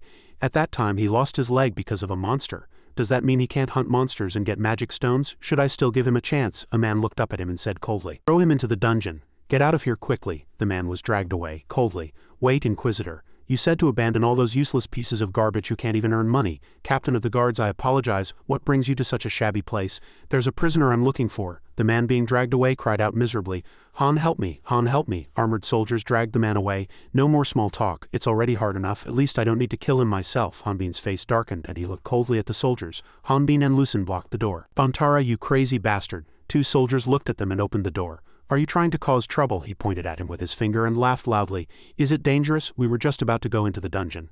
Haha, we've already cleared all the monsters in that dungeon. Now we just have to go in together. Both soldiers trembled in fear and defended themselves. What are you two doing? Both soldiers looked fearfully from behind their masks. Weren't you going to go in too? Hanbin's eyes flashed, glowing red. It's dangerous. Do you want to go back? Blue sky and white clouds of the Kandori Northern Snow Mountains. Millennium Kingdom, Millennium Dragon Cave Snow Mountain. Several people stood on the mountain. We have checked the levels of all evacuated residents. There are no suspected otherworldly beings. This is the 6th dragon cave we have controlled.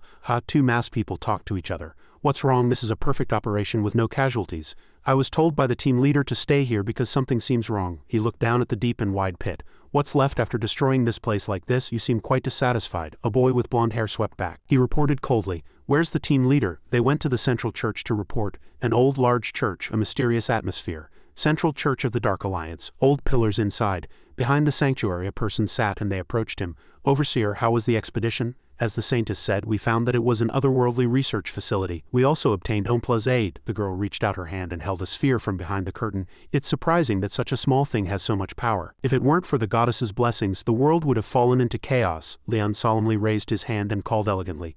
Kaibiel, the goddess of light, will bless you immediately. Leon listened and was silent for a moment. Leon reached out his hand to the girl behind the curtain and said, Is there something wrong? Lord Leon is very strange. The Saintess looked at the floating girl with long hair around her. In the past, the goddesses watched over everything in the world, and didn't they give us prophets to enlighten us? They didn't directly influence our actions. The girl watching Leon sing through a gap in the window said solemnly, Even with aliens running rampant, yet the death toll has exceeded 100 even after we received blessings. Leon H. solemnly raised his hand to object. If the goddess knew, wouldn't she have informed us beforehand? Leon H. Moana angrily pushed aside the curtain and the girl stopped him.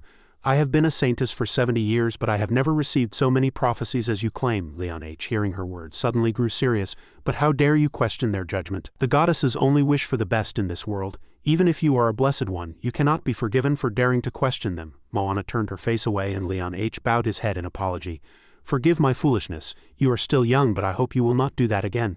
Be careful with what you say, Moana said, and the maid hesitated, then removed her mask. Next time, please be sure to take off your mask. I apologize. It is truly regrettable to hide the beautiful face given by the goddess. Ho ho ho, when the next prophecy comes, you will be ready. Moana received a glowing orb in both hands. Okay, goddess of darkness, I offer Omblaus's aid to you. Leon H., wearing a mask, turned his face away and thought, such a detailed prophecy was unprecedented. This allowed me to obtain Ompla's aid from the great earth. He looked at the purple glowing pillar and thought, but no matter how many times I asked the goddesses who they were, they only replied that their existence could not be told to others.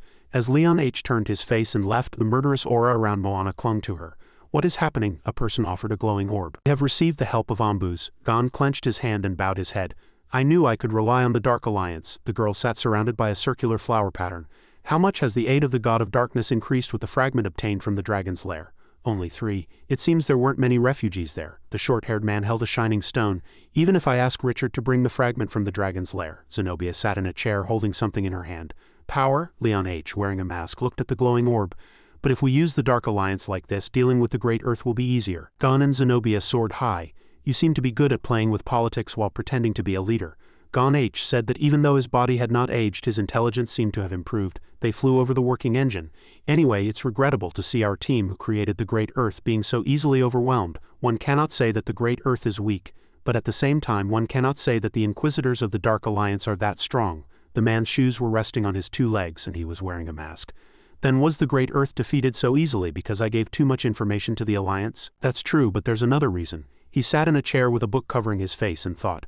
The Dark Alliance has Leon H. He is one of the blessed ones, like us. That handsome kid who came a generation after us. He pondered deeply, his eyes peering from behind the book. Isn't it bad? He must know his lifespan so we could bring him to our side. Give up.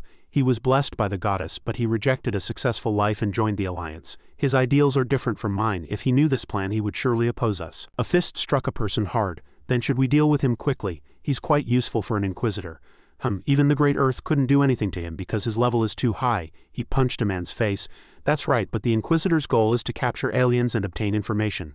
So he's an expert at that, especially a psychic specialized in close combat and recovery. The man defended himself with both hands in fear, so if the Great Earth dares to say anything about us. The man's eyes widened in surprise, but even if that were the case, they wouldn't be able to do anything. And this is a fact they don't know. The painful image of a boy faintly appeared before the man. The moment they break the oath of speaking about your 4 heroes, the forbidden magic will be activated. Their brains will suffer extreme pain and they will die instantly. A hand touched a person's shoulders. That's enough. Even healing magic can do nothing, and Leon H. appeared, landing with his hands placed on the ground. That alien's body will turn into dust and disappear the moment it dies. He punched the rock wall hard. Zenobia and Gon arrived at one place. This is your magic. Zenobia, don't you remember? I am a great mage. Do you think I remember all the magic I've created? He and she looked at the magic block. Besides, I've been busy researching the power of the goddesses. Now we just need to wait for Amblaus's aid to be complete and then absorb the sacred power of the goddess. Gon and Zenobia conversed solemnly. Didn't we have one fragment left? The dragon's lair is not only inhabited by aliens. I'm sure it's all over. Gon said solemnly and decisively. I heard that a new alien has been captured in the crater prison I created a long time ago. So I sent the information. Leslie sat solemnly among countless people. Now all I need to do is wait for the infiltrated Leslie, she thought, looking at him askance.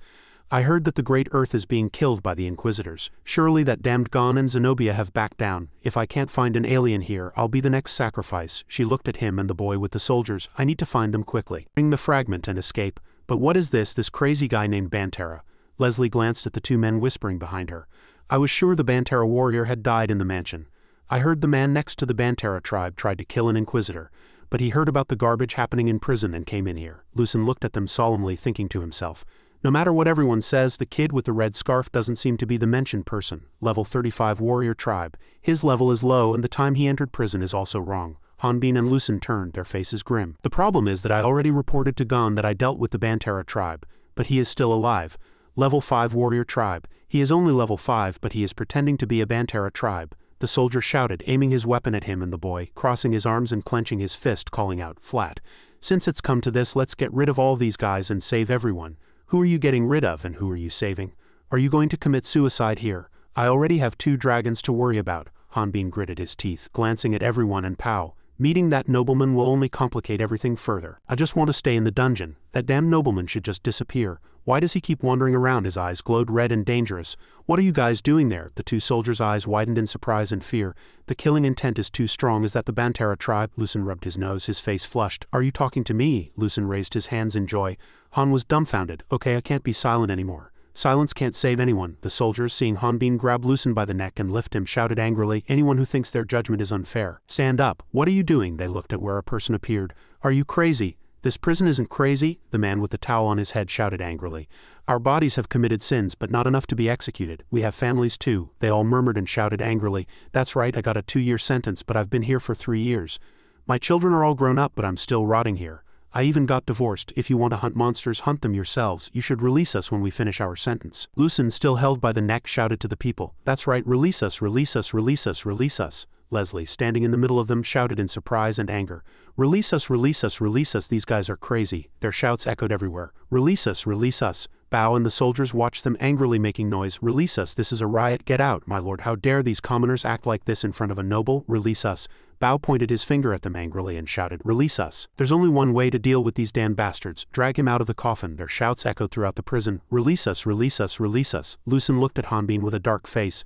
Hanbin was dumbfounded. What's wrong? I believe that a warrior's way is to save the weak. Surely they will think that a warrior is not a hero. It's to help others stand up for themselves. Their shouts echoed. Release us, release us. Lucen reached out his hand to Hanbin. He was tearful and angry. Who knew you had such a good personality and amazing martial arts? I'll serve you for life. Brother, be quiet. Their voices echoed. They shouted, release us. Lucen raised his hands in joy, covered his face and bowed his head. Follow the Bantera hero. Bantera, Bantera. One person's feet were bound with chains. Whoosh whoosh. One person's hands were tied behind their back. They heard the sound, turned around and asked, what's wrong? He stood there dumbfounded. There, one person and the soldiers approached him and the boy. It's an alien. Han and Lucen were startled. An alien here? I can't believe it, Leslie, and they raised their heads and thought. An alien is here. The one Gon mentioned, level 61 magic swordsman tribe, wearing a mask and handcuffs. Pao said solemnly.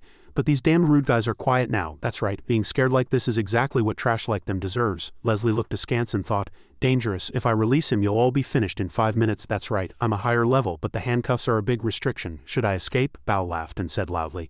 But I am very generous, my generous decision now is to add 50 years to all of your sentences for rioting. Han grabbed Lucen's hand tightly and pointed a finger. And the ringleader will get an additional 100 years, what are you talking about? That wasn't my intention, it was my brother's intention. Then the Bantera tribe will get an additional 100 years. Bao's face darkened, and he smiled wickedly. HMPH, yes, I know you two dislike each other.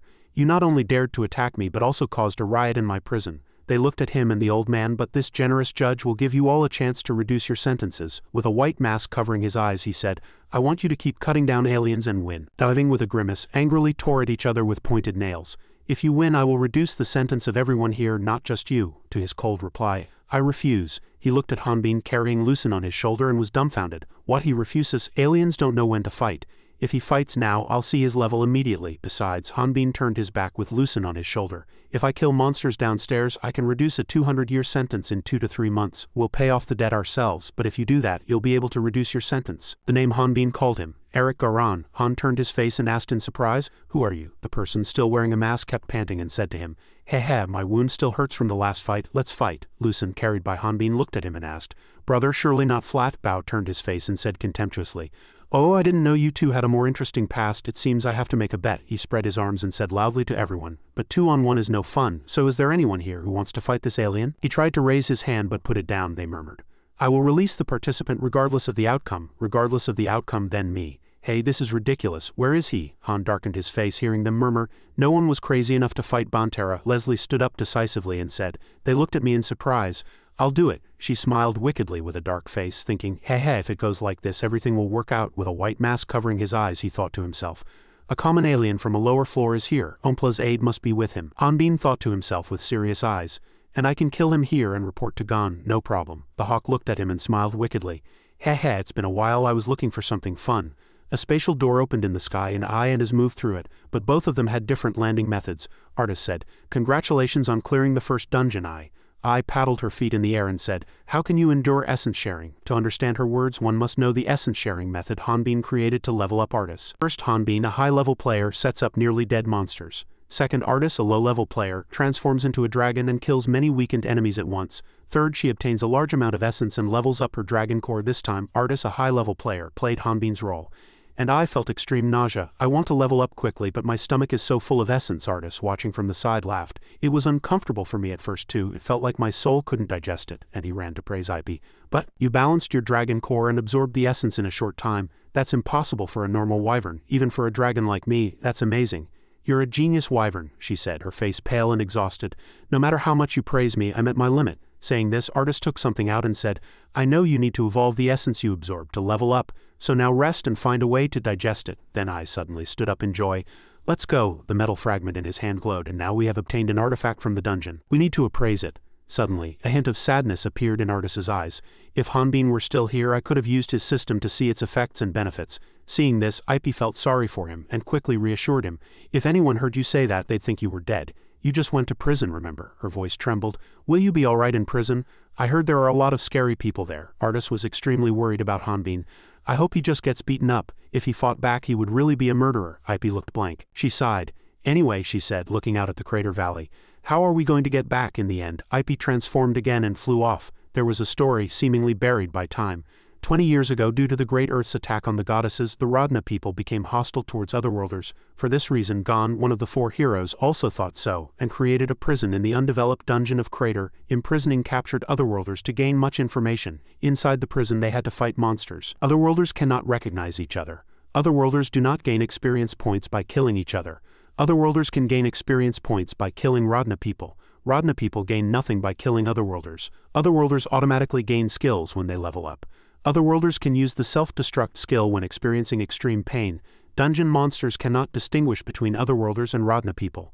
Otherworlders disappear from the world upon death.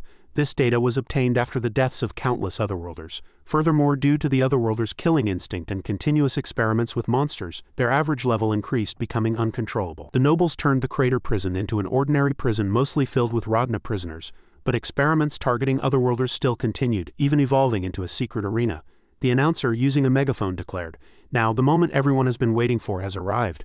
All races and genders. He turned his head towards us and continued, as usual, today's match will proceed with simple rules. Monsters will pour into every corner of the arena. The person who kills the most monsters and brings back the most magic stones wins. All eyes turn to the fat man Bao. There is no time limit, and looting is permitted. Unexpected accidents still occur, the announcer began to introduce. Our esteemed judge will forgive all accidents that occur during the match. From the blue corner we have Lao, a demon sent by the demon god Omplus who has safely emerged from countless battles. As the dust cleared, Lao's figure was revealed. He thrust his fist forward and roared, "Silence, the power of darkness flows in my left hand, my revenge begins now." From the audience, curses erupted. "Aren't you ashamed, you crazy otherworlder?" "Go to hell, you damned otherworlder," Lao shamelessly retorted. "Of course no one can understand my darkness." Leslie, standing next to him, gritted her teeth in embarrassment. "Damn noble, how dare he make me wear such a shameful outfit?" Then she composed herself. "Calm down, once I get Ompla's aid I won't have to bother with this guy." Leslie forced a smile and asked, "Lao, have you thought about the power I offered to lend you?" He heard that and asked back, "You mean the gem fragment to increase my power?" "Thank you," Lao at this moment once again in a playful voice. "But your bright smile hurts me." Leslie turned away in anger, thinking inwardly, "I'll stab this guy with a knife during the match." Back in the arena, the face behind the mask was contorted. "I am Laudestia, mistaken for an otherworlder and imprisoned, my name erased, but I cannot forget the pain of that day." The announcer continued his introduction. "From the red stands we have the fearless man Manchal, the strongest warrior of Radna." He glared at his opponent, thinking, "I'd recognize you anywhere. That must be the name from Mel's mind." At this moment the muscular and massive Eric Garan appeared. Bantara warrior Flatbin Hanbin. Hanbin examined his opponent, thinking inwardly, "Who is this? I don't know this person, but this otherworlder knows my old name." Looking at Lao Ilnul in front of him, he continued to think, "If he's from the Great Earth, my identity has been exposed. If he's from the Great Earth, he might also find out about my past." Another thought popped into his mind. "But if he knows my identity, there's no need for him to fight me to cause trouble. I don't know what he's planning, but since he knows my identity, there's a possibility he'll target Artis and IP." For this one reason alone, Hanbin made a decision. "I will kill that guy and get out of here." Suddenly a small voice was heard. "Brother," Hanbin's eyes widened as he looked at Lucen. "What do you want?" He lowered his head and explained, "Brother, I respect your strength and character." And then again in an incomprehensible voice, "But do we really have to kill that otherworlder? Wouldn't it be better to solve it through dialogue rather than fighting?" Seeing him get agitated, Hanbin merely sighed. "This guy knows too little about Earth." At this moment the announcer's arm was raised high. "You will win," he added. "There will be no escape. Monsters will pour in from all directions underground." While he was introducing the arena, the ceiling was blocked by a super strong shield from 20 psychics, and ours was also opened. Hanbin didn't have much time to talk. "We'll talk later." Lucen gripped the hilt of his sword tightly. "Understood." Thousands of monsters were unleashed, he declared. "The match is about to begin." From above, someone was scanning Hanbin's body. Muscles as hard as a mountain and as broad as the sea. Muscles coiled around his abdomen. They followed his every move with admiration. Pectoral muscles that ripple with every swing of his sword. Beautiful brown muscles like a sculpture. The Countess's face was filled with satisfaction. "Unfair goddess, how could you give such a cruel man such a beautiful body?" the Countess asked. "Is he paying attention to the Bantara warrior?" The two sat in the VIP seats and conversed. "I just said he's quite charming," the Viscountess replied. "The Count will be jealous if he hears that." The Countess suddenly paused. "It just occurred to me, if he wins this match he'll be a free man. Are you planning to make him your servant?" "Really? I need a servant to manage 100 houses in the countryside." Suddenly a man's voice interrupted. "It would be difficult for the Bantara warrior to work in the mansion if he doesn't use magic items." The two looked at him with wide eyes. "My goodness, you are," he introduced himself with a social smile. "I am Felix Francis of Francis Company. It is an honor to be recognized by you ladies, but I am merely an ordinary merchant." Suddenly Felix proposed, "If it's all right with you two, may I take a picture of your extraordinary beauty?" "What are you holding?" he explained. "This is our company's latest magic item, a portrait preservation machine." The Countess smiled. "You're acting as if you're carrying the entire mansion," she continued. "Since you're using magic items without any issues, your level can't be very high," Philip continued, pointing the camera at the arena. "In the past I also did some hunter work with my older brother, but it was nothing special." A light flashed in his eyes. "Let's see if this device works now." The camera lens was aimed at Leslie and Lao. "Are they the otherworlders Hanbin mentioned?" "The special masks make it hard to see clearly."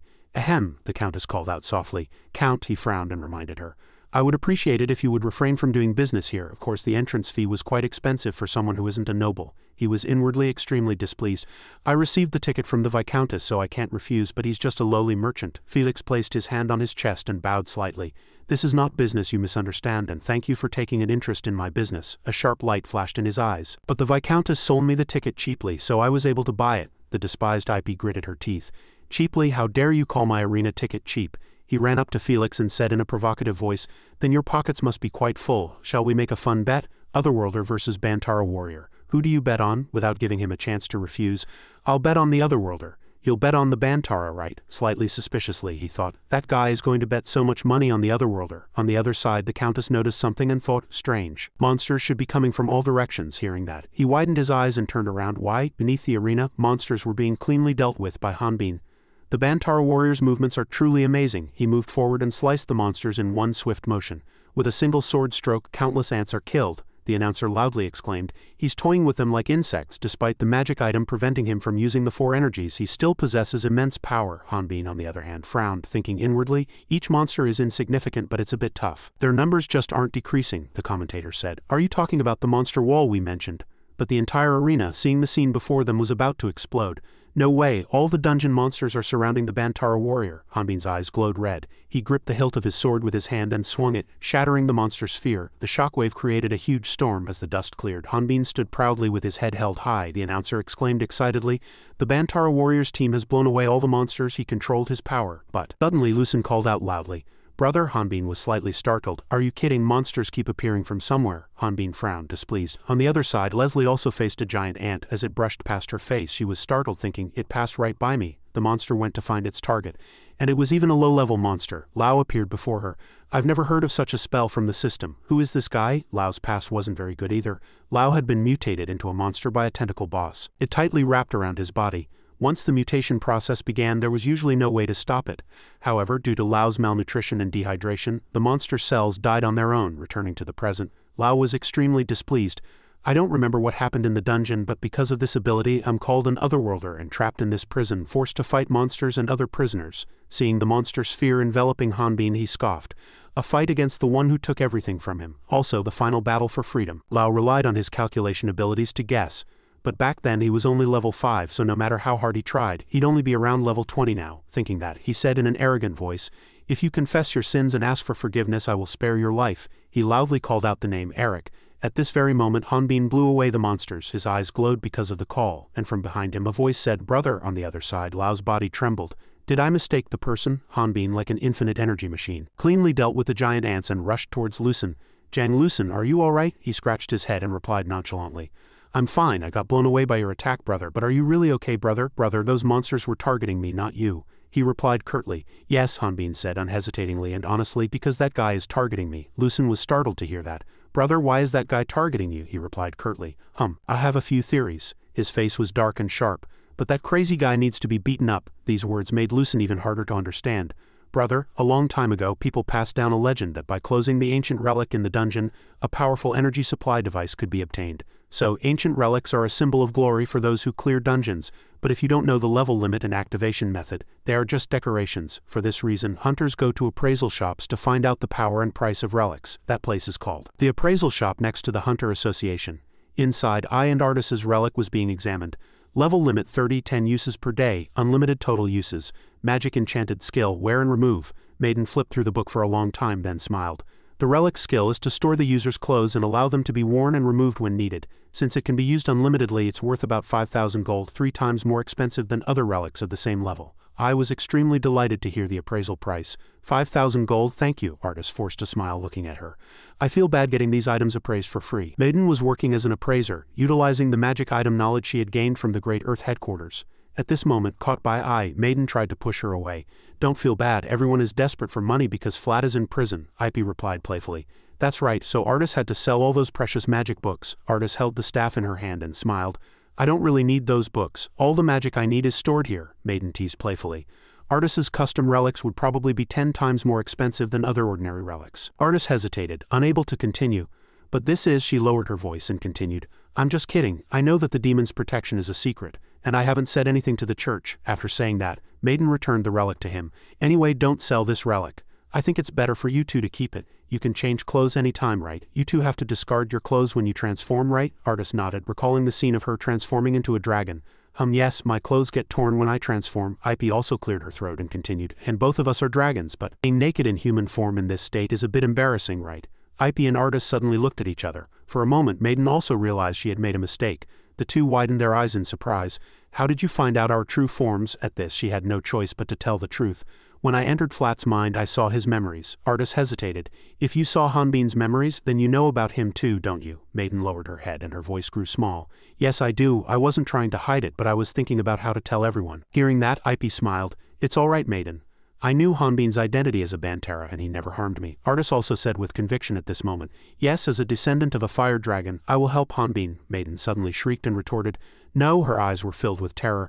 I thought Hanbin was a good person, but you two don't know what's inside him. She recalled the demon within Hanbin's subconscious, the demon trapped in hell for 22 years. Artis paused and said quietly, Before Hanbin came to Radna, Maiden continued to reply, he seemed ordinary on the surface. He is very dangerous. Back in the arena, Hanbin coldly swung his sword. Each powerful blade strike brought down the swarming ants and the muscles throughout his body rippled. He even played with the ants, completely unaware that the Ant Queen had appeared. Suddenly the Ant Queen fell, stabbed by a sword from behind. Hanbin Lao's pupils contracted. Were my monsters so weak? Leslie, standing nearby, had already turned pale.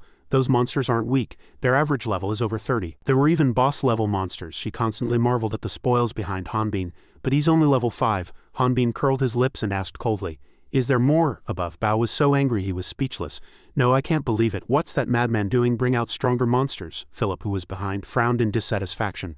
Those monsters would have been enough to devour an entire city, but they were far too insufficient to reveal his potential. He glanced at the audience seats and thought to himself, the prisoners stopped their wailing a long time ago. They've already experienced this, so they know what will happen. The Bantera warrior's valor.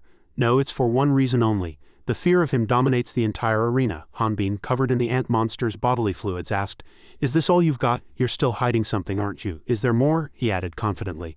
This time I'll destroy everything. Lao frowned in anger.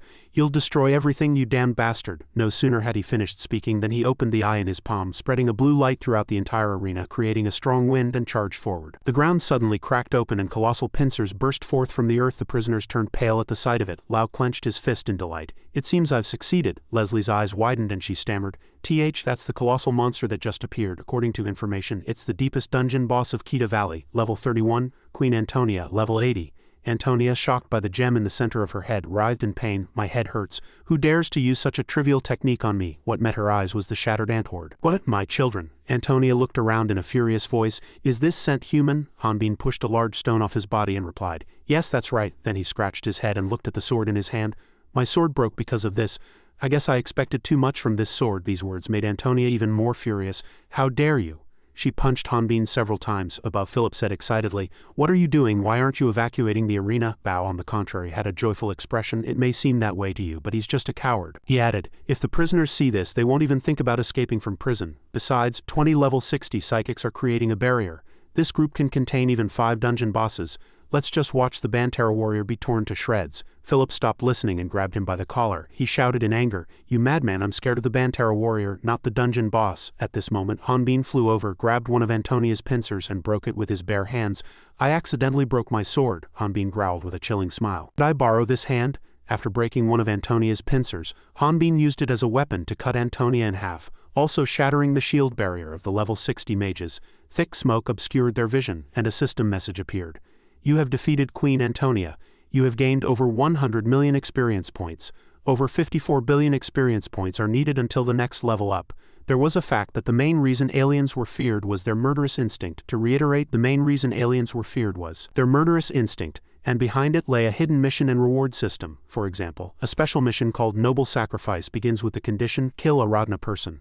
Details. Radna people are deceived by the demon god. Killing them is sad, but it is the price to save the world of Radna. The reward for killing Radna people is a conversion substance delivered to the brain which makes the user feel extreme pleasure and comfort.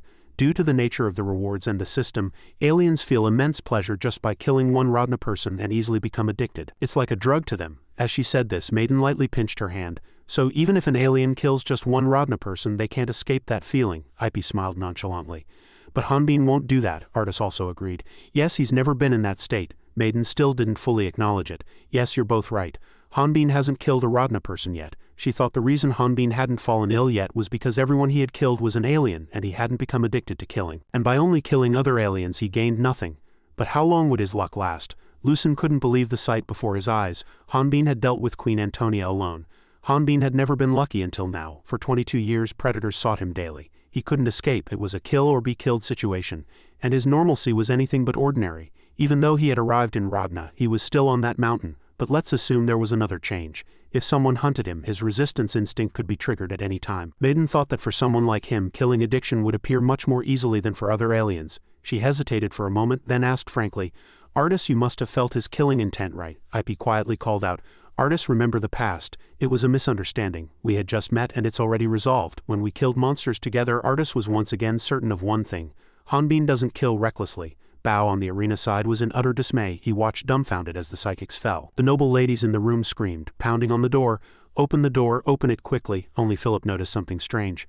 No casualties. Did the Bantera warrior control his power? One of Antonia's pincers was embedded in the corner wall of the spectator stands. Or maybe we were just lucky. At the same time, IP laughed loudly.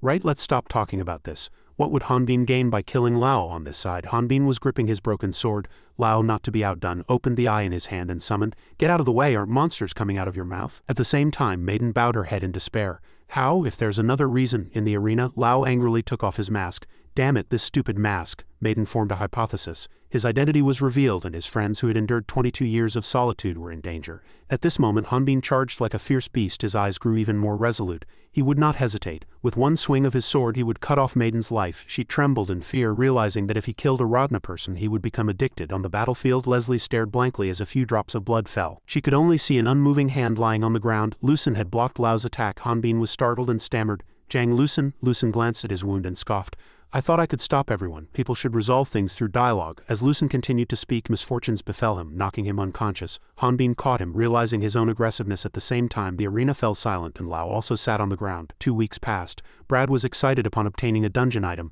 "This stone is just right for this size." He rode on the giant centipede and shouted below. IP also added, "That's great." Artis received the stone and admired it. "Something this large would be worth at least 500 gold. IP's eyes sparkled with emotion. "Are we really getting it?" Martin replied with a smile. "We owe our lives to the Bantera, so we will definitely help," Brad added in a hoarse voice. "Besides, you even obtained this relic." "This is nothing." Moreover, his face was flushed. Long Tong thought to himself, "IP, I'll do anything for you, but I'd rather die than say it." IP chattered like a small rabbit at this moment. "Thank you so much, Brad." Brad saw her expression and was about to speak his mind. "If IP has time, would she like to come with me?" Suddenly, IP's voice was heard waving from above. She suddenly realized it was Hell Anis Pell. "There's a problem, come quickly." "I didn't hear that properly." "I'll be right back below," Martin said in admiration. "You just flew over the canyon, not scared at all." Brad helplessly uttered something incomprehensible. "They said they'd wait at the Hunters Association, so why?" Artis looked at the relic in her hand, thinking, "Everyone helped us. We earn money much faster." Of course, Maiden's words were valuable too. Suddenly, he also felt a little sad. If he were here, Hanbin could have easily avoided conflict. "To do that, I need to become stronger." Heller and IP's conversation continued rapidly. She said something worrying to the three of them, but the distance was too great to hear clearly. Brad was puzzled. "What's wrong? Is there a problem?" Martin, who was next to him, replied, "I can't hear what they're saying, it's too far." Only Artis understood. No, he was extremely worried. Did something happen to Hanbin? After returning from the arena, Philip handed him a file. "This is information about the aliens from Crater Prison, sir. As you requested." He sat across from Leon H. "I almost died there because of you, so you should at least offer me a cup of tea." He held the photo file and spoke. "There's water right next to you. Be quiet, I need to read this." Philip sighed as if accustomed to this situation. "I thought I'd have time to talk to you. Wouldn't it be faster to give all this to the Dark Church? Why are you giving it to me?" Leon H. simply replied, "Because I also need some personal items." Then he slowly flipped through a few photos in his hand and continued. "So this fellow from Crater Prison is an alien?" He immediately replied, "The Count said so." Leon H. took out a photo of Lao and asked, "This fellow isn't an alien. Judging by his personality, he wouldn't be." Philip was puzzled upon hearing that. There's no family register or anything." He suddenly grabbed his face, displeased. "That arrogant noble must have tried to make him an arena spectacle. He erased all his information and made him an alien." Leon H.'s eyes darkened. "So Crater is also a lie." He internally calculated the latest information the goddess had given about aliens. This came from the goddess, so it must have some purpose. But my mind isn't clear enough to control the situation before it spirals out of control. Calming down, he refocused on Hanbin's photo. This guy." Looking at his face and physique, Leon H. assessed. "That fellow on the other side of the arena was a Bantera warrior." Philip recounted the rumors he had collected. When the Church of Light attacked, he lured out the Dragon's Lair's boss. While Leon H. went to get something, he continued to speak. "He killed the boss in one hit.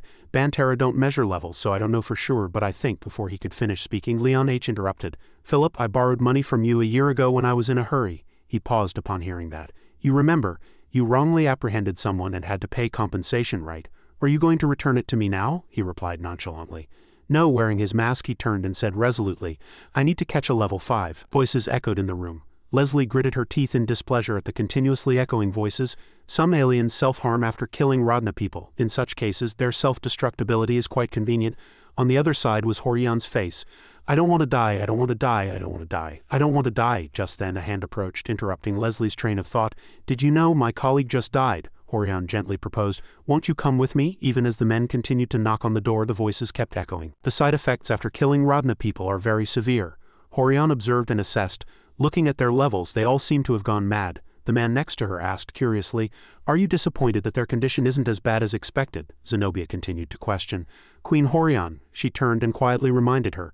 Don't make fun of me, Zenobia. Even after becoming Queen of Alandia, you're not still dissatisfied, are you? Then she again made a single assessment. But they seem to be looking for something, she asked curiously. Then Leslie tightly gripped the weapon in her hand. I hate the heroes who imprisoned me here. I want to kill the Rodnians right in front of my eyes. Her eyes glared in every direction, but she couldn't refuse this offer.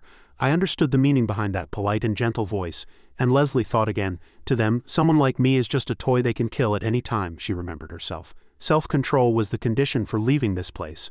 I can suppress my desires with self-control. About people similar to her, we do the dirty work for the four heroes and became a fake Great Earth Alliance. Leslie's eyes widened when she understood that. The self-control stemmed from my fear of them. I was so afraid that I pledged allegiance to those I hated. She marveled inwardly. I didn't think I'd be this afraid again. Resistance is meaningless, and she came to a conclusion. After seeing that power, Leslie pleaded, Wait, level means nothing. Then, as another hand reached out, a scream erupted. What broke was the handcuff on her hand. Hanbin grabbed Leslie's shoulder and urgently asked, Are you a psychic? He pleaded with her, asking her to save him. She looked to one side with a puzzled expression. Yes, Hanbin pleaded again, his voice choked. Please. Her eyes widened in surprise, and she quickly ran to the unconscious person, put pressure on his hand. Give him the book in his hand, the others said urgently. Understood. Suddenly an exclamation burst out. This is truly outrageous. Bao pointed his finger forward and loudly reprimanded. How dare you ruin my game? Everyone will be executed. As his words echoed, movement was detected. Execute them immediately. Hanbin gnashed his teeth in anger. These damned bastards, how dare they do this when someone is dying? He continued to call out to the still unconscious person. Hey Jang Lucen, wake up. Jang Lucen, Leslie shouted loudly to stop him.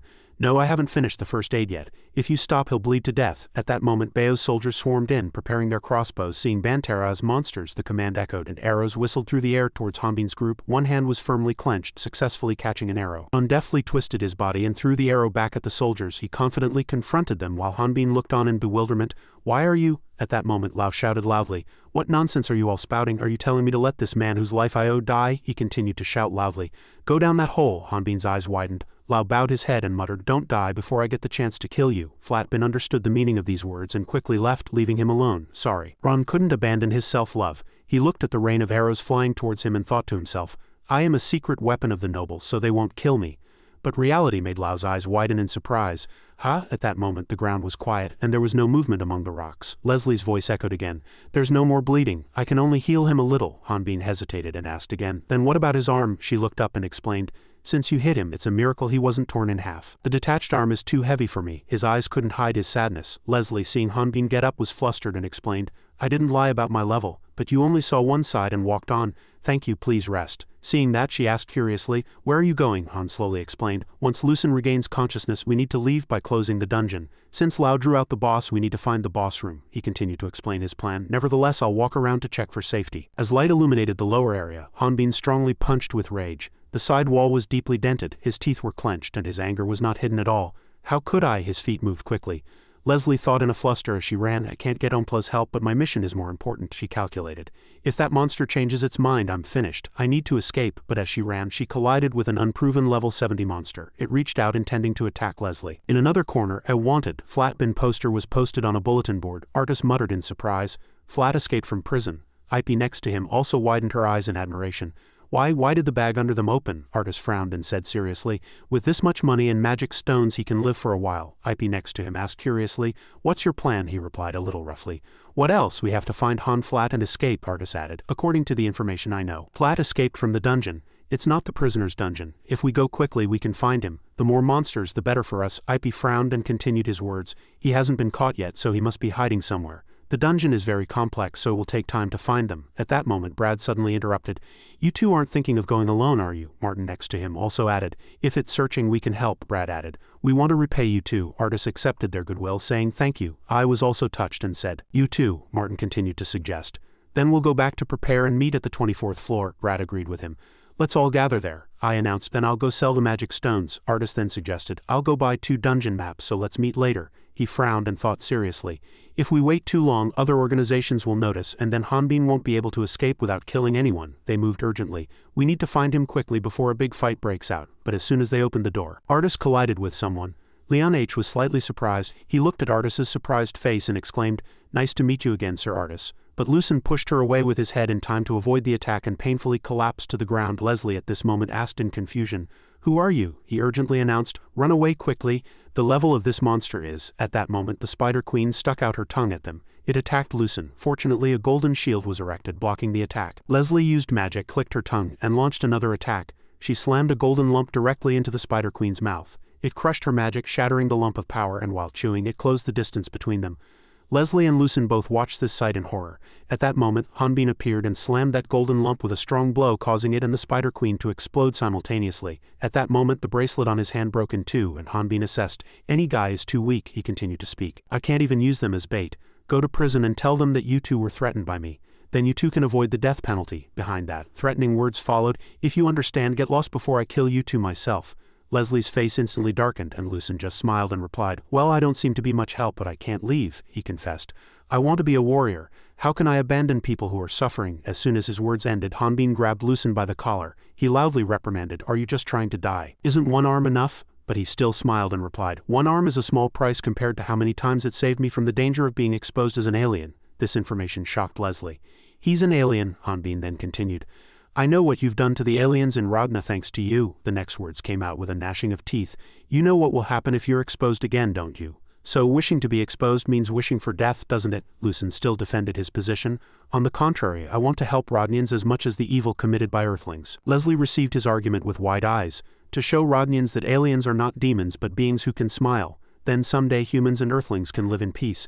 Lucen looked down at his lost arm at that moment. He said firmly, "We will definitely have to fight against the evil committed by Earthlings, and for that we need an alliance." He humbly bowed and pleaded, "Please help a humble person like me, Hanbin." Lucen's earnestness astonished Leslie. She could only marvel inwardly. He's crazy. The alien world can live in peace. Tightly gripped the stone in his hand. How impossible. Hanbin remained silent. At that moment he sighed deeply and seriously asked again, "Do you know what you're saying? You can kill other people." Lucen's gaze was directed at the floor and his voice echoed again, "You shouldn't kill people, but if it's a monster that has lost its reason, I'll gladly kill it." Accordingly, one hand reached out, but Lucen smiled and concluded, "That doesn't affect the fact that negotiation is best." Hanbin took his hand and reluctantly agreed. "All right." Leslie frowned and thought, "Impossible, this is suicide." She continued to think, "It's just the dream of someone new to Radna." Meanwhile, Hanbin asked again, "You've said everything, but have you made a plan?" Lucen laughed and scratched his head. "I'll think about it later," he continued. "I think we need to find a way to get out of here," he agreed and suggested. "Night would be best." Having worked for the Great Earth for 10 years, Leslie understood her situation. Her gaze turned to Hanbin, but because of the indifferent person in front of her, she thought there might be a chance. After a while, Lucen fell into a deep sleep. Leslie cast magic and said, "The wound is deeper than I thought. It's a wound that started from inside the arm." Hanbin asked curiously, "Can I do swordsmanship with my hands?" She slowly explained, "Your aura energy is still protecting your body, so it's not that bad." These words were a little unfamiliar to Hanbin. Aura energy.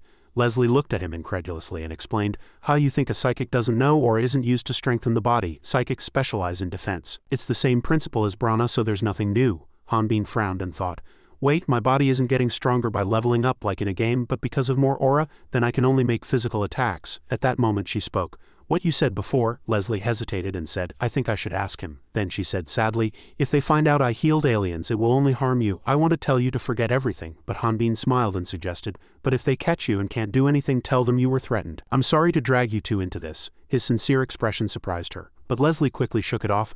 "Of course it's best if you don't get caught and I don't say I healed you," Han agreed with her. "All right, when you wake up I'll close the dungeon, so rest as much as you can." They were all resting, but Leslie didn't sleep at all. She held the stone in her hand and quietly observed it. Elsewhere, Bao slammed his fist on the table in rage and reprimanded, "This useless fellow, there's such a big reward at stake and yet no news." He continued to swear. The Hunter Association said it was impossible without a large reward like a Class C conquest. A Class C conquest is an entire nation. What are the guards and prisoners doing? The dungeon is too complex. Bao gnashed his teeth and thought, if that Bantera gets out and spreads rumors that the aliens are fake, he'll go to the church court, not the local court. His gaze turned to the door. This is no time to think about money. At that moment, a soldier suddenly announced, "Excuse me, but there's someone who wants to meet you." Bao asked again in rage, "Can't you see the situation now?" and then loudly reprimanded, "Tell him to go somewhere else." The soldier desperately explained, I told him no, but Bao said even more angrily, if he doesn't understand the problem, throw him in prison. An explosion that shattered his curses erupted with light. A person slowly walked in and said, excuse me for interrupting when you're busy.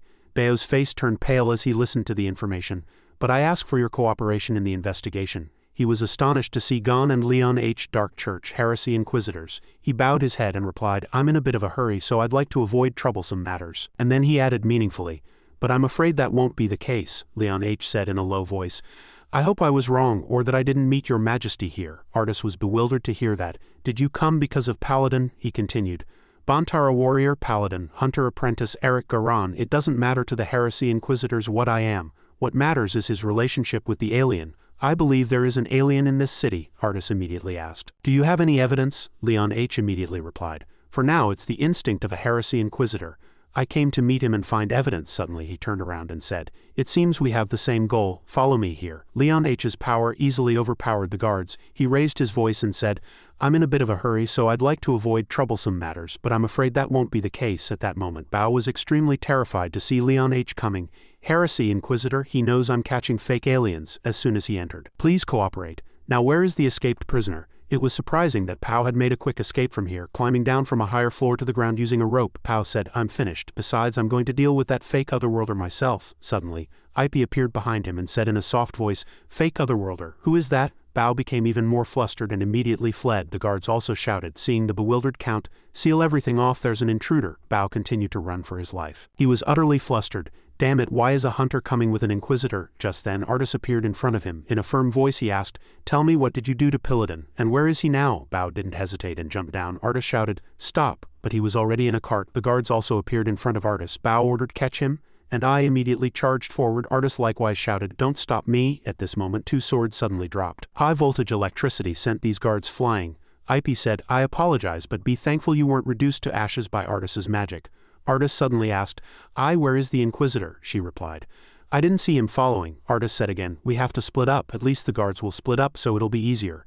Take that cart and chase after that noble. At least that noble will know the direction Hanbin is running. At least I can get to Hanbin 1 step ahead of the Inquisitor. Suddenly, soldiers appeared from above. Intruder. He said, what if the Inquisitor sees Hanbin first? Artis replied, that would be the worst case scenario. I can't fight, he thought inwardly, but I have to stop Hanbin from killing anyone no matter the cost. If it comes to that, I'll have to kill him myself. Here, Leon H. was walking on dry land. He said, it will take some time to reach the deepest level, and it's highly likely that Alejandro created Omplaza's aid and the person involved in this incident. His aura is not something a level 5 can possess, and his companion is also not ordinary. I can feel it. Unbelievable. The Count fled before I even spoke. We who tracked L of the Great Earth Alliance went to a small village outside Onpost City, but L disappeared. No, you could even say he died, and Alejandro's dragon's lair was also destroyed, but all of the demon god's aid was in the dragon's lair. It's related to the otherworlders. At this moment the soldiers saw Leon H. approaching and immediately formed a formation, preparing to fire their crossbows. Thousands of arrows flew. He remained nonchalant, but there was no prophecy from the goddess. This is my conclusion. Even if the otherworlder is an intruder of Onblaus, no mercy is needed now. Leon H. blew away all the soldiers' attacks. Artis's lava appeared on this steel door. The door shattered. I and Artis suddenly froze. This is the arena. Observing this place, I clearly guessed that there must be a terrifying monster here. Artis was flustered. Then Hanbin is? Suddenly Pao's voice was heard. Dirty hunters. Are you bringing inquisitors to kill me? Next to him was Lao. You were looking for this guy, weren't you? Artis wondered. Perhaps Lao. Why is Lao here? Ip next to him was also dazed. I don't know either. Suddenly Pao shouted. Shut up, I am the law here. I am the king here. You and those guys treated me like a fool. This time I'll kill you with the strongest monster in the dungeon. The monster the Bantara warrior killed was merely a queen. What suits me is the King of Greta dungeon. The adjacent wall cracked. Artis was flustered. King of Greta dungeon? Now a colossal monster appeared. Artis said again, I heard rumors that there's Queen Antonia in the East Valley, and also a rumor about the strongest monster, King Antonio in the West. A terrifying monster appeared before the two. With tearful eyes a voice suddenly said, King of Greta. Artis and I were dazed. It was because Leon H. suddenly appeared. You must be the boss monster. You can't escape if this is all there is. Now the monster was knocked down by his immense fist with one blow. Bao froze. The next generation hero chosen by the queen, the goddess's choice. After seeing that power, Artis realized that no matter how much risk he took, it would be useless. Suddenly a soldier appeared, opening a door. He clutched his wound and barely managed to say, East Boss Room. Escaped prisoner. As soon as he finished speaking, he gasped and collapsed. I and Artis were dazed. Escaped prisoner, Hanbin's voice was heard. Damn noble, you said there were no monsters in the dungeon, making it easy to find escaped prisoners, didn't you? Z gritted his teeth and replied, You fool, it's been 2 weeks since the arena incident. Of course, the monsters would have reappeared, Hanbin continued. Perhaps these monsters came here because of the weapons we have. Z laughed and replied, that only applies if we brought them after doing all this. And by the way, I knew this would happen, so I brought the Bantera's sword. Another ant monster appeared in front of him. He swung his sword and said, this is just a heavy piece of metal and it's not even sharp. Hanbin on this side charged forward resolutely. You damn bastards, get away from me. At this moment he accidentally lost his balance, and consequently, Ru also fell. As the ant monster tried to attack him, he looked at the ring in his hand and felt a ray of hope. This ancient relic can contain offensive magic. Thinking this, Z extended his hand. Fireball lightning, damn it, how do I use this? Hanbin replied irritably. Do I look like an otherworlder? How would I know? At this moment Z had no choice but to bow his head, preparing to endure the ant monster's attack. Just then, Hanbin suddenly appeared and cut them down. He smiled brightly and said, this really fits my hand. You guys were sent to follow us because of that noble, weren't you? Like them. At this moment Rusin shouted to attack the monsters. Hanbin's voice echoed inwardly, the prisoners sent to follow me. Rusin and Leslie had come on the condition that they would be released, but Rusin was able to defeat them in a short while. Now Rusin said, now only the last section remains. The boss room is empty, and after tomorrow. As soon as they cleared this dungeon, the people below began to whisper. That's right, it's better to escape than to be monster food. How can we leave the city? Should we fight the guards? Rusin immediately said firmly. We will not run away. We must inform the city about the injustices committed by the nobles and the terrible things that have happened in this prison. And he added inwardly, our plan is to accuse the noble of his illegal activities, bring him to justice, and regain our freedom. Of course, some people thought that cooperating with the Bantera tribe would lead to a higher chance of survival than fighting. Now Hanbin spoke, it's best to resolve everything peacefully. At this moment Z suddenly laughed and said, bring the noble to justice, are you crazy? No matter how great the hatred from this injustice, we are still escaped prisoners. Who will listen to us? With the strength we have now, we can attack the main gate, fight the soldiers on the road, split up, and once we're outside the city. Rusin immediately retorted, then what will we do after we escape? Are we going to die on the road after risking everything to escape? Fighting others is what the noble wants. If we get blood on our hands, no one will know the injustice we suffered. And if that happens, none of us will be able to live normal lives. The people below also said, that's right, pride isn't important. I have a wife and children in the city right now. If you want to go back to prison, go alone. Z immediately became angry and drew his dagger, saying, what? Who just said that? Cowards like you can only be feared in prison. This moment his dagger suddenly broke. Hanbin had done it. The people below murmured again, what's the difference between running away for the rest of your life and dying here? That's right, it's better to get revenge on the noble. Besides, the Bantera warriors will be with us, so no one can touch him. Let's follow Rusin. At this moment Hanbin had a very terrifying expression. Z was flustered amidst their cheers. Rusin, Rusin, Rusin. Faced with such enthusiasm, Rusin smiled brightly and said, thank you everyone. Hanbin on this side was delighted. This coward was just scared and now look at him talk. Leslie added softly, oh that's right, now all that's left is to get out of here. Seeing that her face wasn't very bright, Hanbin asked worriedly, Leslie, you look pale, are you all right? She was silent for a few seconds, then replied irritably, that's a woman's problem, it has nothing to do with the Bantera warrior, so don't worry. Hanbin was flustered. My mistake, Leslie continued, your sweat smells disgusting, I'll rest nearby so don't look for me. Hearing that, Hanbin was still lost in deep thought. Z secretly observed him and Leslie. The glowing dots on the rock edges, the entire cave was like that. Rusin was lost in deep thought alone in this place. Hanbin suddenly appeared. Why aren't you sleeping yet? Rusin forced a smile and replied, what about you, brother? Hanbin immediately replied, I can't sleep thinking about the complaints I'll get when my friends outside wait for me tomorrow. Rusin asked again, are they your friends from the association? You found companions with skills from the Buddha statue, and you have two such beautiful people in your group. Hanbin confirmed again. One of them is a man, isn't he? Hearing that, he was startled. What? That's the most shocking thing since I came here. Rusin's face suddenly became gloomy. Friend, I was always alone on Earth. No one truly listened to me. So in the end I became more interested in books than people. It was as if the heroes in the books spoke more to me than people did. But ironically, that's what killed me. Hanbin suddenly asked, did you die and come to this world? Rusin replied softly, at first I thought of death, but when I reached level 5 in the next tutorial, I met people who had died like me in their previous lives. They all came from different countries, but we quickly became friends despite meeting for the first time due to the harsh environment. They were probably the first friends I ever made in my life. Spending time together for the first time, I was so happy that I forgot everything for a short while. Until I reached level 20 and was sent to RNA. I was alone again. The reason I didn't hide was because I wanted to become a great warrior and have my name widely known. That way I could find my friends again. The goal of creating a world where Rodnians and otherworlders live in harmony and act justly against crime is all due to my selfishness. Hanbin heard that and said nonchalantly, so what? Whether it's money, honor, or peace of mind, that's everyone's dream. Anyone who doesn't do their best for their goals is either a fool or a liar who backstabs others. The difference is whether you're fighting only for yourself or also for others. At least the people here survive thanks to your selfishness. The world you dream of is a place where everyone can understand each other. Doesn't that sound pretty valuable? As soon as he finished speaking, the space became quiet, and Hanbin was inwardly flustered. Was I too serious just now? I'm almost 40. Those are words a senior can say. If he has an unbearable expression about what I said, then a little. Damn it, at this moment Rusin said happily. Brother, you're my ideal. I will always be humble in front of you. I will write a book documenting all your great deeds. Hanbin was flustered. Wait, thanks, stop you fool, he thought inwardly.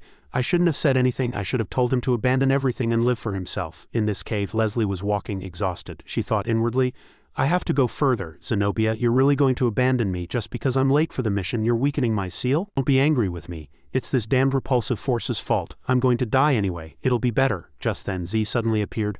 I was wondering where you were. Why did you come so far? Leslie said. Get away from me. Nevertheless, Z persistently approached her. Hey, don't be so scared. You don't want to be with those crazy guys, do you? I thought I'd meet guards somewhere. They'll give us a good reward if we report it. At this moment, Leslie resolutely stabbed him. Her face was filled with pleasure at Z's pain. Damn it, what was I dreaming? No matter what I do, I can't escape it. I'm just their toy. The system suddenly appeared. J or Conquest mission completed. Gained 54,902 experience points. Additional reward. Gained 54 Amblaus's blessings. The soldiers who returned to the cave found Leslie. She lay sprawled over Z's corpse, laughing wickedly. A soldier immediately cried out, That's an escaped prisoner. Leslie stood there and said, I wanted them all to die. Hanbin's face was serious. He mumbled to himself, people will do bad things when no one is watching. By the time Lucin and I went to find Leslie, it was already too late. One prisoner and a noble soldier were dead. The problem is that the soldier was killed by a prisoner. Hanbin looked at the knife in Leslie's hand and speculated. It looks like Leslie tried to commit suicide. But she was still breathing when she was found. At this moment Lucin shook her and shouted, Leslie, wake up. Hanbin spoke up. A guard was killed with a knife. Judging by this level, they were killed by Leslie. But why was the guard alone? Suddenly he realized something. Alone. And Hanbin looked straight ahead. Lucin's voice choked again, saying, Leslie, if she had found me first. Now Hanbin called out to him. Lucin, let's call the other prisoners and head to the boss room. Lucin wondered. Haha, you're thinking of clearing the dungeon. Hanbin replied again. Leslie's body can heal itself thanks to Brana, but it's only temporary. She needs healing potions. Plus, it seems the injured guards will be here soon. Hearing this, Lucin immediately panicked. What about you, brother? Hanbin said firmly. I have to stop them. At this moment, the system also chimed. Pursuit cooldown 552, he continued. The guards are coming from the opposite direction of the boss room. I can block their path when they meet in the East Valley. You can do it, right? But Lucin tried to grab him, but it was too late. Hanbin ran with immense speed, putting all his strength into it. He mumbled to himself, I don't feel good, something's wrong. I shouldn't have gone back. If I had, at least the worst wouldn't have happened. Suddenly, Hanbin's face was filled with surprise. A landslide occurred. Han was startled. What is this? Just then, Leon H. appeared and spoke. I came to meet Mr. Eric Garan, but wait a moment, you are Paladin, a Bantera warrior? Hanbin immediately replied. This isn't a coincidence, is it? Leon H. immediately said. Of course I came for work. The sounds of hurried footsteps filled the area. A man asked Lucin, the plan has changed, but why isn't the Bantera warrior here? Lucin happily replied. Don't worry, he went to stop the guard so we can escape. We'll meet again after clearing the dungeon. Hearing this, they rejoiced. Haha, those soldiers were unlucky. They won't be able to touch us once we're outside. Now Lucin's face was firm. Yes, everything will be fine. I feel sorry for the soldiers, but Leslie surely had her reasons. I can't hesitate because of the lives of those who trust me. It's my responsibility, he continued to think to himself. In any era, a hero should always be able to influence others, but perhaps such stories aren't true. Because the world isn't good enough for heroes to survive. I've done a lot since I came to this world. My friends thought everything would be fine, but what if I wasn't the main character? At this moment, Lucin shouted loudly, Everyone run! Just then he was hit and spat blood. The people behind him were no exception. Seeing this scene, Lucin still thought it was all his fault. I'm just a weak person with an ideal of justice. The story ended, and the book closed. Lucin mumbled to himself in another world, what kind of editor created such a cheap story? The ending makes no sense. Definite ending. In this space, Leslie sat opposite him and said, There's still half left. Lucin thought there would be no ending he wanted. You will never become a hero and you will give up that justice. Leslie said softly, to worry about me as you draw your last breath. But at this moment, the crystal ball stored in the book pages opened. Leslie gently pressed Lucin's lips. The soldiers are still harsh. Lucin, go. I need to find the Bantera warrior. If I don't find proof that he's dead, waiting for a week to clear the dungeon will be in vain. Another soldier suddenly shouted. One is alive. This soldier was startled. What is this? One was still alive thanks to the artifact. It's Han. He barely managed to say, please save me. The soldier refused. No, we were ordered to kill all prisoners, but if you tell me the Bantera warrior's location, I'll spare you. Understood. Now tell me what you know, Han shouted. Save me, but he still babbled incoherently. This soldier was confused. What are you saying? Suddenly a ray of light appeared from behind. Lucin's internal organs were slowly torn by the light. His entire body was grotesquely transformed. At this moment, Hanbin's voice was heard. The Otherworld investigator is here again for work. If you're talking about work, that crazy noble must have given you a lot. Countless prisoners are being held and treated unfairly. Leon H. continued. He will receive his punishment. but it's just about making otherworlders into workers. The rest is none of our concern. The priest of the 6 goddesses is tasked with guiding the Radna sheep for better or worse. We shouldn't interfere too much with the world. Besides, the otherworld investigator's mission isn't to find wicked sheep but to find the wolves who come." Suddenly, Hanbin interrupted. "Then my lie about being a Bantara warrior doesn't matter, does it? As an investigator, you've seen my level, so you know I can't be an otherworlder." Then he turned and walked away. "I'm busy now, so I'll be going." But Leon H. said, "Are you trying to escape? If so, I'll have to ask Artis and Ip about Omblaus's blessing." Hearing this, Hanbin immediately placed his sword at his throat. He thought to himself, "I knew he knew about Artis, but he knows about Ip too. And he's even looking for Omblaus's blessing." Then he spoke. "What are you going to do to them?" Leon H. immediately replied. "They're all looking for you. But I saw it beforehand. I haven't done anything yet. I thought it would be better to find you first." At this moment he gently pushed the sword away and said, "But you don't have to answer now. You haven't told me the truth and I don't trust your words. There's no reason to talk further." Leon H. fought Hanbin. He raised his sword high and brought it down, but Leon H. quickly blocked it, then immediately struck the sword away. The sword embedded itself in the ground, creating a terrible crack. Leon H. even sneered, "What immense power, but that's all there is." Hanbin's eyes were filled with murderous intent. He thought to himself, "I was too soft to someone who challenged me first." Leon H. blocked the sword with his hand. He gently denied it. "No, I'm doing my best." Then he forcefully slammed the sword into the wall. The sword became embedded in the wall. He attacked below and said, "But you weren't putting in your full effort, were you?" Hanbin suppressed his pain and irritation. Leon H.'s hand still held tightly. "Otherworlders use system skills, so they're different from those who gained skills through sweat and blood," he prattled on with meaningless philosophy. "So it's best not to suppress it. Habits cannot be hidden." Then Hanbin poked his neck with the tip of his sword. Leon H. still said with a sly smile, "I don't think this is a skill. But you don't seem to care much." "It's been too long since I heard such words," he bravely shouted, preparing to attack. "I've never learned such a wonderful thing." His attack could split a huge rock in half, and the rock began to crumble, breaking through Leon H.'s sturdy defense. Leon H. struck his hand away and prepared to create a new barrier. "Even if you're not an otherworlder, how can someone at level 5 be so strong?" Hanbin sneered. "He broke the rock with just a shield. I became like that after killing countless dogs to survive." He quickly approached, still scoffing. "You don't seem to be honest." Hanbin also learned his habit and accused, "What about you then? You suspect a level 5 person of being an otherworlder. That's too much." The two criticized each other at every moment, and immense energy erupted. He prepared as if to break the sword. "A level 5 otherworlder, that's not surprising at all." He spoke as if the world couldn't change because there were no otherworlders when the world began with the 6 goddesses. He frowned, deep in thought. He's simultaneously healing his broken arm. Only then did he speak. "I think you're a bit strange." Hanbin backed away. He attacked with all his might. "If you say so, there can be good otherworlders too. I don't know who the villain is." Another powerful attack flew. He defended, asking himself, "Villain?" He believed his truth was correct. Leon H. delivered a powerful uppercut to Hanbin's jaw, knocking him unconscious. After receiving this attack, Hanbin had to re-evaluate his opponent. "He's stronger than I thought. The otherworld investigator specializes particularly in close combat." Hanbin grabbed his neck. Fighting him one-on-one would only be disadvantageous. Then he slammed Leon H.'s head. The two exerted immense pressure. "I just need to overpower him with sheer strength." Leon H. held a piece of pottery in his hand as Hanbin's sword was about to pierce his face, and he clearly intended to cheat by raising it. Too late. Psychic class, level 120 alpha. Alpha due to the goddess's blessing. Seeing the numbers appear, Hanbin's face was filled with shock. His hand gripped the sword and the force penetrated several layers. Stones and dirt flew everywhere. Level 120, unimaginably strong, isn't he? Plus, with alpha attached, now his body also refused to obey. "I definitely swung the sword. Why is my arm like this?" Leon H. immediately rushed at him. This time he removed his mask. "You don't seem to understand what happened. The reason is simple. Your sword couldn't penetrate my shield." Leon H. was confident in his power. "You may be stronger than me, but my prana is stronger than your aura." Even explained in more detail. "In other words, the damage from your sword is being directly transmitted to your arm." Hanbin gnashed his teeth in anger. "You cheat." Leon H. smirked. He considered himself a skilled individual. "Cheat? I'm giving it my all." One hand and one foot tied each other. The most skilled predators don't belittle or disregard their prey. They don't obsess over or abandon their prey. Leon H. leapt into the air and kicked him. They observe carefully, analyze weaknesses, and then strike them down. He also believed that talking a lot was a form of psychological manipulation, of course. "I didn't expect you wouldn't be able to use aura when attacking, but that must be why you've survived until now." Just then his foot was blocked. A blue light flashed in his eyes. "Because you smell like a predator, just like me." Leon H. said no more and kicked Hanbin away. It was an attack that sent him flying thousands of meters. Hanbin received the attack, his eyes rolled back, his entire body lifted into the air, and veins bulged on his face.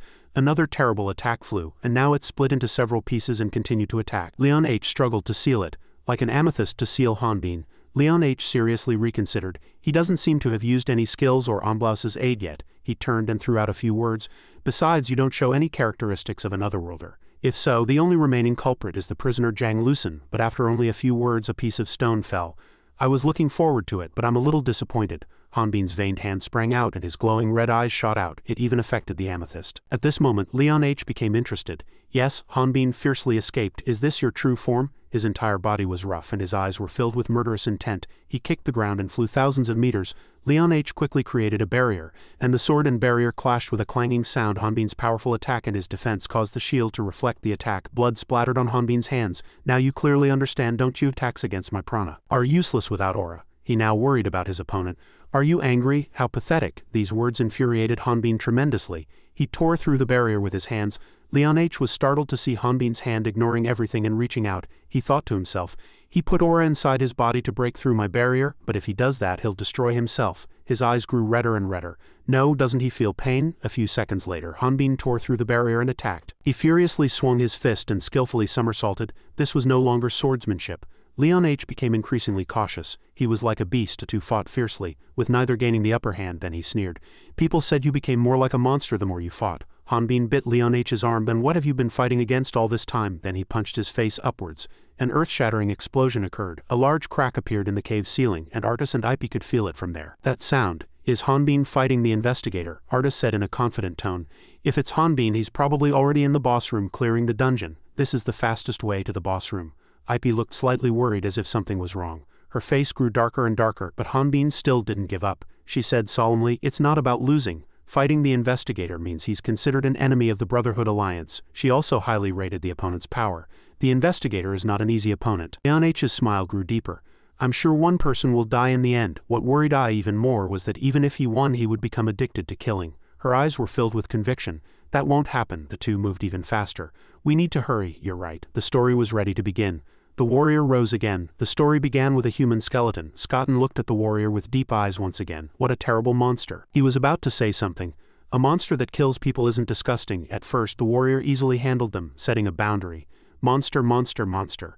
The warrior doesn't need to pity them. Majestic footsteps moved forward. If he hears the cries of monsters, he might hesitate. He used dangerous techniques, and monster hunting was no longer enjoyable. Suddenly, an arrow flew and pinned a part of his body to the ground, and his life ended. User level too low to use Amblaus's blessing. As it switched to auto-hunt mode, his body was torn apart. It was probably the ordinary appearance of a monster. Nothing can stop the warrior. Because the protagonist cannot lose, he was quite different from his usual self. Yes, this is a story. The monster screamed painfully as if about to collapse. The system window continued to display level ups and experience points. Somewhere with Amblaus 805 milligrams for comfort, Han leaned against the wall in fear. What's going on? Countless people had died, and prisoners and corpses were strewn everywhere. The guards and the monster in front of him all seemed dead. It clutched Han Rui's neck. He clutched his head in pain and begged for his life. This is a souvenir. I don't know how to use it, so take it. Don't kill me. Let me go. But it did something to his wound. The light of recovery gradually healed the wound. Han opened his eyes, comprehending nothing. That's a recovery relic. Then he immediately left. If he knows the activation spell, he must be another otherworlder. A continuous mumbling was heard from his mouth. Don't worry everyone, don't fight according to the plan. The sword embedded in the center looked sacred. I'll tell the story of the dungeon and end it. Han slowly calmed down. Right. I thought he was a stranger from the beginning. Then he ran away, but he thought he was an otherworlder. Just then, Artis and I recognized him, and I's eyes stared. Artis, could it be? He nodded and simultaneously picked up a defensive weapon. Yes.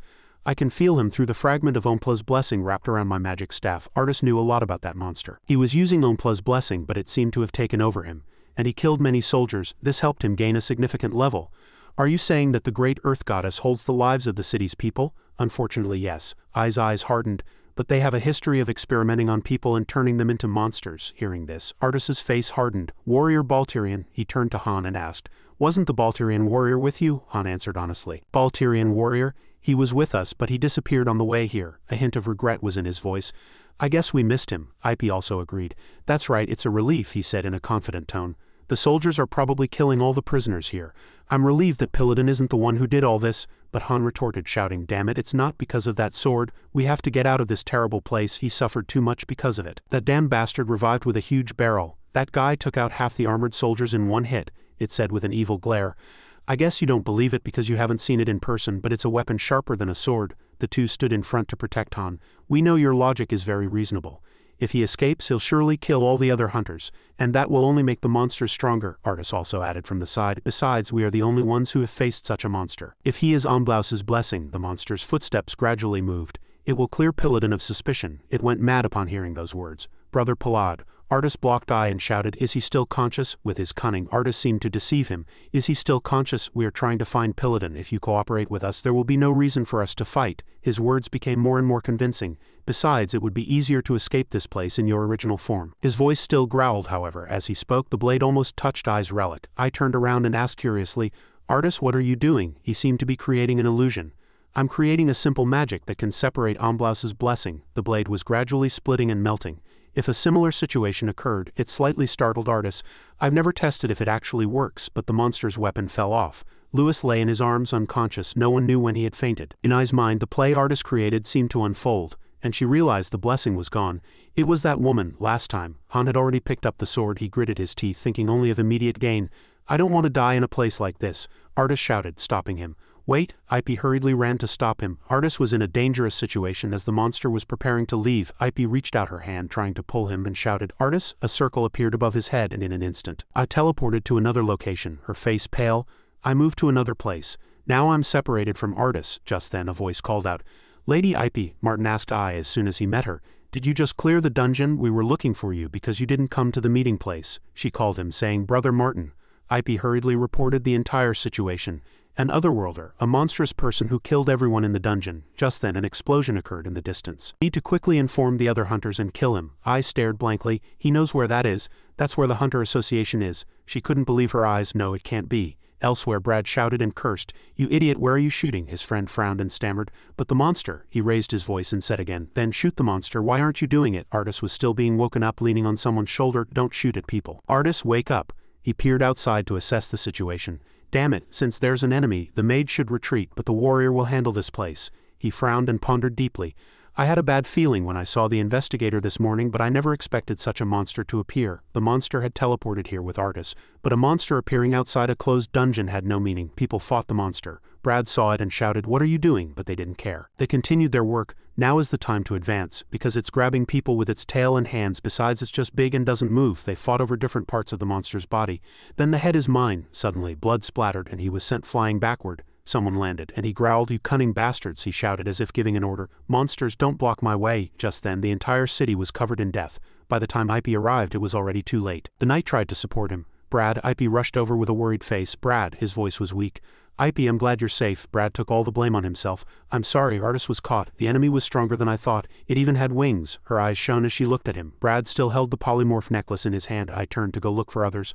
I'll quickly bring the psychic sisters. Brad handed her something and refused, saying not to do that, no need. Fortunately, Martin brought something that could heal. Martin bit his lip, enduring the pain. Right, Martin, he agreed with Brad and laughed. Yeah, because this guy always fights so carelessly. Brad told her not to worry about him. So hurry in and follow Artis. If the hunters keep chasing the monster, Artis will be in danger. Then he added playfully, didn't she call herself a beauty genius? I said softly, thank you, Brad. She reached out her hand, thank you, Brad. After I flew off, the two talked. Was it okay? I'm a bit childish, but... Brad's eyes followed her retreating figure. Still, I shouldn't be the one to tie her down. He considered her a girl with potential, and a glowing blade was at her throat. In the fantastical night sky, a monster flew through the air carrying another person. He flew forward, searching for something at the end of the East Valley. In the distance there was a promise, and a green light grew closer and closer. Promise, she brushed past his feet as if warning him. He narrowed his eyes and scanned. It was Ip. She flew past him with her wings spread. Dragon. Hearing that, Ip had to explain countless times. Damn otherworlders. I'm not a dragon, I'm a wyvern. Ip frantically chased Lucen in the sky, shouting in anger.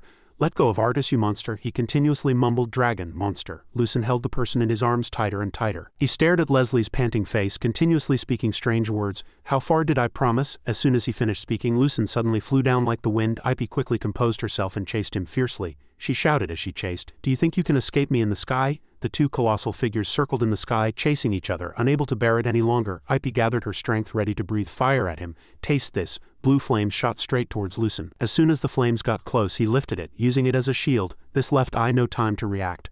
Artis, she hurriedly stopped the flames. Seeing Lucen getting further away, I tried to find another way. If I breathe fire from behind, Artis will be in danger. Thinking that, Lucen continuously increased his speed to escape. Suddenly a notification rang. Plus aid regeneration energy warning has reached its limit. As soon as he finished speaking, a foot flew out and grabbed him. Why are you running away? In the end, I caught up. She exuded thick killing intent. IP held Lucen tightly, trying to breathe fire at his vital spot. I'll burn his head. But he wasn't afraid at all. Immediately, Lucen shot sharp thorns from his entire body, making I let go. The thorns flew in all directions, creating an opportunity for him to escape, but fortunately, I avoided all of them. Just a little more. She quickly picked herself up and chased again, but the thorns that flew in all directions caused the surroundings to collapse. Countless large rocks began to split, and flew everywhere. They seemed to cover I's body, and she suddenly realized something. I shouted, waking Artis. Artis, suddenly, mysterious magic was activated. Artis was teleported to a strange space. I apologize for entering here without permission, but when I heard there was another otherworlder, I thought it was you, and I know that none of this was your intention, Lucen Artis loudly advised him. So you must stop, it's not too late yet. But Lucen never listened. No, nothing has changed. Leslie appeared and covered his ears. Like pages turned and pages unturned, everything has already been decided, she said in a low voice. If his fate is to die, it's better to die in an illusion. Don't wake him up. Artis couldn't help but be surprised by this sight. Before he could finish speaking, a black hole and chains appeared from below. Outside, the battle grew more intense and the chains tightened even further. Outside, a shadow flashing like lightning charged relentlessly. I's two swords were wreathed in blue lightning. She lunged at Lucen, severing his arm to save Artis. This enraged Lucen. His entire body fell straight down without hesitation. Both immediately unleashed their power and pursued Artis. Lucen vowed never to lose, activating his abilities. Countless arrows were fired once again, blocking IP's path. The entire space was tinged purple. IP accelerated with all her might to escape the arrows. She flew faster and caught Artis. A tremendous collision occurred, sending dust billowing everywhere. This was followed by a barrage of arrows shaking the space. Lucen landed, cradling Leslie in his arms. He silently gazed at the chaotic debris beneath his feet. After a moment, I gradually regained consciousness. It's cold, so cold, my body is freezing. What is this? Is this what dying feels like? After speaking, she opened her eyes wide and stared blankly around. After a moment, IP jumped up in surprise. Area-wide freezing magic. The ice dome was activated. The entire area was enveloped in cold. Artis raised his weapon high, ready to confront Lucen. He spoke solemnly to the person before him. Lucen, you need to snap out of it. But he stood silently, saying nothing. Hanbin and Leon H's battle was still as fiery as ever. As their fists collided, immense power erupted, blasting everything away. Leon H continued to attack, analyzing his opponent. He had a habit of putting distance between himself and his enemy after an attack. This was a common habit seen in large monster hunts. He couldn't help but admire Hanbin's abilities. Not only that, but his habits showed him to be a skilled hunter with over 10 years of experience, and even though he was unconscious, his body was accustomed to fighting. Han quickly recovered from the recent attack. He plunged his sword into the ground to stop his momentum and simultaneously used it as a support to rush at Leon H and deliver a kick. This was something even he hadn't anticipated. Hanbin's strength was so immense that it sent Leon H flying backward. His body slammed hard against the wall, sending stones and dirt flying everywhere. He silently analyzed Hanbin's movements. He was using his own combat style. That's right, Leon H thought as he picked himself up. Before, he had charged too abnormally for me to notice. He was checking what attacks he could use. He couldn't help but feel fear for the person before him. He wasn't just a person with simple strength. His instincts allowed him to survive, and continuing close-quarters combat would be dangerous. After speaking, Leon H quickly created a barrier, but even that couldn't stop Hanbin. As soon as he raised his sword high, a red aura immediately enveloped the surroundings. This technique unconsciously made Leon H step back. This is aura. The red aura gradually began to spread over the sword blade. Hanbin's eyes were filled with murderous intent, and he swung a single red sword pierce. It flew straight at the terrified Leon H. His gaze shifted to Lucen. He charged forward with great force. Lucen swung his arm, attacking Artis, but fortunately his weapon blocked the attack. The Omblause's blessing scripture won't last long. Artis was wary of the person before him, trying to find a solution. If I waste time, he won't stop until he dies. But if so, I might get the scripture. Lucen relentlessly pushed Artis with overwhelming attacks. He also began to cast spells without backing down. Immediately, ice shards shot up from below. Piercing Lucen, Artis attacked while advising Lucen, you need to snap out of it.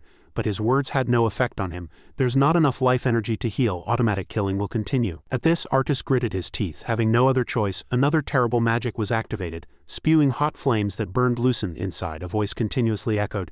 It was already decided. The user will have no motive to fight. Do you agree to control the actions of this being? Lucen seemed unwilling to accept this. Know how many people have died because of me? He immediately commanded, but was blocked by a tentacle. Stop right now. The power of dark magic surged, seizing control. It was already decided that the user would no longer wish to live. The user's current actions are completely controlled by the Omplus fragment. Outside, his body was also affected, and the power of dark magic enveloped him completely. Lucen's body, completely taken over, furiously burst out of the flames and charged at Artis. While they fought, Leslie watched from a distance. She muttered in deep thought. Is this the limit of the scripture? This must be as far as we can go. Suddenly, someone approached Leslie. You're a member of the Great Earth, aren't you? Seeing she immediately became wary. You, she didn't say much, untying her hair tie. Ip asked Leslie again, do you recognize this face? She watched silently for a moment, then eventually waved her hand and replied casually, who knows, there are too many people trying to kill me.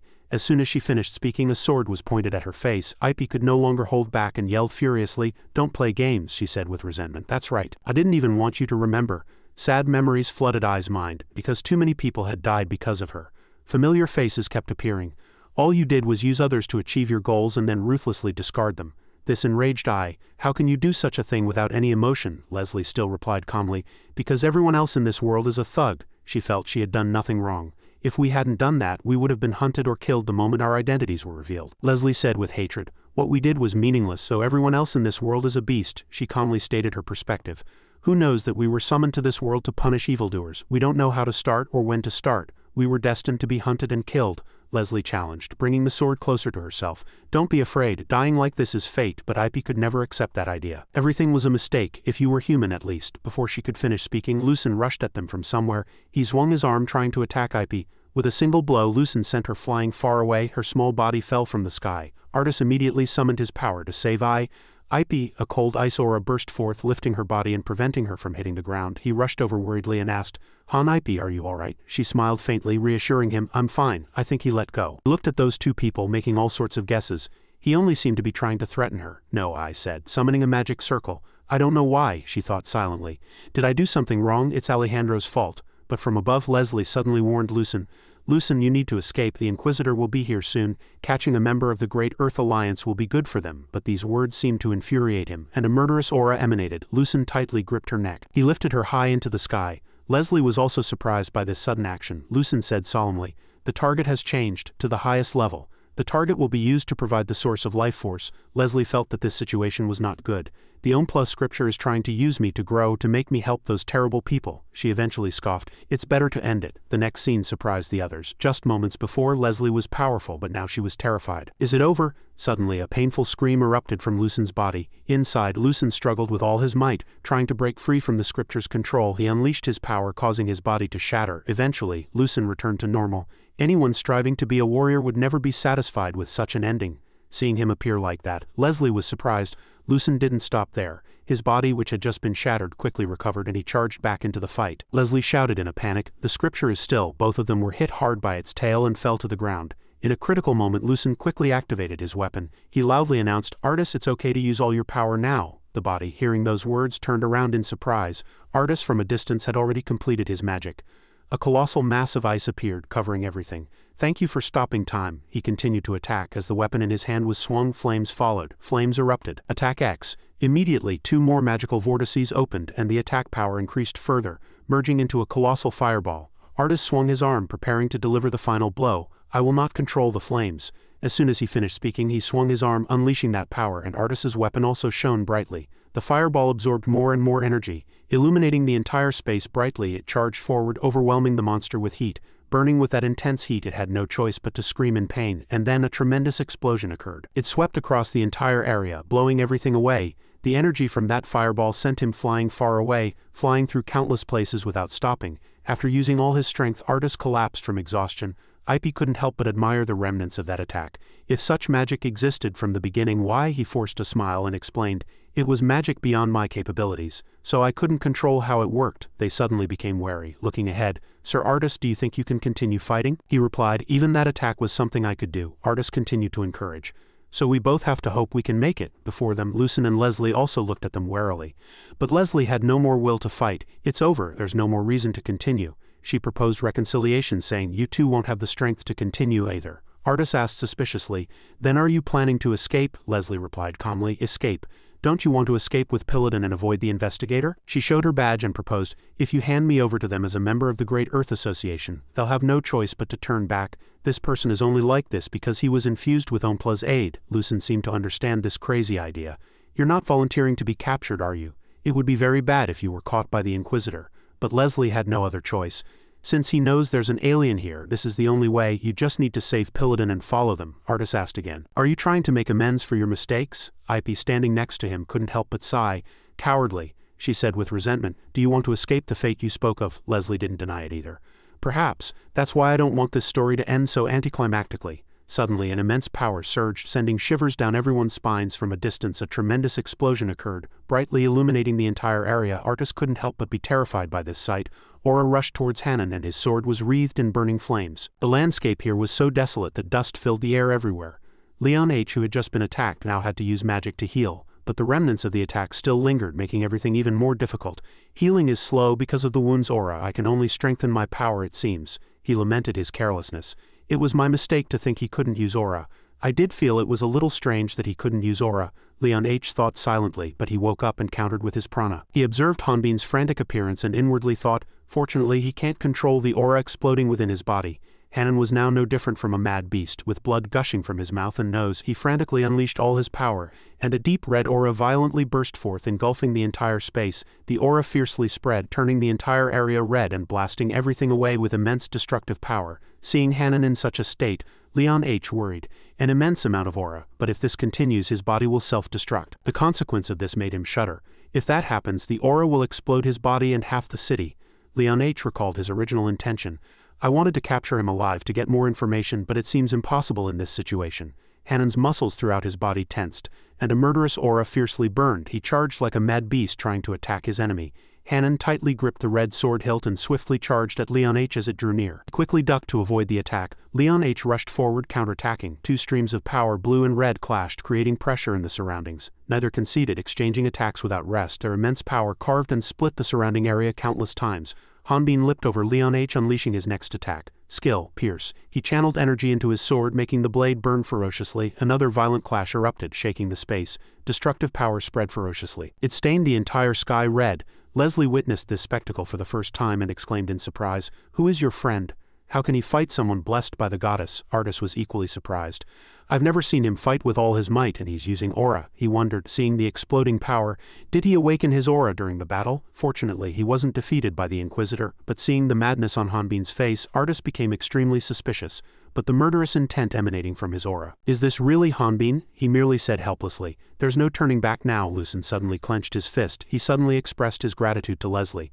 "Miss Leslie, I don't know what wrongs you may have committed before, but I know it's thanks to you that I'm alive." Lucen silently watched the two fight like madmen. "Now my brother has to duel without any fault of his own, and his opponent will also be blameless." Reflecting on his actions, he was filled with extreme self-reproach. The people who died because of me were innocent, and so were the people who grieved for their deaths. "It was my fault for being trapped in an illusion and absorbed," Lucen exclaimed seriously. "So I hope I can take it, and I'm the one to blame, not you." Upon hearing this, Leslie seemed to understand something. "No way." Before she could finish speaking, Lucen had already plunged into the chaotic battle. Jang Lucen charged towards Leon H., calmly parrying his attack with Hanbin's sword hilt. Hanbin likewise took a direct kick to the face from Leon H. Both were sent flying backward by each other's attacks. In the thick dust, Leon H.'s eyes gleamed with murderous intent. Leon H. unleashed his power and a colossal blue aura enveloped his body. Psychic skill. Materialization.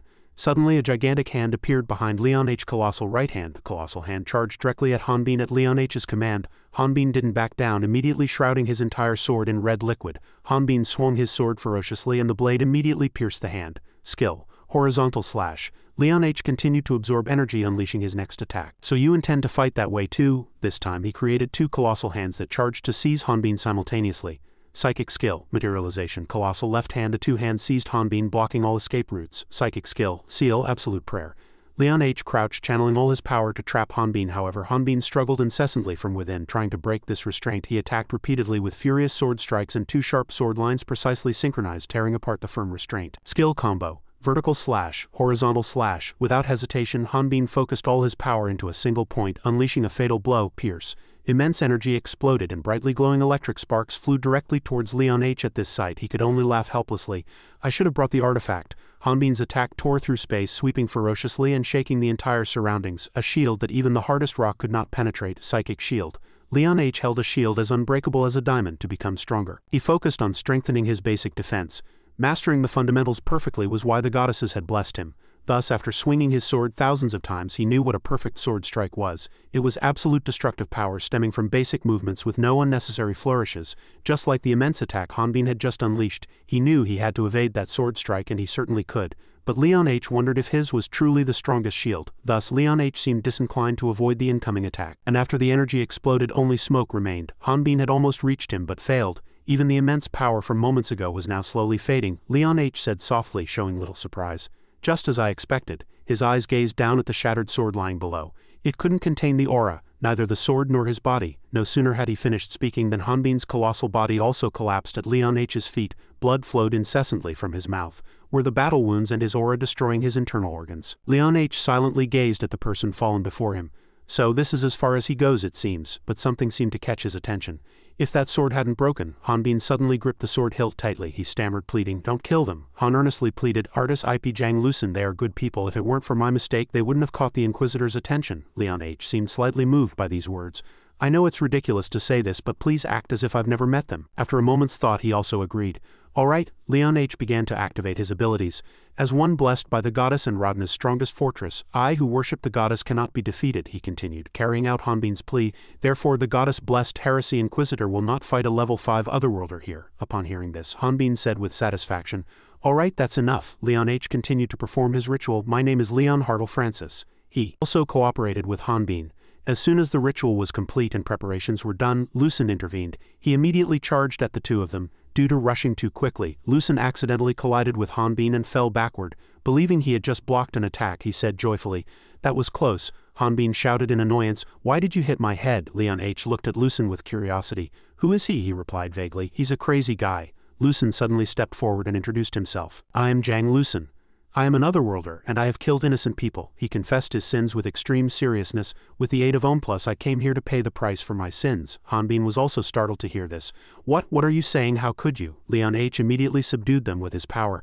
"Don't move, both of you. The information from moments ago caused him extreme pain. There's something I need to explain."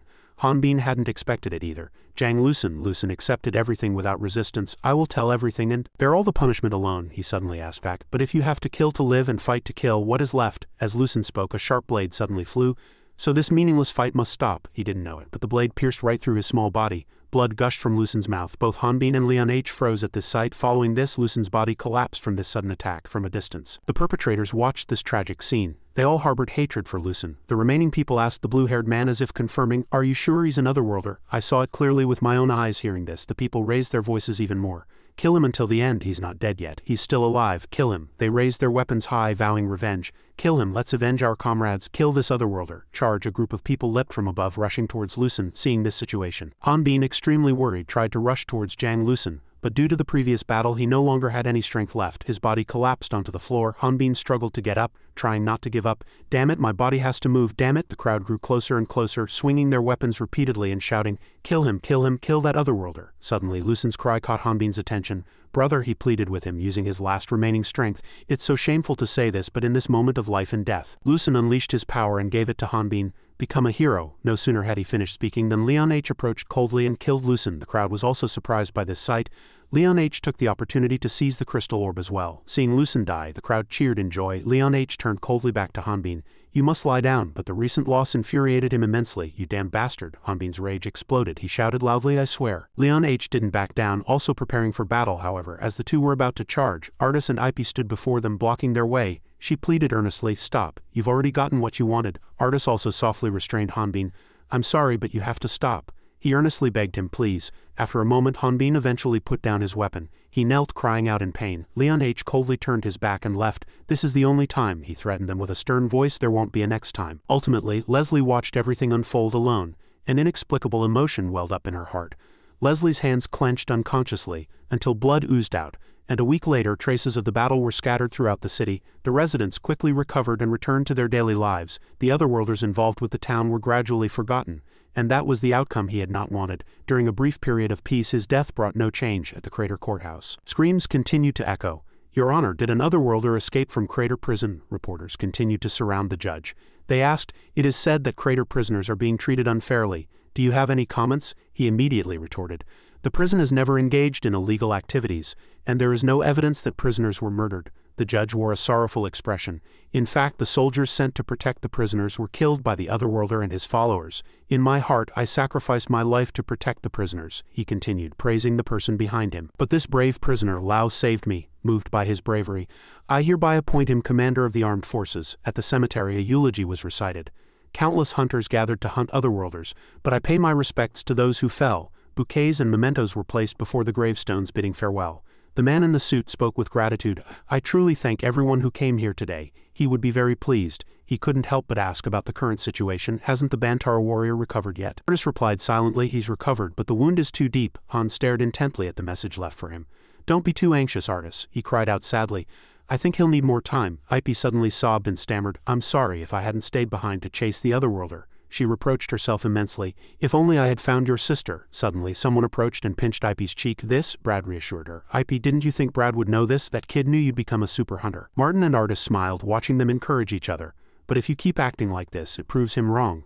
So you can't defeat bad people. He always misjudged. Ipy wiped the tears flowing down her face as she spoke. What are you two talking about? I'm Ipy, the genius girl. She smiled brightly, regaining her composure. I'll level up quickly and defeat the bad guys. Martin picked up a spear. At first I intended to give this to the Bantara warrior. He handed it over to them. But here, look at this. Ipy froze in surprise. This is Brad's artifact. The sad memories of that time suddenly welled up in her mind. Artis immediately refused this offer. I can't accept this spear. It would be better for it to remain part of Brad's team. But Martin still insisted on giving it to them. Brad said he borrowed this from the Bantara warrior. He had always said he would return it after becoming stronger. He earnestly pleaded with them, please take this. He wouldn't want his artifact to die here. Please let it be useful to everyone. After a brief visit, the two eventually returned to town. They talked while looking at the spear. We couldn't refuse them, and they asked us to sell this. There's no one in this group who uses a spear. They wouldn't want this to be an unnecessary burden on us. Ipy recalled the words from moments ago and said sadly, we need to become strong enough to survive. These words felt heavy. Artis also agreed, that's right. She suddenly turned to him. Will Hanbin hate Martin? Artis silently speculated. I don't know, he might hate him. But I'm more worried about the fact that I can't hate him. After a while, they finally reached their destination. Alright, let's ask Maiden what we can exchange this relic for. Okay, I opened the door excitedly and stepped inside. Maiden, I'm here, but the sight before them shocked both of them. Maiden lay in the middle of a thick pool of blood. As soon as they saw Maiden, they immediately rushed to her and asked, Maiden, are you alright? What happened? Maiden looked at them with trembling eyes. I, Artis, she stammered in extreme fear. He came. Going back a moment, Maiden held a knife, preventing the person from approaching. But Leslie calmly said, you know you can't stab me, because I'm the one who carved the seal on you. Maiden looked at the paper, the seal scroll, in astonishment. Leslie replied with the paper in her hand. Yes, the magic flowing in your blood still works, she continued to explain. That means the seal is still active. In other words, if you betray me, you'll die instantly. Maiden seemed to know that too. She angrily shouted, yes, you carved that seal on me and yet you didn't tell me your name. Maiden's voice was filled with hatred. You made me swear loyalty to you and then abandoned me. But Leslie calmly replied, that's just the fate of a pawn. She walked over and grabbed the sharp blade and blood dripped onto the paper which began to burn. The year's bondage is broken and now the seal is no more. Live freely. After finishing her work, Leslie turned around silently, surprised. Why? She smiled slightly and replied, because I'm the same. Back in reality, the two held the paper scroll and observed it carefully. Artist, this isn't fake, is it, right? It's my first time seeing forbidden magic, but it looks real. Maiden stammered. Is this atonement? The sky was now peaceful and unusually blue. In a large house, Hanbin had confined himself to a dark room after the recent battle. Every time he swung his sword, he kept muttering about what happened when he killed the hellhounds on Stone Mountain and hunted monsters in Rodna. Guilt plagued Hanbin's mind every time an enemy approached. He had solved all problems by wielding his sword, but now he couldn't escape this vile feeling. Added to that was the desire for revenge against the deceased. Should I kill the Otherworld investigator who killed Jang Lucen? Should I kill Martin, who killed Lucen with a spear in the name of revenge? Or should I kill you, who injected Omplaz into Jang Lucen? Suddenly, someone's appearance interrupted his train of thought. Hanbin looked at Leslie with eyes full of hatred. She did not deny her fault. Sadly, she replied, yes, it was my mistake that ultimately led to his death. Hanbin angrily punched towards Leslie. Her expression made him extremely displeased. Why are you making such a sad face? Hearing that, Leslie gritted her teeth and endured.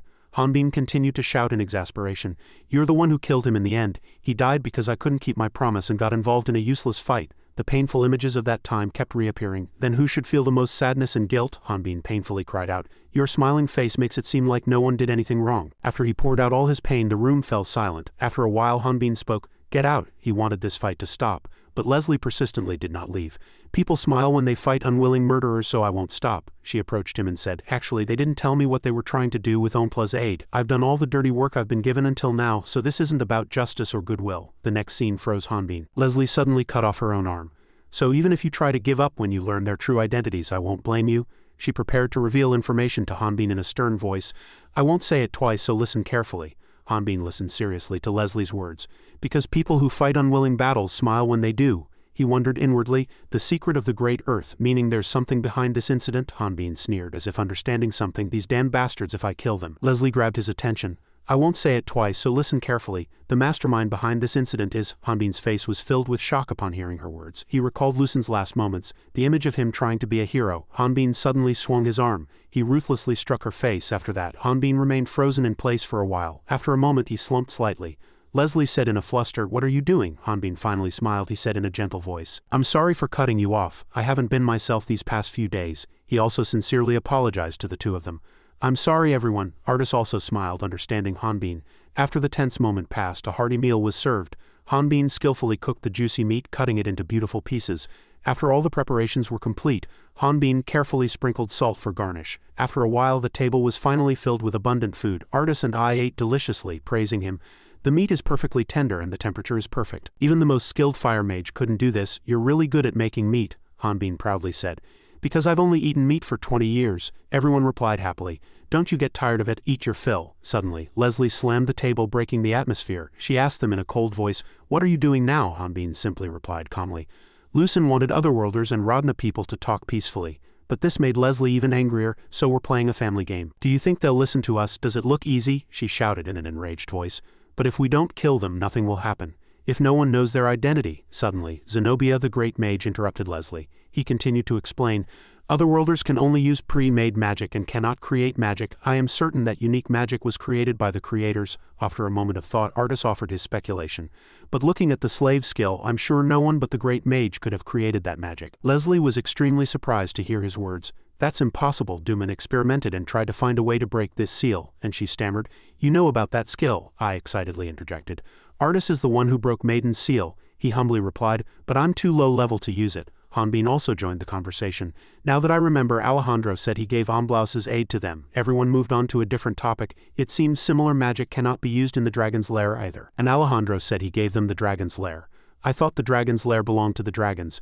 The cruel Gahan currently owns them." They talked for a long time and then suddenly asked Leslie, "So both Gahan and Zenobia?" But she was stunned by this sudden question.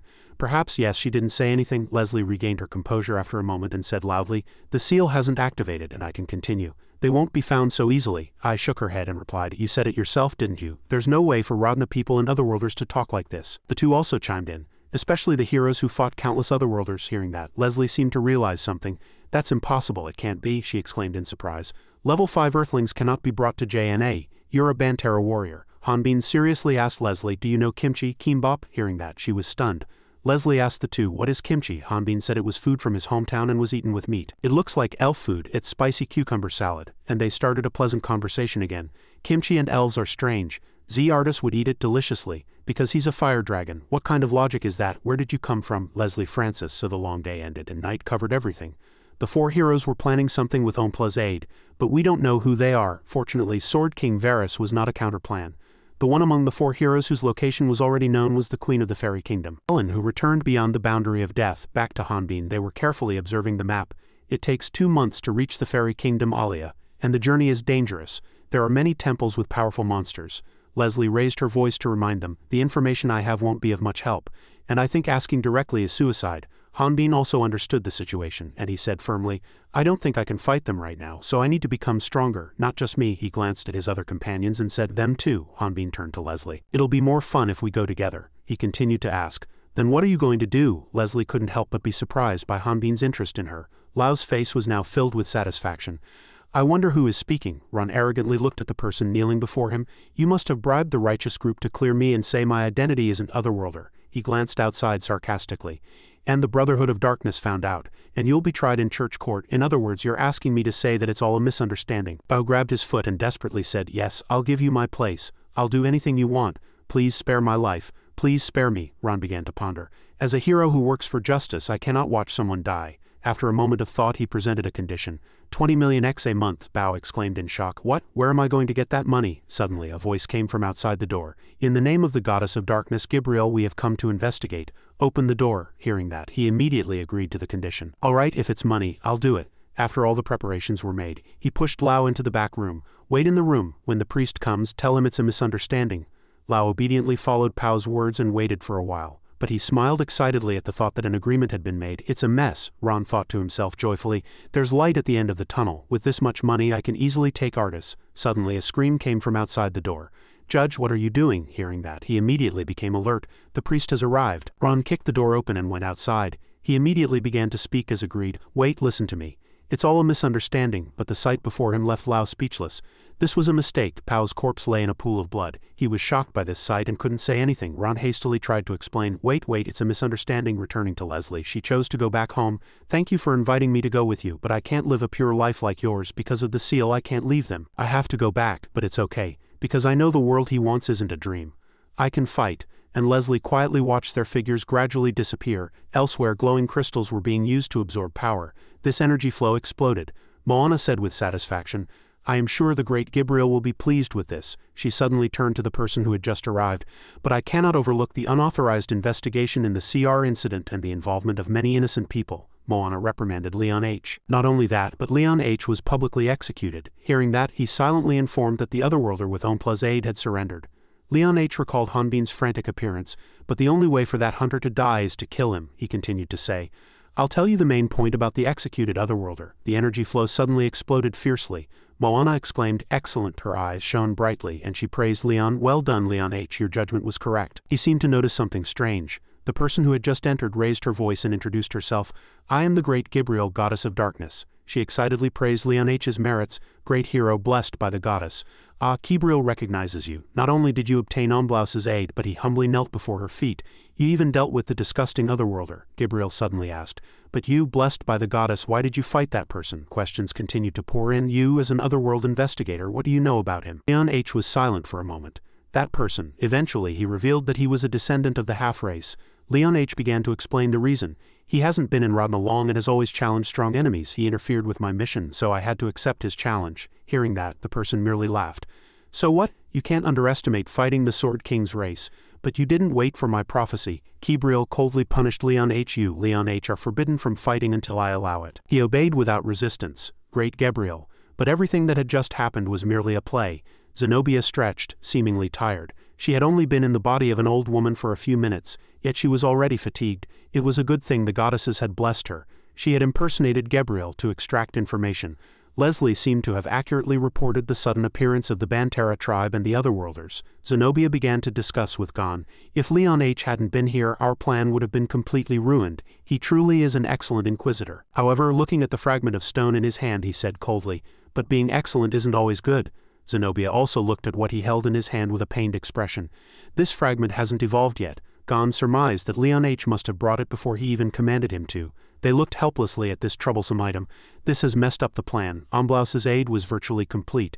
This would lead to tremendous consequences. At this rate, they wouldn't be able to completely absorb the power of the sealed Gabriel. Without her power, this timeline would soon vanish. Gon ultimately resorted to a last resort. "I have no other choice," he said seriously. "I will unseal a part of it. This is the only way we can absorb her power." Zenobia couldn't help but be surprised to hear that. "Are you joking?" she reminded Gon. "Without Omblaus's aid, you can't control the divine power, and the amount of power absorbed will throw the world into chaos." But he had thought of a way to deal with it. "We'll absorb all the power before the world is destroyed and then fix the broken world." Gon held the crystal mass in his hand, ready to activate it. Only after becoming a god, inside that carriage, the conversation continued to echo. "So you're saying you can't investigate without an order to deploy?" Philip listened to what had just happened in silence. "Such a punishment is unprecedented for someone blessed by the goddess, but your joke is even harder to believe." He asked Leon H. with a puzzled expression. "What do you mean the goddess of darkness wasn't there?" He began to recall Gabriel's appearance at that time. "It's not a joke. I wish it were. In retrospect, there are many suspicious points." Leon H. listed her suspicious points. "I lied to him that I was from the Bantera tribe and she believed it." Philip asked in surprise. "You lied to the goddess." He suddenly stood up and shouted. "The 6 goddesses know every grain of sand in the sea, so they would surely know it was a lie. Are you out of your mind?" Leon H. calmly replied. "I only acted so I'm not crazy." He firmly explained to Felix, calming him. "Listen, I didn't do such a thing without any thought." Leon H. pointed to the person behind him and said, "I have evidence to do so." Lucen suddenly appeared here. He asked firmly, "Is he all right?" Leon H. informed Lucen of the situation. "If you ignore the fact that he's hurting himself and in pain, then yes, he's fine. If you remain silent, his identity will remain a secret." He still didn't understand why he was still alive. Then why did you keep me alive? What should I do? Leon H. simply replied calmly. That's a useless question.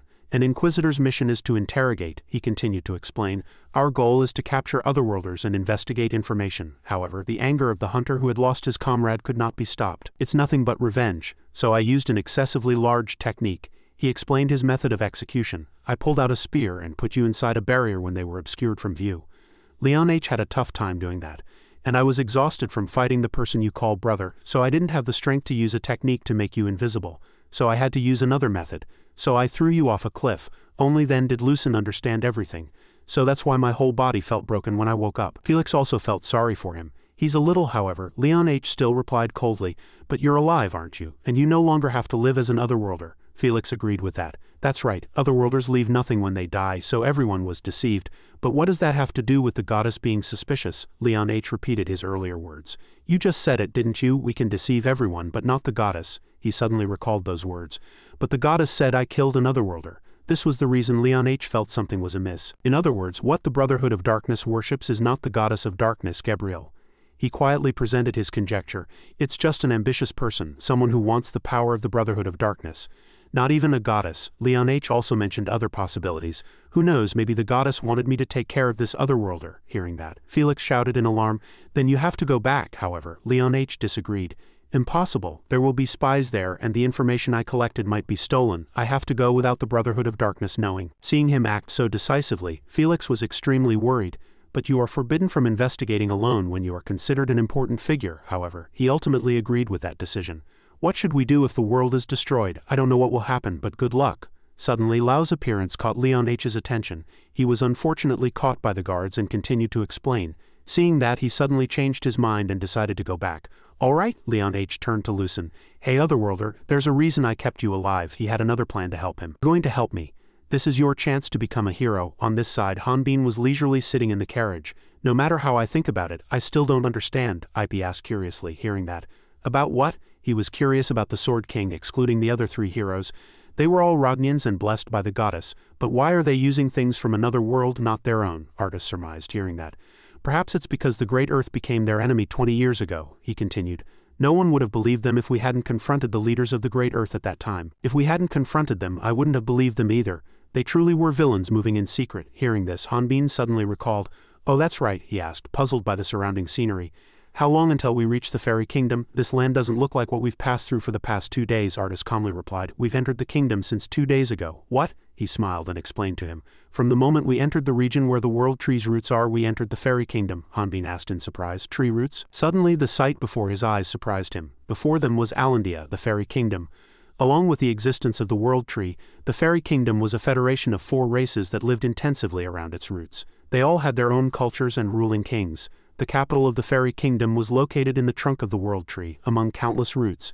If you follow the longest route that extends directly to the continent, you will arrive at Solandia, the largest fairy kingdom. Since the city was on the way to the capital of the Fairy Kingdom, it was the largest commercial road, and many fairy races, including humans, also lived there. However, because various races lived together, many other problems also arose. So the fairies agreed to have an association to help solve such problems before a hunter association was built within the city. Many hunters came here and became heroes, but some died and all the responsibility fell on me, so I couldn't stop working for 200 years. That was the mission of the association president. Lee slightly raised his head from the pile of documents. He observed the people before him. These new guests seemed different from before. Hanbin was extremely excited to see Lee. After evaluating them for a long time, he shouted excitedly, "Excellent." Lee described their appearance literally. A level 52 mage, a beauty of unknown gender with an elegant physique yet still possessing a strong presence. Then he turned to Ai and continued to praise her. She looks like a child, but her eyes hold much sadness. A level 38 magic swordsman with a cute appearance and a young voice, having obtained such excellent records. Lee immediately made a decision. In my 200 years of experience, you two are not meant to rot in a dungeon, but to become a popular girl group in the community. I will write a recommendation letter for you to receive aristocratic patronage immediately. Hearing this praise, I also got carried away by the atmosphere. What should we name our group? However, Artus quickly stopped her. Thank you very much for the offer, but I'm sorry, we still wish to register as hunters, he gratefully added. Thank you for understanding our friend Bantera's situation, and for allowing us not to use the measuring stone. And as far as I know, there are some conditions to become a hunter, but I heard that the written test was abolished 10 years ago. While people were talking, Hanbin was silent, looking at the scores written on the document. Glancing at him, he couldn't help but tease, "Should I hire a private tutor for you? Call me teacher." He immediately covered her mouth. My head," Han firmly retorted. "I've never worked for another association," Li reconsidered, hearing that. "Wasn't it abolished 10 years ago?" he suddenly suggested. "How about making you my escort?" Hanbin replied happily. "That's right, I'm an escort." Hearing this, Li suddenly recalled, I think there was a similar system." He pulled out a thick book and placed it on the table, saying, "I'll double-check for any exceptions. It will take about 6 months to complete the research." Li's next words froze them. "You can come then." Outside that magnificent house, Hanbin walked out gloomily after hearing that information. What should I do for 6 months? Ipi consoled him. Fairies have long lifespans, so their concept of time is a bit different. Artis also interjected to console him. And the Hunter Association system was only established 100 years ago. Such a long time is nothing for a fairy, he continued to encourage him. "It's all right, 6 months will pass quickly." Han still replied with a sad face, "I thought so too, do you think so too?" Suddenly something caught Ipi's attention. She pointed excitedly at the crowd. "What are they doing over there?" There a man was straining with all his might. Commentator continued, "The challenging hunter is someone who uses strength. Will he be able to pull out this sword?" However, a few seconds later, the man gave up and collapsed to the ground. Hanbin happily looked around. "It looks like a festival." Artis explained the situation. "It seems they're holding a Thanksgiving festival right now." Thanksgiving? He heard that and began to analyze it with interest. "Do you know that fairies are a race created by Solandi, the goddess of earth?" I know now," Artis continued the old story.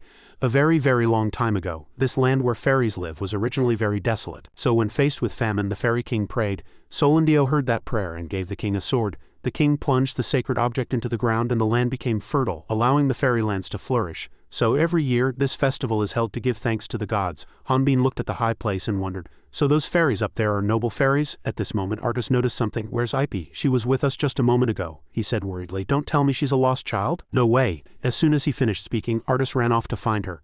"I'll go find her, you stay here," Hanbin replied complainingly. "What about me? It'll be fine if you're easy to spot from a distance." He heard that and wondered. "Then can't Ipi see me from a distance too?" Suddenly, a notification sound caught Hanbin's attention. "Failure. It seems we won't be able to find anyone to pull out the sword this time either." He stared at the glowing sword. The noble fairies above continued to mock the others. "Try harder. Humans always do their best. Humans have short lifespans, so daily life must be tough." Suddenly, a person approached them. Amy exclaimed in surprise. Crown Prince kind of smiled and refuted their words.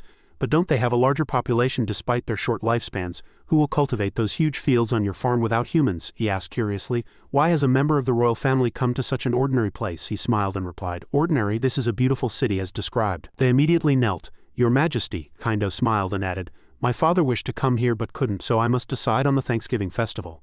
Amy was surprised to hear this information. This meant that Ipi was very much enjoying the festive atmosphere right now. "Do I have to go now? I heard the party continues until someone pulls out the sword." She walked munching. "And I heard only the fairy king can pull it out," Artis replied helplessly. "Legends are always just legends," he continued to analyze. "That sword was actually stuck in the ground because of magic. Many people failed to pull out the sword, but the king will be able to pull it out by recovering the magic. It's an ancient method to identify the one chosen by the gods." Ipi finally understood. "So no one seriously tried to pull out the sword?" Artis smiled and nodded. "No one can pull it out from its original position. If they did, they would be in a lot of trouble. However, right now, that sword was pulled out. The person who did it was none other than Hanbin. The two who witnessed this sight were speechless." He suddenly cast his gaze towards the audience. Kindle became extremely displeased with this action. Solandia, the largest city in the Elf Kingdom with a population of 100, connected the fairy islands to the continent. Rondel, excited by the scene before him, exclaimed, "We have arrived in Solandia." Ki, standing beside him, replied with a voice full of gratitude, "Thank you for helping Rondel Atlantis." Hearing that, he quickly muttered, "I know I'm here to help you find the person you're looking for, but you didn't say that I shouldn't be found here." Seeing this, she began to lower her voice. Understood. At that close distance, Rondel's face flushed with awkwardness. He quickly turned his face away. "I told you the blessings of hell guided me, so be careful. We need to find that person quickly." Understood. At this moment, Rondel's heart pounded ceaselessly. Humans are untrustworthy. He began to see her in a different light. They don't understand respect and nobility, but she is different from them. Rondel suddenly recalled a memory from that time. The words Ki had uttered, "Rondel Atlantis' survival has been confirmed. You are ordered to protect Kay." Made his heart sink. Even after she asked for instructions, she gradually acted strangely. When I asked her who she was and where she came from, she would reply, I was born in darkness, live freely and cannot be understood. Returning to the present, he out of curiosity headed towards a nearby carriage. Seeing this strange behavior, Rondel thought helplessly to himself, all right, she's just an eccentric woman. Just then, the whispers of the commoners caught his attention. Hey, did you hear? The prince's crown is here. No, that's not it. It's about the Thanksgiving sword fighting tournament. At that, Rondel was surprised. I heard some hunter broke the sword. What? No way, really. Everyone was going crazy. After sniffing the carriage for a long time, Kibby got a result. Traces of a small fire dragon. He and his companions are in this city. Their next destination will almost certainly be the hunter's mansion with an 80 probability. Having finished everything, Kibby turned to Rondel. We need to go there. Rondel Altlantis turned towards Hanbin. The sword broke, he said helplessly. This won't do. At this moment, mages rushed at Hanbin and seized him. Amit shouted angrily, this is no place for a Bantara to appear. Tell me who sent you here. Their restraints meant nothing to him. Hanbin easily broke free. I just found it interesting, my bad. This action seemed to infuriate Kindle even more. Feeling his murderous intent, Amit's face turned pale. He quickly announced loudly, attack the Bantara, just attack the prince. Those who saw it immediately fled. This is terrorism, run, Hanbin replied blankly. What terrorism, me? Rondel also seemed to be caught in the crowd. People pushed and pulled each other, knocking him down.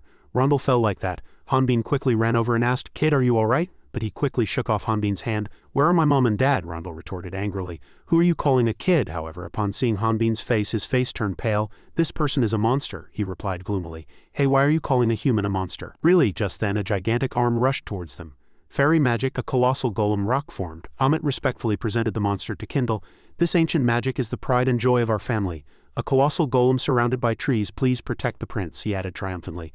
No matter how strong a Bantara is, if their hands and feet are tied, they can do nothing. They won't even be able to scratch the tree roots, the source of life. Just then, Hanbin quickly raised his sword to block the attack. He shouted irritably, these fools, they don't care that others are catching up. Hanbin could not hold back and unleashed his power. This energy flow seemed to overwhelm Kindle. His power fiercely exploded, sweeping through the surroundings. Even the tree roots, which seemed unbreakable, were now shattered. The nobles were speechless at this sight. Kindle said quietly, it's abnormal for a Bantara warrior to use aura. Amit beside him said with disbelief, no, it's impossible. There were no rumors about this extraordinary warrior. Everything in the world was now just ashes and debris. Hanan groaned and replied, you should listen when others speak before problems start. He glared at the group with murderous eyes. Hanan asked in surprise, did that attack work? Hanan replied contemptuously, I merely let go. He muttered to himself, aura is still too strong for my body and too difficult to control. Hanan turned around and said, hey kid, run away quickly. But at this moment he was no longer there. It made him extremely angry. Damn it, you goddamn bastard. Just then, two people took Rondel away. He continuously mumbled, he's really dangerous.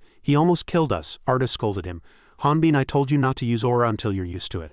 Han replied regretfully, I'm sorry, that was a different dimension problem. Hearing that, IP asked suspiciously, a different dimension? Did you cause another big problem? Just then, bows were aimed at them from above. Surroundings were surrounded by countless soldiers. Kindle said in a stern voice, Bantara warrior, forgive me for watching your power and skill without doing anything, he continued.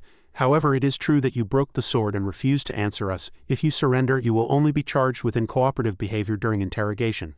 Han asked Artis curiously, what is he saying? He began to explain, it's better to surrender without fighting the soldiers, but you'll go to prison for at least 3 years. Han cried out in surprise. 3 years? I'm sorry, but I won't go to prison for 3 years while the heroes are rising. Abi also agreed. I'm sure the elves will be grateful if we reveal the truth. Artis also followed them helplessly. It seems we'll have to change our plans, Kindle said with disappointment.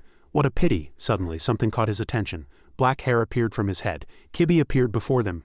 She reminded them in a stern voice, I hope you do as the elves say, otherwise there will be no way for the Bantara tribe to live. Han was bewildered and understood nothing. What are you saying? He quietly observed her. This woman thinks she can block my way without a weapon. She seemed very confident in her abilities. Suddenly, countless errors appeared in Hanbin's mind. Warning, target information cannot be confirmed. Error cannot access. Rescanning target race scan. Rodna data cannot be retrieved. Error. 0E01005R00 target level scan. Target survival probability calculation. Error cannot access. Error report instruction. Error 045PPPF478. Error save report. Error instruction. Error scan. External entity scan. Error in instruction save report. External entity scan. Error save report. Error current scan string adjustment terminated due to error, Artis said worriedly. Hanbin, what's wrong? Hanan asked curiously. Why did the instructions suddenly break? Who are you? Ki said nothing. Hanan painfully clutched his head. Damn it, what is this? Kibby stood silently, giving him a cold gaze. Ki walked past them. Now is not the time to talk. What? We'll talk about your business when this is over. These words made Hanbin extremely bewildered. What are you saying? Kibby shook Rondel. Wake up. But he whined. Let me sleep a little longer, she said softly. It's time to go back. Rondel Altlantis. Hearing this name, Kindle seemed familiar with it. Rondel, he cried out in surprise. Princess, Kindle was extremely shocked. How could you be? Amit next to him was also extremely shocked. Then the person we've been attacking until now was, they immediately ordered. Lower all weapons and escort the princess. Han watched in silence. He fixed his gaze on Ki. In the spacious garden within the magnificent and ornate palace, a luxurious tea party was prepared. Kindle bowed before them, expressing his gratitude. I sincerely apologize for acting impolitely towards all of you. In Rondel's name I sincerely thank you, Artis smiled politely. It is an honor to protect the princess. Moreover, it is very fortunate that we were invited here, he said humbly. Please enjoy yourselves. I apologize that I could only invite you to this small garden. My goodness, this place is the best for us. Just then Hanbin spoke bluntly. May I boldly ask if your mother is Queen Horion of the Fairy Kingdom? Ip quickly stopped him. What, I'm sorry, Kindle smiled at them and explained. It's natural for a Bantara to misunderstand. The 4 fairy races, elf, nymph, duovest and god, are very few compared to the human race. Therefore, the 4 kingdoms decided to unite and use the common name Alandia. Queen Horion, one of the 4 mythical fairy gods blessed by the 6 goddesses, is the 18th successor to this alliance and the queen of the nymphs. Hearing that, Hanbin fell into deep thought. Then that means Elvist is not under Horion's rule. He turned his gaze to Ki and asked curiously. Then who is she? Ip next to him asked worriedly, but we accidentally broke the elf king's sword. Will that be all right? Artis also said regretfully. I know this item is precious, but in any way, Kindle quickly interrupted them. It's just a decorative item and not very valuable. The true sword given by the goddess will never be here. But Rondel still couldn't forgive Hanbin. But because of that damn bastard, the Easter festival was ruined, so I can't forgive this, Kindle shouted angrily. Rondel, these are the people who saved you. How can you say that? Besides, you're still under house arrest. Hearing that, he quickly turned pale. He began to scold his younger brother. Before you look for others' faults, reflect on yourself. As Ki was about to speak, Rondel quickly interrupted. Why are you always scolding me? You didn't try to take me with you, so I had to go to the festival alone. He could only silently listen to them argue. Kindle, after listening, scoffed. Is that all? Suddenly a servant appeared. Your Highness, he replied in surprise. Oh, after that, Kindle politely said to everyone, now that an urgent matter has arisen, I sincerely apologize for this unkindness. Artis smiled and replied, it's all right. This place is perfect for us to sit and enjoy the view, and he left. Ip sighed tiredly. My goodness, that he's the prince. My hands are all sweaty. Seeing that, Artis pointed out the advantages. Nevertheless, if we make friends with the royal family, it'll be easier to approach Horion. She turned to Hanbin. Oh right, what about the guard KV? He said silently. I'm guessing she's only about level 80. Artis said suspiciously, isn't the system broken? This isn't important. Han quickly changed the subject. Drinking their tea makes me unable to hold back diarrhea, Ip said helplessly. What? No, I tried so hard, he noticed with keen eyes. Wait, there seems to be a restroom over there. Hurry. 20 minutes later, Hanbin shouted irritably. These elves, he continued to grumble as he walked. In such a large garden, there should be restrooms every 15 meters. I can't hold it anymore.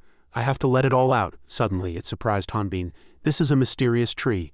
A tree that humans have never touched and no one has ever seen. Even now and in the future, no one will come here. Seizing this opportunity, Hannon let it all out. After finishing everything, he said with relief, thank goodness, I thought I was going to choke to death. At this moment, another person suddenly spoke. Who is it? At that, he was startled. Noah smiled and said, oh, Bao Bao, you should have let me know before you came. Hannon cried out in surprise.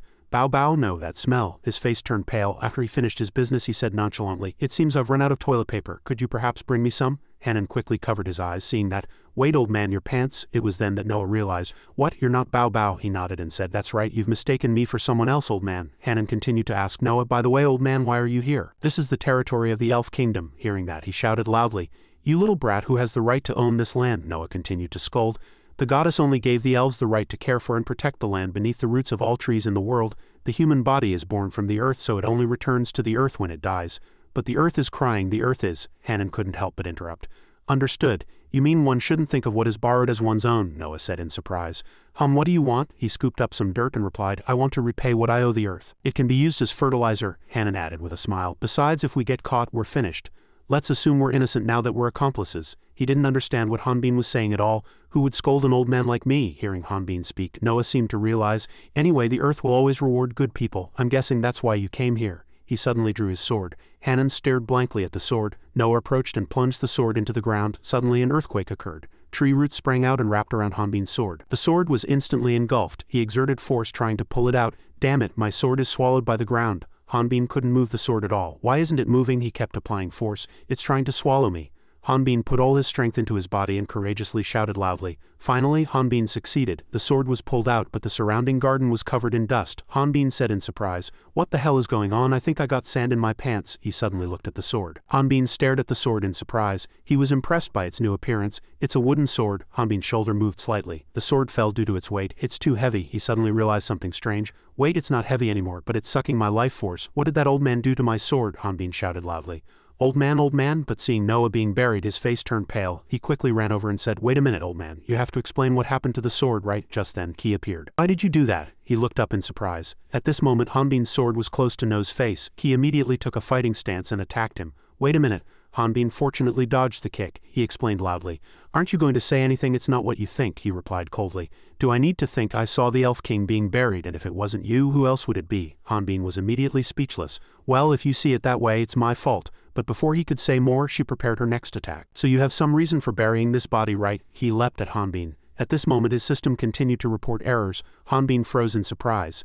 "System error." As he lost concentration, she kicked him in the face. Ki supported her body with her hand. Hanbin asked in a stern voice, "Who are you?" "Oh, your skirt is flipped up." Hearing that, she punched him in the lower abdomen. This attack caused Hanbin immense pain. "Damn it," he said with a pale face. "Anyone else would have died by now. Go easy on me." Ki replied coldly, "You won't die from that." Ryu Hanbin, level 5, 24 years old, forcibly transported by Amblaus. In the process, he was isolated in another world for 22 years. He is displayed as level 5, but he is actually much higher. She then introduced herself. "I am Kibi. I am an agent created by the power of the goddess of darkness Kibriel. Your system proves my identity. The evil god system doesn't work on me." "A creature made by the goddess?" Hanbin asked in confusion. "Kibriel, goddess of darkness. Has the goddess decided to kill otherworlders herself?" Ki immediately retorted. "Wasn't the order I received from Kibriel to contact Hanbin and evaluate him as a potential assistant?" He replied curiously. "An assistant, but the goddess and the evil god are enemies. The goddess wouldn't ask for help from an otherworlder." She couldn't help but be stumped by this point either. "I can't understand why your errors aren't working." He reached out her hand into the air as she spoke. "Not only that, but attacking the Elf King also made him question the decision to make him an assistant," Hanbin complained. "I told you it was a misunderstanding." From that door she suddenly drew a weapon. Ki aimed the spear at him and said, "Now I'll find out if you can be an assistant.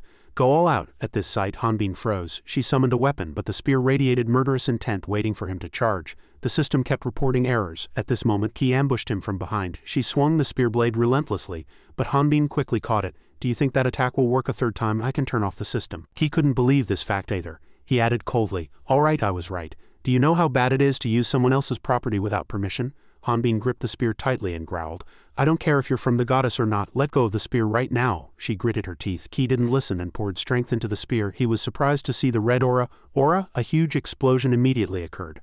Hanbin was so surprised that he had to let go of her. He said with a slight sense of relief, "My hand was almost cut off." Hanbin looked down at the heavy sword. "Has my defense weakened because this wooden sword absorbed aura? I need to control it so it doesn't interfere anymore." Ki didn't give up and continued to press. "Can't you stop now?" She swung an attack and replied, "You don't understand the importance of this. I have to test your abilities according to Kibriel's orders. Is that sword just for show? Why aren't you using aura? Why aren't you fighting seriously?" Her questions were so numerous that he shouted in annoyance, "Hey, stop nagging. Why should I fight seriously?" Hanbin inwardly vowed. "I can't believe what she's saying. Too many questions.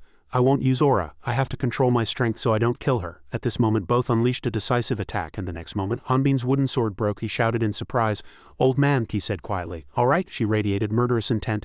"He won't fight seriously." Hanbin quickly explained, "Wait, I was about to say this sword was strange." Before he could say more, Ki unleashed her aura. She charged in madly. Ki swung a sharp sword line and rushed at him. At this moment Hanbin was at a loss. It's like a horizontal slash with aura. It's best to dodge it, right? Just then Noah suddenly stood up. "Is this a sword? He was surprised to see Noah. Ki also froze. The ancient tree behind suddenly glowed and grew lush. If Ompla's life force is absorbed, the world tree will grow. It grows differently depending on what life force is absorbed. More specifically, if powerful aura is absorbed, the roots will become harder than steel," Noah said instructively. "But most aura can't make the world tree like that." At this moment Hanbin's sword suddenly grew again. Noah glanced at him slightly. "It's the first time I've seen someone like Bao Bao. It was the same back then."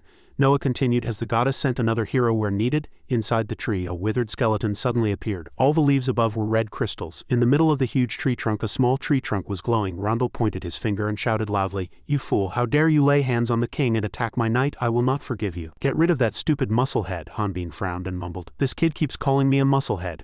Artis calmed him. "We understand what happened, so calm down." Seeing that he didn't give in, Rondel shouted even louder, "What are you doing? Drag that idiot away." but before he could finish speaking another voice interrupted. "Calm down, Rondello. I started this." Rondel turned around in confusion upon hearing that. "Father?" Noah explained softly. "Yes, I was curious how strong the Bantara warrior was. Anyway, no one here can stop him," Hanbin mumbled in surprise. "So that old man did it on purpose?" Kindle frowned in incomprehension and asked. "Father, why?" Noah continued softly. "I know you've had to work hard on behalf of this old man," but the ground was rumbling, and the roots of the world tree were moving. It seemed to want to say something. At this moment, Kindle closed his eyes in resignation. Then, recalling the scene during the drought, he said, "Yes, there are reports of strange occurrences in the southwest village. Residents and livestock have been bled dry. But since we haven't found the cause yet, I plan to ask these hunters for help with the investigation." Noah also agreed. "I know you trusted him after seeing that power, but finding the cause will be very difficult for them alone. They will need someone who can sense the energy of the earth. Rondello, I want you to go with them."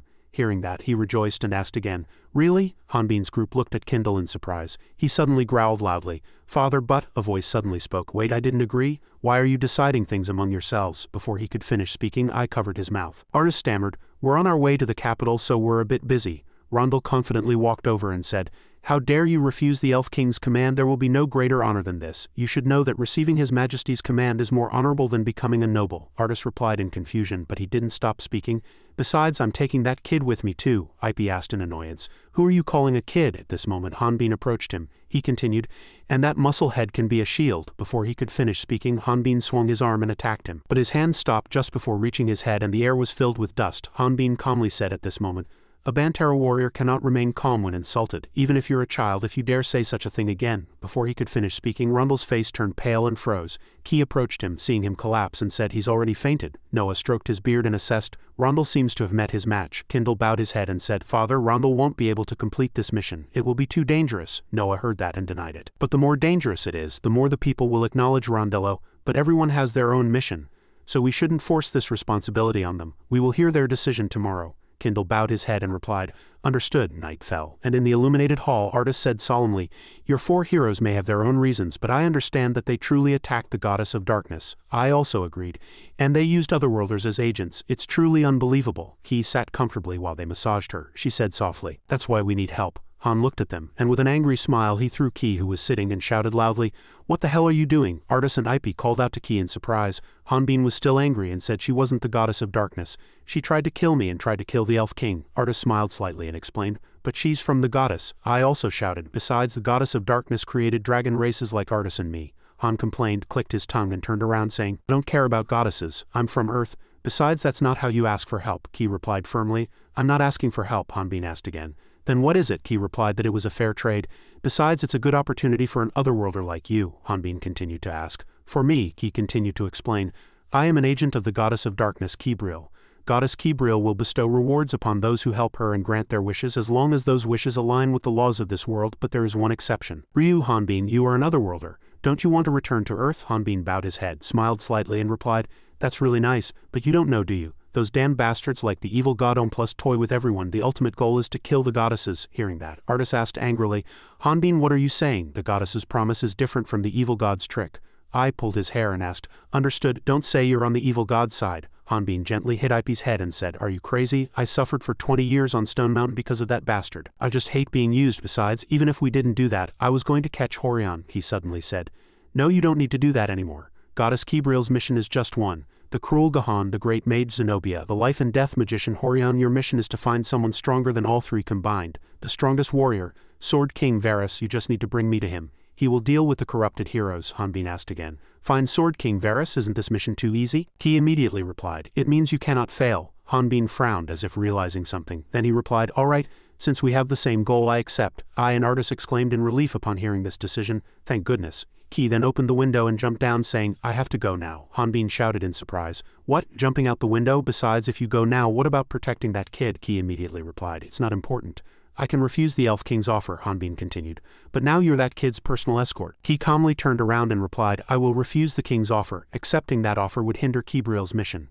Besides, even if I accepted that offer, Rondel Atlantis would still be sent to the place where Noah was sitting." Kindle was standing there, reporting something. "Father, I couldn't find the hunters in the inner building." Noah leisurely stroked his beard and asked again, "Are they that urgent?" "Indeed," Kindle continued. "Since there are no more hunters to protect, should I tell Rondel that the mission has been cancelled?" Noah immediately stopped him. "There's no need for that. I plan to send him on the southern route expedition. Kindle frowned immediately upon hearing that and shouted loudly.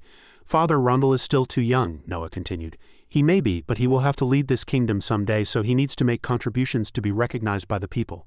Kindle gritted his teeth for a while and said, Surely there will be people who think Rondel is not qualified. Noah replied indifferently. Caring for one's children is not a parent's only duty. Besides, the Fairy Council knows, and Horian's agent will also be closely watching. As soon as he finished speaking, Rondel, with an excited expression, flung open the door and shouted, Father, Sir Rondel is ready to depart. Kindle turned and replied, Truly everyone, Noah smiled softly and praised. The uniform looks great. At this moment, Hanbin's group dressed in uniform stepped inside. Kibi glanced at Hanbin, who was also in uniform, and Hanbin walked with a cold expression. Kibi said with a cold expression, I will refuse the king's offer. If I were to accept it, it would hinder Kibril's mission. Furthermore, even if I were to accept it, Rondel Atlantis would die. The three froze upon hearing these words. Hanbin frowned and asked, What do you mean the kid will die? Explain it in a normal way. Kibi immediately turned back and explained, That's how it was supposed to be. The goddesses who created Radna knew everything across all space and time from the moment they realized Radna's future.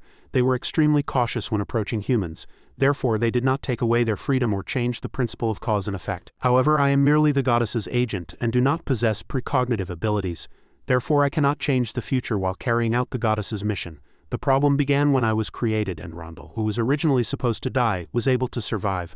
Artus's face darkened upon hearing this, and he said, But we cannot abandon the prince. I asked, Are you saying that the prince's death is inevitable as you claim? Hanbin's face darkened. He asked if the kid, despite being unruly, wasn't the only one she had helped. He asked if he meant nothing to her. Kibi replied quietly, I was created according to Kibril's will to ensure Radna's survival. The life of one child is incomparable to the future of Radna. That is his fate. Returning to the present, they followed Rondel into the palace. Kibi glanced at Hanbin and asked, You are not close to Rondel Atlantis, so why did you accept this mission? Hanbin replied with a cold expression, Because I dislike you. Kibi immediately said, Your way of thinking is too childish. I doubt your qualifications as an assistant. Hanbin immediately replied, Then go tell your god, oh right. She's sealed, isn't she? As they approached, Noah welcomed them. Everyone, you've arrived. Knights of Rondel, you must have heard about the strange incidents happening in the small root village to the east. Your mission is to investigate these strange phenomena. It might be happening in a border region, but if the roots die, the entire tree will die. That will endanger all life living beneath the world tree. This issue affects not only the elf kingdom but the entire fairy kingdom. Therefore, if you complete this mission, Horian, the supreme ruler of the fairy kingdom, will acknowledge you. Hanbin heard this and smiled strangely, thinking to himself, So if we complete this, we can meet Horian? Noah continued. Furthermore, Rondel will participate not as a prince but as the expedition leader. Rondel immediately replied, Yes, your majesty, I will not disappoint you. At this moment, Kindle frowned, looking at them suspiciously. After a moment they began their journey, and Rondel laughed excitedly, filled with joy. I knew father would recognize my worth. Strange phenomena are nothing. The carriage continued to move, going further and further. But I suddenly shouted in annoyance, It's too noisy, I'll go crazy before we even arrive. Rondel, annoyed, turned back and said, I should have kept my identity a secret. Call me Captain. Got it. I know how excited this child is for this expedition. I'll drive carefully, so be grateful. Artus smiled gently and asked, Then what if the captain gets tired? I'll drive. Rondel closed his eyes and asked again, Really, Sir Artus, a noble like you truly is different from those other humans. In a moment he quietly turned to Kibi and thought to himself, I haven't shown Kibi my driving skills yet. But that damn Bantera drew her attention while I was busy. That damn nuisance. Hanbin frowned, wondering what they were saying, and inwardly asked he where Varus was. How do we find him? Ki replied softly. The goddess cannot see inside the evil god's dungeon. They can read the hearts of their followers, but, according to records, they have never abandoned a follower. We can only find them by asking people around. Hanbin heard this and became even more annoyed, saying, You should have told me earlier. He replied calmly, That's why I said I didn't have time to carry out this mission. Hanbin sighed and continued, I need to finish this quickly. Along the way, another carriage approached and asked, Excuse me, may we go first? We need to reach the East Small Root Village before sunset. Artus smiled gently and replied, We're also heading there. You may go first. The coachman was delighted to hear this and reminded them, Really? Then make sure you get out of the forest before sunset. Many strange phenomena occur in the forest at night. Then we'll be on our way. Ipe sighed in relief as they drove off. Finally, we're safe. If we follow that carriage, we won't have to worry about getting lost. But Rondel gripped the steering wheel and muttered, How can a human like you order me where to go? And Rondel stepped hard on the accelerator, increasing the carriage's speed. Headed straight for the barricade, Ipe saw it and screamed in terror, Wait, what are you doing? But Rondel paid no attention and sped the carriage towards it at top speed. Hanbin walked out worriedly and asked, What's wrong? Did the enemy attack? Rondel laughed and replied, We're going this way. I am blessed by the goddess of earth, so I fear nothing. but after a moment the carriage burst into flames. They looked at Rondel with suspicious eyes, but Rondel avoided their gaze. Ip asked the captain in a cold voice. Rondel dared not look into her eyes and said, "This is the will of the goddess of earth. I know the way. Let's walk. Hey, you rude fellow, carry me quickly." Hanbin smiled slyly. He held his sword and said, "That's strange. I think I just heard the voice of a dead prince from Hanbin." Ip also smiled slyly and said, "Did you hear that too, big brother? It must be an auditory hallucination, just an auditory hallucination." Rondel was sweating coldly and uneasy. He missed their words and shouted, "I haven't walked in a forest for a long time." Time passed and night fell. Rondel still pointed vigorously down this path. Ip approached him and said, "Hey, walk a little slower." Hanbin looked at his energetic appearance and asked, "Why is that kid so confident?" Kibi replied softly, "He is an elf royal. Elf royals can create something using the world tree's roots every 20 years. Hanbin was surprised to hear this. "What, was this sword also created with that ability? Then can Rondel also know my intentions?" Kibi replied firmly. "No, he is still young and cannot use it as skillfully as the Elf King. He can only pull out a portion of the roots from the ground." "At least he inherited the Elf King's blood," Hanbin asked again. "At least?" But Rondel was already shouting loudly ahead. "Come on, I found the carriage we saw this afternoon. What do you think? I told you, if you listen to me, everything will be fine, right?" I seized the opportunity to tease him. "The captain isn't entirely useless, is he?" Rondel asked in annoyance. "What do you mean, you impudent child? Ki, what about you? I am very different from that rude person who only knows how to use his fists. Now all we have to do is ask the carriage owner to take us to the village." Hanbin stood blankly behind, thinking to himself, "Why am I being dragged into this?" He examined the carriage and said, "I don't think that's possible." At this moment there was an unconscious man inside the carriage. His mouth was open and his face was as pale as a corpse. Rondel was rushing around in a fluster. Following him, murmurs were heard. "Isn't he Prince Rondel, the one supported by the Elf King? He was born when the Elf King was on his deathbed. This is clearly a disgrace to the prince. He's a half-brother. And even his birth, have the rumors spread this much? No matter how much I try to hide it, everyone will eventually know about the king's mistake." Unfortunately, his mother left the palace, returning to reality, where the wheels were turning. Rondel slowly opened his eyes and asked blankly, "Where am I?" Before his eyes was a man parched with thirst looking for water. Rondel was surprised and stepped back, screaming. Hanbin walked out blankly and asked, "You're awake? Don't faint again." Rondel looked up with a pale face and asked that rude person, "What's wrong? Why is there a corpse here?" Hanbin immediately replied, "What are you talking about? Didn't you faint when you saw this guy?" Ki said, "He's not dead yet."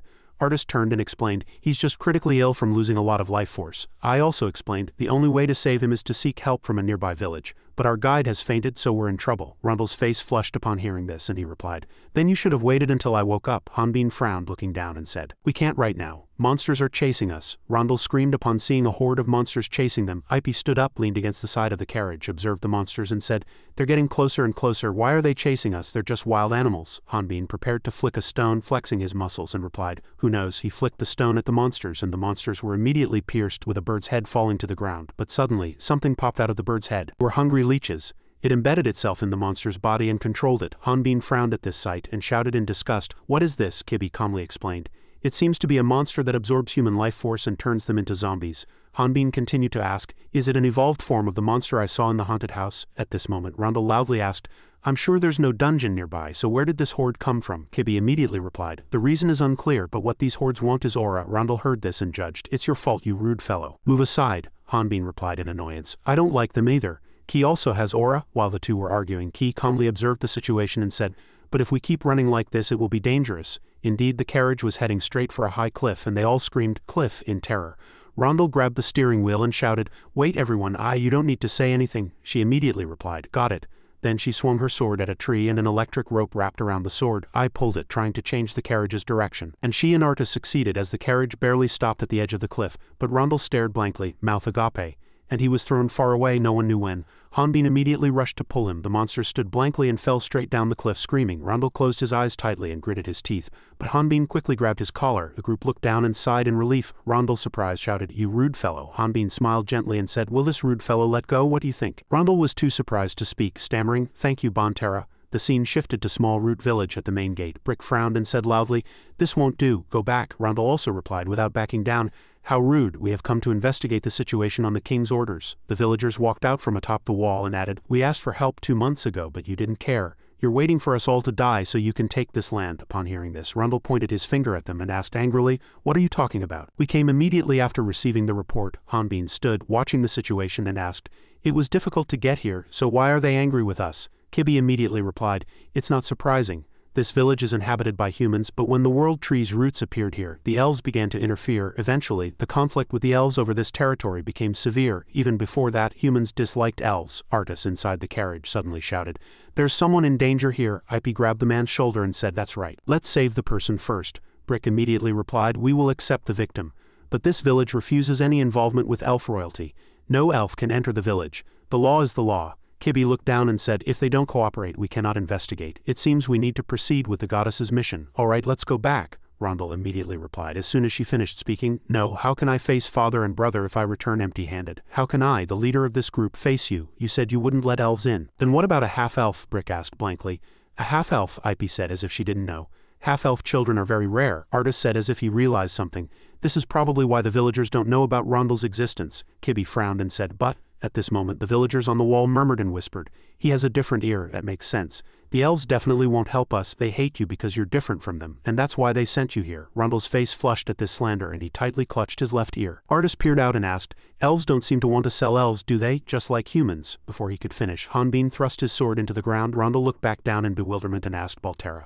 Hanbin said in a low voice, "This is truly unpleasant, even if he's temporary. This guy is the leader of our team. Besides, the monsters you fear really love aura. So open the gate before I unleash my aura, otherwise I'll draw all the hungry leeches here." Hearing that, they asked each other in fear, "It's too dark to see clearly. That person is a Bantera warrior. If we choose wrong, monsters won't be our only problem." Just then, someone was running from below.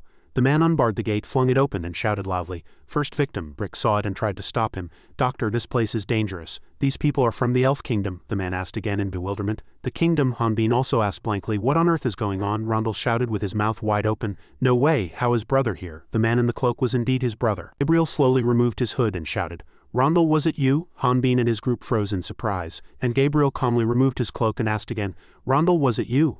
As soon as he finished speaking, he immediately rushed to Rondel and hugged him, shouting, "Rondel, oh, you've grown so much?" Rondel, flustered, called out to his brother, but he paid no mind and asked in an excited voice, "Is father doing well? Are you studying hard these days? Is anyone bothering you?" Hanbin stood there, asking blankly, "What on earth is he saying? Isn't he very similar to the Grand Prince?" He immediately replied, "They have the same genes. He is Rondel Atlantis' second elder brother and the Grand Prince's twin brother." A moment later, some powder was poured into the carriage driver's mouth, and his face immediately brightened. Artis admired the rapid effect and praised, "It's truly amazing to see treatment with medicine instead of magic." I saw the result, chuckled and praised, "His complexion has returned. The medicine seems to have worked." Gabriel smiled and humbly replied, "It's just a simple medicine I made with my meager knowledge. I am the only mage and doctor in the village. However, there are some shortcomings in having to care for patients alone. Some patients are still isolated at home. I asked the royal family for help, but I never imagined you would come, Rondel." Rondel frowned and asked, "If everyone knew you were here, they would have certainly sent more people." Gabriel bowed his head and explained, "I am an exile from the kingdom. Honestly, if they find out I'm here, the village that sheltered me will be affected," Rondel suddenly declared. "I don't know what happened 10 years ago, but father must have forgiven you." Behind him, I was struggling to push Hanbin away, but he looked down blankly and asked, "What's wrong? We're getting to the interesting part." Ip replied softly, "This is their family matter, isn't it? Besides, they haven't seen each other for a very long time, so they'll have a lot to talk about. It's polite for us to leave on our own." Han agreed and said as he turned, "All right, we shouldn't eavesdrop on their conversation." But behind him, Key was doing something to the carriage driver lying on the bed. Looking back, she had her hand in his throat and he was making strange noises. Gabriel saw her doing that and asked in surprise, "What are you doing to the patient?" Rondel called her name. "Kibby." Hanbin approached and pulled her away, saying, "Hey, what are you doing?" At this moment she pulled something out. She held it up in front of Hanbin's face. He stammered, asking, "What is that?" She said calmly, "Look closely." Han regained his composure, looked closely and asked again, "This is a hungry leech larva." Key held it and explained, "Anyone whose life force is sucked by hungry leeches is infected with larva and cannot recover normally. But there are many patients here who cannot recover normally. This means there are parasites in their bodies." Gabriel seemed to realize something and asked, "Then you're saying the leeches keep them alive to cultivate their larvae?" Artis asked again, "But I'm sure dungeon monsters want nothing but to kill." Ip also wondered, "Wait, can they reproduce on their own even outside a dungeon?" Hanbin then speculated, "Does that mean the dungeon monsters are reproducing on their own?" Key said quietly, "This is outside the scope of the given mission. We should return to the kingdom, report, and end the mission." Hearing that, Rondel said with regret, "But brother and everyone else are in danger." He continued coldly, "The Elf King's mission is only to find the cause of the abnormal incidents happening in Small Root, not to solve the problem." Just then, Hanbin suddenly grabbed her shoulder. He asked in a low voice, "Enough, you just want to finish the mission quickly, don't you? Disregarding everyone's lives, that's irresponsible." Kibby also replied firmly, "This is what I should say to you too, brother. You want to save everyone in front of you, but you ignore the sacrifices that will happen in a future you cannot see. Have you forgotten how many innocent people died because you tried to save just one person and ultimately failed even that? Before she could finish speaking, a hand was swung, but Gabriel intervened and said, "This is a sick ward." At this moment, Hanbin, who had raised his hand, unable to contain his anger, put it down again, suppressing his fury with effort, and said, "Ms. Kibi, I don't know how much you know about that incident, but you don't know how much he suffered, thinking he was responsible for everything spiraling into the worst possible outcome. So please watch your words." Artis said that, forcing a smile. Kibi froze, looking at his face. Gabriel intervened and said, "It's getting dark now, so everyone must be tired. There's a closed inn, so you can rest there. Let's decide whether to return to the kingdom tomorrow." A moment later, Ip let out small flames of anger and shouted loudly. "What is this, damn it?" Artis said softly. "Stop it, Ip. It was me who was rude just now." She turned back to him with gleaming eyes and replied, "It's because you were so angry." Conversely, Artis forced a smile and said softly, "Kibi seems to be under pressure, feeling responsible for Rodna's fate." Hearing that, she trembled and shouted, "Brother, you're scaring me." Then Artis looked down at Hanbin, who was lying down, and continued, "So I felt we didn't need to accept the goddess's mission when they insulted us." Hanbin then opened his mouth. "Right, I was really angry too. I knew it was an insult and I didn't feel good. How should I explain it? It was like my 4-year-old cousin asking me why I don't have a girlfriend." Artis was speechless at his explanation. "A truly unique reason," Ip asked again.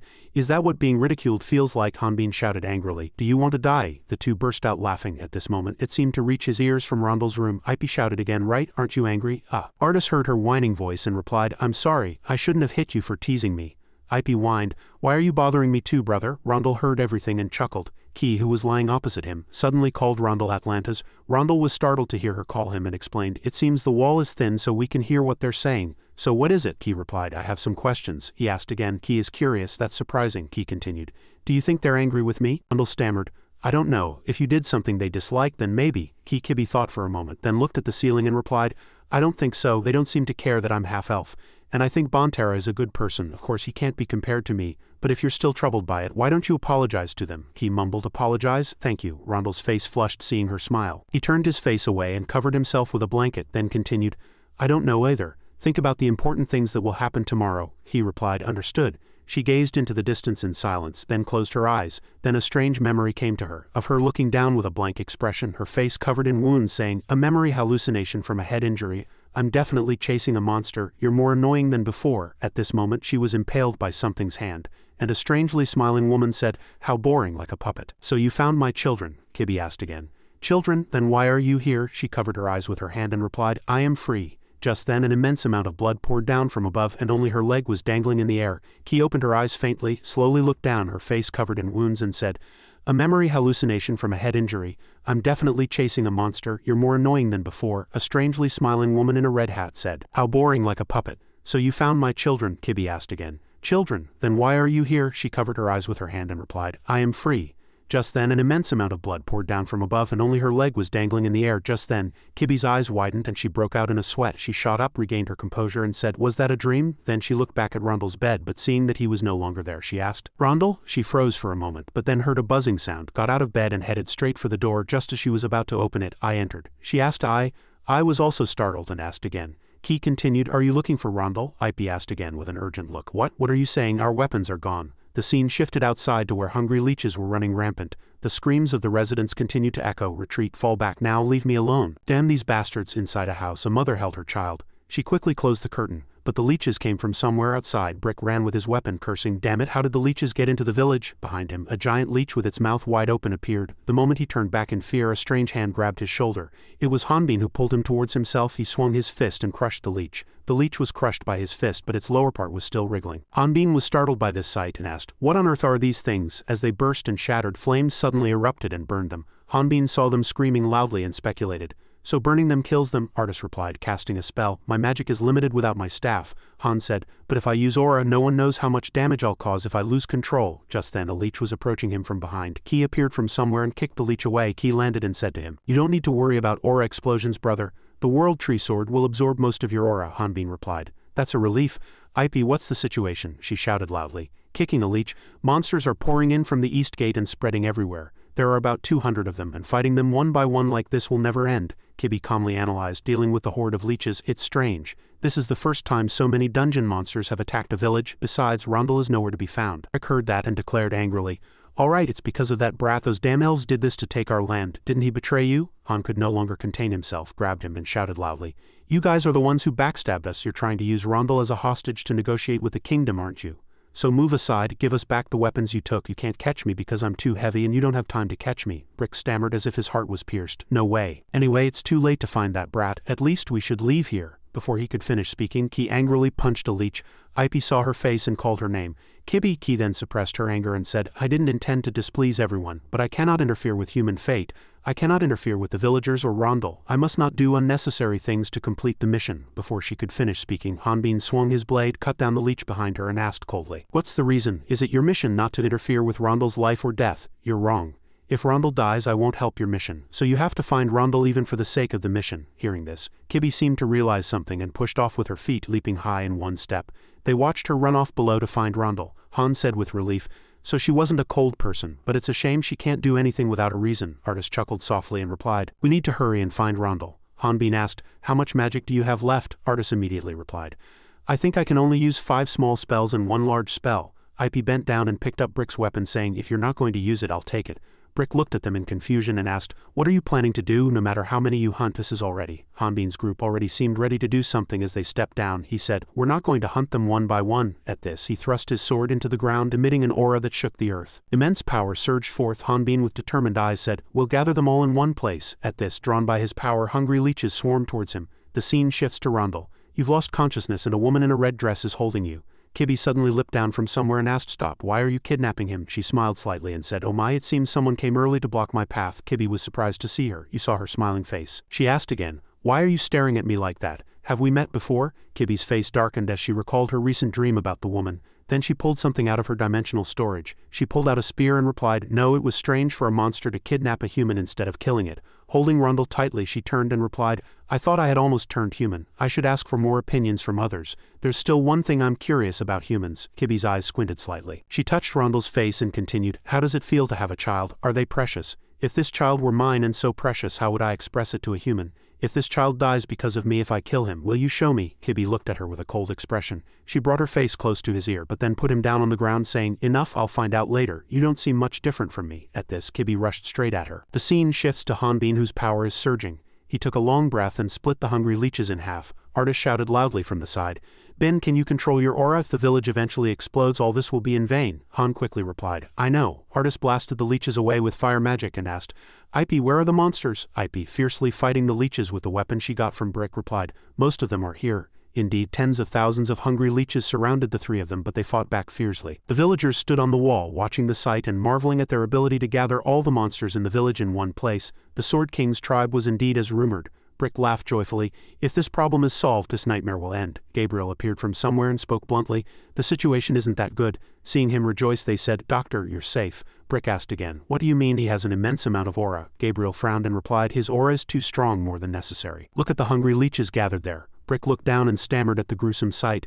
"They're eating the corpses of their own kind." Gabriel went on to explain, "If you kill them using aura, their cells will be destroyed, but the Baltera warrior's aura remains in their corpses. If he kills one, 10 will evolve." The scene shifts to where Kibi is fighting. Sharp claws flew. Ki quickly cut off her arm, but she recovered quickly. Ki, unfazed, saw her continue to attack and quickly dodged. He smiled as if realizing something and said, "Was not using aura intentional? Did you think I would absorb it?" Kibi held a spear in her hand, focusing power into the blade, and said, "Given such high recovery and intelligence, it seems you manipulated the hungry leeches to attack this village." As soon as she finished speaking, she instantly slashed her waist but looked back in surprise at something. She swung her sharp claws and attacked her, and she blocked, asking herself. She laughed excitedly and said, "You're the one who attacked my village, right? Then you must have good aura." Kibi patiently wrapped her arm with her hair, thinking to herself, "Just as I thought, the more she's wounded by aura, the stronger she gets." At this, fragments of hair wrapped around her arm, strengthening her power. Thanks to this, she could knock her arm away. Seizing the opportunity, Ki swung her spear at her. She quickly cut her body, but she laughed triumphantly and said loudly, "You can't do anything to me, no matter how much aura you use." At this, the wounds on her body did not heal but froze. Seeing this strange point, she asked, "What's happening?" But before she realized it, she continued to thrust the spear into her body. Kibi used ice magic around her and explained, "You won't be able to absorb aura when you're frozen." She panicked and shouted loudly, "This is an ice artifact, wait a minute." But ignoring her words, Kibi continued to cast magic with a cold expression, and a giant red block of ice appeared in the middle of the forest. After a while, the ice fragments began to melt. She also retrieved the fragments of hair that had wrapped around her arm. Kibi calmly looked at her and muttered, Now that I think about it, I forgot to ask how she escaped the dungeon. At this, Rondel was whimpering, lying on the ground. He slowly opened his eyes and asked himself, where am I? Kibby, why am I lying here? Ki smiled slightly and replied, it's time to go back, Rondel. But suddenly something covered her from behind. Ki, unable to defend, was sent flying far away. Rondel shouted loudly in worry. Kibby, she managed to recover and shouted, I told you to wait. Rondel was terrified by her appearance and backed away, clutching his head and asking, how do you make such a horrible face? Kibby slowly got up from the other side, blood flowing down her face, and replied, certainly in that state recovery is impossible. She calmly replied, that's right, hungry leeches aren't invincible, so I killed a few to recover. As she spoke, she spread her dress with an evil smile. Inside were squirming hungry leeches. Rondel's face darkened and he shouted, monster. She heard him and turned to him saying, I really wanted to be a good mother, but in the end you saw something you shouldn't have. And just as she was about to attack Rondel, Kibby quickly rushed over and her footsteps were very fast. As she ran, she thought to herself about her dream from earlier. A memory hallucination from a head injury. No, that dream was. At this, she noticed Ki rushing over and turned, saying, I thought I was caught. But Ki still thought to herself about her dream from earlier. It was a premonition. The moment she didn't defend, she attacked her with a clawed hand. Red blood gushed out. Kibby was shocked and froze on the spot. She still smiled and said, I'm surprised. I thought there was a strong person, but I didn't know he would be to my taste. It was Hanbin who blocked the attack for Kibby. He put strength into his arm and tightly gripped her arm, saying, sorry, but I'm too tired of crazy women. Hanbin's group was still fiercely fighting the gigantic hungry leeches that were attacking in droves. Hanbin fought, frowning, and asked, these monsters, they're leveling up. My attack is backfiring. Abi smiled confidently. I can handle the small monsters, but my attacks are ineffective against the large level 38 monsters. Suddenly, Artis called Ipe. He quietly signaled as if understanding something. She did so and reluctantly agreed with a forced smile. Hanbin continued to ask, didn't you say you had a plan? Artis said that what I had to do was use aura to gather them in one place. Then what's the next plan? Hanbin looked confused, but magic was being used beneath his feet. It was a timer spell. He looked at it confused and then looked up to see Ipe holding him. Artis smiled slightly and said, Bin, just hold on. Hanbin saw himself surrounded by hungry leeches crawling and shouted loudly in surprise, everyone, am I the bait? As soon as he finished speaking, the magic activated, shattering the magic stone in the center. Immediately, fire magic shot high, burning all the hungry leeches clinging to Hanbin. The flames exploded, surprising the people sitting on the wall. Artis saw it and smiled, saying, it worked. Brick asked in confusion, but your friend is going to burn to death. Ipe looked at the flames and said with slight worry, now that I think about it, he was a little dangerous when he leveled up. Artis replied, it's still area of effect magic. Bin will only feel a little hot. At this, Hanbin walked out of the flames unharmed. All his hair was burnt and messy, and he swore in annoyance, you damn bastards, couldn't you have told me beforehand? Artis approached and explained, we originally intended to activate it after everyone had escaped, but there were more monsters than expected. I'm sorry. Ipe saw him and laughed loudly, saying, curly hair, Hanbin. Hanbin replied angrily, shut up. The people sitting on the wall looked at them in admiration. All the hungry leeches were burnt to death, but the Baltera's skin had no scars. Gabriel frowned and thought to himself, perhaps if these people, but suddenly a light shot up from the forest, catching their attention. They looked up in surprise and said, isn't that place dangerous? Of course it's dangerous. Artis turned to Hanbin and asked, brother, can you feel that aura too? Ipe immediately understood and asked, did something happen to Kibby? Anon frowned and looked at the light. He said, that means the kid is in danger too. I'll go there. Everyone else take care of the rest here. As soon as he finished speaking, he ran towards it. Artis turned to Ipe and asked, please find any remaining monsters around so that the prince can return safely. Ipe quickly replied, understood. But some people suddenly swarmed and muttered, will it be all right? It's dangerous. We need to protect him. We need to protect him from danger. Seeing the strange behavior of the residents, Ipe asked, brother, don't you think their behavior is a bit strange? Artis replied, there's something going on, but something also invaded Ipe and Artis. Artis said blankly, something's dangerous. As he spoke, they looked back at the passing residents. The world created by the goddess is like a clock. As long as it doesn't stop, the events that are supposed to happen will become reality, and it will never be different from the predetermined script. Even if the script and reality are different, it doesn't mean the prediction was wrong. Where Kibby was, Hanbin blocked her attack. She didn't care and rather said with interest, you're more to my taste than I thought. Hanbin grabbed her arm tightly and tore it off, saying with a stern expression, sorry, but I'm too tired of crazy women.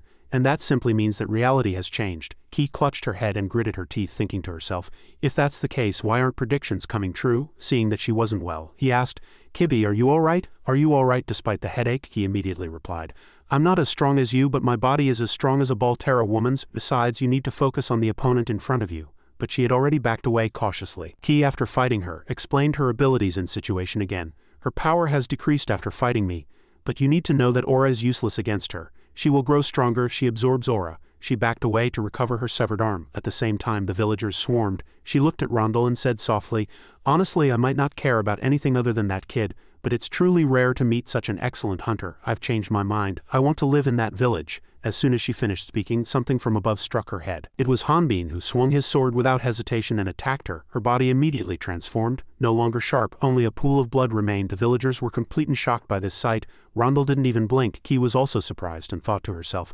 "Ryu Hanbin, I knew he was strong, but to crush them like that with aura, the power of this otherworlder lineage surpasses all expectations." At this, Hanbin looked at the system window that appeared before him. He asked himself, "What is this? I thought this was a boss monster, but it was just hungry leeches? No, are those all hungry leeches?"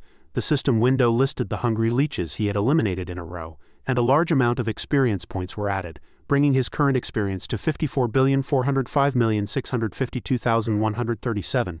Instead of rejoicing that the hungry leeches had been eliminated, a man shouted loudly. The villagers rushed towards the recently deceased hungry leeches and quickly said, how did you, you cruel bastard, how could you kill an innocent person, someone like our mother?" Hanbin asked again in confusion, "What's going on?" "They were hungry leeches," Kibi calmly analyzed. "Mother, she seemed to realize something from the word she had just heard. Then she looked around at the villagers and said, "The entire village is infected." Hanbin heard this and asked again, "But the hungry leeches only invaded the village a few hours ago, and everyone was fine just a few minutes ago." Kibi replied, "They only appear fine. This village was infected with parasites even before we arrived." A voice burst out from Brick's mouth. "That's right, but it's a bit difficult to say that everyone is infected with parasites. The people of this village have lived in fear of wild monsters in this abandoned land. I merely protected them, and they merely provided me with shelter, therefore this is a symbiotic relationship.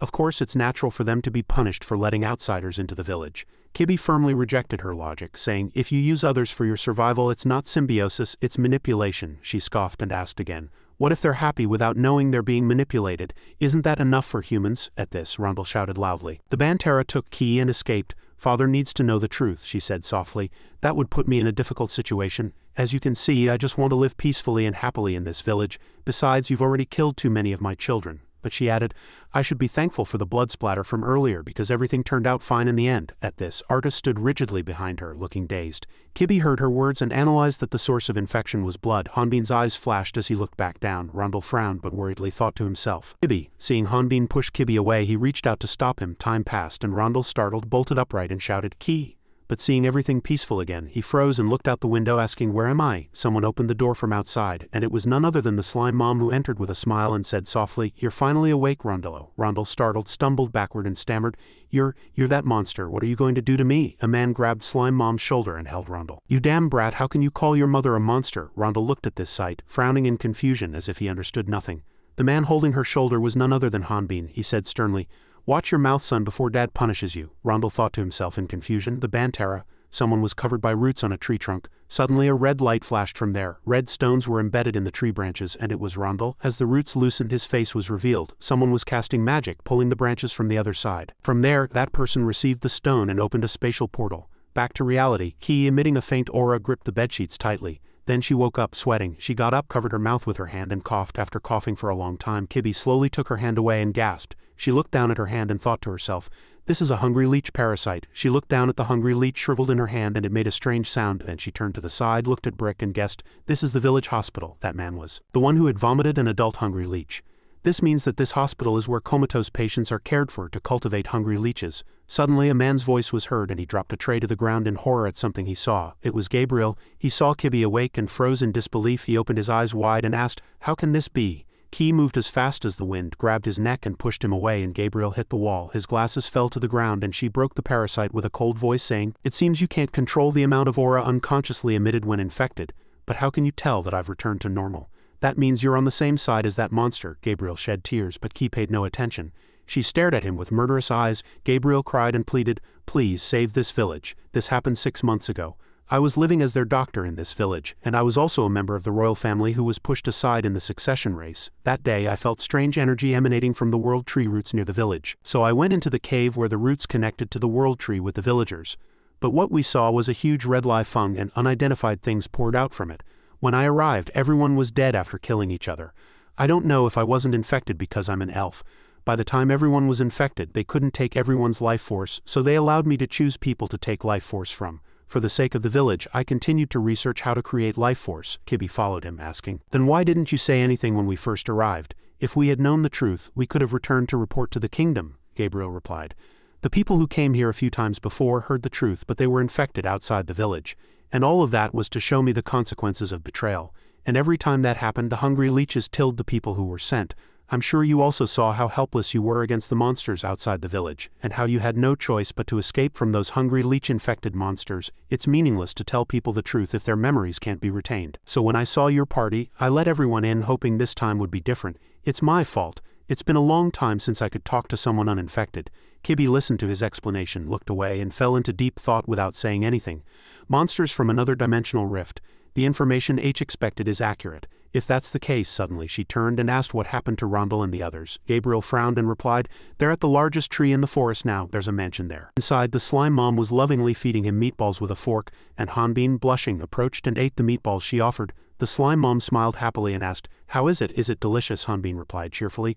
"Of course, honey, everything you feed me is delicious." She heard him and replied, "I'm so happy." "Rondel, why aren't you eating? You must be hungry after sleeping for almost 2 days. Rondel, angered, lowered his face and said, "Don't make fun of me. Do you think I don't know what you're trying to do to me? You're trying to fatten me up and then eat me, aren't you?" As soon as he finished speaking, the knife flew and cut off his hair. Hanbin frowned and said, "You foolish son, how can you say such things to your mother in front of your father? Are you out of your mind?" Rondel looked down at the knife in fear and cursed inwardly. "This Bantara bastard is out of his mind." The slime mom approached softly, grabbed the knife and gently coaxed him. "Don't do that, honey. Rondel is a half-elf, so it'll take some time for him to transform into one of our family." Hanbin seemed to realize something. "That's right, Rondel is a half-fairy." He heard that and froze, thinking to himself, "A half-fairy takes a long time, then is it just a matter of time until I'm also controlled like them? No, someone on the Bantara's side will come to save me. I just need to wait until then." Suddenly, a clear voice was heard. "I've brought the main course." It was Ip. She held the food with a lively expression and said, "I am Ip, the head maid." Rondel, startled to see her, asked, "Ip?" Ip gently placed the food in front of Rondel and said, "This is a special dish specially prepared for the young master." Rondel looked down in confusion and asked, "Special dish?" As she lifted the cover, a horrifying dish appeared. She cheerfully explained, "It's a dish of thoroughly washed intestines and organs steamed with blood." Rondel looked at this dish, frowned, and quickly bent over, vomiting everything. Ip, surprised, covered her mouth and shouted, "Chef!" At this, someone entered and replied, "Yes, young lady." Ip shouted angrily, "What kind of dish did you make that the young master reacted like this just by smelling it?" Artist, startled, stammered, "I'm sorry. I just cooked the pork that the master requested." Ip asked again with an intrigued expression. "Is that your excuse?" Artist opened his eyes wide and with tears welling up replied, "Forgive me." Ip stroked his face with her hand and continued to ask, "Is that all? Is that really all you want to say, that this whole incident is because of the menu the master requested?" Rondel wiped his mouth with his hand and looked down at Artis's pitiful appearance. He thought to himself, "Sir Artis." Hanbin at this moment shouted angrily, "What is this? Hellhound sausages perfectly filled my hunger." Ip seized the opportunity and continued to rebuke him. "That's right, when I was in the army we wouldn't even bring something like this to the pigsty." Hanbin heard that and asked again, "Head maid, whose side are you on?" Artis, with tears in his eyes, pleaded, "Forgive me, forgive my incompetence." Ip continued, "I'm sorry, pig, I'm sorry for cooking you." Rondel looked at this incomprehensible conversation and thought to himself in confusion, "Everyone has changed. Because of my decision to stay here instead of returning to the kingdom." At this, at Ip's request, he shouted loudly, "I'm sorry, pig." Ip asked again, "Did you just call the young master a pig?" Artis stammered, "No." Hanbin suddenly shouted loudly, "Don't look down on the sausages." But the slime mom suddenly clapped her hands. She got up and calmly said, "All right, I want to make our house happy." Artis and I smiled at this. She continued, "But if Rondel doesn't want to eat, just let him starve to death. If a child dies, a mother is very sad. But if you force a child to eat, you become a bad mother, right? So what's the problem here?" Someone immediately raised their hand. Hanbin replied with a bright smile, "I think it's the fault of the person who made that disgusting food." She heard him and, as if accepting his opinion, said, "All right then, you're fired." As she spoke, she attacked Artis with her claws. But just as her claws were about to reach Artis, Rondel picked up a fork and food, he thought as he ate. "Eat, it's nothing. If you think of it as pork, it's nothing. If you think it's delicious and swallow it, it's nothing. I can feel the texture of the skin and the delicate taste of liver and pepper. This food is truly delicious. Damn it, am I changing too? We need to get out of this village quickly." But suddenly someone entered from outside the door and said, "Excuse me." The slime mom turned and smiled softly. "It seems everything has been resolved. I just thought there were too few servants here." Rondel looked down in confusion with tears in his eyes. It was Gabriel. He bowed neatly and reported, "I have finished the treatment and brought the new maid you requested, my lady." Kibby stood quietly beside him. She slowly opened her eyes and said, "I need everyone's help." The goddess of darkness, Kibriel, was sealed by the 4 heroes blessed by the other goddesses. 197 days, 15 hours ago, about 6 months ago. Currently a dimensional rift has opened with the power of the sealed goddess of darkness. It was expected, but the evil god's corruption has progressed too quickly, and the goddess's mission can no longer be delayed, Gabriel suddenly said as Kibby turned to change her clothes. It's been 2 days since our comrades were infected, so the hungry leeches must have completely assimilated into their bodies. Ki recalled pulling a hungry leech out of Brick's mouth and thought to herself, then was he only recently infected? It seems impossible to accurately track the exact location of the hungry leeches in their bodies. Back to reality, Gabriel said at this moment via thought communication. Ki, why don't you wake them up like before? Ki asked again. Are you telling me to burn them with my aura? Gabriel replied. Of course I know that injecting aura into another person's body is like injecting poison. The 2 girls will have difficulty enduring your aura, but I'm sure the Bantera can endure it. At this, Kibby said softly, I need everyone's help. She thought to herself, Ryu Hanbin won't be seriously harmed even if he's burned by my aura, but I can't act foolishly while those slime parents are still here. Fortunately, she doesn't know if anyone else is infected. Rondel ran up to her and Gabriel asking, Brother, are you still conscious? But why? Kibby. Gabriel lowered his face and said, Rondel, I'm sorry. Hearing that, Rondel felt as if a bucket of cold water had been poured over him. He stammered and asked again, You're not planning to infect my brother and then abandon her here, are you? The slime mom slowly approached and stroking Kibby's hair said, I'm so jealous, strong and beautiful. If an existence was made with a god's love, but now you're no different from my doll, are you? As she spoke, she grabbed Ki's face and scratched her face with her fingernails. Suddenly, someone came running with a knife. It was Rondel. He slashed her arm once and shouted, Stop! She, wounded on the hand by his knife, froze. Then she forced a smile and asked, I didn't know you hated your meal so much, Rondel. Rondel paid no attention to her question and said loudly, But this person is innocent. I'm the one who brought them here. What do you need to do to be satisfied? As he spoke, a hand gently rested on his hand. Kibby lowered her head and comforted him. I think all the young master needs to do at a time like this is just say sorry. Rondel, with tears in his eyes, recalled his conversation with Ki. He dropped the knife from his hand and said, I'm sorry. The scene shifts to a place where the ground is covered in ice. A beast with sharp claws was chasing something. The man in red clothes running turned back and gasped. But after running for a long time he was blocked by a huge cliff and he cursed irritably. Damn it, a dead end, you finally made me use this power. Stop. As he spoke he took out a glove and an eye appeared. He used a brain paralysis technique. The monster sat neatly, but after a moment it bared its sharp teeth and roared loudly. Lau's face turned pale, and he regretted inwardly. I should have joined the Iron Blood Brotherhood, but from somewhere an iron hand was thrown at him. The clockwork was wound with all its might. A man with a sharp blade lowered himself to strike the monster, eliminating it with a single flash of his blade. Lucen stood before Lau and reminded him, You need to be careful. This place is full of monsters far beyond your level. Your skills will be useless. Lau clicked his tongue and replied, It's really convenient being an otherworlder. But wait, it's still alive. As he spoke, the monster came back to life and opened its mouth even wider. Lucen, delighted, said to himself, My level still seems insufficient. Lau, flustered, shouted, Why are you laughing like an idiot? Hurry and take off that prosthetic arm and escape from here. Lucen, as if only just realizing, stared blankly and tried with all his might to pull free, but he said he seemed to be stuck. Lau tried to help Lucen pull but still shouted for him to quickly remove it. At that moment the monster's mouth was already directly above their heads. They screamed in terror, but an intense blue light erupted from that spot. Along with it the monster also disappeared. Lau, stunned, collapsed to the ground, muttering that he was alive. Lucen smiled and said, You saved us again. Sir Leon H. stepped on the monster's jaw with one foot, clicked his tongue and frowned. I can't believe you couldn't even handle a single natural monster. I didn't save you two to clean up your mess. Lucen, as if he hadn't heard, replied even more excitedly and joyfully. I'll do my best, your majesty. Leon H. pursed his lips and muttered to Lau. The words that come out of his mouth are always about what happens behind the Brotherhood. But why have we come to such a distant and cold place? Lucen replied. Probably for leveling up. Or there might be a hidden dungeon here. At this, Leon H. asked Zhang Lucen, Do you know why hunters enter dungeons? Lucen replied naively, To kill monsters. Leon H. frowned and said, I asked why they do it. Lucen hesitated and replied, Because they attack humans. Lau, hearing his naive answer, began to explain again. You're an otherworlder, yet you don't know the difference between natural monsters and dungeon monsters. That monster just now was a natural monster of Radna, and the reason they attack is because we encroached upon their territory. Leon H. leaned in and continued to explain. Natural monsters are indigenous creatures of Radna. However, dungeons and dungeon monsters were created by the evil god Omblaus. They can't eat or drink anything in Radna, so they can't leave the dungeons, which is why there are almost no human casualties. Lucen, as if finding it difficult to understand, kept asking, Then why do hunters enter dungeons? Leon H. replied bluntly, They've fallen for temptation. The items and fame gained from clearing dungeons. Countless Rodnians willingly push themselves into the abyss of death. Dungeons are the first step in the evil god Omblaus's plan to invade Radna, Lucen muttered as if realizing, So that's why he put items in the dungeons. Leon H. agreed, Exactly. And what does the sign in front of us say? At that moment, a spatiotemporal rift appeared before them. A sign appeared and read, Unstable spatiotemporal rift for those who abandoned their homeland and gods. Lucen saw it and read, For those who abandoned their homeland and gods. Lau, fixated on the rift, asked, What is that? Leon H. immediately replied, No one knows, but it was discovered simultaneously across all of Rodna. Over 100 reports have come into the Brotherhood. It's something different from any dungeon I've ever seen, but thanks to the sign created by Omblaus we can read it, and it seems to be related to him. Despite everyone being wary of the rift, Lucen didn't hesitate and poked his head inside. Lao tightly gripped his hand and shouted loudly, "What are you doing, Jang Lucen?" Lucen quickly replied in a hurry, "I'll just take a quick look, I'll be right back." He saw something and his eyes widened. Before him was the colossal ancient tree where Hanbin's group was located. Far from the ancient tree, there was a carriage where a man was agonizing over something. He muttered, "Please, please." He took out a box with a communication device and with a pale face struggled to call someone. The other side slowly answered the call and muttered that the report seemed to be late. "What, Rondel?" He was flustered and quickly explained the situation. "The prince has been captured and the village has been overrun by monsters." And this village, but right behind him someone was holding a knife to him. He felt something strange and turned around, but right in front of him was a knife poised to stab him to death. The man without hesitation plunged the knife in and he screamed miserably.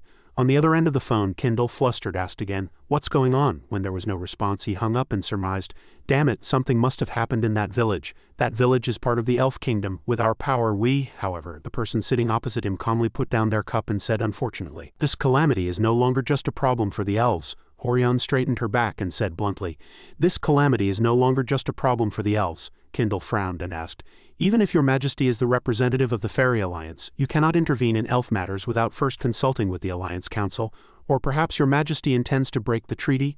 Horion listened and immediately replied, "That is not the case." But her subordinate softly muttered, "Your majesty, there is no time to wait for them to accept our will. Miss Zenobia urged us to hurry and..." Before Richard could even finish speaking, Horion bluntly refused. "No, our unannounced visit to the kingdom was already impolite. We must not force them any further." Suddenly Noah entered and said, "It's been 15 years since we last met, Queen Horion." She sat down and replied, "I apologize for visiting at such a late hour." Noah, as if understanding her words, said kindly, "I'm sure there's a good reason. However, considering your unannounced arrival, it seems your majesty has come not as a representative of the Fairy Alliance, but as one of the 4 great heroes, Horion, the transcendent of life and death." She stood up and didn't deny anything. "That's right, I didn't think I could elaborate." Noah asked, "Is the place your majesty intends to go Small Root Village, a self-governing village that does not welcome elves? However, the villagers there are also part of the Fairy Alliance. Please be careful not to harm humans." At this, Kindle turned and said, but Noah paid no attention and continued, "Early morning will be the best time to depart." Horion cheerfully thanked him.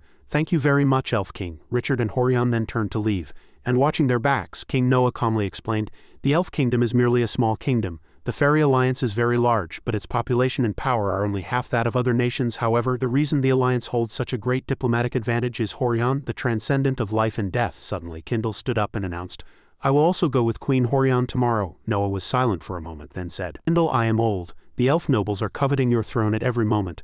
A king should not act so rashly." Unable to restrain himself any longer, Kindle slammed the table and shouted loudly, "The probability of manipulating others' minds using the world tree is very high. Therefore the only solution is for me, the eldest and successor among the royal family, to go there and control the power of the world tree's roots." At this, Noah asked Rondel, "Rondel, do you resent me for sending him to a dangerous place?" Kindle lowered his face and replied silently, "I just don't want to go through hell again." The focus shifted to Rondel. He was quietly sitting in a dark prison, his head bowed. He took a spoon and tried to pry off a brick, and one brick fell to the floor. He peered inside the newly dislodged brick and sighed. "The world tree's roots are on that side. I can't do anything with this spoon." He then clutched his head and thought, "Why is this house here? I need to escape from here and report to the king. What should I do?" Suddenly, the slime mom entered and called out, "Rondel, is your introspection over?" Rondel, hearing her voice, brightened his face, turned, and replied, "Yes, mother, I have reflected on my sins and regretted them myself." But she glanced at the brick next to his foot, thought for a moment, then approached and asked, "Do you still think you can escape from me?" Rondel looked down at the brick and only then realized. She then commanded, "I want to speak with Rondel alone." Ipe quickly turned and replied, "Yes." Hanbin also walked over and replied, "As you wish." Rondel, noticing Kibi's gaze, smiled faintly and thought to himself, "As long as Ki is still conscious, there's hope. Why would she infiltrate here if not to save her comrade? I'm sure my brother and Kibi are planning something." But when he saw her turn her head to think, he froze. His face was as rigid as if cold water had been thrown on it. Ki, following Ipe's group, thought to herself, "Rondel, since you were able to avoid the worst-case scenario of death, I can't do anything. If we hadn't agreed to the Elf King's mission from the beginning, this wouldn't have happened. Even if the future differs from the prediction, there's no problem. However, Rondel's death is certain. If we try to change fate further, the prediction I saw will completely disappear and I won't be able to foresee the future anymore. For Rodna's future, I must save Ryu Hanbin and escape from this village, and finding Varus must be my top priority. but suddenly as they walked, I shouted loudly, "Hey rookie, where are you going? We have a lot to do." Kibi glanced cautiously. She clenched her fist and continued to think to herself, I must not be discovered before I can successfully awaken Ryu Hanbin. Should I wait for another opportunity? But now is the best time while that monster is focused on Rondel. I don't know when I'll have another chance to separate from Ryu like this. Ipe, seeing Kibi not respond, asked irritably, "Hey, didn't you hear me? Why, you're acting a bit strange." Kibi frowned and thought, in this situation, should I kill these two first? But suddenly there was a knock at the door and everyone looked down. When the door opened, Artis approached and asked, "Doctor, what brings you here?" Gabriel immediately replied, "I'm here about the lady." Artis then asked, "She's with the young master. Should I inform her that you've arrived, Doctor?" Gabriel laughed awkwardly and replied, "All right, it seems the lady has mentioned that request to everyone." Ipe wondered about the request. Gabriel continued, "That's right, there's something that needs to be taken from here to the outskirts of the village. It won't take long, so would you come with me?" Gabriel nodded to Ki and she immediately understood. Meanwhile, Ipe quickly replied, "All right." Ki swiftly ran upstairs and Ipe followed Gabriel. At this moment, Hanbin lay on the bed and asked himself, "Strange, do I always sleep in this small bed and my clothes are so tight they feel like they're about to tear? It's like I'm not myself." As he spoke, he looked at himself in the mirror and laughed at his twitching mustache. "How primitive would I look if I walked around shirtless, and what would I look like without this magnificent mustache?" Just then, he focused her aura into her arm and attacked Hanbin from behind. The scene shifts to inside the prison. He was trembling, holding a brick in his hand. He suppressed his fear and said bravely, "You said I was a monster while playing a family game pretending to be human, didn't you? In the end, you're still a monster." The slime mom gently bent down and asked again, "A monster, Rondel? Have you never seen a dungeon monster? If I were an ordinary monster, do you think you and this village would have survived until now?" Rondel asked again, "What do you mean?" She gently continued to explain, "Dungeon monsters are created with an instinct to destroy everything in Radna. Monsters that crave killing, just like you crave to live, but I refuse that, so I am different." Rondel, unconcerned, shouted loudly, "Even if that's true, what's the difference between you and a monster? You and they manipulate and kill behind my back, don't you?" "Ah," she asked again.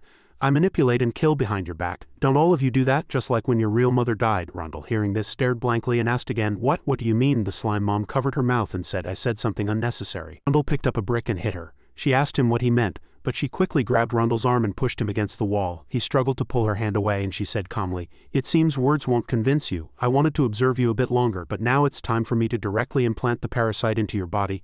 I don't want to make a hole and put it in your body. Rondel, open your mouth." As she spoke, suddenly the ground began to shake and she turned around as if noticing something and looked up. Rondel thought to himself, "This sound, did Ki do something?" Indeed, outside, Hanbin's mustache flew towards Ki from a hole in the auditorium. Ki thought to herself at this moment, "It was really foolish of me to think I could burn to death the hungry leeches parasitizing his body.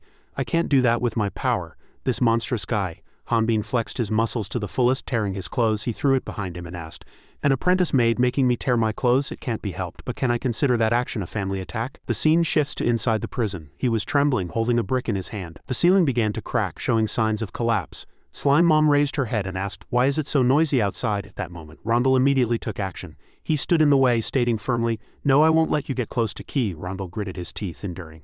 "Ki is fighting to save everyone, at least I have to keep this monster here." Suddenly, as Slime Mom approached, he knelt down, disheartened, saying, "I'm so incompetent." Just then, there was a small hole in a corner of the wall, and Rondel's eyes began to shine. The world tree's roots. After a long moment of thought, he showed an even more resolute attitude. Changing scenes, Hanbin's voice was echoing.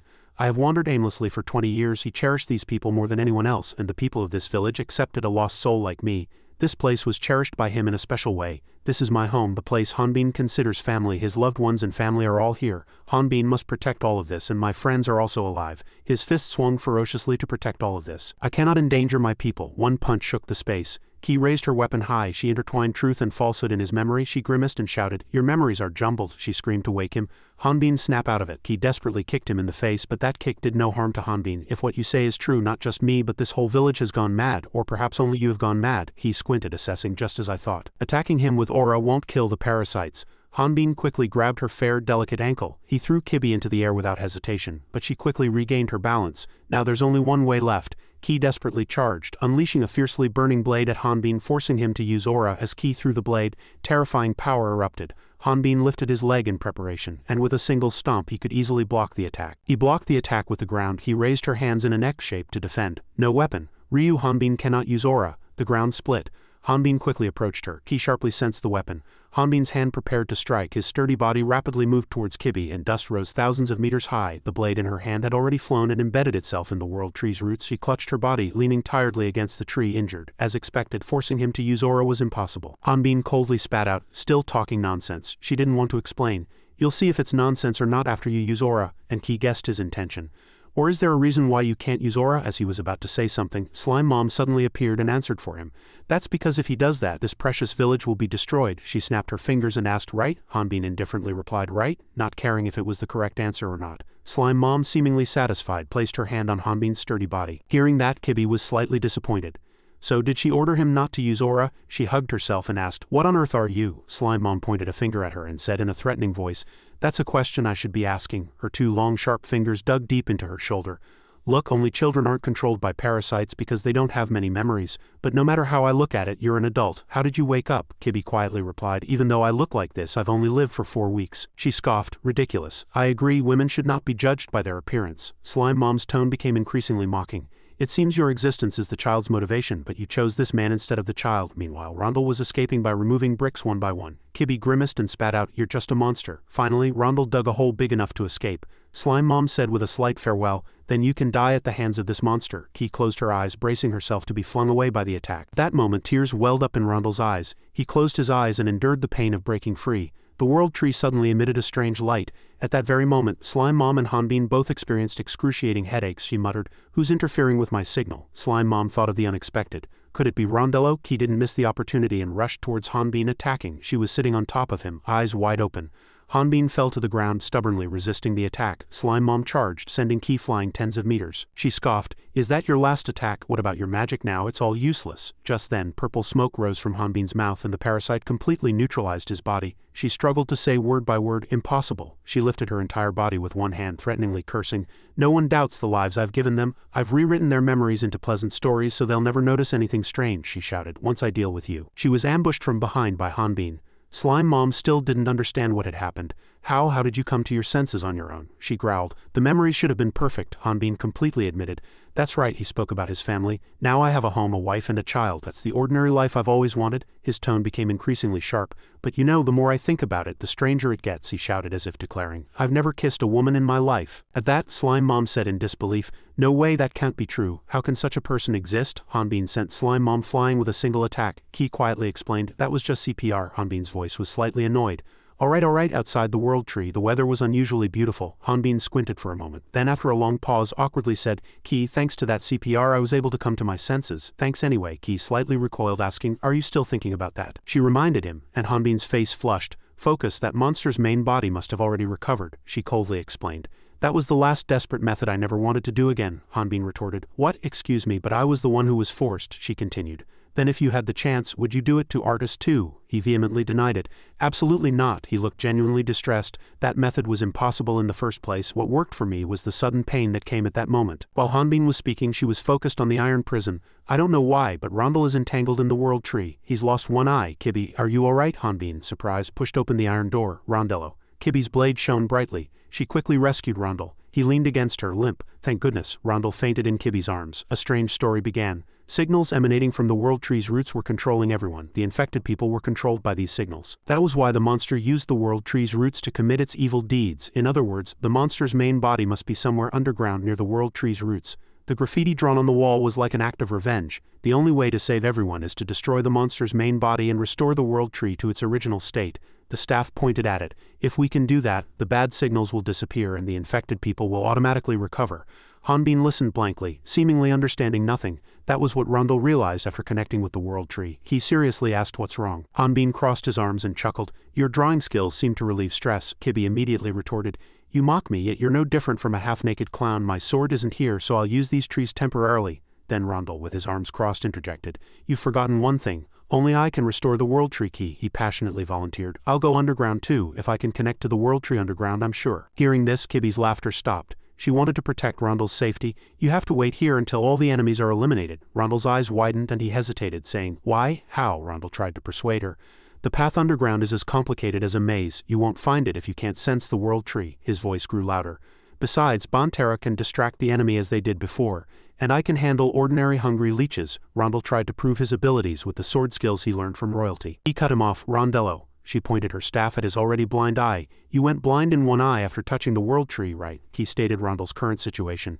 This friend and I are strong enough to defeat them. Really, you right now? His voice began to tremble. Involuntarily, a hand from behind lifted Rondel. Hanbin lifted him onto his shoulder in one swift motion. "What are you doing?" He even complimented the perfect weight. Then Hanbin gave a reason to persuade Kibi. "In Bantera, children go into battle from the age of 3. He looked up and smiled at little Rondel.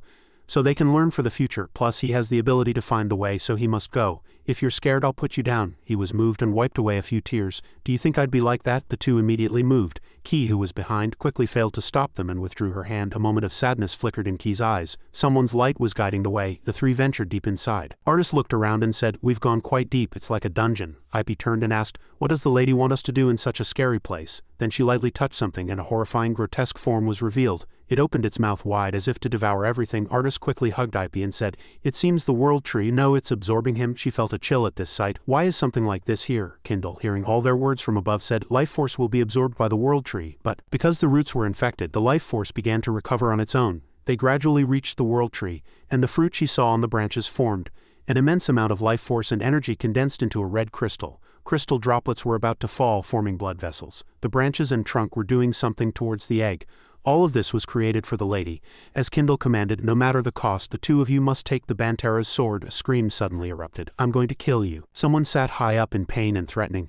"I tried to accept you as family, but how dare you take my husband and child?" He slightly raised his face, closed his eyes, and said nothing. "Did she successfully awaken the Bantera warrior?" "Faster than I expected." After a long moment he said, "Your Majesty, what's wrong?" Slime Mom sternly asked. "You knew, didn't you?" Then she shouted, "You knew that woman wasn't infected, didn't you?" Gabriel continued to deny. "What are you talking about? I don't know anything." She snarled again. "Don't make excuses." Slime Mom charged madly, full of hatred. "She only sees me as a selfish monster.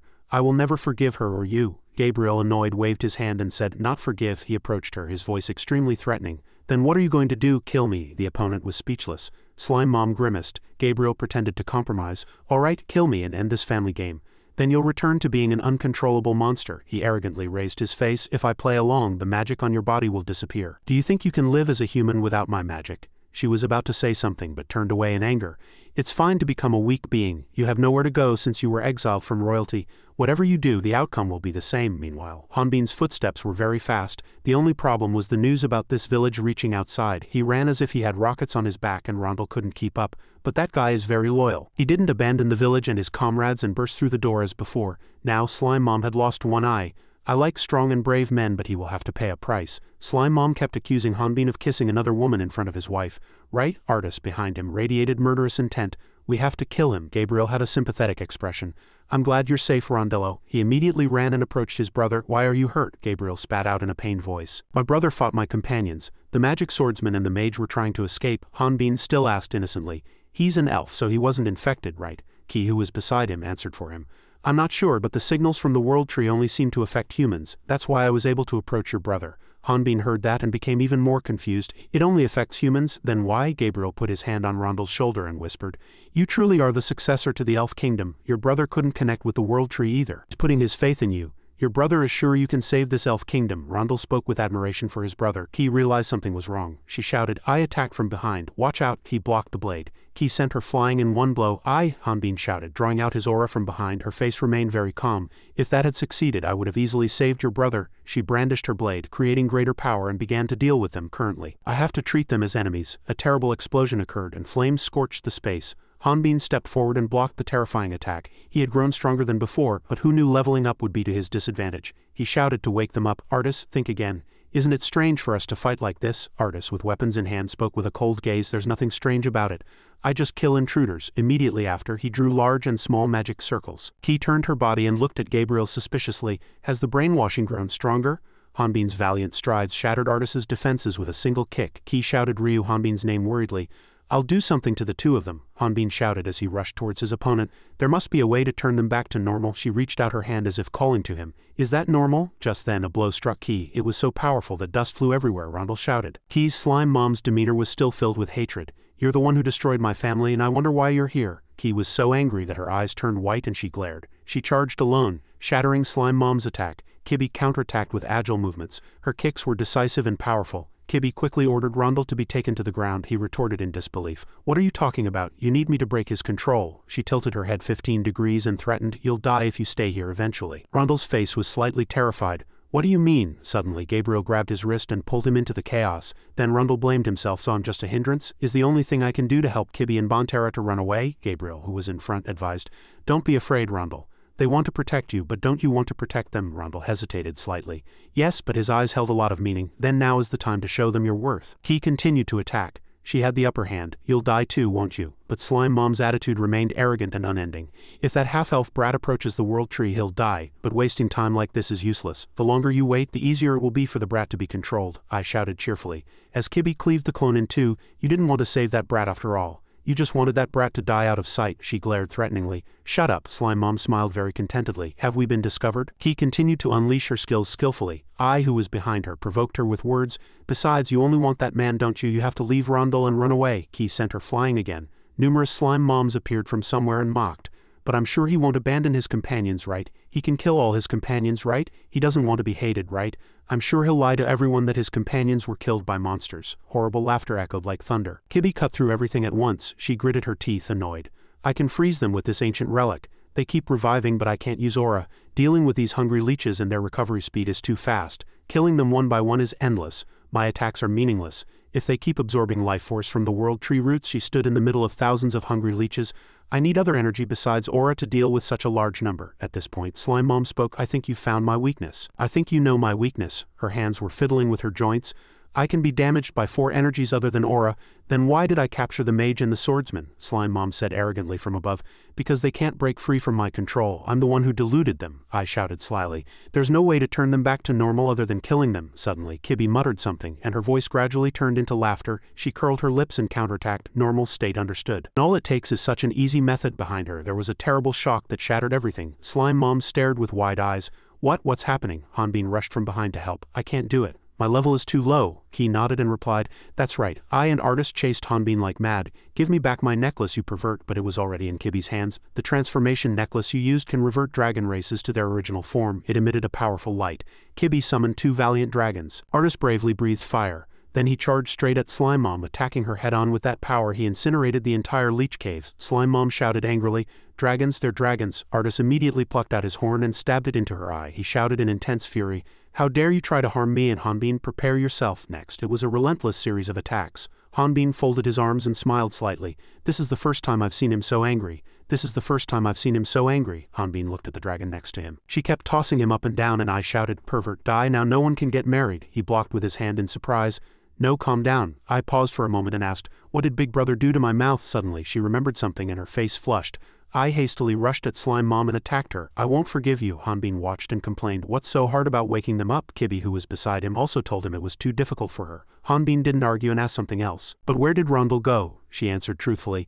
I asked the second prince to take him to the surface. Slime Mom was too battered to do anything. If the main body is attacked, she can't harm them. Slime Mom's numerous eyes hissed. Cunning rascals, the world tree outside was gradually deforming, and its veins were exposed. They began to writhe and plunge straight into the ground, losing control. From a distance, the entire tree looked no different from an inverted U-shape. Before long, it transformed into the shape of a woman. Everyone around was surprised and shouted, what is that? A monster? Slime Mom heard it and gnashed her teeth. Monster, monster, you say? Ah, anger destroys everything, killing the villagers. Shut up, I'm not a monster. Before long, a powerful force struck her. A terrible explosion occurred right before their eyes. Artist rushed forward and roared, that's why they call you a monster. Slime Mom saw it and grew even angrier, gathering strength to attack. On the other side, Hanbin, riding Eye, went to Slime Mom to support Artist. Just as he arrived, she attacked, severing his arm. Lowly creature. But Hanbin was not very satisfied with the sword he used. Just as I thought, the sword can't withstand it. Hanbin jumped directly from the giant Slime Mom. His eyes were filled with challenge and he prepared to draw his sword. This is the first time I've seen someone bigger than Artis. If I had known it would be this big, I would have brought more swords. Her hand reached out to Hanbin to stop him. Then Slime Mom clenched her hand tightly, trying to crush Hanbin inside, but Hanbin easily shattered it and dealt a fatal blow to her. His 2 swords also broke. Hanbin began to count to 6. She gnashed her teeth and created thousands of identical leech clones. The countdown continued to echo.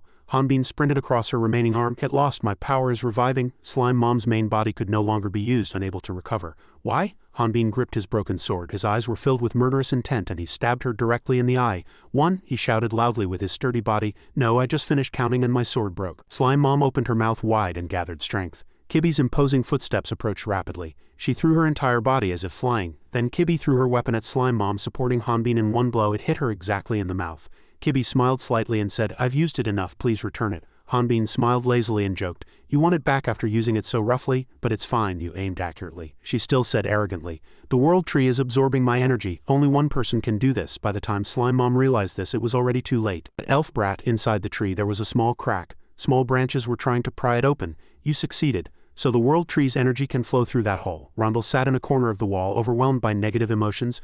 "I'm sorry, but I can't move anymore," Gabriel gently advised. "Don't push yourself too hard, that's enough. The queen has lost her healing power." He smiled as he transferred power to the world tree. "Now all that's left is for my companions to eliminate her." What a relief. Rondel looked at the hole, puzzled. "But what is that hole?" "I'm not sure either. But because of it, hungry leeches can operate outside the dungeon." Gabriel heard this and paid attention to this detail. "Hungry leeches can operate outside the dungeon," he began to explain to Rondel himself. "With this much energy, the hole will grow bigger and bigger, and the range of hungry leeches will also expand." His words held more and more meaning. If everything goes according to plan, it could spread throughout the entire Alandia kingdom. Rondel also found it difficult to understand what he meant. Gabriel's eyes were filled with cunning. "This hole opens. And if she dies," he wanted to seize everything for himself. He could control everyone in the fairy kingdom. The hole was growing stronger and stronger. Rondel could no longer smile brightly. He clearly understood Gabriel's intentions. He tried to object, but Gabriel quickly noticed him and pushed Rondel to the ground. He narrowed his eyes and said in a cunning voice, "Trying to close the hole? Rondel, don't do such a foolish thing." He told him all its uses. "It took me 20 years to learn how to parasitize hungry leeches on humans, and I found that they are similar to the signals from the world tree." Gabriel had been planning for a long time. "But hungry leeches are just parasitic creatures that absorb life force. I tried countless times." He clenched his fist and hissed due to too many failures. "But I couldn't control them. So they could only be used on humans. Meanwhile, Father saw my experiments and drove me out," Gabriel shouted, filled with hatred. "If our race rules all humans, we can create peace and make the elf kingdom glorious again." Rondel frowned and asked, "Did brother continue to experiment after being driven out of the village?" He admitted it immediately, revealing a sinister expression. "That's right, thanks to that. I was able to complete my experiments in this village, and thanks to that monster too." He had every reason to use this world tree. "After discovering this hole, I can change hungry leeches however I want." Hanbin, who was beside him, was holding Slime Mom's jaw. The last thing to do, he found something inside. It was to let his companions kill that monster. Hanbin stared with wide eyes. It was a white, smooth creature inside. Her main body said weakly, "Don't look at me with such eyes." Then she rushed madly. "Don't look at me." Ki rushed forward and punched her. She raised her voice and warned, "We don't have time to hear you scream." Hanbin stopped her actions. "Wait," he looked at her seriously. "I have something to ask." Snow struggled to break free from Kibi's control. "What?" Level 32. Her eyes were filled with injustice and tears welled up. Specimen of species. Angel 156.842 began with Snow catching insects. She greedily devoured those spoils. "I was born in a desolate canyon." Snow swallowed them one by one. "I ate everything smaller than me, and at that time, consciousness and ego were not necessary. To be honest, that was her way of survival, and evolving through eating was the only way to live and grow stronger." Suddenly something entered her eyes. It was a bigger and stronger monster, and Snow had no choice but to run away. All the others were the same. "I lived for a long time and ate a lot. Compared to Miss Mask, I'm just an ant. I was almost caught by Miss Mask. I spent most of my time running, and failure meant death." Her eyes blurred. The monster easily threw Snow elsewhere with a sigh. "I failed, causing her to lose an arm and suffer severe injuries. I at least hoped to be devoured after death, but then I found a strange fissure." She saw something, but then I found a strange fissure. Snow quickly ran into it. Half of her body had already passed through. "Instinctively, I passed through the fissure for survival. I ran without realizing blood was flowing from my body. I didn't even know where I was running. Snow just wanted to live." She unconsciously bit her injured leg. "I kept running until I felt safe." When Snow saw the light, Samuel looked at her with curious eyes. The boy pointed to the bush and said, "Mom, Dad, there's something strange." Snow lay there unconscious with an injured leg. She was brought in, fed, and put to sleep. "It was a strange environment for me. I got food without having to hunt when I was hungry." She also felt it was strange and wasn't attacked when she was at her weakest. Samuel asked his parents, "Where do you think this fellow came from?" She was still cautious and unsure, but her recovery speed was very fast. "It might be a wild monster, but I've never seen anything like this around here." Samuel asked with great interest, "Then it might be a new species?" Jonathan also fully agreed. "Dad doesn't think so." Rebecca disagreed with the boy. "But you can't keep it at home." Samuel's eyes shone pleadingly. "But it's pitiful." Dad really wanted to too, but still had to persuade his son. "It only looks pitiful because it's still young, but it's still a monster and dangerous." And Jonathan turned back to Rebecca pleading, "But if you agree, it's fine." She shouted firmly, "Absolutely not, dear." Samuel quietly touched her and said softly, "Our dad is a veterinarian and he said it would be fine after he ate." The boy asked worriedly, "Is it delicious?" Snow took a bite and exclaimed, "So delicious." Samuel fell back in surprise. Just now it spoke." The two father and son sent pleading looks. "Dear Mom," but Rebecca still said firmly no, she absolutely did not allow them to keep it. "What if the villagers find out we're keeping a wild monster at home?" But when she asked if it was delicious with pleading eyes and a drooling mouth, she was swayed by its cuteness. But that large creature wasn't scary living with them. and I gradually learned about them. Eventually the family took Snow home and raised her. Her husband was interested in the fact that I gained the characteristics of everything I ate, and that I could live peacefully at home thanks to it. Everyone liked her very much. Afterwards his wife felt guilty about always keeping me confined at home, so she secretly took me with her whenever she went to the village. Every day she lived very happily. The child liked reading books and sleeping under the shade of trees. She slept in Samuel's warm embrace.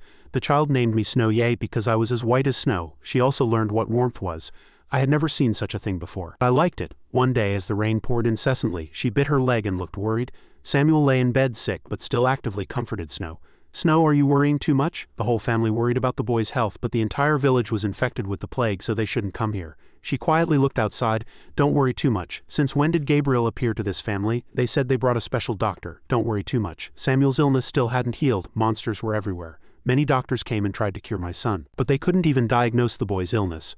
But when Gabriel came to examine the boy, the family was very grateful. You are truly amazing. Jonathan bowed 90 degrees. Thank you very much. You're welcome. Gabriel sat like a general and said arrogantly, I merely gave the boy some vitality. Rain poured outside. Actually, I'm more grateful to you for letting me stay here. Since the villagers are hostile to elves, saving your son is just my way of repaying you. Wait a minute. Gabriel looked at Snow with puzzled eyes. Are you keeping that creature at home? I've never seen it before. Jonathan scratched his head and smiled awkwardly. You noticed. Snow's behavior is quite cute right now. We found her in the garden and are currently observing her. She has a strange ability to gain the characteristics of every creature she eats. Gabriel noticed this characteristic of Snow. Characteristics of what creature? Jonathan reached into his pocket to pay for the medicine. I almost forgot the medicine fee. He refused. It's fine. He showed a kind and benevolent demeanor. The boy isn't fully recovered yet, and I just want to stay here and help the villagers. And under the pretext of treatment, he could also do personal work and research here. Jonathan didn't notice it and was very touched. You are truly kind. So he respected Gabriel very much. Of course, I will help you with everything I can. Snow initially thought the man had medicine to cure everyone. He seemed very benevolent at first glance. I thought he was just a person who looked a little different from humans and made strange laughing noises. He helped Gabriel everywhere and conveyed his words. Dad helped him and persuaded people who had initially strongly refused. All thoughts gradually changed. But the people he cured gradually accepted him and started calling him a doctor. That's how the plague spread through the village. But it wasn't 100 everyone. However, not everyone was infected. One day her face was full of sadness. Snow. She lay on Samuel's bed, and in the incessantly pouring rain those with weak bodies couldn't endure the medicine, and that was the boy's case. Snow walked down the quiet hallway. The once bustling house was now silent and the laughter was gone. Jonathan was drunk and in too much pain, and no one called my name anymore. The family was infected with an illness completely different from the villagers. Rebecca hid in a corner of the wall crying alone. I felt that it couldn't be cured with medicine. It also made Snow sad. She stood in the pouring rain. Snow quickly ran deep into the forest. She wanted to feel the emotions she had before her family adopted her. How could I return to my previous life? Snow remembered Samuel's innocent smile. How could I make my name called again? She went to the boy's grave. There was a small bouquet of flowers in front of the grave. She looked sadly at the grave, drenched. As she was digging the grave, a passing villager saw it, and screams echoed from the mansion. Jonathan grabbed his sword and protected Rebecca, saying, Honey, are you all right? Her voice trembled. No, I'm fine. But Snow stood on 2 feet facing them. His face was full of suspicion. It can't be you. Her eyes shone pleadingly. Snow was hurt. She painfully called Mom and Dad again. Snow's neck was covered in blood, a baby that no longer hurt. She smiled as if she could save this family, but now it's fine. Snow is here. There was no longer a body in the grave. I will be your family. Jonathan shouted and swung his sword to cut Snow. Disgusting monster. In the end, the scene was just a pool of blood and flames erupted from somewhere in the mansion. The villagers ran over and reported the news. We're in deep trouble, Sir Jonathan. That monster dug up your son's grave. But when they entered, Snow had already dealt with both of them. She was like an animal that devoured everything. It ended when I regained consciousness. I thought I had tried to understand their emotions. Snow hastily ran into the cave in pursuit, but people didn't accept me and didn't accept my appearance. I ran away for no reason, and she stood before the fissure she had passed through before. I returned to the hole I came out of, but I had grown bigger. Snow tried to return to her original place. I could have forced my way back, but I didn't want to. Just then an arrow pierced her body. The villagers approached Snow and considered her a species to be eliminated. They had various thoughts about her origin. Where did that hole come from? That's where the monster came from. The plague that covered the village is because of that monster. Snow screamed. It's not because of Snow. Snow pointed at the man, and he suddenly said, the monster can talk. The villagers were ambushed. Then everyone started killing each other. I watched them, and I was the one who made them that way. Somehow I seem to have developed the ability to control hungry leeches. Snow's lips curved upward more and more. And the cause of the village's plague is the hungry leeches. And that was why the boy was sick. She realized that I who had eaten that boy was also a monster. Just before the sword struck her, Gabriel dealt with everything. You are not a monster.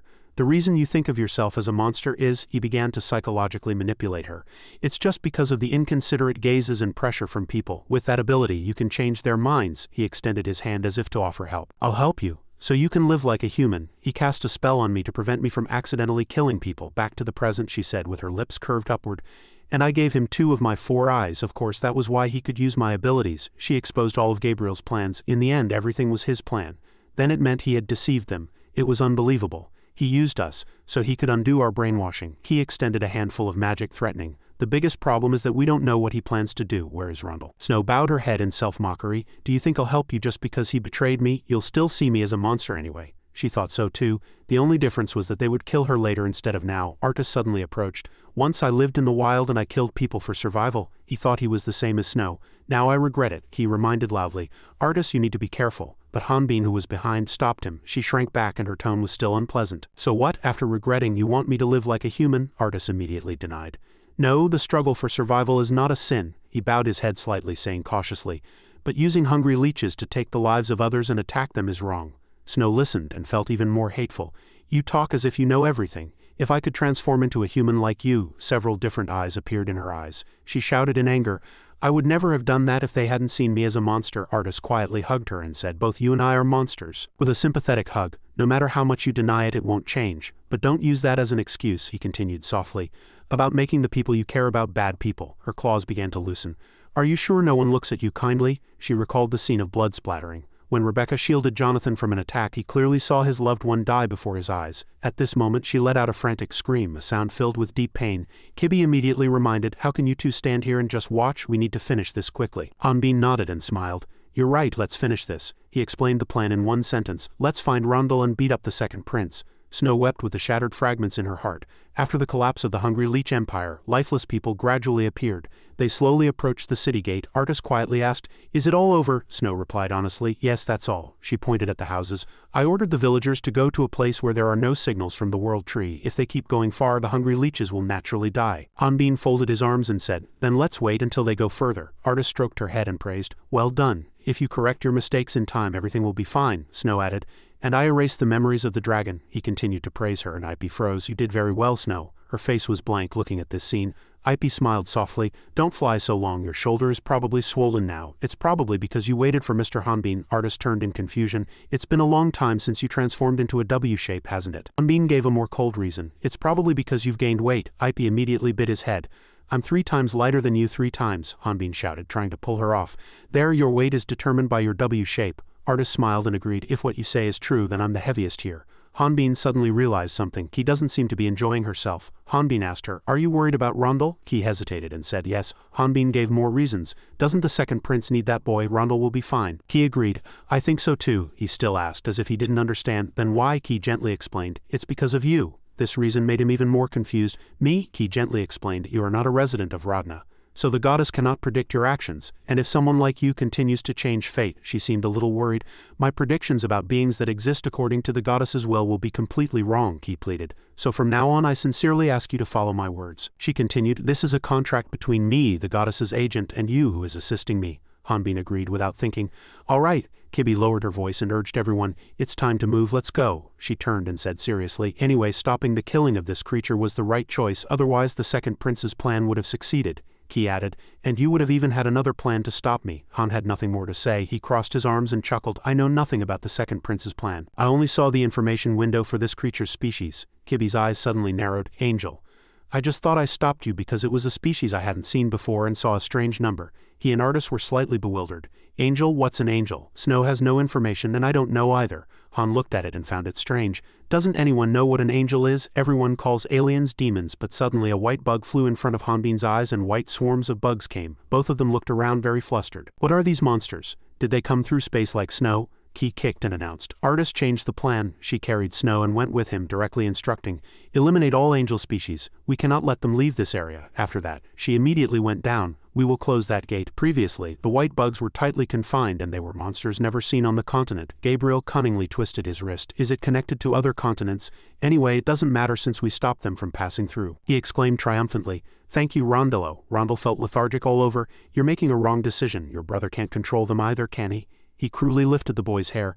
That's why I asked you for help, isn't it? All you have to do is open the gate at the right time. Help me for the Elf Kingdom, Rondel asked defiantly. How is this for the Elf Kingdom? You're blackmailing a senior. What would father and brother think if they saw this? Gabriel didn't care much.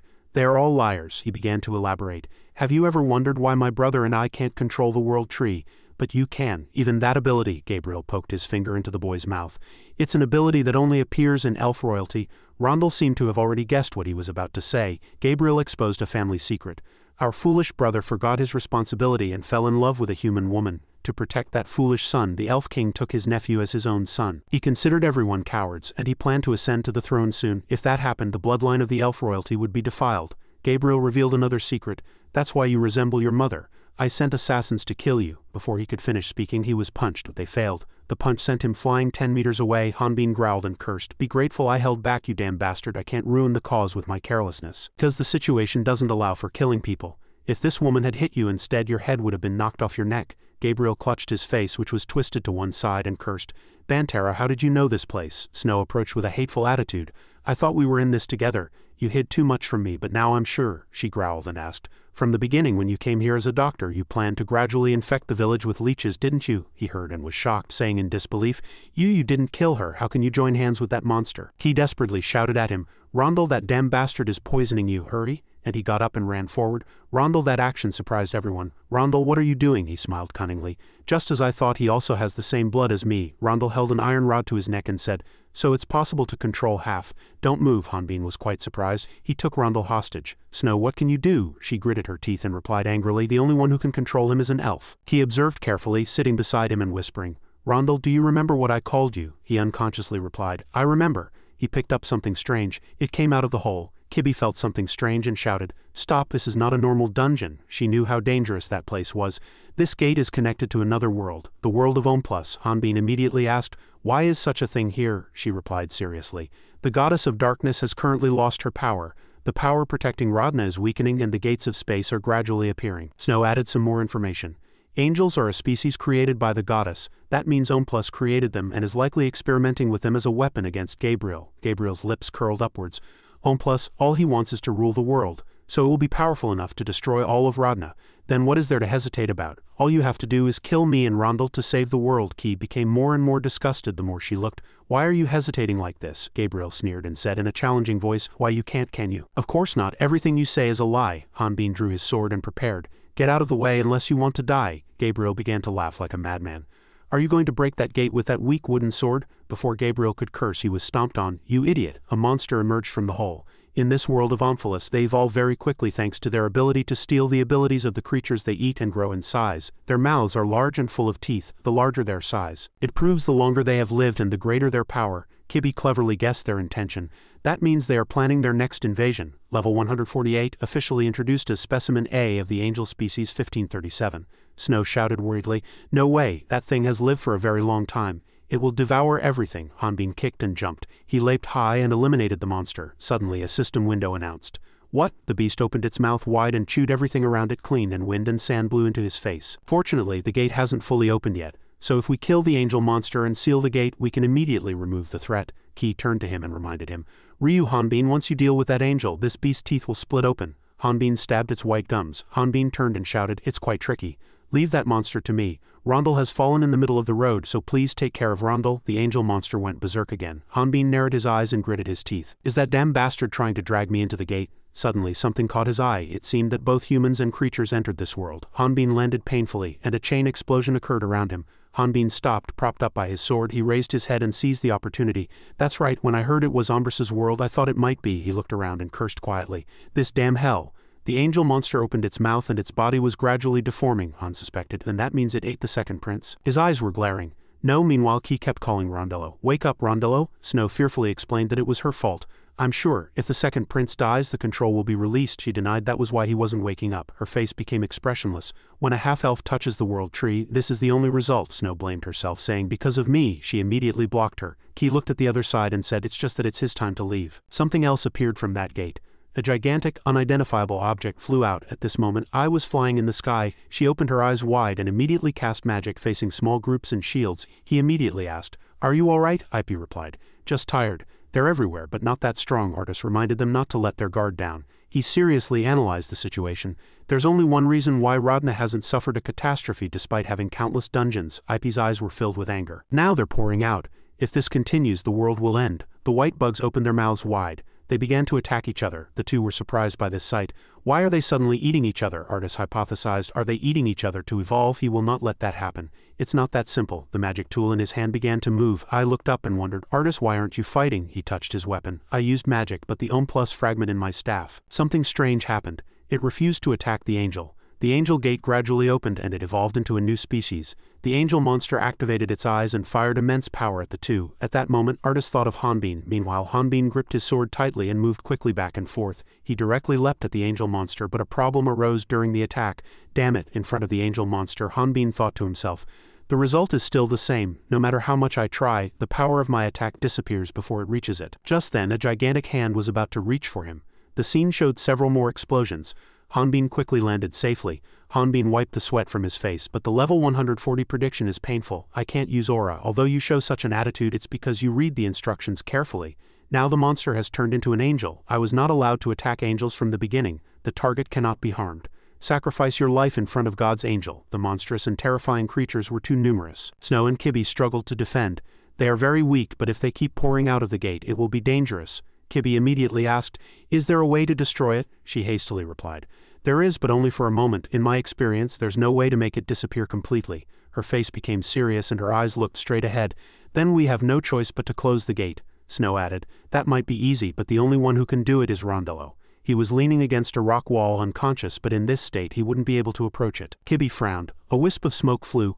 I knew it was coming from above. At that moment, Snow and Ipy flew down from above at 1,000 kilometers h. "Get out of the way!" They ran, evading the pursuit of the angel monster. It was preparing to attack. Both of them could only stare blankly. When Artis and I flew away from the angel monster, they simultaneously leaped out of the gate and chased them. It was preparing to strike the two of them. He opened his mouth wide and signaled to I. An energy explosion occurred and I immediately dodged. Ipy immediately transformed into a human.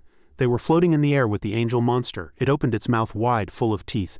Two angel monsters killed each other. What is this again? Why are there so many monsters? Artis also sighed in relief. Thank goodness, they're not paying attention to us and are fighting each other. I think Hanbin is somewhere. Go find him. I said that the Plus fragment was not yet activated, and he was in a difficult situation. Both of them worried about Hanbin. If he can't fight strong enemies like before, it means he's in danger. Artis suddenly discovered something. Ipy down there under the hole. He was lying down, looking exhausted. Hanbin, his face also looked quite tired. That gate was getting bigger and bigger. Ki unconsciously followed them. Thank goodness. It seems they killed all the small angels on their way here. Rondel's voice whispered and called out. Ki? She hastily supported him. Rondel, are you all right? He said weakly. I'm all right. But can you help me with just one thing? Rondel wanted to sacrifice himself.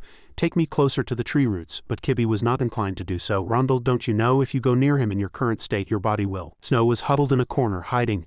I know, but I don't want to be a burden. Rondel struggled to persuade her. I am a member of the elf royalty, a member of the Altantus family. Please help me fulfill my responsibility. And he even pleaded, making it difficult for Kibby to decide. Only after a long time did the two of them take him out. Hanbin, are you all right? Take it easy. Hanbin smiled slightly and said, Don't worry, it's just a normal occurrence, Hanbin said confidently. Now thanks to your help I can catch my breath. It's like I can run a second round. Artis, seeing the wounds all over his body, naturally couldn't believe it. He would not be able to fight any longer in this state. Ki informed them, You don't need to fight the angels anymore.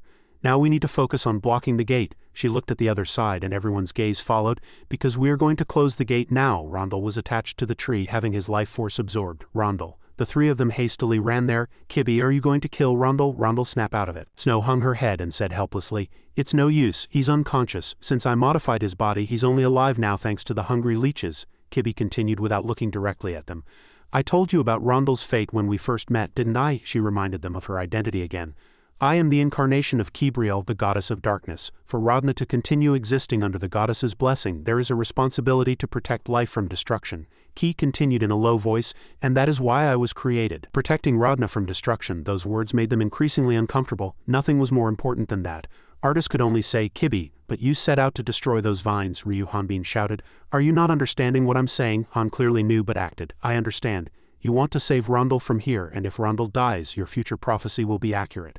And thanks to that, Radna will be protected as the goddess predicted, but I didn't know, I still don't understand. Han didn't want to lose anyone. Why is this world ending because of saving one child? If this world ends for such a reason, then just let it be. Just then Snow was startled to see the angel monster baring its teeth trying to come out of the hole. Hanbin gritted his teeth. Did that bastard evolve by eating that angel? Artis held his magic staff high in his hand.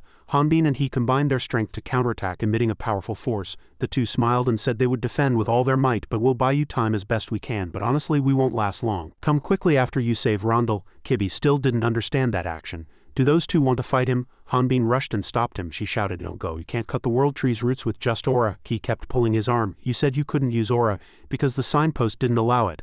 Let go quickly, she shouted helplessly. Did you forget what you promised me? You said you'd respect my decision. Hanbin finally opened his mouth. That's why I'm doing this. When you first came to us to entrust us with the goddess's mission. At the same time, Artis continued to speak while fighting the giant monster. You didn't have to tell us about Rondel's fate. If it weren't for you, we wouldn't have joined him. Artis opened his eyes wide and said firmly, and we would surely be looking for Varys. But when you told us about Rondel's fate, the moment the monster's fist was about to strike, perhaps you didn't notice, but that's when you made the decision. When he asserted that he would save Rondel from fate, tears began to stream down Kibby's cheeks. Even if that's the case, there's nothing we can do. She showed that she didn't want this action. Since we can't attack the angels, we have to close the gate. Kibby felt there was no other way. With Rondel's sacrifice, that was the only way. But Hanbin uttered words that brought hope to Kibby. There's a way to fight. Now Artis and I were completely exhausted. He struggled to open the magic tool, and a huge fanged monster with many eyes was about to swallow the two of them. Behind it, purple and black power exploded. It was about to approach them. Ki held Rondel tightly and smiled happily, and Snow was also relieved, thinking that he was going to use the goddess's power in this way. He would be the first assistant who could do this. Hanbin was able to attack this monster because an external factor affected the signpost. Information about the enemy cannot be found. Han sneered and prepared to fight this monster. Right, I'll grind you to dust. It was a unique monster born a very long time ago. It had existed for 25 years. It could be considered the king of that world, the strongest monster on the continent. Everything had to bow before it. This monster was unique. Other angel monsters, no matter how much they ate, could not grow that strong. Everyone was terrified whenever they saw it. Now its abilities or transformed body no longer mattered. It was enough to win every time it ate. This angel monster could fill its belly with just a flick of its finger. Since it was at the top of the food chain, it was advantageous not to move. It became increasingly bored and fed up. So, until it met Hanbin, it became even more excited in this situation. It was as if he had breathed new life into the angel monster. It felt its own pain and the smell of blood for the first time in a long time. The angel monster considered Hanbin its new toy. It felt killing intent from a creature it had never seen before. This time the two fought fiercely. It opened its endless mouth wide, and that was the reason for its extreme hunger.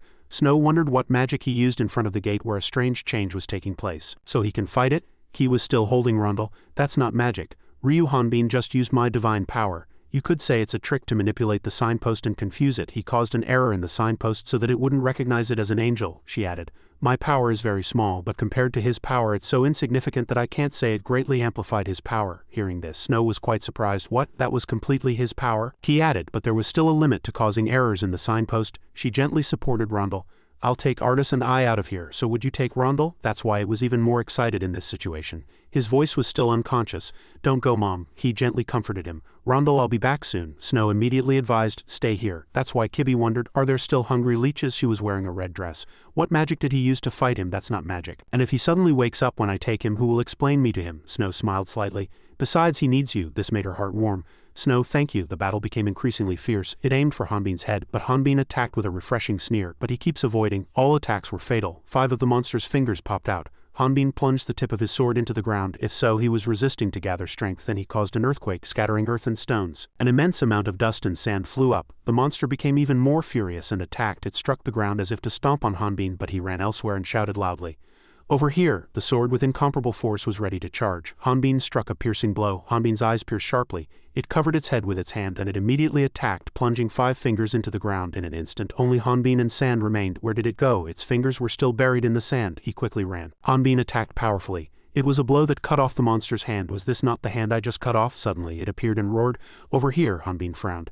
Damn it, it cloned me! Just then, Artis's magic staff appeared, and that blow stopped Hanbin. The angel monster opened its mouth wide and disappeared in an instant. Hanbin supported Artis and said, thank you. Is everyone alright? Artis replied indifferently, I'm fine, but I's arm was broken. Ipy frowned and said, I don't think I can provide aerial support, he said. I'll handle it, so don't overdo it and go back to the gate. The battle was not over, and another blow shattered the ground. She fell into a deep abyss. Hanbin had just saved him, but fortunately, Snow arrived in time to support her. Ipy was still bewildered.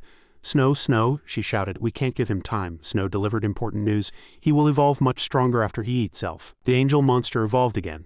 It opened its long wide mouth at Hanbin. The monster was preparing to fire another beam of power. Snow immediately shouted, "Not in that form." The beam grew closer and closer. Hanbin took a stance and asked seriously, "Artis, remember when we killed the spider?" Artis's eyes widened and he replied, "Yes, your two magic staffs combined." And Hanbin Ryu charged like a madman. He threw the greatsword forward and the sword flew like a whirlwind. Two powerful forces clashed. Elsewhere, Ki witnessed everything. She shouted hopefully, "Finish it quickly, Ryu Hanbin. My power can't last much longer." The situation continued to change and clash. The sword gradually entered the monster's mouth and stopped between its teeth. The sword began to break into its original form. Just then, Hanbin grabbed the sword and jumped in. "Finally, your head is stuck." He put strength into it and pierced it. "If you like to eat so much," he shouted resolutely, "eat this." Hanbin slashed and stabbed in multiple directions to destroy its teeth and deliver a fatal blow. Who would win, human or monster?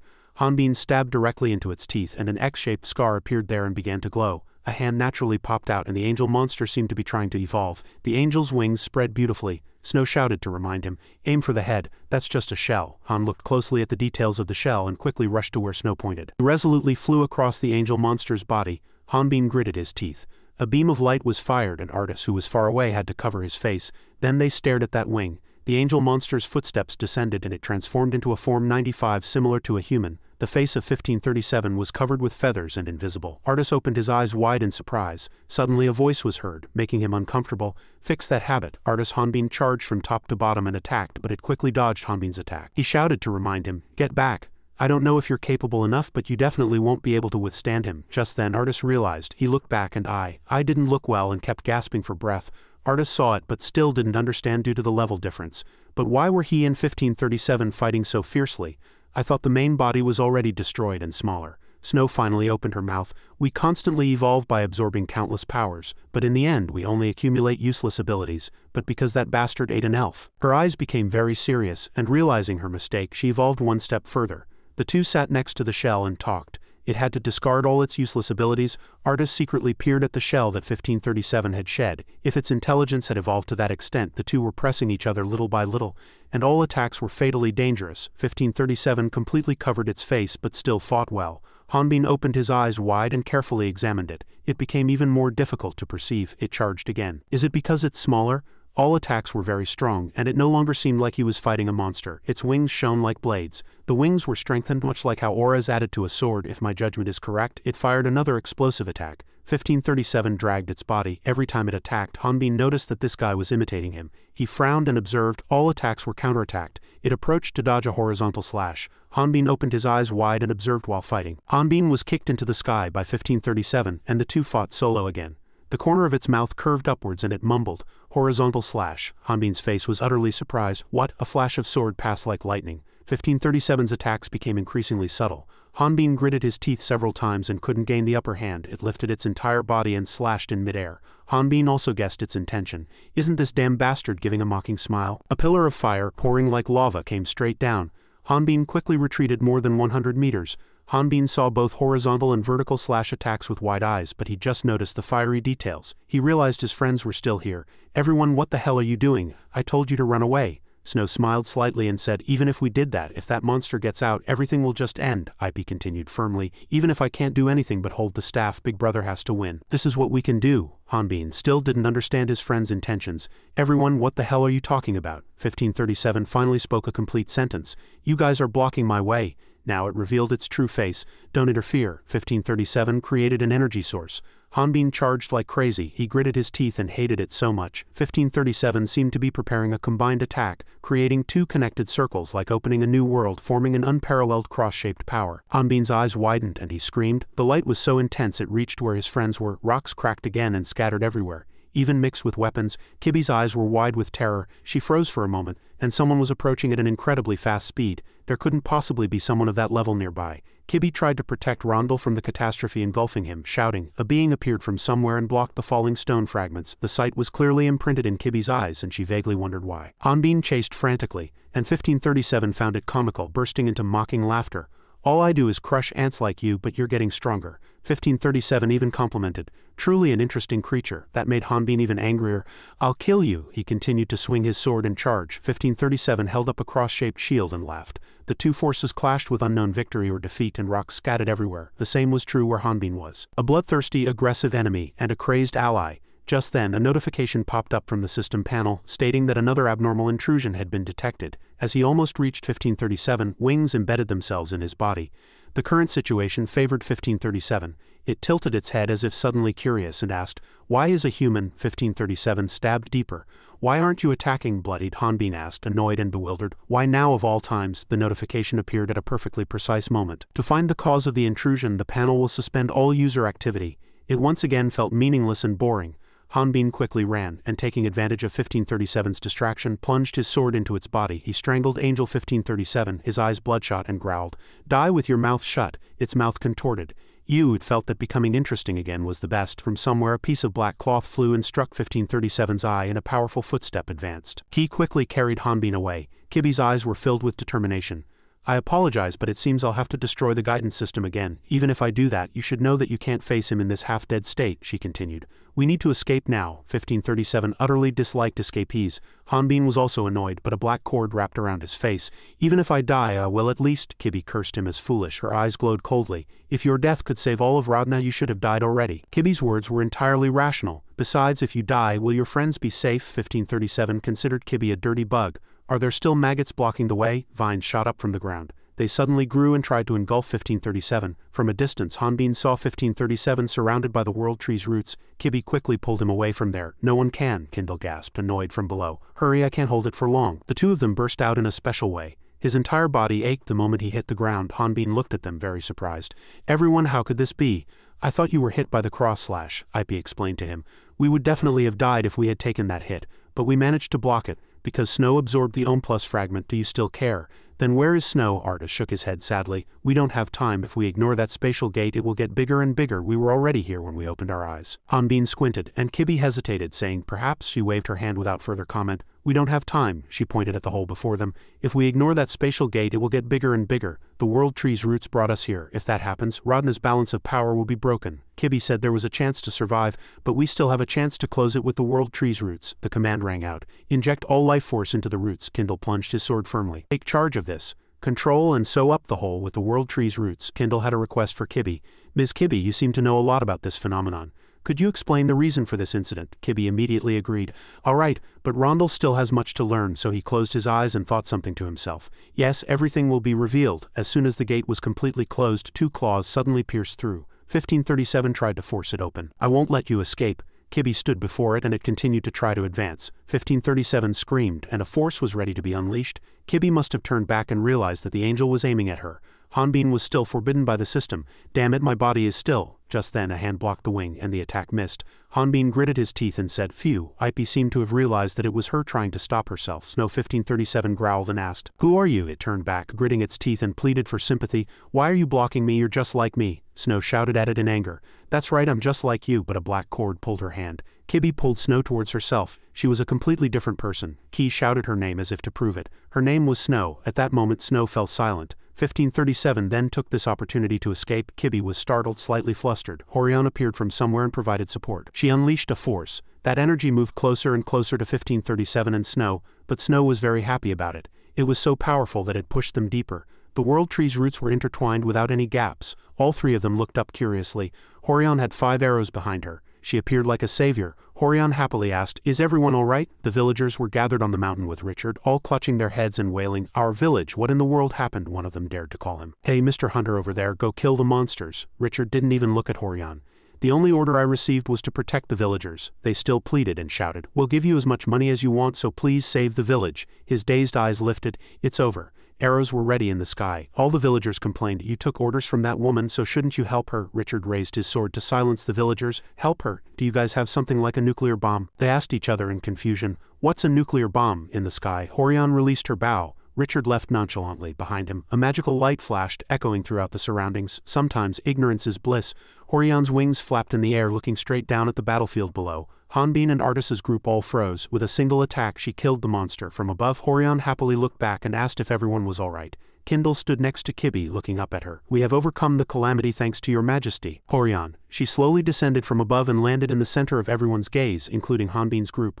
Hanbin gritted his teeth nervously, thinking, Horion, the transcendent of life and death, is here. From this side, Horion gently raised her hand and gathered magic between her second finger and thumb, then fired it towards Hanbin, Ipe, and Artis. He hurriedly drew his sword from his back and shouted, "Artis, I hide!" A single magic attack was unleashed, and it surged like a wave, but it seemed slightly different from the magic wave when she killed the monster. Leaves and petals scattered in the sky. Artis raised his hand and hurriedly shielded himself. The prana wave is too strong. But Ipe, standing next to him, widened her eyes and thought the same. But all three of them froze, seeing flowers and grass blooming at their feet. Hanbin was still rigidly shielding himself with his sword. He suddenly realized that the painful wounds on his body had disappeared, with the scent of flowers filling the air. Horion smiled at them and said, "Kindle told me about you. As the head of the Fairy Alliance, I thank you. Currently, I can only heal your wounds, but I will properly reward you after the banquet." Kindle and Key, who were behind, were also relieved. Both of them let out a sigh of relief.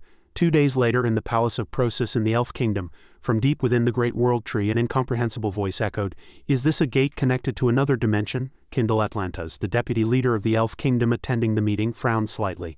"This is all we know." Crom Brindle, the dwarf king who was reviewing the report, also pondered for a moment. Bati, the 32-year-old elf king, also skimmed the report and refuted him. "It leads to another dimension full of unknown monsters. The information has intelligence. If we had arrived earlier, we would have had a chance to test our new weapons, which is a shame.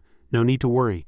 The dwarf's junk will catch them. The problem is that monsters can easily escape," Crom shouted angrily. "What does a flying potato know about art?" He nonchalantly complimented Horion Franderk, the nymph queen representative of the Fairy Alliance. Fortunately, Horion stopped them in time. Horion smiled awkwardly and said, "You flatter me. I merely defeated them. If Rondel and the hunters hadn't fought for their lives, I wouldn't have been able to stop the second attack." Bati also didn't spare any praise. "The Bonterra warrior and his companions are truly amazing," Crom also largely agreed. "The hunters cooperated very well in closing the gate, but looked at another way. How could such a thing happen? Unless someone intentionally caused this." As soon as he finished speaking, he looked straight at Kindle. He bowed his head slightly, lost in thought, then opened his mouth. "Honestly, this calamity was caused by my brother, whom I thought was dead. This is the responsibility of the elves who monitor him.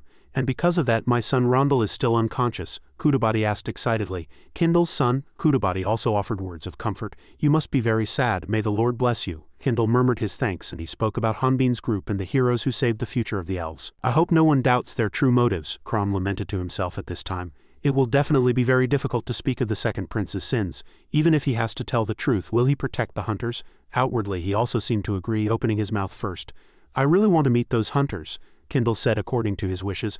"I will arrange a place for you." Bati, across from him, happily slammed the table. "What a wonderful banquet. Great hunters deserve good rewards." He suddenly paused slightly, but still said it was a little strange. "According to our spirit race, that gate should have opened somewhere in Radna. But there was nothing there. The same goes for Gahan, or the largest region of the kingdom, the vast Kandris, or the Magocratic kingdom which researches interesting magic." Horion hesitated for a moment, but Kindle quickly interrupted her. "Radna would have cooperated with other nations to reduce the possibility of calamity. Quite surprising, but I think it's time for the Fairy Alliance to cooperate with us. You'll be free to use our communication services." Hearing that, Horion bowed her head slightly and said nothing more. Then elsewhere Gahan bargained, seemingly with difficulty. "I'm not sure yet. Aren't we still investigating the cause of this calamity?" Zenobia also held her pipe and laughed. "If so, I'll do my best to investigate the cause of this incident, but it's not easy to move around. Horion, that's why I told you about the gate first." Horion was slightly flustered, seeing the video connecting the two of them. "Of course, thanks to that, a large-scale catastrophe was avoided, but honestly I'm still worried.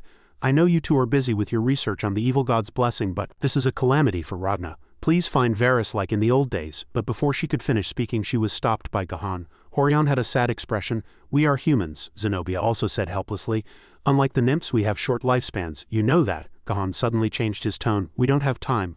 Unless we gain immortality through Ompla's blessing." She also thought for a moment and opened her mouth. "Or do you think our immortality goes against what the goddess taught?" Horion hesitated after listening to them ramble for a while. "That," she tightly gripped her hands and spoke with difficulty. "I am everyone's friend. I would never want you to die before me." The two finished their negotiations. "If there is anything that helps protect Radna in the name of the 4 great heroes, I will leave that matter to you." Horion sadly lowered her eyes. "Understood. If you find information about the gate, please let me know." As soon as she finished speaking, she slowly opened the door and left the room. Gahan and Zenobia's figures gradually blurred. He pressed something and the video disappeared. After that, Gahan sat blankly and sighed. Zenobia quickly flew in beside him. "It's too cowardly. Shouldn't we tell Horion the truth?" He nonchalantly refused. "You should know that you can't." Hearing that, she didn't try to persuade him further. "Anyway, I'm going to enhance the activity of the earth and research the blessing of Omphalos. The biggest problem is that gate." Gahan rubbed his forehead in agony. Although I know the absence of the goddess of darkness creates the balance of Radna, I never imagined it would connect to the world of Omphalos. Zenobia wore a contemptuous expression.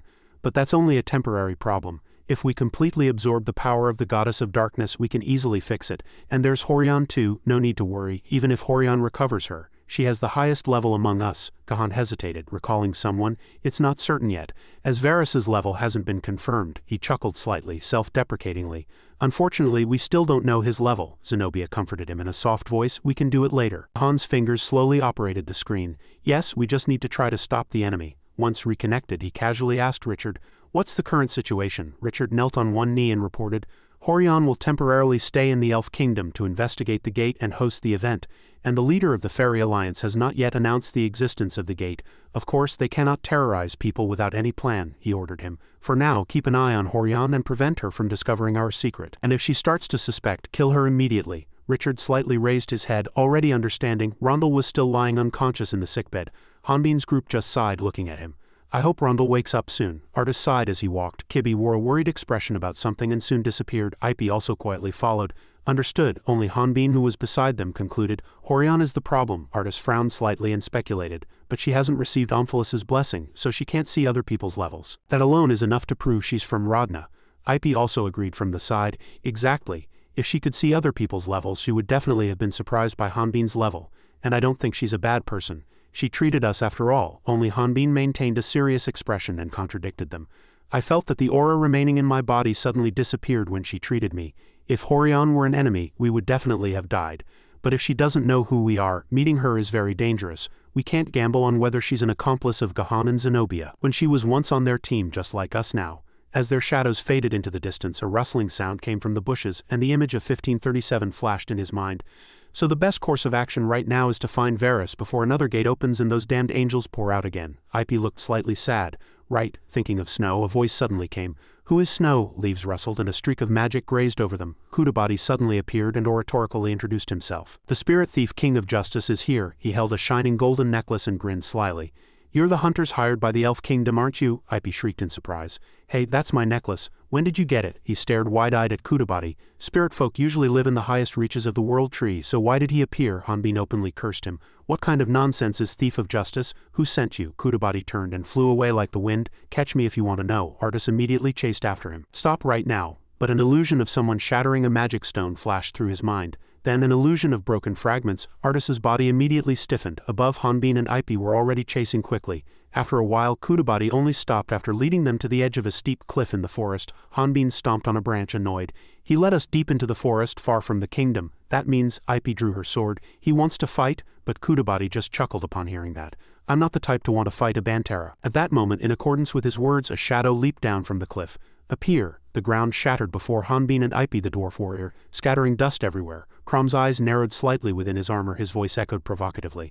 "Bantera warrior, thank you for helping me test my new weapon." Hanbin quietly assessed the two. "For assassins, they're quite loud. Is there no way to find out who's behind them other than fighting?" Crom was quite surprised to see him take a stance. "He's not going to hold back even though I'm the dwarf king." A serious gaze that doesn't care about the opponent's status. Excellent. As the battle intensified, Bati suddenly said to himself, "The dwarf king wants to test his new weapon, so he brought the Bantera warrior.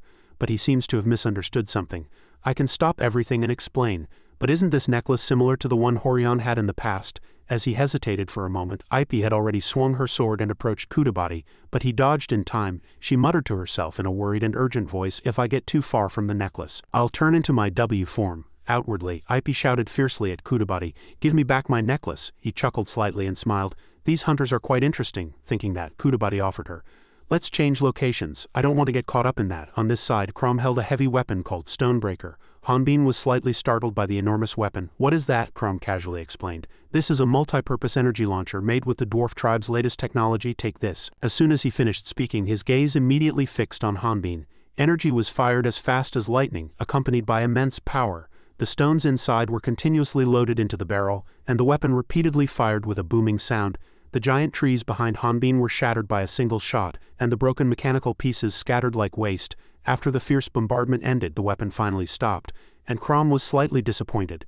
Did it run out of ammunition? but it seemed to have been a pointless experiment. His face was filled with disappointment because not a single energy bullet had penetrated Hanbin's aura. A giant sword stood in front of Hanbin, blocking everything flawlessly. His armor was already completely torn. Hanbin's eyes glowed red. "Is it over?" Crom firmly threw his weapon back and said, "No, we prepared for close combat. If the ranged battle failed, this is just the beginning." He tightly clenched his fist and charged in his giant armor. "Dwarf technology is the best in the world." Artist, seeing Hanbin still fighting, suddenly stopped in surprise and stared blankly. "What is that?" "Hanbin is fighting the dwarf tribe's sacred gauntlet." Began to worry. Moreover, such ornaments and special abilities must belong to someone of high status. If I leave this unattended and Hanbin destroys his opponent, this will become an interstate issue. I didn't even bring the magic stone for emergencies, and I don't have my magic staff. I can only use magic with my own stone. Artis held 3 or 4 stones and fell into deep thought for a long time. Then he suddenly noticed the massive weapon at his feet. Artis's eyes widened slightly. The scene shifts back to Bati with his white wings. Spirit folk could fly ever since they learned to walk. We play hide and seek in narrow places like forests so that other tribes can't catch us, but that swordswoman can catch up to me. Her movements are like riding the wind. He flew playfully in front of Ipe. She frowned and reached out her hand. "The reason I caught up to you is because you're getting slower and slower. You're exhausted from constantly flapping those wings and flying." Bati just chuckled and pulled out something else. "Good observation skills. How about this then?" As Ipe tried to touch it, it reflected magical light. Bati's body flew as fast as an electric current, even though he had just been caught. Ipe shrieked in surprise, muttering to herself, "This is swordsmanship." She landed on a branch and his voice echoed through the forest. "Although I have no right to speak, having stolen your necklace, it doesn't seem to be yours. Can you tell me where you got it?" Ipe became even more furious. "I won't tell a thief such a thing. Give it back while I'm being patient." Suddenly, Bati appeared behind her. "Then let's do this. If you can take the necklace within 10 minutes, I won't ask anything else and will return it. But if not, you must tell me the truth. This is a test of whether your swordsmanship can catch me." Inside an old temple deep in the forest, Kibi sat blankly before an old altar. She sadly thought to herself, "Just as I thought, I still can't contact the goddess Kibriel. There's no way to find out Varus's location or fate." Kibi lowered her head and said to herself, "It seems it's time to leave the elf kingdom." But suddenly a sobbing voice came from behind her. "Rondel will be very sad if you leave." Kibi was slightly startled. "What brings you here?" Noah, wearing a wrinkled cloak, slightly bowed his head.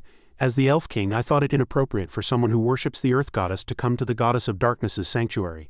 Although that was the case, who would dare say anything to this old man? Even the nobles merely asked if it was all right and soon forgot. Kibi's eyes darkened slightly as she looked at him. "If the rumor that the wise elf king had a human wife and child is true, you should at least pretend to have amnesia." Noah sat beside her. "Ah, you knew that too," Kibi replied casually. "It's the most rational hypothesis." His face with its gray beard looked even sadder. "The elf nobles firmly believed that the elf royal bloodline must be pure for my son to inherit the throne. Hiding Rondel's true identity was necessary. But in the end it only hurt the child more, and that poor child will never know his true parents throughout his life." He lowered her eyes and quietly asserted, "But that was best for both Rondel and the elf kingdom." Suddenly Noah interrupted her. "Kibi," he slowly continued, "I know that the goddess of darkness governs death and the end of all things. I also heard that she can hear the voices of the dead. Do you think goddess Kibriel can forgive this foolish old elf?" Hearing this, Kibi was very surprised. After a moment of silence, she smiled at Noah. "Yes, she will certainly forgive him." The old man's face nodded slightly. "Thank you." After a while, the two walked out of the temple together. Noah walked with his staff, sighing. "I'm old, not much time left. But if you need my help, I will do everything within my power." He turned and agreed. "I'll discuss it with my companions." But before she could finish speaking, a magical explosion occurred far outside the forest. Kibi and Noah both fell silent at the sight, and no one said anything further. Artis had fallen with a large weapon on his shoulder, its barrel already broken. A chunk of ice as large as a fortress had frozen both Hanbin and Crom. Seeing him shout and break the ice with his sword, he rushed over in surprise. "Ben, are you all right?" Hanbin's teeth chattered, his body trembled. "It's cold." Artis looked at the remaining magic stones and apologized. "I'm sorry, I just wanted to stop the fight." In his hand, only the fire magic stone remained. Hanbin gritted his teeth and looked back in fear. "Did Artis make that ice pillar? He's only level 54. It's colder than Rick's ice, which is level 72. Hanbin's body flinched for a moment, then relaxed. Just then, footsteps rapidly approached. Kibi kicked Hanbin directly in the face, shouting, "What have you done again?" Her eyes were filled with anger. "Didn't I tell you not to cause trouble?" Hanbin's forehead was beaded with sweat. Wait, I have a legitimate reason too." On this side, Noah was tapping the ice chunk with his staff. Ki angrily retorted, "What legitimate reason is there for creating a giant ice pillar in the middle of the elf kingdom? And you froze the dwarf king." Hanbin grimaced in injustice. His voice trembled. "The dwarf king?" Artis's eyes also widened blankly. In an instant the two of them punched and breathed fire, hastily melting the giant ice chunk. The sky was still painted with beautiful colors. Crom, after emerging from the ice block, was wide-eyed with despair. My child, the multi-purpose energy launcher," he shouted at Artis. "What have you done?" He bent over, unable to move.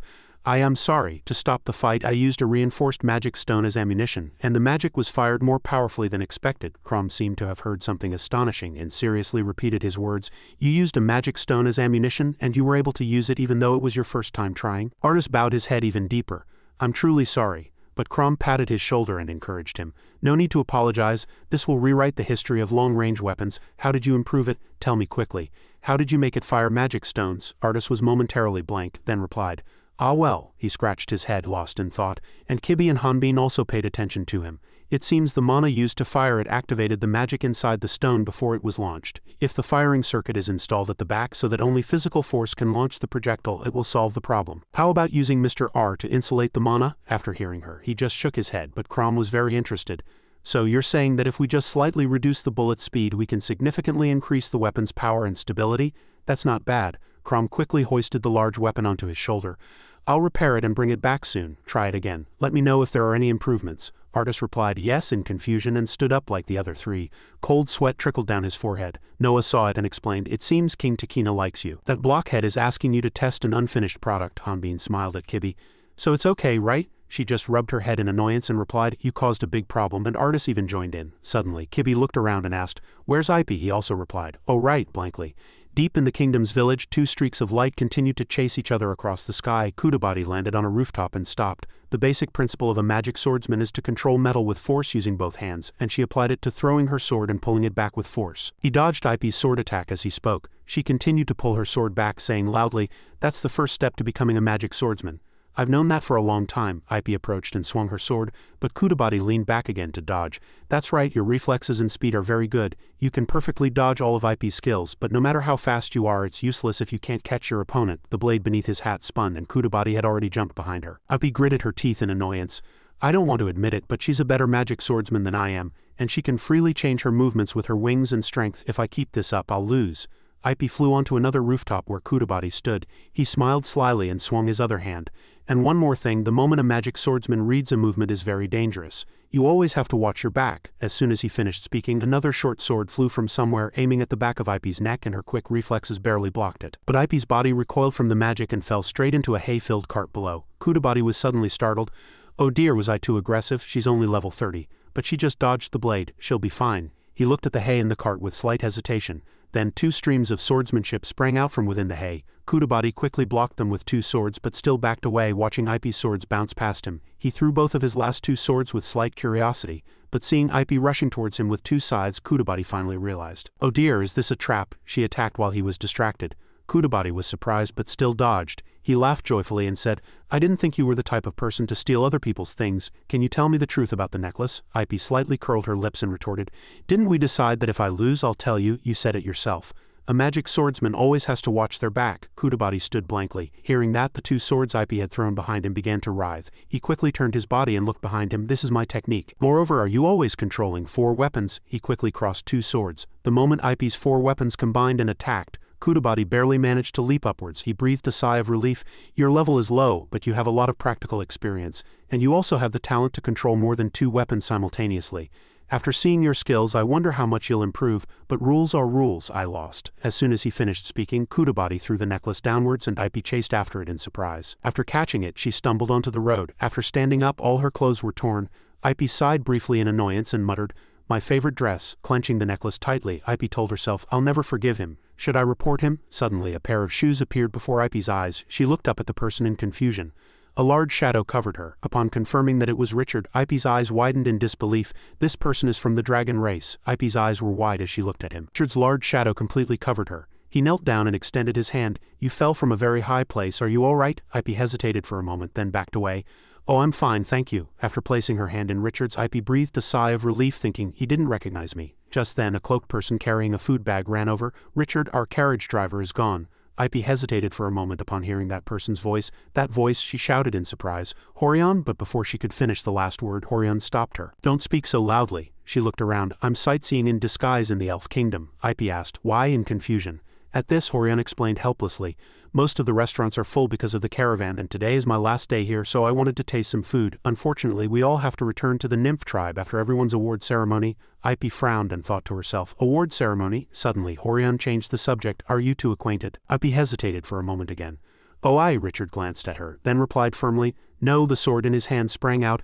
"I just wanted to check because the necklace she has is very similar to the one borrowed by Lady Horion." Ipy felt a moment of unease upon hearing Richard's words. Just then, Kudabati reappeared, laughing arrogantly.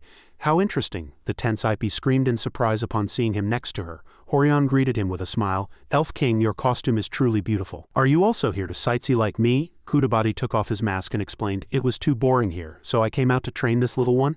Ipy was blank, repeating the word queen with an awe-filled expression, but Kudabati nonchalantly said, "By the way, your companions are looking for you. Don't you need to prepare for your award ceremony?" Kudabati quickly grabbed Ipy's finger and she replied, "Yes," sobbing. Then he quickly pulled Ipy and flew away. "Well, see you later." As night fell in the kingdom's castle, Noah stroked his silver beard. The four great heroes kidnapped the goddess of darkness and took her divine power. That's why the divine power protecting Radna became insufficient, and the gate could open. But given Horion's personality, she wouldn't do such a terrible thing. Ipy was slightly confused for a moment.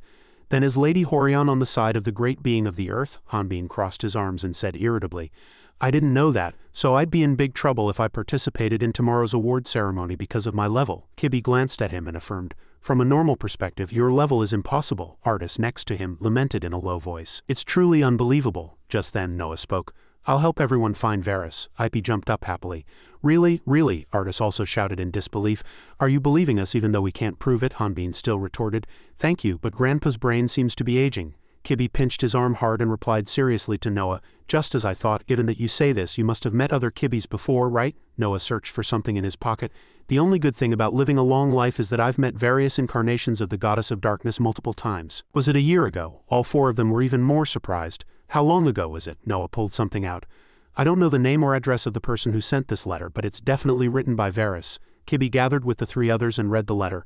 "Varys is famous for being like this. It's also normal for him to write letters himself." Artis peeked in curiously. "What is it?" Hanbin held the letter and stammered. This was open. Slowly, one word appeared on top and the team members caused a commotion. "Hungry? Did he miswrite hungry? Does he want food?" Noah explained, looking at the back page. "This is a letter sent later." The team members were even more curious, looking at the strange words. "No water. No water? Is he asking for help?" Kibby asked Noah further. "If he's in the deepest part of the dungeon, it would be really difficult to find water and food. When did this letter arrive?" He frowned and thought. "About a month ago, or was it a year ago?" The team members hurriedly asked. "How long ago was it?" Suddenly, according to Noah, a new blood-stained letter arrived about a week ago. All the team members were startled. "No, he can't die." Varys, Hanbin slammed the table in anger. "Damn it, no matter how much of a sword king he is, he'll starve to death." Kibby replied sadly, "It can't be helped." But Noah added, "That letter was brought by the Cabaran group." He was blank upon hearing that, not knowing. "Cabaran group?" Artis next to him quickly continued. "It's a very large merchant guild that sells goods all over the world. If we go with them, we can go to where Varys is." Then Ipy said something that made all three of them turn pale. "Cabaran group, weren't they leaving tonight?" Hanbin slowly stiffened. "Tonight?" All three shouted urgently. "Why didn't you say so earlier?" Ipy exclaimed unfairly. "How was I supposed to know about the letter? If we leave right now, it's still not too late." Kibby decided firmly. "We must leave the Elf Kingdom immediately." Suddenly a figure appeared at the door. "Where is everyone going?" She was startled upon hearing that voice and turned around. Rondel, Hanbin also asked in surprise. "You're awake?" Rondel quickly turned and left. "Wait, I'll prepare." But Kibby was silent for a moment, then called out casually, "Stay here." Rondel didn't resist at all and quietly turned around. "Understood, goodbye, Kibby." Hanbin hurriedly stood up and called out as he saw him running away. "Hey kid," as he tried to chase after him. Kibby stopped him. Kibby slightly tilted her head to threaten him. "If you miss the caravan, there won't be another chance. There's no time to comfort children." Outside the palace corridor, Rondel ran without looking back. He just thought desperately, "There's nothing more I can do. I'm just a burden to them. But I want to too." He gritted his teeth, angry at himself. Suddenly, Rondel's head hit something and bounced back. Seeing him stumble and collapse to the ground, Crom hesitated for a moment. "Are you Prince Rondel?" Kudabati also hovered next to him. At this moment, Rondel still bit his lip in sadness and stared blankly at them. The merchant caravan continued its journey towards its destination. Inside the carriage compartment, a man talked cheerfully while hanging meat on a hook. "Everyone knows that our next destination is Golden Station, right? Everyone seems quite confident in their abilities, huh? If we encounter bandits, we'll provide you with food in exchange for dealing with them." Ipy asked Artis with some worry, "Is it okay for us to leave without saying anything?" He just lowered his eyes slightly and said sadly, "Rondel is the king's son. If he finds out about this, it will become a bigger problem." Hanbin again offered a different opinion from theirs. "But Rondel met her for the first time and helped her without asking anything. Wouldn't it be better to say, 'See you next time'?" Kibby looked up at the night sky. "I don't want to lie." Suddenly, the sound of another carriage interjected among the merchant caravans. Kibby turned around and looked at the carriage, disappearing in the distance. "Did we encounter bandits even before we left the Elf Kingdom's territory?" Hanbin quickly drew his sword. "So if we want to eat, we have to fight?" but he looked closely at the design and frowned. Upon confirming the approaching carriage, he shouted, "It's a dwarf heavy-armored magic carriage, advance." Artis was completely surprised upon hearing that audacious voice. Bati fell out of the carriage compartment with a large box. He fell straight into their carriage compartment. Crom drove, looking back and scolding, "Why are you leaving so quickly?" Artis looked blankly at the box and stammered, "Why is the dwarf king here?" Seeing the gun inside was cleaner and had some different attachments, he said, "I improved it according to your instructions, so use it and let me know later if there are any improvements." Ipe's eyes widened when she saw Bati fall over her. "Elf King, what kind of prank are you playing again?" he chuckled, scolding her. "You have a bad personality. This time take this. This is a secret magic book of the elf royalty, a part one just wrote." Leaving behind a thick book with a picture of Ipe on the cover, he flew away. Ipe looked at it and said in a trembling voice, "A secret magic book you just wrote?" Artis shouted happily. "Thank you, Dwarf King, Elf King." Suddenly a voice was heard and Kibby's eyes widened. "Kibby," Rondel leaned out of the window and handed her something. "This will definitely be better than the beads you usually use. Take it." She reached out in surprise and took it. "Rondel, it's dangerous. Get back inside." He still struggled to utter his last words. "I can't help everyone with my current abilities, but I'll definitely be different next time we meet." Crom saw it and turned the steering wheel towards the carriage compartment. "What a brave boy." At the same time, Kibby's kiss landed precisely on Rondel's forehead. She smiled softly. "I'm really looking forward to it, Rondello." His face turned completely red, and with sparkling eyes he softly replied, "Yes." Before their carriage disappeared, he waved at Hanbin and shouted, "Von Taran, if anything happens to Kibby, I'll kill you." All five bid farewell with cheerful laughter. The carriage procession rolled on, and Crom's carriage turned in another direction. Dust gleamed in the light of the setting sun, illuminating the long sandy road ahead. No's voice whispered to himself, "Life is a series of choices. In that process there will be sacrifices and mistakes. The longer one lives, the more mistakes one makes, and the greater the responsibility. So how do you intend to bear that responsibility?" A familiar shadow appeared behind him, and a sword, freed from its sheath, reflected No's solitary figure from behind. Elsewhere, Leon H. was engrossed in accumulating magic. His two hands clasped together as if embracing something. In front of him was a blue cuboid stone imprisoning something. Seeing the stone successfully formed, Leon H. calculated inwardly. The Brotherhood of Darkness has defeated the impostors who call themselves the Goddess of Darkness, but are they still doing their best to close the Stargate? Are these fake gods related to this incident? Suddenly, a voice interrupted his thoughts. "Did you say you know what that is?" Ron chided Lucen, chuckling. "Don't talk nonsense. Didn't you hear them say no one knows about it?" He still vehemently argued. "It's true, I don't remember the details." But he already retorted with cold sweat, "Even if you know, someone will handle it. It looks like a dungeon anyway. This is not something people like us should get involved in. Do you know that the goddesses protect this world anyway? Aren't we done?" Lau shrugged at Leon H. and asked. He raised an eyebrow slightly and asked, "About the recovery artifact you promised." "Damn it." Leon H.'s face stiffened, sensing something. "Someone stole the goddess's power, but all of Rodna's magic follows the divine laws usurped by the goddess. No, such magic cannot exist in this world." He threw something, and Ron hastily caught it, exclaiming, "Good." Only Lucen hesitated slightly, saying, "Lord Leon H., please hear what I have to say." But Leon H. cut him off. "This is enough. You two no longer need to be involved." Lucen frowned, disappointed. "But we came here to investigate." Leon H. avoided eye contact with him and turned his head. "I must have been mistaken, and if not, time is also up." As soon as he finished speaking, a group of people surrounded them on a snow-covered cliff. The investigator presented a confirmed report from above stating that they conducted an investigation without permission and ignored the goddess's prophecy. Bishop Leo Cell Francis will be judged by the Sacred Disciplinary Committee. Noah had passed away, the 11th Elf King who had ruled the country for 250 years, and died of old age in the royal palace at 450. This is what was known to the residents here. Richard knelt before the screen, the borders were closed and an investigation began. Zenobia gave him a contemptuous glance and said, "It would have been better if you had done everything more covertly, like poison or a curse." Gahan, who was next to her, closed his eyes and denied. "Horion's spiritual abilities would easily detect such things. It's more effective to bring him to his death. And we must ensure that Horion and the other kingdoms don't suspect us." Meanwhile, the leader of the Fairy Alliance had not yet found the perpetrator of the assassination. "And Horion has overcome the pain of loss, hasn't she?" She flicked her cigarette butt. "Then the last remaining problem is—" Richard's body suddenly ached, and he gritted his teeth to suppress a groan. From the screen, Zenobia was still casting a spell on Richard. "Didn't you say the Bantera warrior and his companions fell into your trap at the academy?" he replied with a trembling voice. "The trap was sprung, but the guard in the makeshift cabin wondered. Did he give up?" Another investigator sighed. "Finally it's quiet." Another investigator wondered, "Aren't you sad? The young man who wanted to meet Lord Leon H. really left." Another investigator exclaimed in surprise. "No, don't say anything more. We were taught to follow Lord Leon H., who is the goddess's command." He sighed vaguely. "But now he himself is going against the goddess's command. It's really complicated." Suddenly they were startled by the shadow in front of them. What's wrong? Why is he back? Hey, you, take down your tent and leave." But before they could even utter a few words, Lucen shouted, "Help me!" A monster breaking rocks chased him madly. The investigator, startled, swung his axe. A dirt golem, how can a docile monster? The investigator caught Lucen, who was groaning in pain, with his remaining arm. His arm, he clicked his tongue, gritted his teeth, and told the other one to take Lucen. Take Lucen to the healer. The other one quickly replied, understood. After that, he took him inside the door, and Rin's eyes slightly shifted in one direction outside the door. In a secret place, someone was manipulating the dirt golem using their ability. Ra swallowed a curse in his throat. Damn it, before that, he was speechless in shock. You want to manipulate that monster to trick them? It's too dangerous. Lucen curled his lips and complimented Ra. But your ability is very rare. No one would think someone could manipulate monsters. He shrugged casually at the compliment and said, right, my ability is great. Nothing will change even if I enter the palace. As soon as he finished speaking, Lucen detached the iron arm on his left. He calmly denied, it's enough for me to go in alone, Ra. You just need to distract them. Hearing him, Lao could only remain silent. At this moment, as the golem was attacked again by the investigator, Lao turned around and said angrily, I won't do this again. Inside the door, the investigator who brought Lucen in was knocked unconscious by a blow to the back of his neck. He quickly reattached the iron arm, and his eyes gradually became resolute as he clenched his fists. Forgive me, I will definitely repay this favor. After that, in another place, someone's hand was pierced by handcuffs. I believe there is someone impersonating the goddess of darkness, Leon H. said seriously to the person in front of him. Moana closed her eyes in despair. You mean this prophecy is from someone other than the goddess? I even felt divine power in that prophecy, he immediately asserted. That's right, it's possible that divine power was stolen. After a moment of silence, Moana spoke. While you were not here, a new prophecy was confirmed.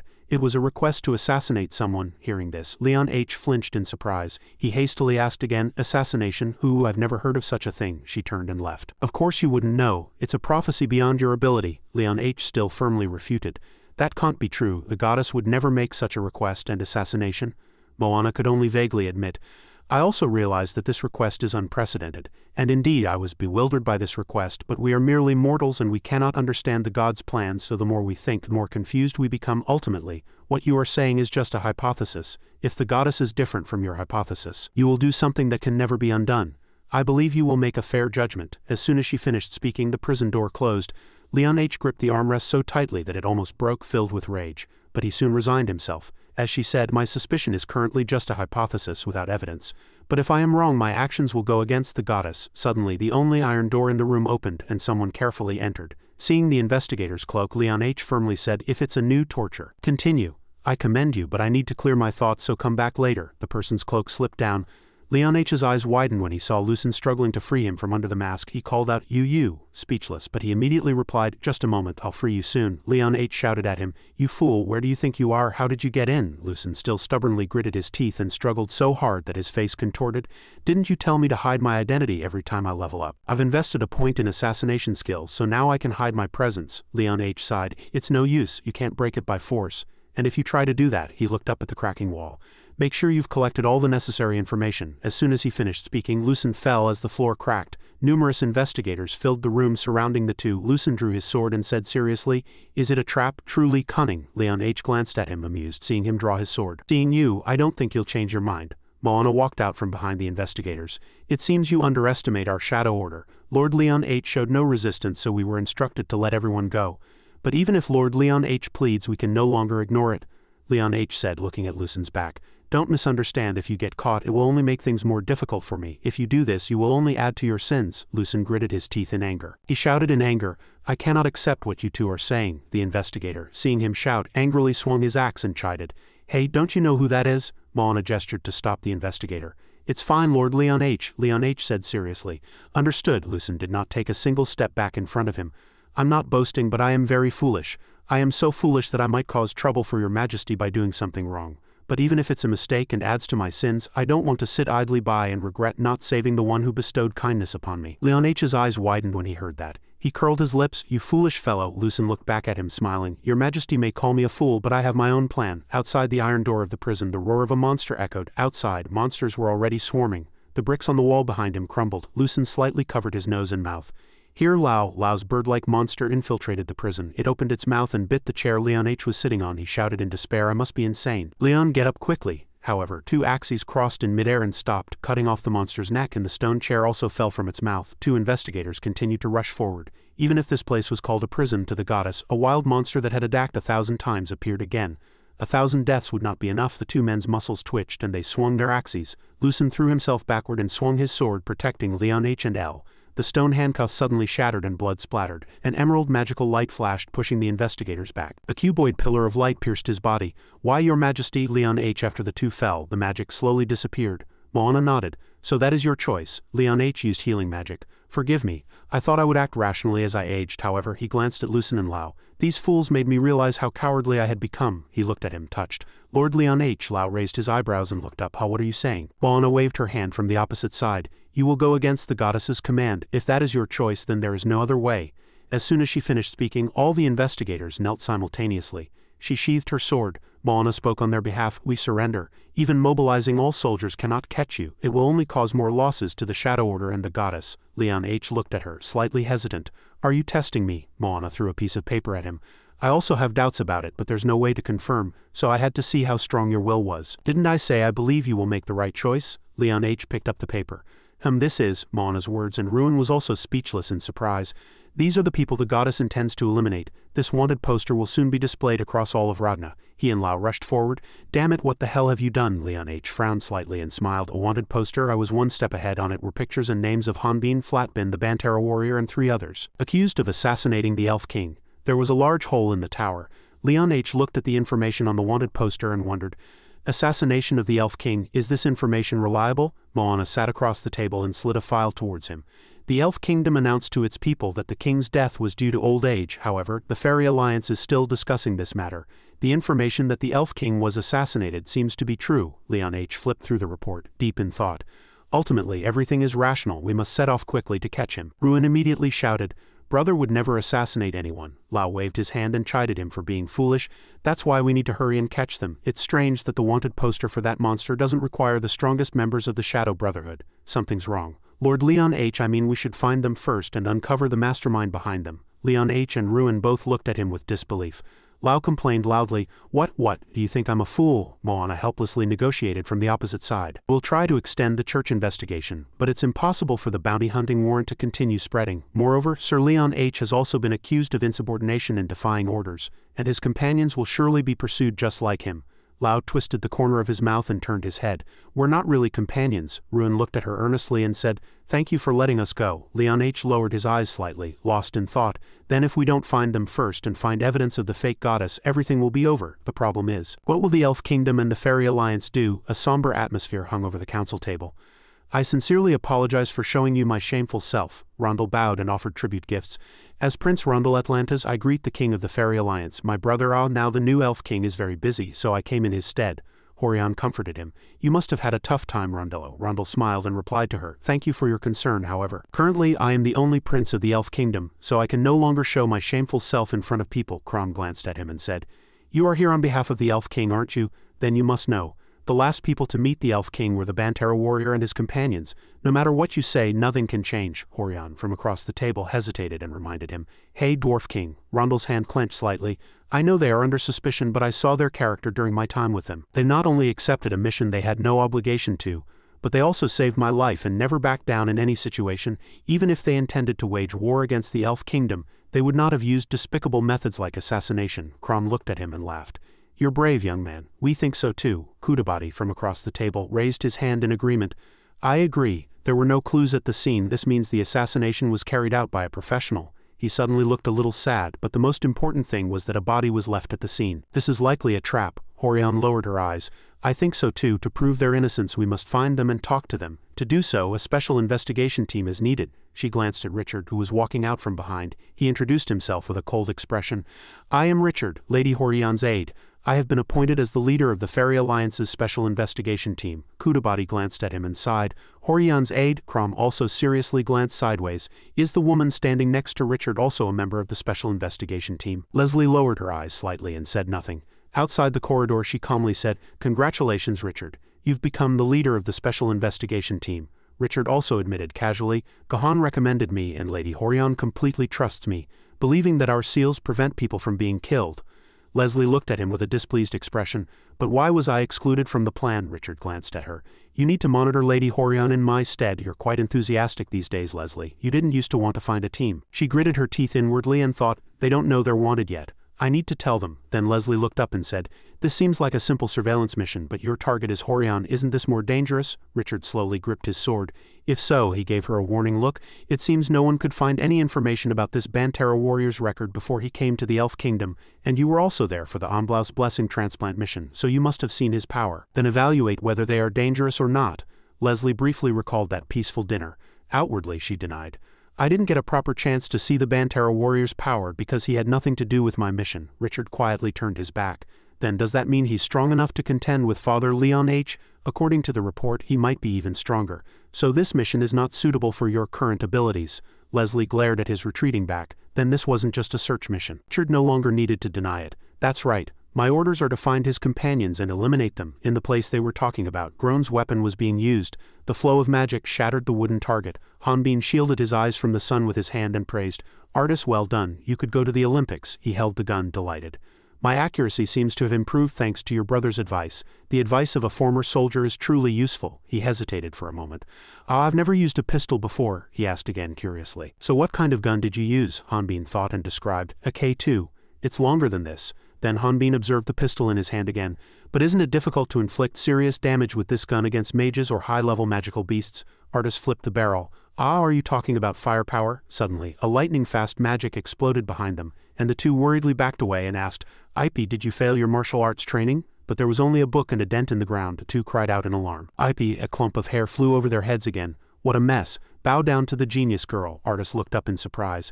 "You can fly," Han also admired. "That kid, she leveled up again." Artist smiled slightly. "It would be stranger if she didn't level up, since she's training in martial arts and learning to effectively use her chaotic life force. Her leveling up is natural. Currently, Ipe is a level 45 magic swordsman." She covered her mouth and chuckled. "This is not impossible for a genius like me. From now on you can call me Queen of the Sky." In fact, the magical currents supporting Ipe's body in flight were coming from 4 swords stuck in the ground. Hanbin grabbed a sword hilt, pulled it out and asked, "Did you use force?" Ipe collapsed to the ground. She cried out, "I'm training, don't bother me and get lost." He awkwardly apologized and ran over embarrassed. "Sorry." Artist next to them chuckled as they approached Kibi's carriage. Hanbin worriedly asked, "Kibi, aren't you training?" She held a water bottle and calmly replied, "I am originally a protected being, so." He leaned on her with his arms crossed and asked, "So you're a VIP?" Kibi didn't object and looked straight ahead. "Besides, even if I train, I don't level up or gain experience like others. That's why I'm grateful to everyone who fought their best on the front lines." Han glanced at her as if he couldn't understand. "Why are you suddenly saying that?" "It's because of Rodna's emergency situation." Kibi changed the subject again. "But what about you, brother? You are definitely not a resident of this world." Han smiled and admitted to her, "That's right, but I was promised that if I find Sword King Varus and resolve his situation, I can return." Then he flinched in surprise. "You're not saying that's impossible, are you?" Kibi bowed her head slightly to reassure him. "Don't worry. The goddess's promise is absolute. As long as you don't defy the goddess's command in this world, your wish will be granted. But I realize that my purpose and wish are different. When I decided to sacrifice Rondel to complete the mission, you made me realize my true wish." She turned and stood before him. He looked up at Hanbin with wide eyes. "So what I want to ask is, what is your true wish? Is there a reason why you keep fighting?" After listening for so long, Hanbin was momentarily stunned. His gaze averted. "A reason." Just then, the caravan started moving again. They loudly announced from below, "We've refilled the water and are ready to depart. Everyone please board." Kibi closed her eyes slightly, smiled and dismissed it. "It seems I just babbled. I was just a little suspicious about you, brother." Ipe and Artist both stared blankly, understanding nothing. After getting into the car, she helped Kibi up. Hanbin alone was lost in thought on the ground. His eyes glowed towards one place. A reason to fight. Under the blue sky, amidst the dazzling sunlight, the merchant caravan continued on its way. Leon H. no longer hesitated and, along with Lucen and Lao, searched for Hanbin every day. Richard also began preparing for his investigation. Elsewhere, a spatial gate opened and the black wings of the monster that had just been defeated lay there. A muscular man stood before a pile of rotten monster corpses. He chewed and swallowed food from the bloody mountain of corpses, complaining, "This monster eats too disgustingly." 40 years ago, sudden deaths appeared on Earth without warning. They were transferred to another world and received a new life. Earthlings were no different from Radna residents. They contributed their strength and became part of the new world as powerful hunters. Earthlings and Radnans helped each other. It was a peaceful time, but not everyone accepted living in Radna. Flags fluttered. And 20 years later, the Great Earthling Association began to gather strength and advance to destroy the goddesses, under the pretext of liberating the Radna residents from the goddesses' grasp. Radna residents resisted fiercely, but they were like ants to warriors with an average level of 80. The rewards Earthlings gained after killing Radnans addicted them, making them continue to kill and slaughter. They no longer felt justice for Radnans. Because they leveled up through death, they began to treat this life and death struggle as a game. But the game they thought would last forever soon ended. The four great heroes, later acclaimed as Radna's great heroes, completely annihilated the Great Earthling Association. And next, the Otherworlders were also annihilated. That is the story that is told. Currently in the sky, a man with the Great Earthling Association tattoo on his arm was drawing his sword. The man's face was filled with terror at what was about to happen. His floating body fell straight into the deep mouth of a monster filled with sharp teeth. As the teeth closed, more than half of his body fell into the monster's mouth. As the monster was attacked, it let out a terrible and interesting roar. The team's notification board showed that only 2 people were left, and everyone sighed in frustration. The curly-haired man with a spear sighed. I told him to take the aerial flight skill, but he didn't listen, the blond man sneered, curling the corner of his mouth. He couldn't even lure it and died. Thank you, barbarian. You just made it noisier. In a valley surrounded by steep cliffs, dozens of people were fighting a gigantic monster, and archers were also waiting on the cliff above. Seeing the countless people waiting behind, the blond man clicked his tongue in contempt. Then he turned and swore, "You damn bastards, we attacked first, don't even dream of kill stealing." Everyone bared their teeth and sneered. Hey, you 2 idiots, can't you even read the sign? Do you think you can kill that with your level? Share some with us. We're Earthlings too, after all. Then everyone simultaneously brandished their swords and charged. All of them had the Great Earthling Association tattoo on their arms. The newly arrived Otherworlders heard that this association had been annihilated by the 4 great heroes. The association members, with an average level of 80, were like a nightmare for Radna residents. But that also meant their power was wasted. That's why they were only sealed, not killed. At this moment, Bella, holding a huge wooden club embedded with aura, jumped down and struck the back of the monster's head. The remaining Earthlings stood blankly in the dust. Gahan and Zenobia sealed them to prevent them from escaping, forcing them to fight and collect magic stones. That was the punishment given to the Otherworlders. Bella currently had a warrior class at level 112. She held a large log embedded with a huge magic stone. Above the cliff, a machine resembling an airship floated, flying over the sky dungeon. After run, Richard stood on the ship's railing and looked down, saying, "Eventually, even a demon must return to hell." Bella, from below, opened her eyes wide and glared at the sky. Her pupils contracted. As Richard was imprisoned, Bella, frustrated, asked the person in front of her, "Do I have to keep doing missions to get out of here? Fine, although I don't know much about this. A magic stone of this size could buy a big loaf of bread and some meat. I've been doing this damn work for 20 years. Don't you know that even humans can go mad? I'll be better than you. I have to play the role of the fake leader of the Great Earthling Association and act like Gahan's dog, don't I?" Richard ignored her babbling, lowered his hat and admitted, "That's right. I'll leave the rest of the members to you." As soon as he finished speaking, he stood up and walked away. All the muscles in Bella's body stiffened and she gritted her teeth. With chained hands, she slammed the table hard, hitting the glass separating the prison from the outside. "You traitorous bastard, don't mock me. We're suffering like this because you sold us out to Gahan. So you can keep acting like a dog, can't you? Do you think you can handle that? If we get out of here, I'll tear your Radnan wife and child to pieces." Deputy Leader Richard stopped for a moment as he walked. Then he coldly refuted Bella's words. "Impossible, my family is all dead." The seemingly weak woman's eyes widened in disbelief at his words. He quickly dodged and instead offered her a chance to kill him if she completed the mission. Bella slumped into a chair, clicking her tongue and sighing. Eventually she turned and asked, "Who's the next target?" Elsewhere, the sun beat down intensely from above without a single cloud. Hanbin's party continued to curse as they walked across the desert's golden sand. "Damn it, where are we? Is this where Boris is supposedly hiding?" Han was sweating profusely, his eyes blurry. "The caravan master said there would be someone to meet us while we were walking in the middle of the desert." "Ipe, can't you transform and wait until I get there?" Ipe immediately refused with difficulty. "Actually, if I transform into such a huge body, won't I just shrivel up and die?" He annoyedly asked why she had suddenly become so smart. She ignored him and desperately pleaded with Artis. "Artis, can't you make water with ice magic?" He powerlessly picked up the magic stone again. "No, there's no moisture in the air."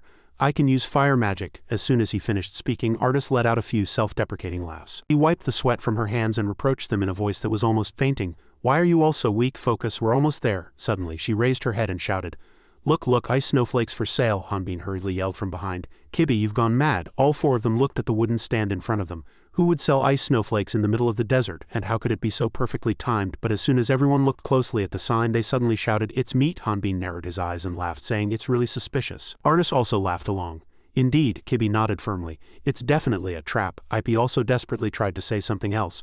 "Wouldn't ice snowflakes melt if they were in the middle of the desert? Still, I don't think it's fake." Everyone drooled at the allure of the pure sweaty ice snowflakes. Eventually, Hanbin, Ipe and Artis, the 3 of them, rushed forward with all their might as if starved. As soon as Hanbin's foot touched the sand floor nearby, he and Ipe, who was following behind, both sank. "Is it a trap?" He desperately reached out his hand towards the ice snowflakes. "Can I not even protect a single ice snowflake? Is it true?" Just then, a long, slender leg stepped on Hanbin's face.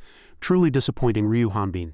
Kibi used him as a stepping stone to cross the sinkhole, unleashing her aura and leaping forward. She landed with the ice snowflake safely in her hand, as if he had no faith in himself, and she continued to spoon-feed herself the ice snowflake, preaching in a slurred voice, roughly saying, "That's why you fail to achieve your goals." While eating, Ki saw golden sand flying in the distance. What caused the blurry dust was a cart crossing the desert. The man who got off the cart happily scolded, "Oh my, why is the situation so complicated? You ruined our store." Kibi looked at him incomprehensibly. "Did you set this trap?" He scratched his head and approached them. "A trap? That's unfortunate. My name is Lv4, you probably don't know me. Have you just arrived in the Kalen Desert? I usually travel the desert rescuing hunters. Of course I charge a fee." As soon as he finished speaking with a brazen face, Lv4 was shocked. The golden sand in front of Kibi flowed, swallowing his entire body. While Lv4 was still dumbfounded, sand rose from behind. As Hanbin's gigantic body emerged from beneath the sand, he stared with wide eyes in horror.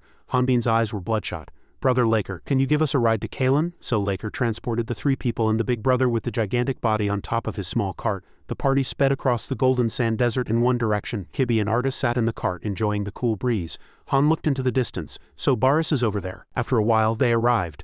The forgotten city, the ancient city of Kalen. This is a forgotten history in the middle of the desert, the largest stone structure in the world, and how it was built is still a mystery. The buildings on the outskirts of the city were dilapidated due to the weather and unusable. However, because it was a large oasis in the middle of the continental desert, it became a heaven for travelers. Due to the dry climate of the Kalen region, surrounding countries did not try to conquer it. Kalen became an independent region, not belonging to any country for centuries. Today, the four of them stood in front of the entrance to the desert city of Zenith. As soon as they entered the city, it became much more crowded. Hanbin asked Kibi, "So Baris is hiding somewhere nearby?" She answered as she walked.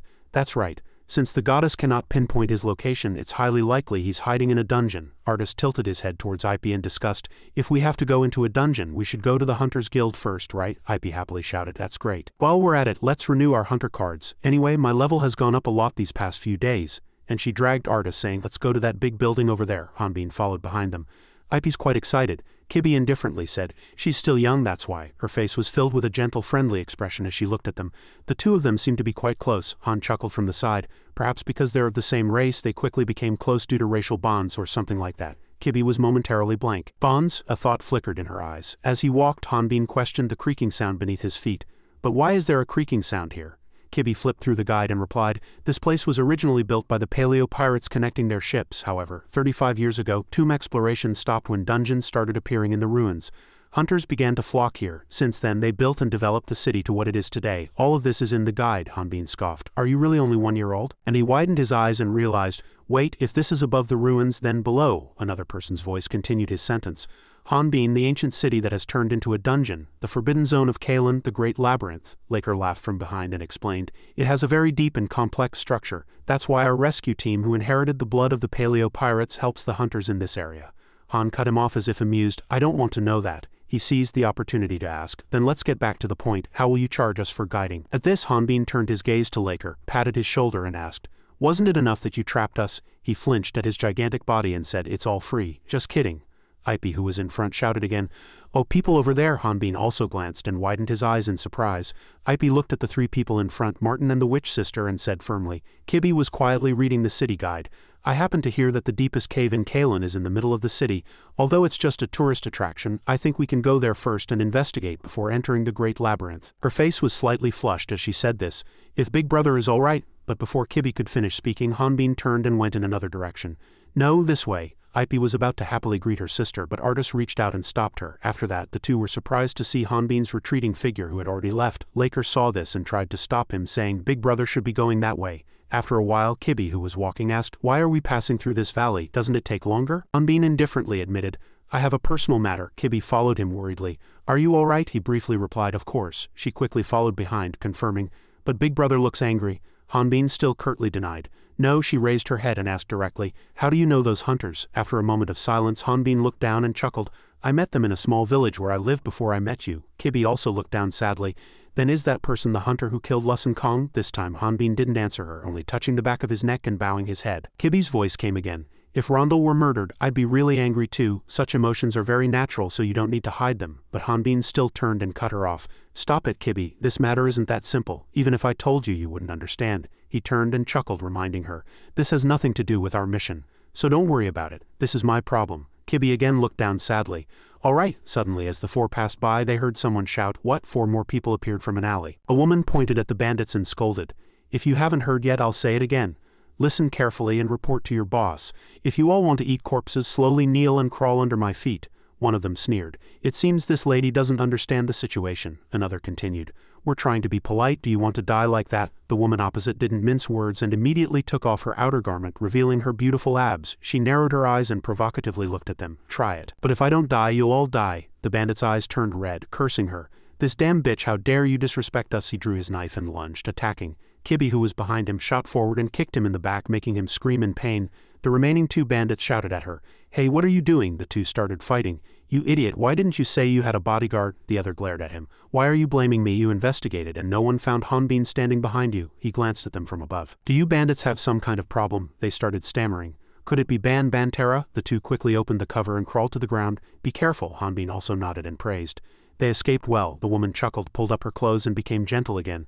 "Oh, thank you all. I almost got caught up in a big problem. Are you all bandits?" The bandit beneath her feet was still screaming in pain with his mouth wide open. Artis's lips twitched. "Ah, we?" Hanbin reminded Kibby to loosen the muscles holding the bandit tightly. Hey, he's going to die." She glanced back slightly. "Don't mind it, it's my business." He glared at her. "Do you have a problem?" But Laker, who was following behind, shouted in surprise. "Madam?" Under the golden sunset the party was confused again. "What, madam?" Under the night sky, where colorful neon lights glittered, Hanbin's party sat at a large table in a restaurant eating a sumptuous meal. IP's eyes sparkled with happiness. "It's been so long since I had such a proper meal." Artis was still cautious. "I heard water and resources are quite scarce here. Isn't this meal too expensive?" The woman with the wine glass gently reassured them. "Don't worry. If I were to serve cheap food to the hunters who saved me, people would say the madam of this oasis bar is rude." Hanbin was surprised, stuffing his face. "You're the owner of the bar?" She looked at him as if amused. "Surprised? You can call me Syria." He chewed and admired. "I seem to have saved quite a cool person," Laker explained to Kibby as he poured wine. "Madam has long been in the bar hotel and hunter rescue business, so she is sometimes targeted by other organizations." Hearing that, she raised her glass and drank it all at once. "She's just pretending to be a victim. If she runs this kind of business, she should report it to the nearest authorities." Syria scrunched her eyes at Kibby and explained. "Unfortunately, there are no such organizations here.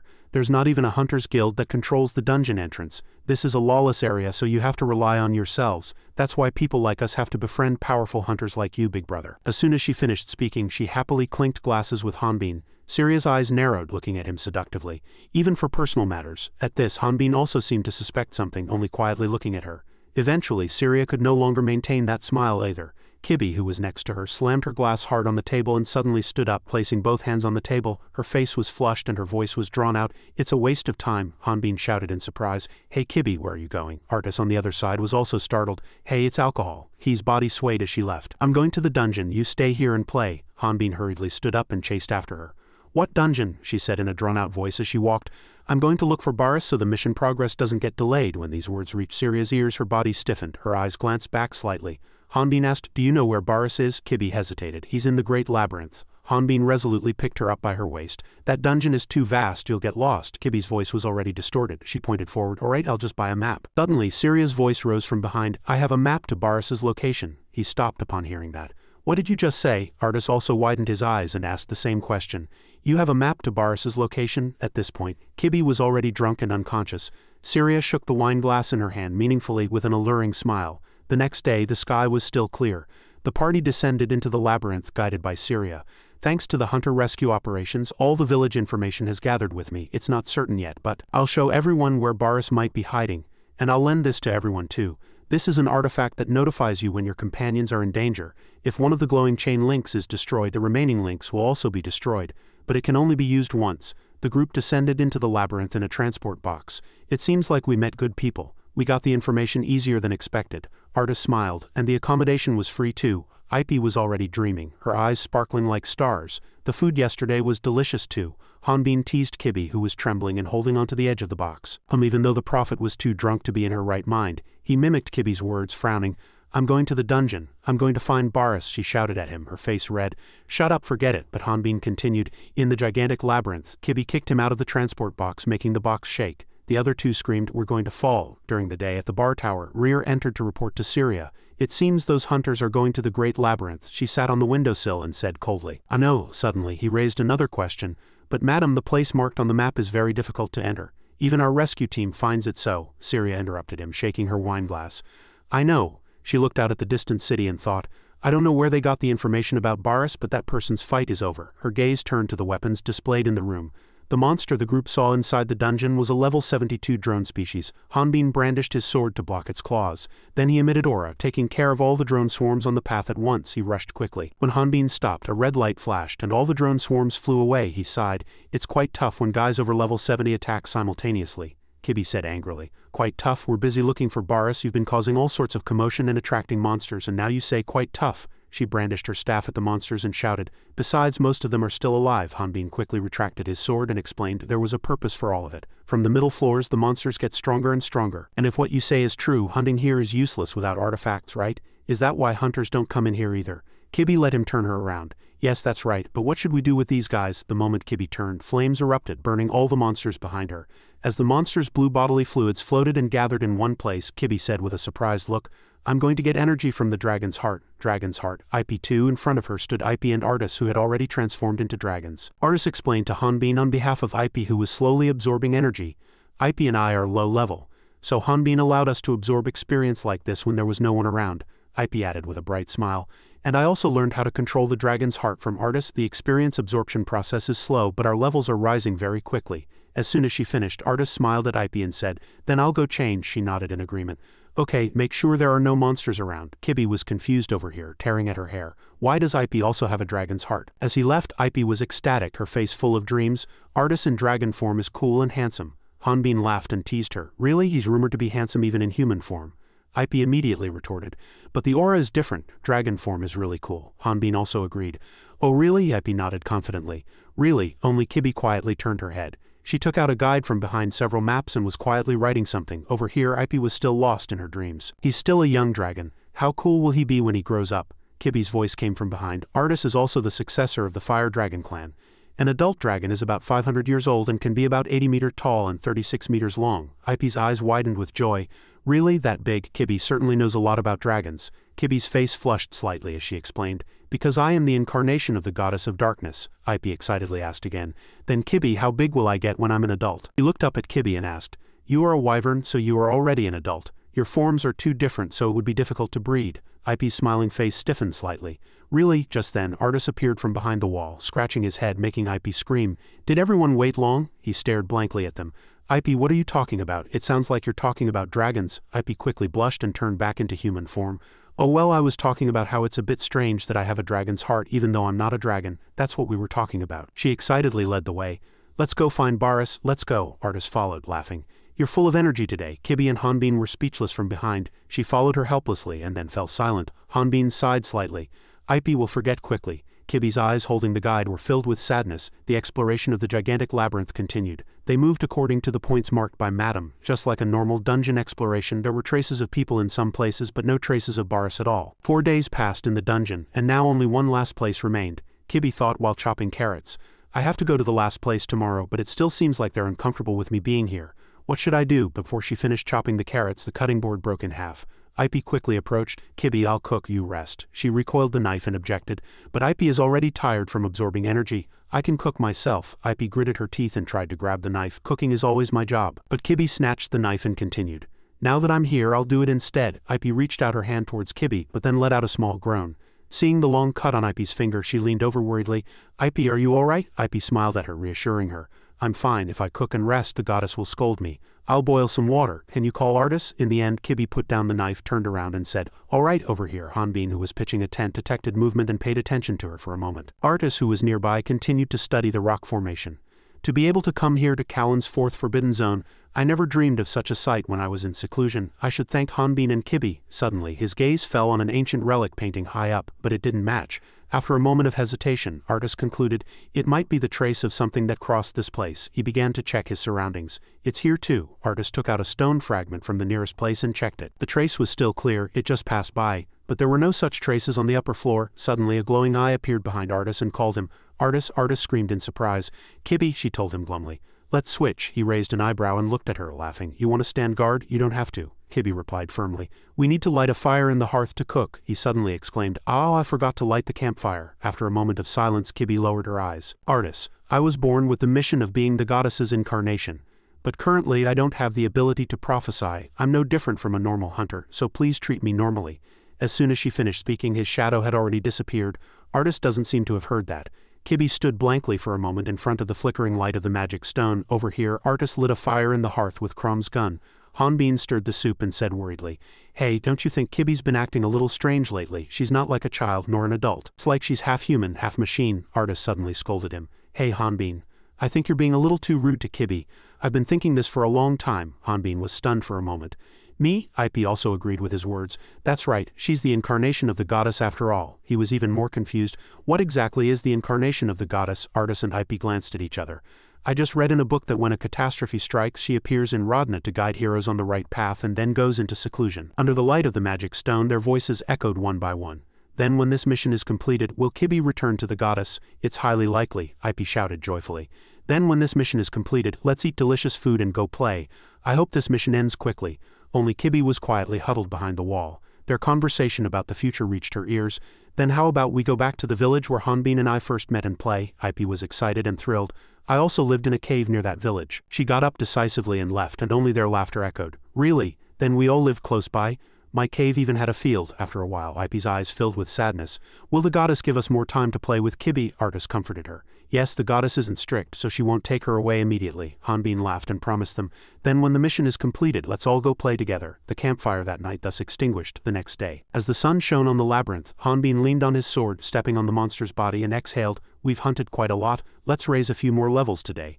Ip still joyfully shouted forward, but over here, Kibby's staff was already embedded in the monster's head. Then she blew off the monster's head. Hanbin quickly stopped her. "What are you doing? I just left it in a dying state." Kibby's eyes shone coldly. "Did you forget? We need to find Boris first." Hanbin looked at her as if he couldn't understand. "Doesn't everyone want to get stronger?" Kibby brushed past him. "It's no use. The average level of monsters here is 70. It's useless even if two people get a little stronger. It's just a waste of time." Both of them were startled. Ip's eyes widened and she asked in disbelief, "Kibby?" Hanbin chased after her again and asked, "Hey, what are you talking about? You didn't complain about this problem before. Why are you saying it now?" Ip also chose her words carefully and explained, "We're quite weak now, so leveling up here would be a great help in the future, wouldn't it?" Kibby clutched the guide in her hand and after a moment gritted her teeth and said, "Then you can all enjoy yourselves after I'm gone." "While looking for Boris," Hanbin shouted loudly.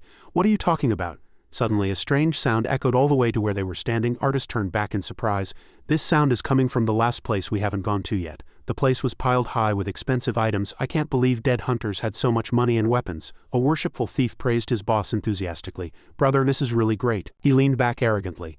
"Thanks to the secret passage I made, we were able to reach the middle floor without encountering any monsters. This is a safe zone and there are no monsters. And no one will be able to find us here." The other two thieves hesitated and said, "But the hunters Madam sent appeared where we took these items." The head thief scoffed. "Madam of the Oasis, she said you have to be at least level 80 to enter here. Do you think there's a hunter that high level in this desert?" A strange sound grew closer and closer to them.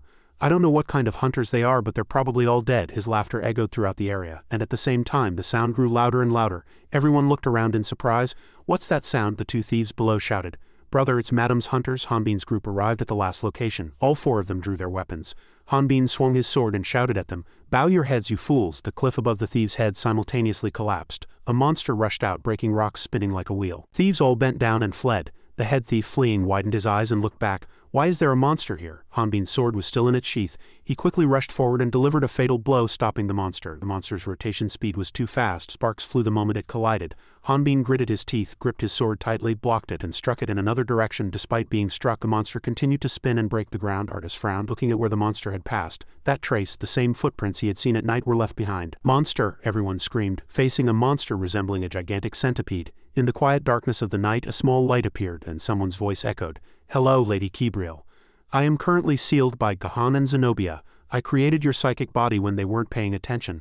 I learned of this through the information you sent me, but I don't have enough physical body to complete the mission. I lack mental strength and my power is insufficient to fully grow you, therefore when your physical body is created." The otherworlder, Ryu Hanbin, had joined his team and was completing the mission. According to current information, Ryu Hanbin's power is suitable for completing the mission, but the influence of dragons and wyverns on the mission is very significant. The voice continued to echo. "It might be possible, or it might not. The probability of it being impossible is very low, but that makes it even more significant."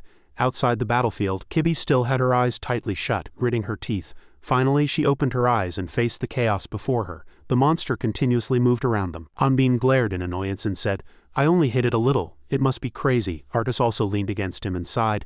The ruins are shaking incessantly. I told you not to use aura, didn't I? Hanbin immediately agreed. I won't. If I accidentally hit a support pillar, we could be buried alive, but without aura I can't reach this guy. Its shell is too hard and it keeps moving, so I can't cut it with my sword, Ki decisively suggested. Let's retreat for now. Our goal is Baris. There's no need to waste time fighting a monster. Besides, there's no need to fight it if even you can't win. Let's leave this place quickly while the monster isn't wary of us. Hanbin suddenly cut her off. Wait, he grinned and said, I'll figure out a way to beat this guy. She frowned slightly. What way? But Hanbin ignored her and called Artis. He understood the intention and loaded his gun. Do we just need to stop it from spinning? But I can't move freely right now. Hanbin turned his gaze towards the distant treasure. We're lucky. There are a lot of swords over there. Ipe scoffed at them and said, So you're telling me to fight after all? This is really big trouble. As soon as she finished speaking, Ipe changed direction and charged. I'll give it a try. Kibi hastily tried to stop her, but it was already too late. Wait, Ipe! Ipe ran, shouting loudly at the monster. Hey, turn this way! She provoked the monster to come towards the treasure. The thieves, hidden behind a large box, poked their heads out and cursed Ipe. It's coming this way. What are you doing, you little brat? Ipe shouted angrily. Who are you calling a little brat? Over here. Ki gritted her teeth nervously. Ipe's level is too low to be a match for this guy. Her feet immediately transformed, but then Artis fired his gun and the bullet flew towards the monster. She stopped, looking at him with suspicious eyes. Artis, Ryu Hanbin's sword couldn't even affect it. So how will your weapon work? Artis continued to aim at his chosen position, firing bullets using the propulsion of fire magic. Of course, the bullet's momentum couldn't penetrate the monster's shell, but the fired bullet was not an ordinary bullet but magic infused with a magic stone. As soon as the bullet hit the monster's rotation center, it began to create a gigantic chunk of ice. The thief's eyes widened and he stammered, Wait, look at that monster. Everyone cheered, seeing the monster's body moving without damaging the ruins. The monster's shell was frozen. It's sliding. As soon as he finished speaking, the monster's body slid straight down, heading directly towards the treasure and the thieves, but still charging this way. The thieves all began to flee desperately, and only Ipe stood on a wooden box. She began to control the swords there, her gaze firm and fearless. The thief, still clutching his head and awaiting death, squinted and watched. The chunk of ice seemed caught in Ipe's elastic net, and everyone marveled at the pulling force of the swords. Ipe gripped the swords tightly and swung both hands simultaneously. Get out of here, away from me! The elastic net bounced back, flinging the monster's body forward. It flew towards Hanbin, Kibi and Artis. She gasped, her eyes wide, and tried to block it in front of them, but the greatsword behind Hanbin had already been swung. He cringed and resigned herself. But his sword split the monster's body in two and disgusting fluid splattered everywhere. In her mind, she recalled what Kibi had coldly said earlier. Kibi just said that the average level of monsters here is 70. It wouldn't make a difference even if two people got a little stronger. Now, she watched the three of them cooperating closely and celebrating their victory, praising each other. Well done. Hanbin raised his head and sighed. Something like that just appeared out of nowhere as expected. We can't let our guard down. Put away your gun. If I could use aura, it would have been over quickly. Ipe also laughed excitedly and said, It's all thanks to me for luring it and shooting accurately. But she suddenly glanced at Kibi and her face stiffened. Lady Kibi, Artis also shouted in surprise. Her body is covered in the monster's fluid right now. Hanbin still smiled nonchalantly and said, Oh sorry. Artis worriedly pulled out the shredded flesh. Lady Kibi, are you all right? Ipe scolded him. You clearly knew Lady Kibi was behind you. How could you cut the monster? Hanbin chuckled a bit apologetically. Who would have known it would jump out this way? Kibi quietly continued. So that's why you answered nonchalantly when I asked you. She ignored him and walked past. Kibi's face now before the thief was filled with horror. Kibi's face now resembled a demon's. Where is Baris? The thief stammered. Who are you talking about? She commanded in a low voice. Quickly tell me the whereabouts of Sword King Baris. The thief was even more flustered. Sword King. Hanbin was rather perplexed. Why is she acting like that? Ipe also said cautiously in a small voice. Brother, you should go ask Lady Kibi what's wrong. Hanbin immediately retorted, Me asking, why don't you guys ask? She explained angrily. We are beings created by the goddess, but you're different. Han looked up at her. It would be 100 times easier than fighting a monster. Wait, Artis, can I borrow the map the lady gave us? Artis was confused. The map over here. The thief was still being held by his neck by Kibi. I really don't know. I want to ask you. Aren't you the people Madam sent to catch us? She frowned slightly. Madam, the Madam of the Oasis sent us to catch you. Hanbin clenched his fist. Seeing that the mark on the map was identical to the one on the thieves' wall, he clutched the paper, filled with rage. That woman. Inside a private room in the city's bar, a man sat before a pile of food and supplies. Sorry for troubling you every time, Syria said softly. Here are the food and medicine you need, seeing you take so much this time. It seems you plan to stay for a long time, the man admitted. That's right. She tilted her head and looked at him. How is the task of training the thieves I entrusted to you coming along? The man was silent for a moment. Syria understood his intention and chuckled. You forgot again. He apologized. I'm sorry. She immediately cut him off. All right, so I asked other hunters to deal with this problem. Loud footsteps echoed from outside the room. She rubbed her temples and frowned. Do you know how much effort I have to put in to clean up this mess you've made? Suddenly, a commotion broke out outside. Wait, "This is Madam's office. No one unrelated to staff can enter," one person's voice startled Syria. "We are people related to her. Get out of the way." She quickly turned and urged him. "Quickly, hide inside the room." At the same time, the room door was pushed open by a gigantic hand. Syria sat alone at her desk, calmly asking, "Has everyone come up already?" Hanbin threw the thief down and said, "There was a shortcut connecting the ruins to the upper floor. This guy guided us." She still pretended not to know anything. "Then did you find the person you were looking for?" Hanbin directly cut her off. "Stop pretending you don't know anymore. The place you marked on the map was these guys' base." At this, Syria opened a pouch of gold coins before them. "1,000,000 is truly dangerous, but the reward I'm paying you is much higher than market price. If anything happens, we can even provide you with a free return service." Hanbin stared blankly at her, babbling, "Fortunately I was here, so you just went in a circle and came back. There's no longer any reason for you to be here, is there?" Everyone immediately turned around, looking warily at the people surrounding them. Hanbin said nothing and decisively held his sword to her throat. Syria still calmly said, "I'm advising you not to do anything useless. If things escalate, you'll be the one to bear the sin." He frowned, thinking she was talking to him. She wasn't afraid when deceiving others, even with a sword at her throat, but now she's scared. Syria lowered her eyes slightly and sighed. "These words aren't for you." Han was slightly surprised. "What?" At the same time, the closet door in the room opened. While he was bewildered, the person had already charged. A gigantic hand gripped Hanbin's head tightly and slammed it against the wall. Then it landed a tremendous punch on Hanbin's face, sending him flying out the window where he fell to the street below. The originally wooden street couldn't bear the weight and broke through all the way to the labyrinth. Hanbin was dragged down, breaking the ruins inside the labyrinth held by the red-haired man. He looked up at the multi-layered floor he had broken through from below. Hanbin got up in bewilderment, leaning on his sword. "My head, is she keeping a bear in her shop?" From amidst the dust, a sturdy foot appeared. The moment that person appeared, Hanbin froze. He looked ahead in surprise, thinking to himself, "Aura? Is that the aura a human can possess?" That person was the one they had always been looking for. "Sword King Baris, level 200 alpha." He squinted, looking up at him, and said, You little thief, you have a sturdy body." Baris said in a low voice to Hanbin, "Who exactly are you? Are you trying to kill Syria?" He hastily straightened up, leaning on his sword. "Wait, we're definitely in an unfair situation. We have no reason to fight you, sir. I am a Bantara warrior. Goddess Philidin." The moment Han said those two words, Baris's eyebrows furrowed and he charged and punched him in the stomach. Hanbin's eyes widened in surprise at the speed. His body was once again sent crashing into a pile of rubble by that punch. Hanbin crossed his arms to block the attack, but his chest still hurt and he coughed several times. Then he shouted at Baris, "Wait, stop, Al." The old man clenched his arm, veins popping. "You call yourself a Bantara warrior? I don't need to hear any more of your nonsense." Baris's eyes flashed. He gripped the log behind him tightly and threw it at Hanbin without hesitation. He shouted, "Hey!" There was no other way. Hanbin had no choice but to block it with his fist. Could this old man have realized that I'm not a real Bantara person?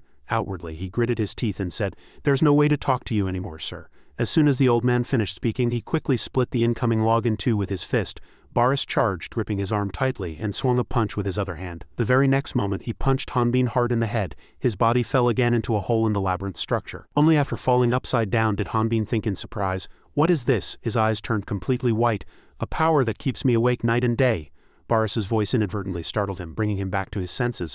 "Thief, get up!" He had already jumped down into the hole. If Hanbin didn't get up, he would be flattened under Baris's foot. Although slightly dizzy, Hanbin flipped his body to dodge. He gritted his teeth, glaring at Baris, and thought, "Does this old man really want to fight me to the death?" Mr. Baris attacks very quickly, but his movements are large, so I can predict the direction of his attacks. Leon H's attacks were harder to predict, making them harder to block. Hanbin's eyes widened as he watched Baris's movements. "But right now, even if I want to find an opportunity to attack, I have to rely solely on defense." His heart completely sank. His fists were like gigantic rocks. Baris continued to attack, and Hanbin could only retreat and block. He didn't hold back his praise. "Truly strong. You really live up to calling yourself a Bantara person, but you're not going to steal just by defending, are you? Quickly draw your weapon." Han shouted at him in disgust. "I clearly told you I'm not a thief." Baris glared at him and scolded, "That's not important. Why aren't you drawing your sword?" At this, Hanbin had already dodged a punch. "I don't know what you're talking about, sir. You're not using a weapon either, are you?" Once he succeeded in a counterattack, Hanbin concentrated all his strength in his right hand.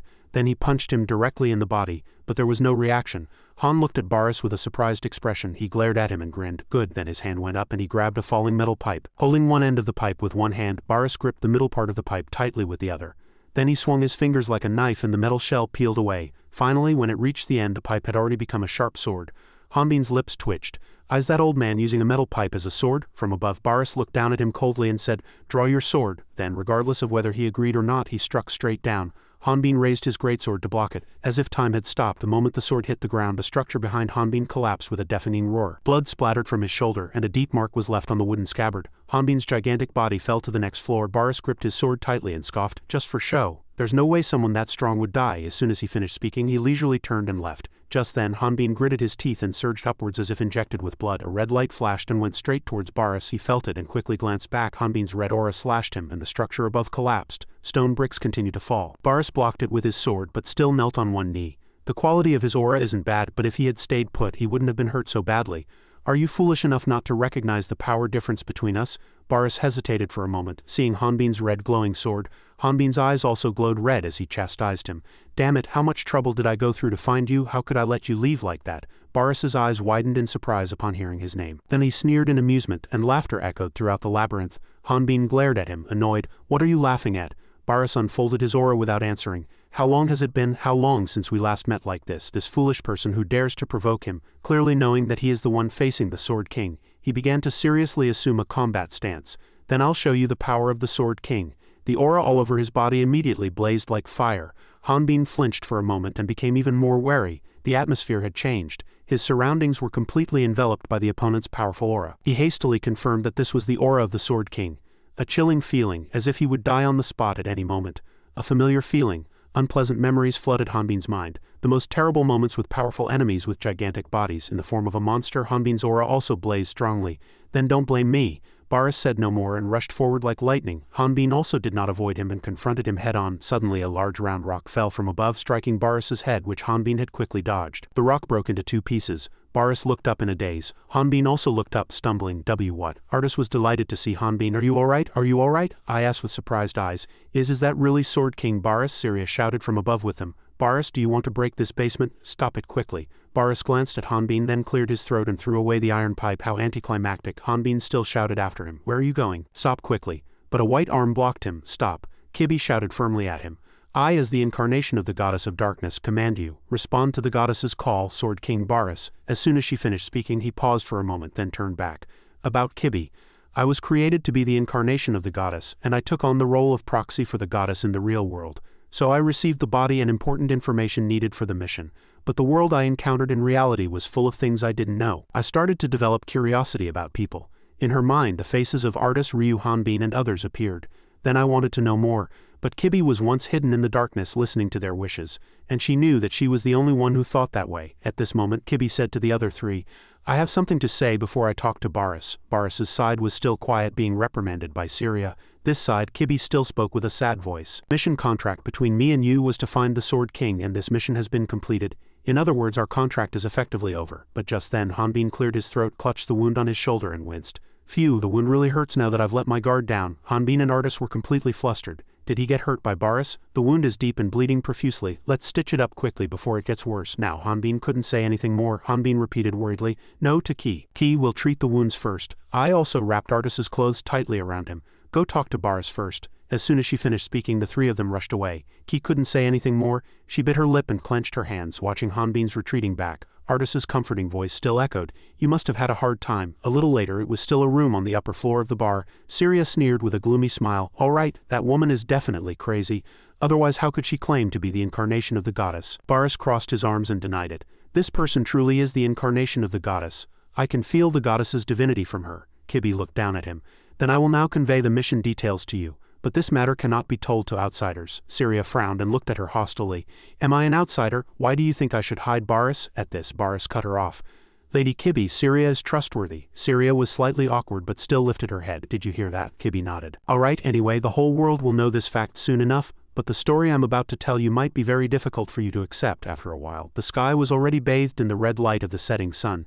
Syria covered her face and said with a trembling voice, disbelieving, Boris's companions are the remaining three of the four great heroes who betrayed the goddess before, and the world is going to end because of them. Impossible. Boris, say something. Boris was calmer than her. If it's Zenobia, it's highly possible. Gahan is unpredictable, and Horion was just used. Kibi looked him straight in the eyes. Lord Boris, for you who enjoys fighting strong opponents, this will be a very good offer. Without them, you could become the strongest person in the world. Boris smiled slightly. So I have a reason to fight, but this isn't a bad ending. As he said that, Syria was momentarily shocked. She leaned down and whispered to Kibi, why does it have to be Boris, even if he's one of the four great heroes? How can he defeat everyone in Radna? The warrior next to you is already strong enough. At these words, her head drooped even lower. She recalled the beautiful sight of the three of them together. Kibi's gaze was evasive. My contract with them was to find Baris. Once the mission is complete, they have the right to return to their original lives. This is also what they desire. I am the incarnation of the goddess. The most important thing for me is to complete the goddess's mission, so I need your strength." As soon as she finished speaking, Ki rose from her chair. "Let's go now. I'll tell you the detailed plan in a moment," but Baris remained seated and said quietly, "I refuse." Kibi paused for a moment. She quickly turned back. You refuse? I told you the seriousness of this matter. Don't you care if Radna is in danger and countless lives are lost? This is the goddess's command." Baris's aura blazed fiercely and Ki stepped back. Baris growled again. "No. I refuse." He took his sword and left. "But don't worry. As long as the Sword King is alive, the world will not end." After the conversation, Syria sank into a chair exhausted. "Even after all this time, I still can't keep up with his thoughts." She suddenly looked down at a tattered piece of paper on the chair. This, Syria picked it up and read the Kalen region's tourist guide. After reading it all, she sighed slightly. As soon as she put away the guide, she heard a knock on the room door. "Come in." Hanbin poked his head in and looked around. "Sorry to bother you." Why isn't she here?" Syria snarled, annoyed. "What are those guards doing anyway?" Hanbin approached and said. "How could they stop me?" She scoffed and sneered. "You should be grateful you've cooled down the room," he complained and retorted. "Baris broke the window. Besides, this was his fault from the start." Syria helplessly explained. "Baris stayed deep in the dungeon to avoid other people's eyes, so I wasn't exactly lying. It's true that I used you, but it's your fault for being tricked." Hanbin glared at her from across the table. "Your thinking is truly unconventional. Anyway, it's fine since we found Baris. So where are Kibi and Baris? Did they already go for a drink?" Syria turned to him in surprise, then sighed. "It seems I didn't say anything," Hanbin asked in a daze. "What?" She took out a guide from the closet. "I really dislike you Bantara men. I don't have the right to interfere in this, but you should go find her. This place is very dangerous." In the middle of the night, footsteps echoed like ghosts moving quickly. Ip asked worriedly from behind, "Does Lady Kibi want to leave us?" "Why suddenly?" Hanbin quickly ran ahead and said, "I don't know. Let her tell me what's going on herself." She guessed worriedly. "Perhaps Lord Baris refused," Artis agreed from the side. "She must be heartbroken. Let's hurry and find her." Hanbin took out the guide and said to those behind him, "I'll go to the spot marked on the map. You guys search the surroundings." Artis replied, "Understood." And as soon as he finished speaking, the three of them scattered in three directions and ran. From where they were searching, slender legs approached the edge of a large hole. Ki's eyes were filled with sadness. "The mission has failed. There's no other way." She slowly walked to the edge of the hole. Outside, Artis ran to the oasis vertical cave. "Is she here?" "This is the largest ancient cave in Kalen, connected to the deepest dungeon of Kalen, and its depth is unknown." He crouched down, gathered strength, and hastily landed in the depression. After jumping over the stairs surrounding the center, Hanbin exhaled. "Found her." But suddenly his eyes widened in surprise. Kibi flung herself off the edge of the hole and jumped down without another moment's hesitation. Hanbin shot down like a bullet, shouting her name. "Kibi!" He threw the pack on his back to fall faster. Ki heard the call and turned back in surprise. Hanbin landed straight on the edge of the cave and dust shattered. He coughed amidst the flying dust and questioned her. "Hey Kibi, what are you doing?" His voice gradually grew softer. He saw Kibi, who had been pulled up by him, buried face down in the ground. He asked, slightly uneasy, "Kibi, are you all right?" She, who had been motionless, suddenly jumped up, and Hanbin shouted in surprise. It wasn't intentional, but unlike her fierce appearance, her dark eyes were filled with tears when she turned back. "Ryu Hanbin," he approached worriedly. "Kibi, you're bleeding from your nose." After a while, when the light from above became less dazzling, Hanbin repeated, "You're saying that, contrary to the goddess's prediction, Baris refused the mission? But Lady Kibril is currently sealed, so you can't convey this through prayer, but you want to inform Lady Kibril about this. So the only way you can do that is to commit suicide and return to the goddess?" Kibi crouched next to him. "Yes." Hanbin helplessly closed his eyes. He chastised her angrily. "Are you crazy? How can you be so reckless?" Kibi, still with pink bloodstains on her nose, explained gloomily. "From a human perspective, it might be incomprehensible, but I am an anomalous existence that should not exist, and I must naturally return to my original place." He fell silent upon hearing that, then stood up. "Are you mocking me? If so, I should have committed suicide long ago. If we can't persuade him, we'll defeat him." Seeing Hanbin cracking his knuckles, Kibi grabbed the hem of his clothes. She stared with wide eyes and objected. "What are you talking about? You should also clearly know. If Baris fights seriously, you are no match for him." Under the night sky, Hanbin's eyes were barely visible. "Then what do you want me to do? Who will save Radna if you disappear?" Kibi gritted her teeth and turned her face away.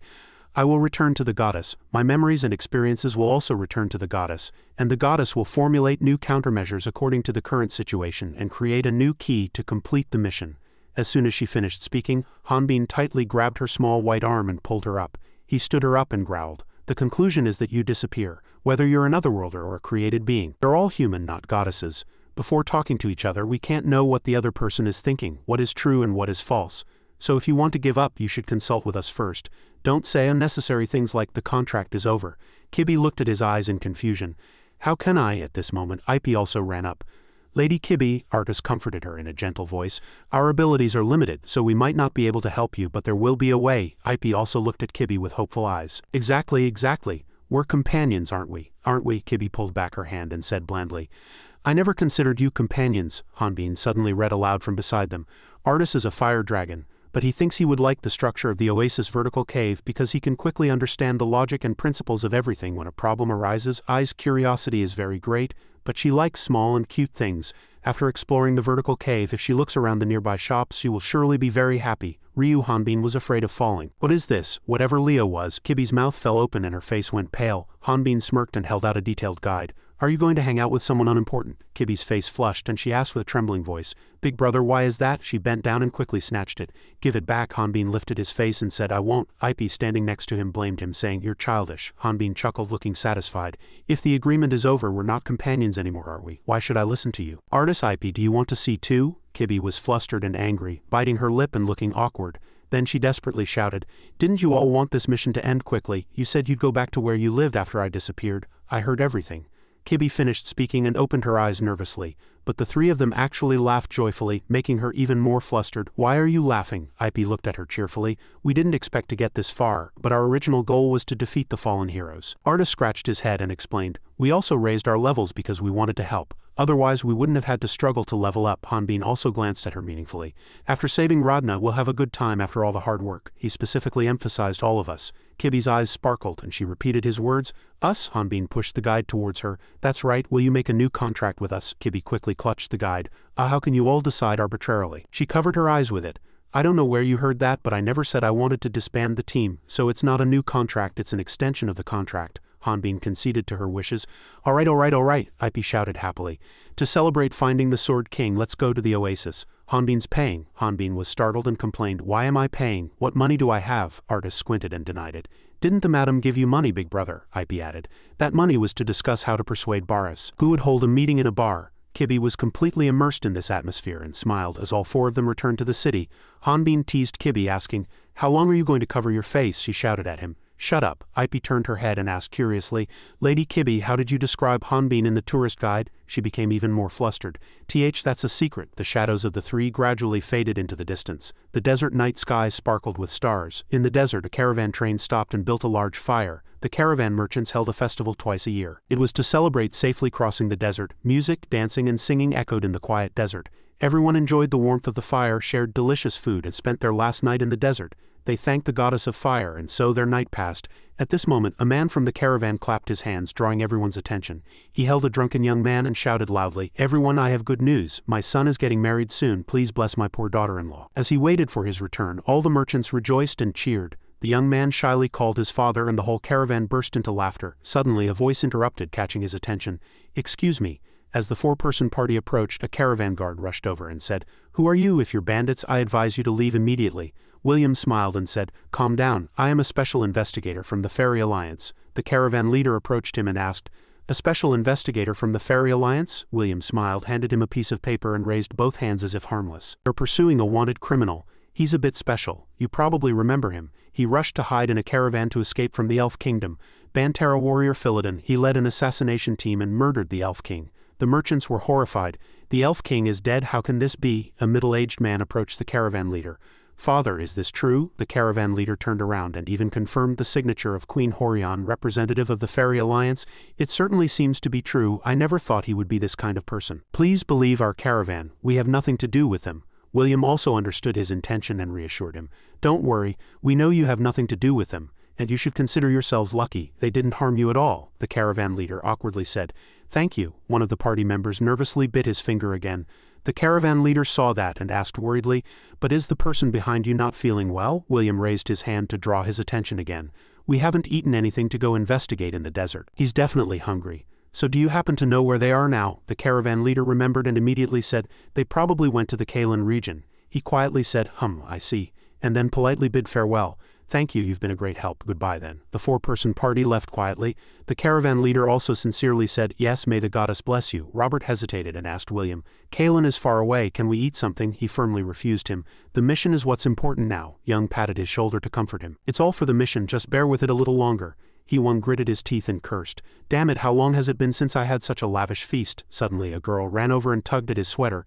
The girl handed him a bowl of soup and said, Sirs, are you hungry? Have this. Leon turned around and squinted at the girl. Then he reached out and took the soup, revealing a tattoo on his hand. He smiled cheerfully at the girl and said, "Thank you for the meal." The woman called Roy. The girl then happily ran to her mother. "Mom, wasn't I good?" The girl's mother frowned slightly. "You were good, but it's dangerous." "What's that on your hand?" On the girl's right hand was a tattoo that looked like a tree root. A moment later the girl collapsed and she was horrified. Roy, what's wrong, Roy?" The party all approached. "What's wrong?" Runa's child suddenly started foaming at the mouth and eventually someone found her. She wasn't breathing. Roy Don-D gritted his teeth in despair and said, "Hee-wong." He shrugged and said, "Sorry, I couldn't resist," he pointed out, slightly displeased. "Hee-wong, didn't Richard tell us to hide our identities and find the target?" Leon deliberately retorted. "HMPH, why should we listen to that traitor? Why did he give us a search mission at night?" Robert also began to use magic.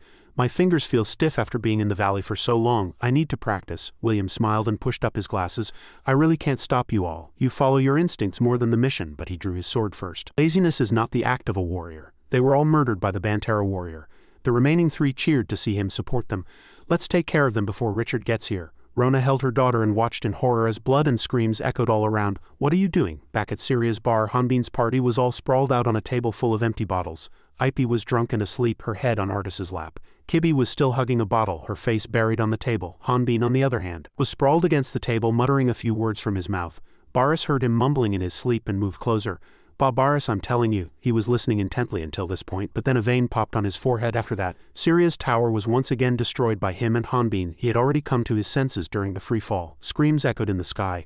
Hanbin's speed was quite fast, heading straight for his destination. Upon landing, Baris also flew there. Hanbin hastily got up. He looked around and said blankly, "Here, is this a vertical cave?" Baris, who was behind him, unpacked a bag as large as a boulder and threw it on Hanbin's back. He leisurely shouted at the man who was lowering a rope into the cave. "Baris, what are you doing?" The rope instantly extended into the black hole below. He demanded curtly, "Let's go." Hanbin shouted in confusion. "Where?" At this moment, Kibby and Artis's party also ran over and called Hanbin. She gritted her teeth and reproached Baris. "Baris, what are you doing?" Syria sat on the stairs and glanced at Kibby. "Chaos? Chaos is what you did in my bar yesterday. You were drunk, screaming and crying, making the customers at the next table demand compensation from me." Kibby mumbled drunkenly. "An incarnation like me is useless. I should just die." Syria gritted her teeth and said, "You even forced drinks on people who were trying to stop you from drinking, and you sang and made a fuss as if you had rented the entire bar. My business was ruined last night thanks to you all." Kibby awkwardly rubbed her forehead. "I don't remember anything." Syria shouted angrily. "Who are you fooling?" Artis awkwardly asked her. "So you told Hanbin to go into the dungeon and earn money?" Ipy exclaimed in surprise. "Is this what they call human trafficking, which I've only heard rumors about?" Syria glanced at her and scoffed. "Do you think I would do such a despicable thing?" Then she reluctantly explained. Baris was going to accept the goddess's mission. Hanbin next to him was startled. "What?" Kibby also opened her eyes wide in surprise. "Really? But yesterday he..." At this moment Baris squinted and began to explain. "I cannot accept the mission yet. I have one thing to do. I have to close the great labyrinth of Kalen. You will be my porter." Hanbin quietly said all right, and understood. "So you're asking me to help," but after hearing the last words he twitched his lips in surprise. "You mean we have to go close the dungeon now?" He immediately replied, "No." Kibby quickly tied more ropes around her body. "In that case we'll go too." Ipy also followed her and tied ropes around her body. Baris glanced at her. "I don't think you can help at all." Ipy pouted slightly and said, "That may be true, but we might be able to help." Kibby stared straight at him and said firmly, "I believe in the possibility the goddess spoke of. They are also assistants entrusted with a mission by the goddess, just like you." Baris's lips curved slightly upwards. Syria quickly pulled out scissors and cut the ropes binding the three of them. "All right, thank you for your statement, but you should give up. The Great Labyrinth of Kalen isn't called one of the 4 Great Labyrinths for nothing. Countless hunter guilds have entered Kalen to close it, but all have failed. Even neighboring country armies were mobilized, but soon after, that neighboring country was destroyed. Because most of the elite soldiers entered the monster's mouth. Sacred beast Krushamug, that monster is the one guarding the final floor of the Great Labyrinth of Kalen. Baris had fought her several times, but for 15 years they had not determined a winner." Baris also continued her words. "You are a Bantera warrior, so you might be able to hold out for a while, but you all will only be in the way. If you can't kill the sacred beast, you can't close the dungeon." Artis was startled and blank. "A monster that even the Sword King can't defeat," Ipy hastily objected. "But there's no evidence. You can't prove that this time will be successful." Syria turned her head. "I can't stop him. Who can change his personality? He just does whatever he wants." Hanbin, who had completely understood the situation, shouldered his travel bag. "Then there's no way. It seems faster to close the dungeon than to persuade this stubborn old man. Baris will be busy after accepting the goddess's mission. You all stay here and rest." He merely left those words. Ipy and Artis were both disappointed. "Ben, I'm sorry." Kibby said nothing and did not offer to follow, but instead firmly clutched her long hair and cut it. She held it out and advised, "Take this just in case. It has divinity, so it will be useful." Hanbin was surprised and took it. "Oh, thank you." While he was receiving the clump of hair, Kibby leaned down. She brought her face close to Hanbin's cheek. At this action, Ip and Artis both opened their eyes wide, their mouths agape and their faces flushed. She whispered softly in his ear, "Don't let your guard down. Baris is the hero who destroyed the Great Earthling Association. Everyone there was from another world." Hanbin turned his head slightly and nodded. "All right." After that, Baris went down the rope first and Hanbin followed him. Before going down, he smiled and waved at them. The three of them all smiled and said goodbye to Hanbin. Only Syria still had her head turned away. After a moment she was sad. "He's gone." Artis also clenched his fist and lowered his eyes. "Every time I see a scene like this I resent my level." Kibbe smiled, looked up at them and comforted them. "Perhaps this opportunity will be a good one for him. Let's use the elements we found while searching for Baris to level up." He smiled and looked at her. "Lady Kibbe," Ip suddenly perked up. "Then let's train and wait for him." "Oh, Lady Kibbe, you really surprised us just now." Artis laughed and agreed. "I never thought you'd be so aggressive." Suddenly, applause echoed. "All right, bring the bill." Syria smiled darkly. "I don't care how you save the world, just pay your tab. Thanks to your incarnation, I made a lot of money from drinks." Kibbe broke out in a cold sweat and Ip and Artis were terrified when they saw the bill. "It's this much? We don't have that much money." Her face darkened further, and she curled her lips in a sneer before gripping the rope tightly.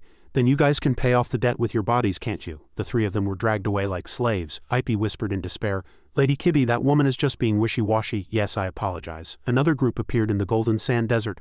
Lucen lay slumped on a beast, his face pale. "Brother, you may have come to the desert, but I'm truly thirsty. I wouldn't mind dying if I just had one bowl of ice snowflakes." Ron hit his body and shouted, "Ice snowflakes? What ice snowflakes? Where would you find that in the desert? Stop talking nonsense." Lucen looked back. "Then at least give me some water, brother," he shouted and refused. "No, I have to conserve my own." Leon H. glanced at them irritably from the front. "Both of you shut up. The two of you arguing is just a waste of water." Lucen still didn't give up hope and muttered, "But if we wander around like this aimlessly, will we be able to find brother?" Lao sighed with boredom. "Finally, you're talking like yourself." Leon H.'s eyes lowered slightly. They arrived at a place where carriages were piled up and flocks of crows filled the sky. The crows were tearing flesh with bloodshot eyes. The three slowly entered the chaos of the carriage procession. Lucen and Lao's eyes widened at the sight of people hanging from the carriage roofs and corpses scattered around. Lucen grumbled with disgust. "Who on earth did this?" Lao hesitated and guessed. "Bandits?" It was then that Leon H. picked up a piece of paper. "If they were bandits, why didn't they take the goods?" The merchants died without a chance to resist. He looked closely at the paper and his brows furrowed even more. "It seems someone got here before us." The paper was Hanbin's wanted poster. Crows flew away carrying scraps of cloth and food was scattered on the ground. Passers-by were horrified at the sight of the hanging corpses. Lucen couldn't bear to look at the scene. "Who on earth did this?" Lao asked suspiciously. "Bandits." A person bent down and picked up a piece of paper. "If they were bandits, why didn't they take the goods?" "The merchants died without a chance to resist." Leon H. frowned. "It seems someone was one step ahead of us." The paper was Hanbin's portrait. "The wanted poster hasn't been issued yet. Is this related to the fake goddess?" Suddenly a young girl ran over and stabbed Lao. He cried out, "R!" Lucen was also startled and called Lao. Leon H. quickly ran over and stopped her. He tried to overpower the girl. Lucen stopped him. "Wait, this person isn't dead yet." Leon H. didn't do anything to her. He calmly said, "We are members of the Shadow Order. What on earth happened here?" The girl trembled. "Order members," Leon H. offered. "I'll heal you." The girl looked back. Wait. I'm fine," she pleaded. "Please save my baby." There was an unconscious baby there. "The baby was infected with something a day ago." "I bet my poison is stronger than your healing magic," one of them joked cheerfully. "That's not even your hand in the first place." Robert also chimed in. "We'll see how long the baby can last, heh." The woman screamed, "No," she pleaded with him. "Please stop." Just then another person appeared behind her. "Stay still." William raised his sword. "Only two left now. If you satisfy my lovely sword, I'll spare your child," he shouted. "Coo." But his sword fell backward. William was horrified. Richard approached him. "William Little, your mission was reconnaissance and you were supposed to return to the team immediately after completing it," Richard asked unpleasantly. "What on earth are you doing?" Robert reattached William's arm. "I'll heal you, so don't move." William suppressed his anger and became agitated. "You traitor, you're stopping me from killing Rodna people again." Richard Sarin cheerfully poked his head out. "Brothers, you were playing by yourselves when we were gone. How heartless. If Richard hadn't stepped in, he would have blown your head off." A loud noise occurred. Bella said with little interest, "We don't have time to waste on such useless arguments. It's enough that we got a clue that they went to Kalen." She glanced casually. "Richard, I'll leave the cleanup to you. It would be good for you to know who you are." Richard watched them leave, then glanced to the side. The woman was looking at Richard with hate-filled eyes. Richard lowered his hat. Eventually, the woman died. She couldn't endure it. May the goddess of darkness watch over her. Rin asked the Fairy Alliance's special investigator why he did this, why he kept her alive. Lucen said with a bitter expression, "How is leaving her in the desert with her injuries any different from killing her? They are devils. How else could they do such a thing?" Leon H. also stepped forward. "They are Omphalus's devils, and they are people from another world." Lao was surprised. "The Fairy Alliance's special investigators are people from another world?" Leon H. replied. "You can tell by looking at the scene. Besides, past memories come to mind. I can never forget 15 years ago.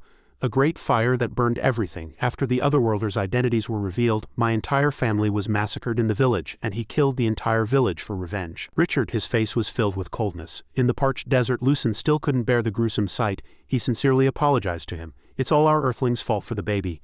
I will definitely find them. Leon H. walked ahead and said, Kong Lucen, I want to advise you not to follow your emotions. Lucen didn't hear.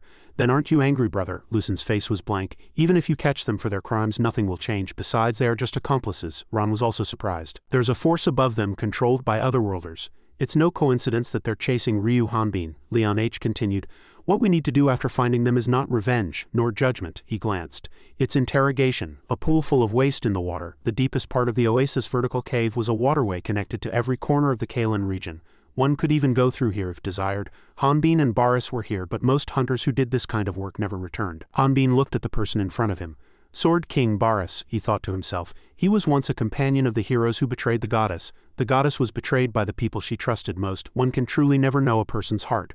Hanbin constantly thought, he must have noticed that I'm not a Bantara warrior. My identity as an otherworlder hasn't been exposed yet, but can I trust him? Baris reminded him. Kid, be careful. He turned the door. If I think you're useless, I'll throw you out immediately. Hanbin looked inside. He stammered. What is this? Hanbin asked again. Is this a door cover? Baris answered.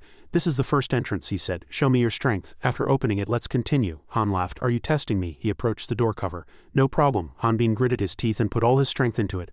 My shoulder wound opened again. Hanbin was flustered and blocked it again. Baris cursed him. Useless fellow, you only have a small wound and it hasn't even healed yet. You did this yourself, didn't you? Baris drew his sword. He held his sword and said, Look at this. Hanbin asked fearfully. Oh, what are you going to do? Baris again drew his sword across his palm. Your enemy won't wait for you to recover. Hanbin asked perfunctorily. So, Baris caught a nearby spider. Behind the spider was a long spider web. The spider web was very thin and tough. Baris wrapped it around his wound. It's elastic. He clenched his fist. This way the wound won't open. Hanbin was surprised. Wow, he looked at his hand, but blue veins popped out on Baris's hand looking like poison. Poison state, spider venom. Baris's face was fierce. Now Baris's hand had no wound. Wow, the poison wound is also gone. Baris circulated aura to control his muscles, thereby regulating the speed of blood flow in his body. The poisoning was unexpected, but it awakened his survival instinct. His recovery power had become this fast. Hanbin asked in surprise, How did you do that? But Baris didn't know this fact. He thought, It's because I'm strong. The two spiders were saying something to each other. Hanbin lowered his face. Not at all, Baris said. Strange, there's no time. Take out the medicine from your pocket and use it. Just then another person appeared. Hanbin turned his shoulder. I'll try again. He looked at the inscription on the rock. The sign translated to do not force open. Open with strength, strength. Just then a person ran over. Help us, my companions are over there. Han was slightly surprised. Are you one of the twin soul mages from Martin's team? Elza also recognized him. Lord Philodon. Electricity surged out. They were connected to the rocks. Some rocks floated in the air and there were still people below. Paul Hell held up his shield and protected them. Martin, don't move recklessly. Come here quickly. She tried to stop him. That monster is not something we can deal with. Elle continued to worry. It seems the monster won't attack us as long as we don't approach it. Martin stubbornly refused to listen. You two go first. If I run away, I'll never be able to get stronger. The past came to mind. Martin shouted, I must become stronger than the otherworlders. Elza looked upwards. Rocks broke the shield. Martin worriedly called Elza. Fell. Just then other rocks flew towards him and blood splattered. The cave entrance was blocked. Fell cursed angrily. That fool. Elle was also surprised. What should we do? Martin screamed. Suddenly a voice came from somewhere. Useless fellow, you can't even endure such a small wound. You did this yourself, didn't you? Elle and Paul looked back. This voice was Martin hitting a rock with his belly. Electricity bound him to the wall. Release me. The electric attack never stopped. Martin gritted his teeth and complained inwardly, damn it, if only I had aura. More and more rocks fell. If only I had aura. The rocks next to the cave entrance also gradually crumbled. Arrows were fired and another force was added, making the situation even more chaotic. Arrows pierced the monster and embedded themselves in the wall. Then I guess I don't need to ask that person's name. The first thing that appeared was hair. Lion-like appearance and hair dyed red by aura. Any warrior could feel the difference in the weight of aura. Baris was the one who shot the arrow. The protagonist of the stories known to all Yana residents and a living legend, Sword King Baris. Han also held the hilt of his sword. He released his hand and turned his gaze. Martin knelt and said, You saved me, but what I'm about to say might sound ridiculous. I want to become strong. He bowed his head. Sword King Baris, please teach me aura. Baris firmly refused. No, aura is not something you can learn just because you want to, he said. Everyone who mastered aura was lucky to survive. If your goal is to get stronger, there are actually many other ways. Martin shouted. But, Paul Hell immediately persuaded him. Martin, I know you're impatient, but the important thing now is to get treated first. If you suddenly say that, the Sword King will be in an awkward position. Hanbin also stepped forward at this time. We didn't come here to play. Besides, this dungeon is not a place for you. Hanbin glanced at them. You'll just end up dying here trying to learn aura. Martin gripped his knees tightly with both hands. You wouldn't know as a Bantara warrior how weak and suffering ordinary people are. Brad's image came to mind. Brother is really strong and Brad respects brother. We promised we would definitely become as strong as brother and close the 4 great forbidden zones. Hanbin was silent, but he eventually died. Because he was too weak, Martin shouted he definitely could have gotten stronger. If there had been someone to stop those damned otherworlders. Martin was dragged forward. Hanbin's face looked pained. I know everything, but I've already taken revenge, isn't that enough? What more do you want? A hand gripped Martin's neck. He fainted. Kid, before you fight, you should assess the opponent's situation. He pointed to the bag. I've knocked him out, so quickly treat him, give him medicine and hand over the bag. Paul Hell bowed deeply and sincerely apologized. Hanbin's expression looked very apologetic. He wasn't always so rude, but he seems to have lost a long-time companion. Thank you for the medicine, but we can't properly treat him in this dungeon. Hanbin carried Martin on his shoulder and said to Baris, Lord Baris, I'll take them to the surface. El refused. Oh, we can't trouble you that much. But Hanbin ignored her and walked ahead. You staying here will only make things harder for us. Lord Baris and I need to keep going down. Anyway, that door can only be opened by force. The monster's force from earlier is enough. Paul Hell glanced at Hanbin gripping the door with force. Paul Hell asked the two if they had translated the ancient script. Hanbin suddenly paused. It didn't seem to be Bantara script. Baris frowned. Hanbin fearfully looked back. Kid, don't follow me. The door was pushed open. Hanbin looked outside to see a swarm of monsters. He announced, This way is blocked by monsters. Elsa worried, What should we do? The monsters outside were also climbing up. We are surrounded. The handle to open the door was broken. Did they follow the smell of blood? If it were just me and Baris we could break through, but I can't guarantee these people's safety. Rocks were lifted and Baris opened the door cover with one hand. Let's go down. Baris carried Elsa and Fel on his shoulders. If we stay here we'll have no choice but to fight the endlessly surging monsters. Fel was startled. Elsa was also flustered.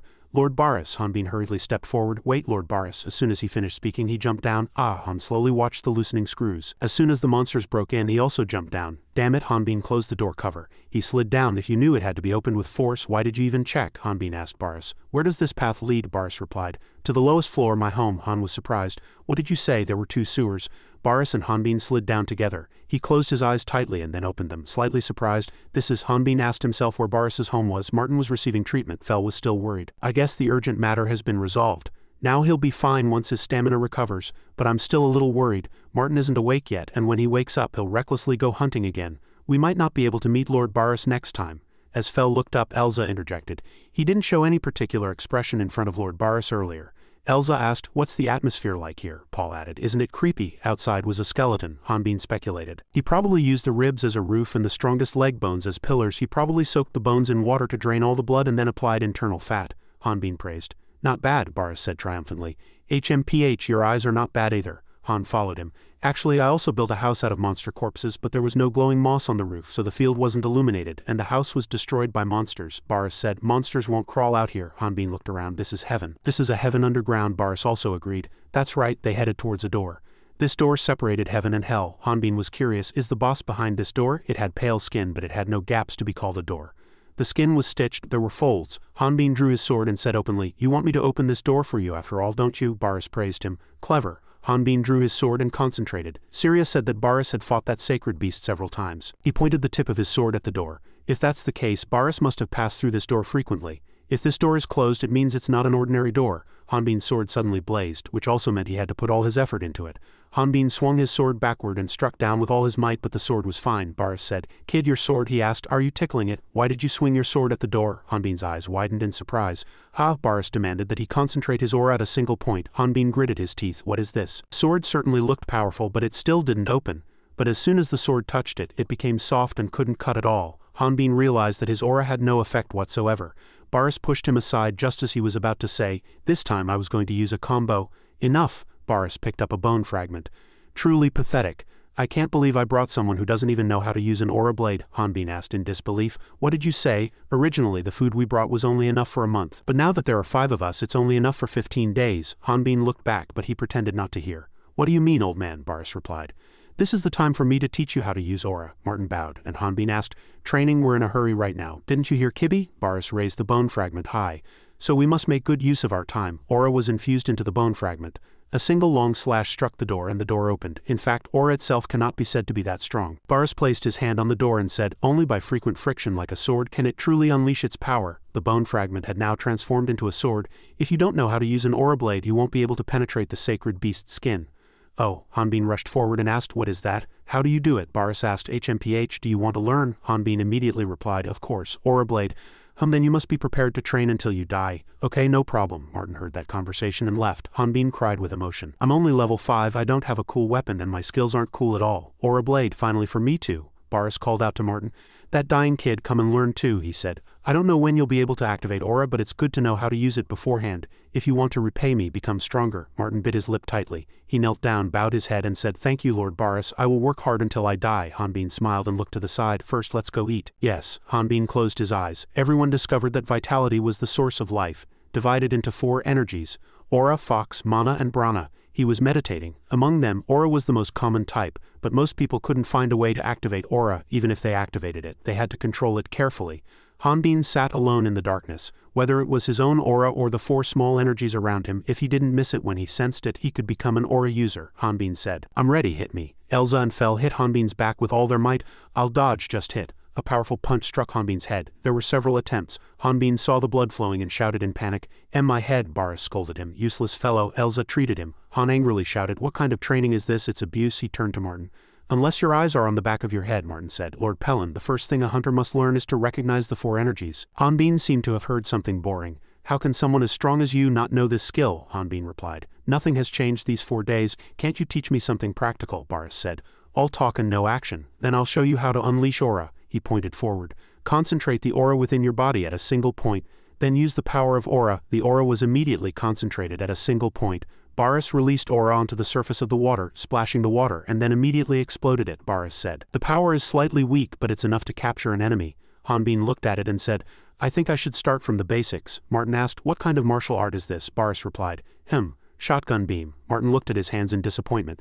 But I haven't activated aura yet. I can't do training that requires aura, Boris demanded of Hanbin. Kid, give that dying kid some aura, he asked. What should I do? Boris guided him.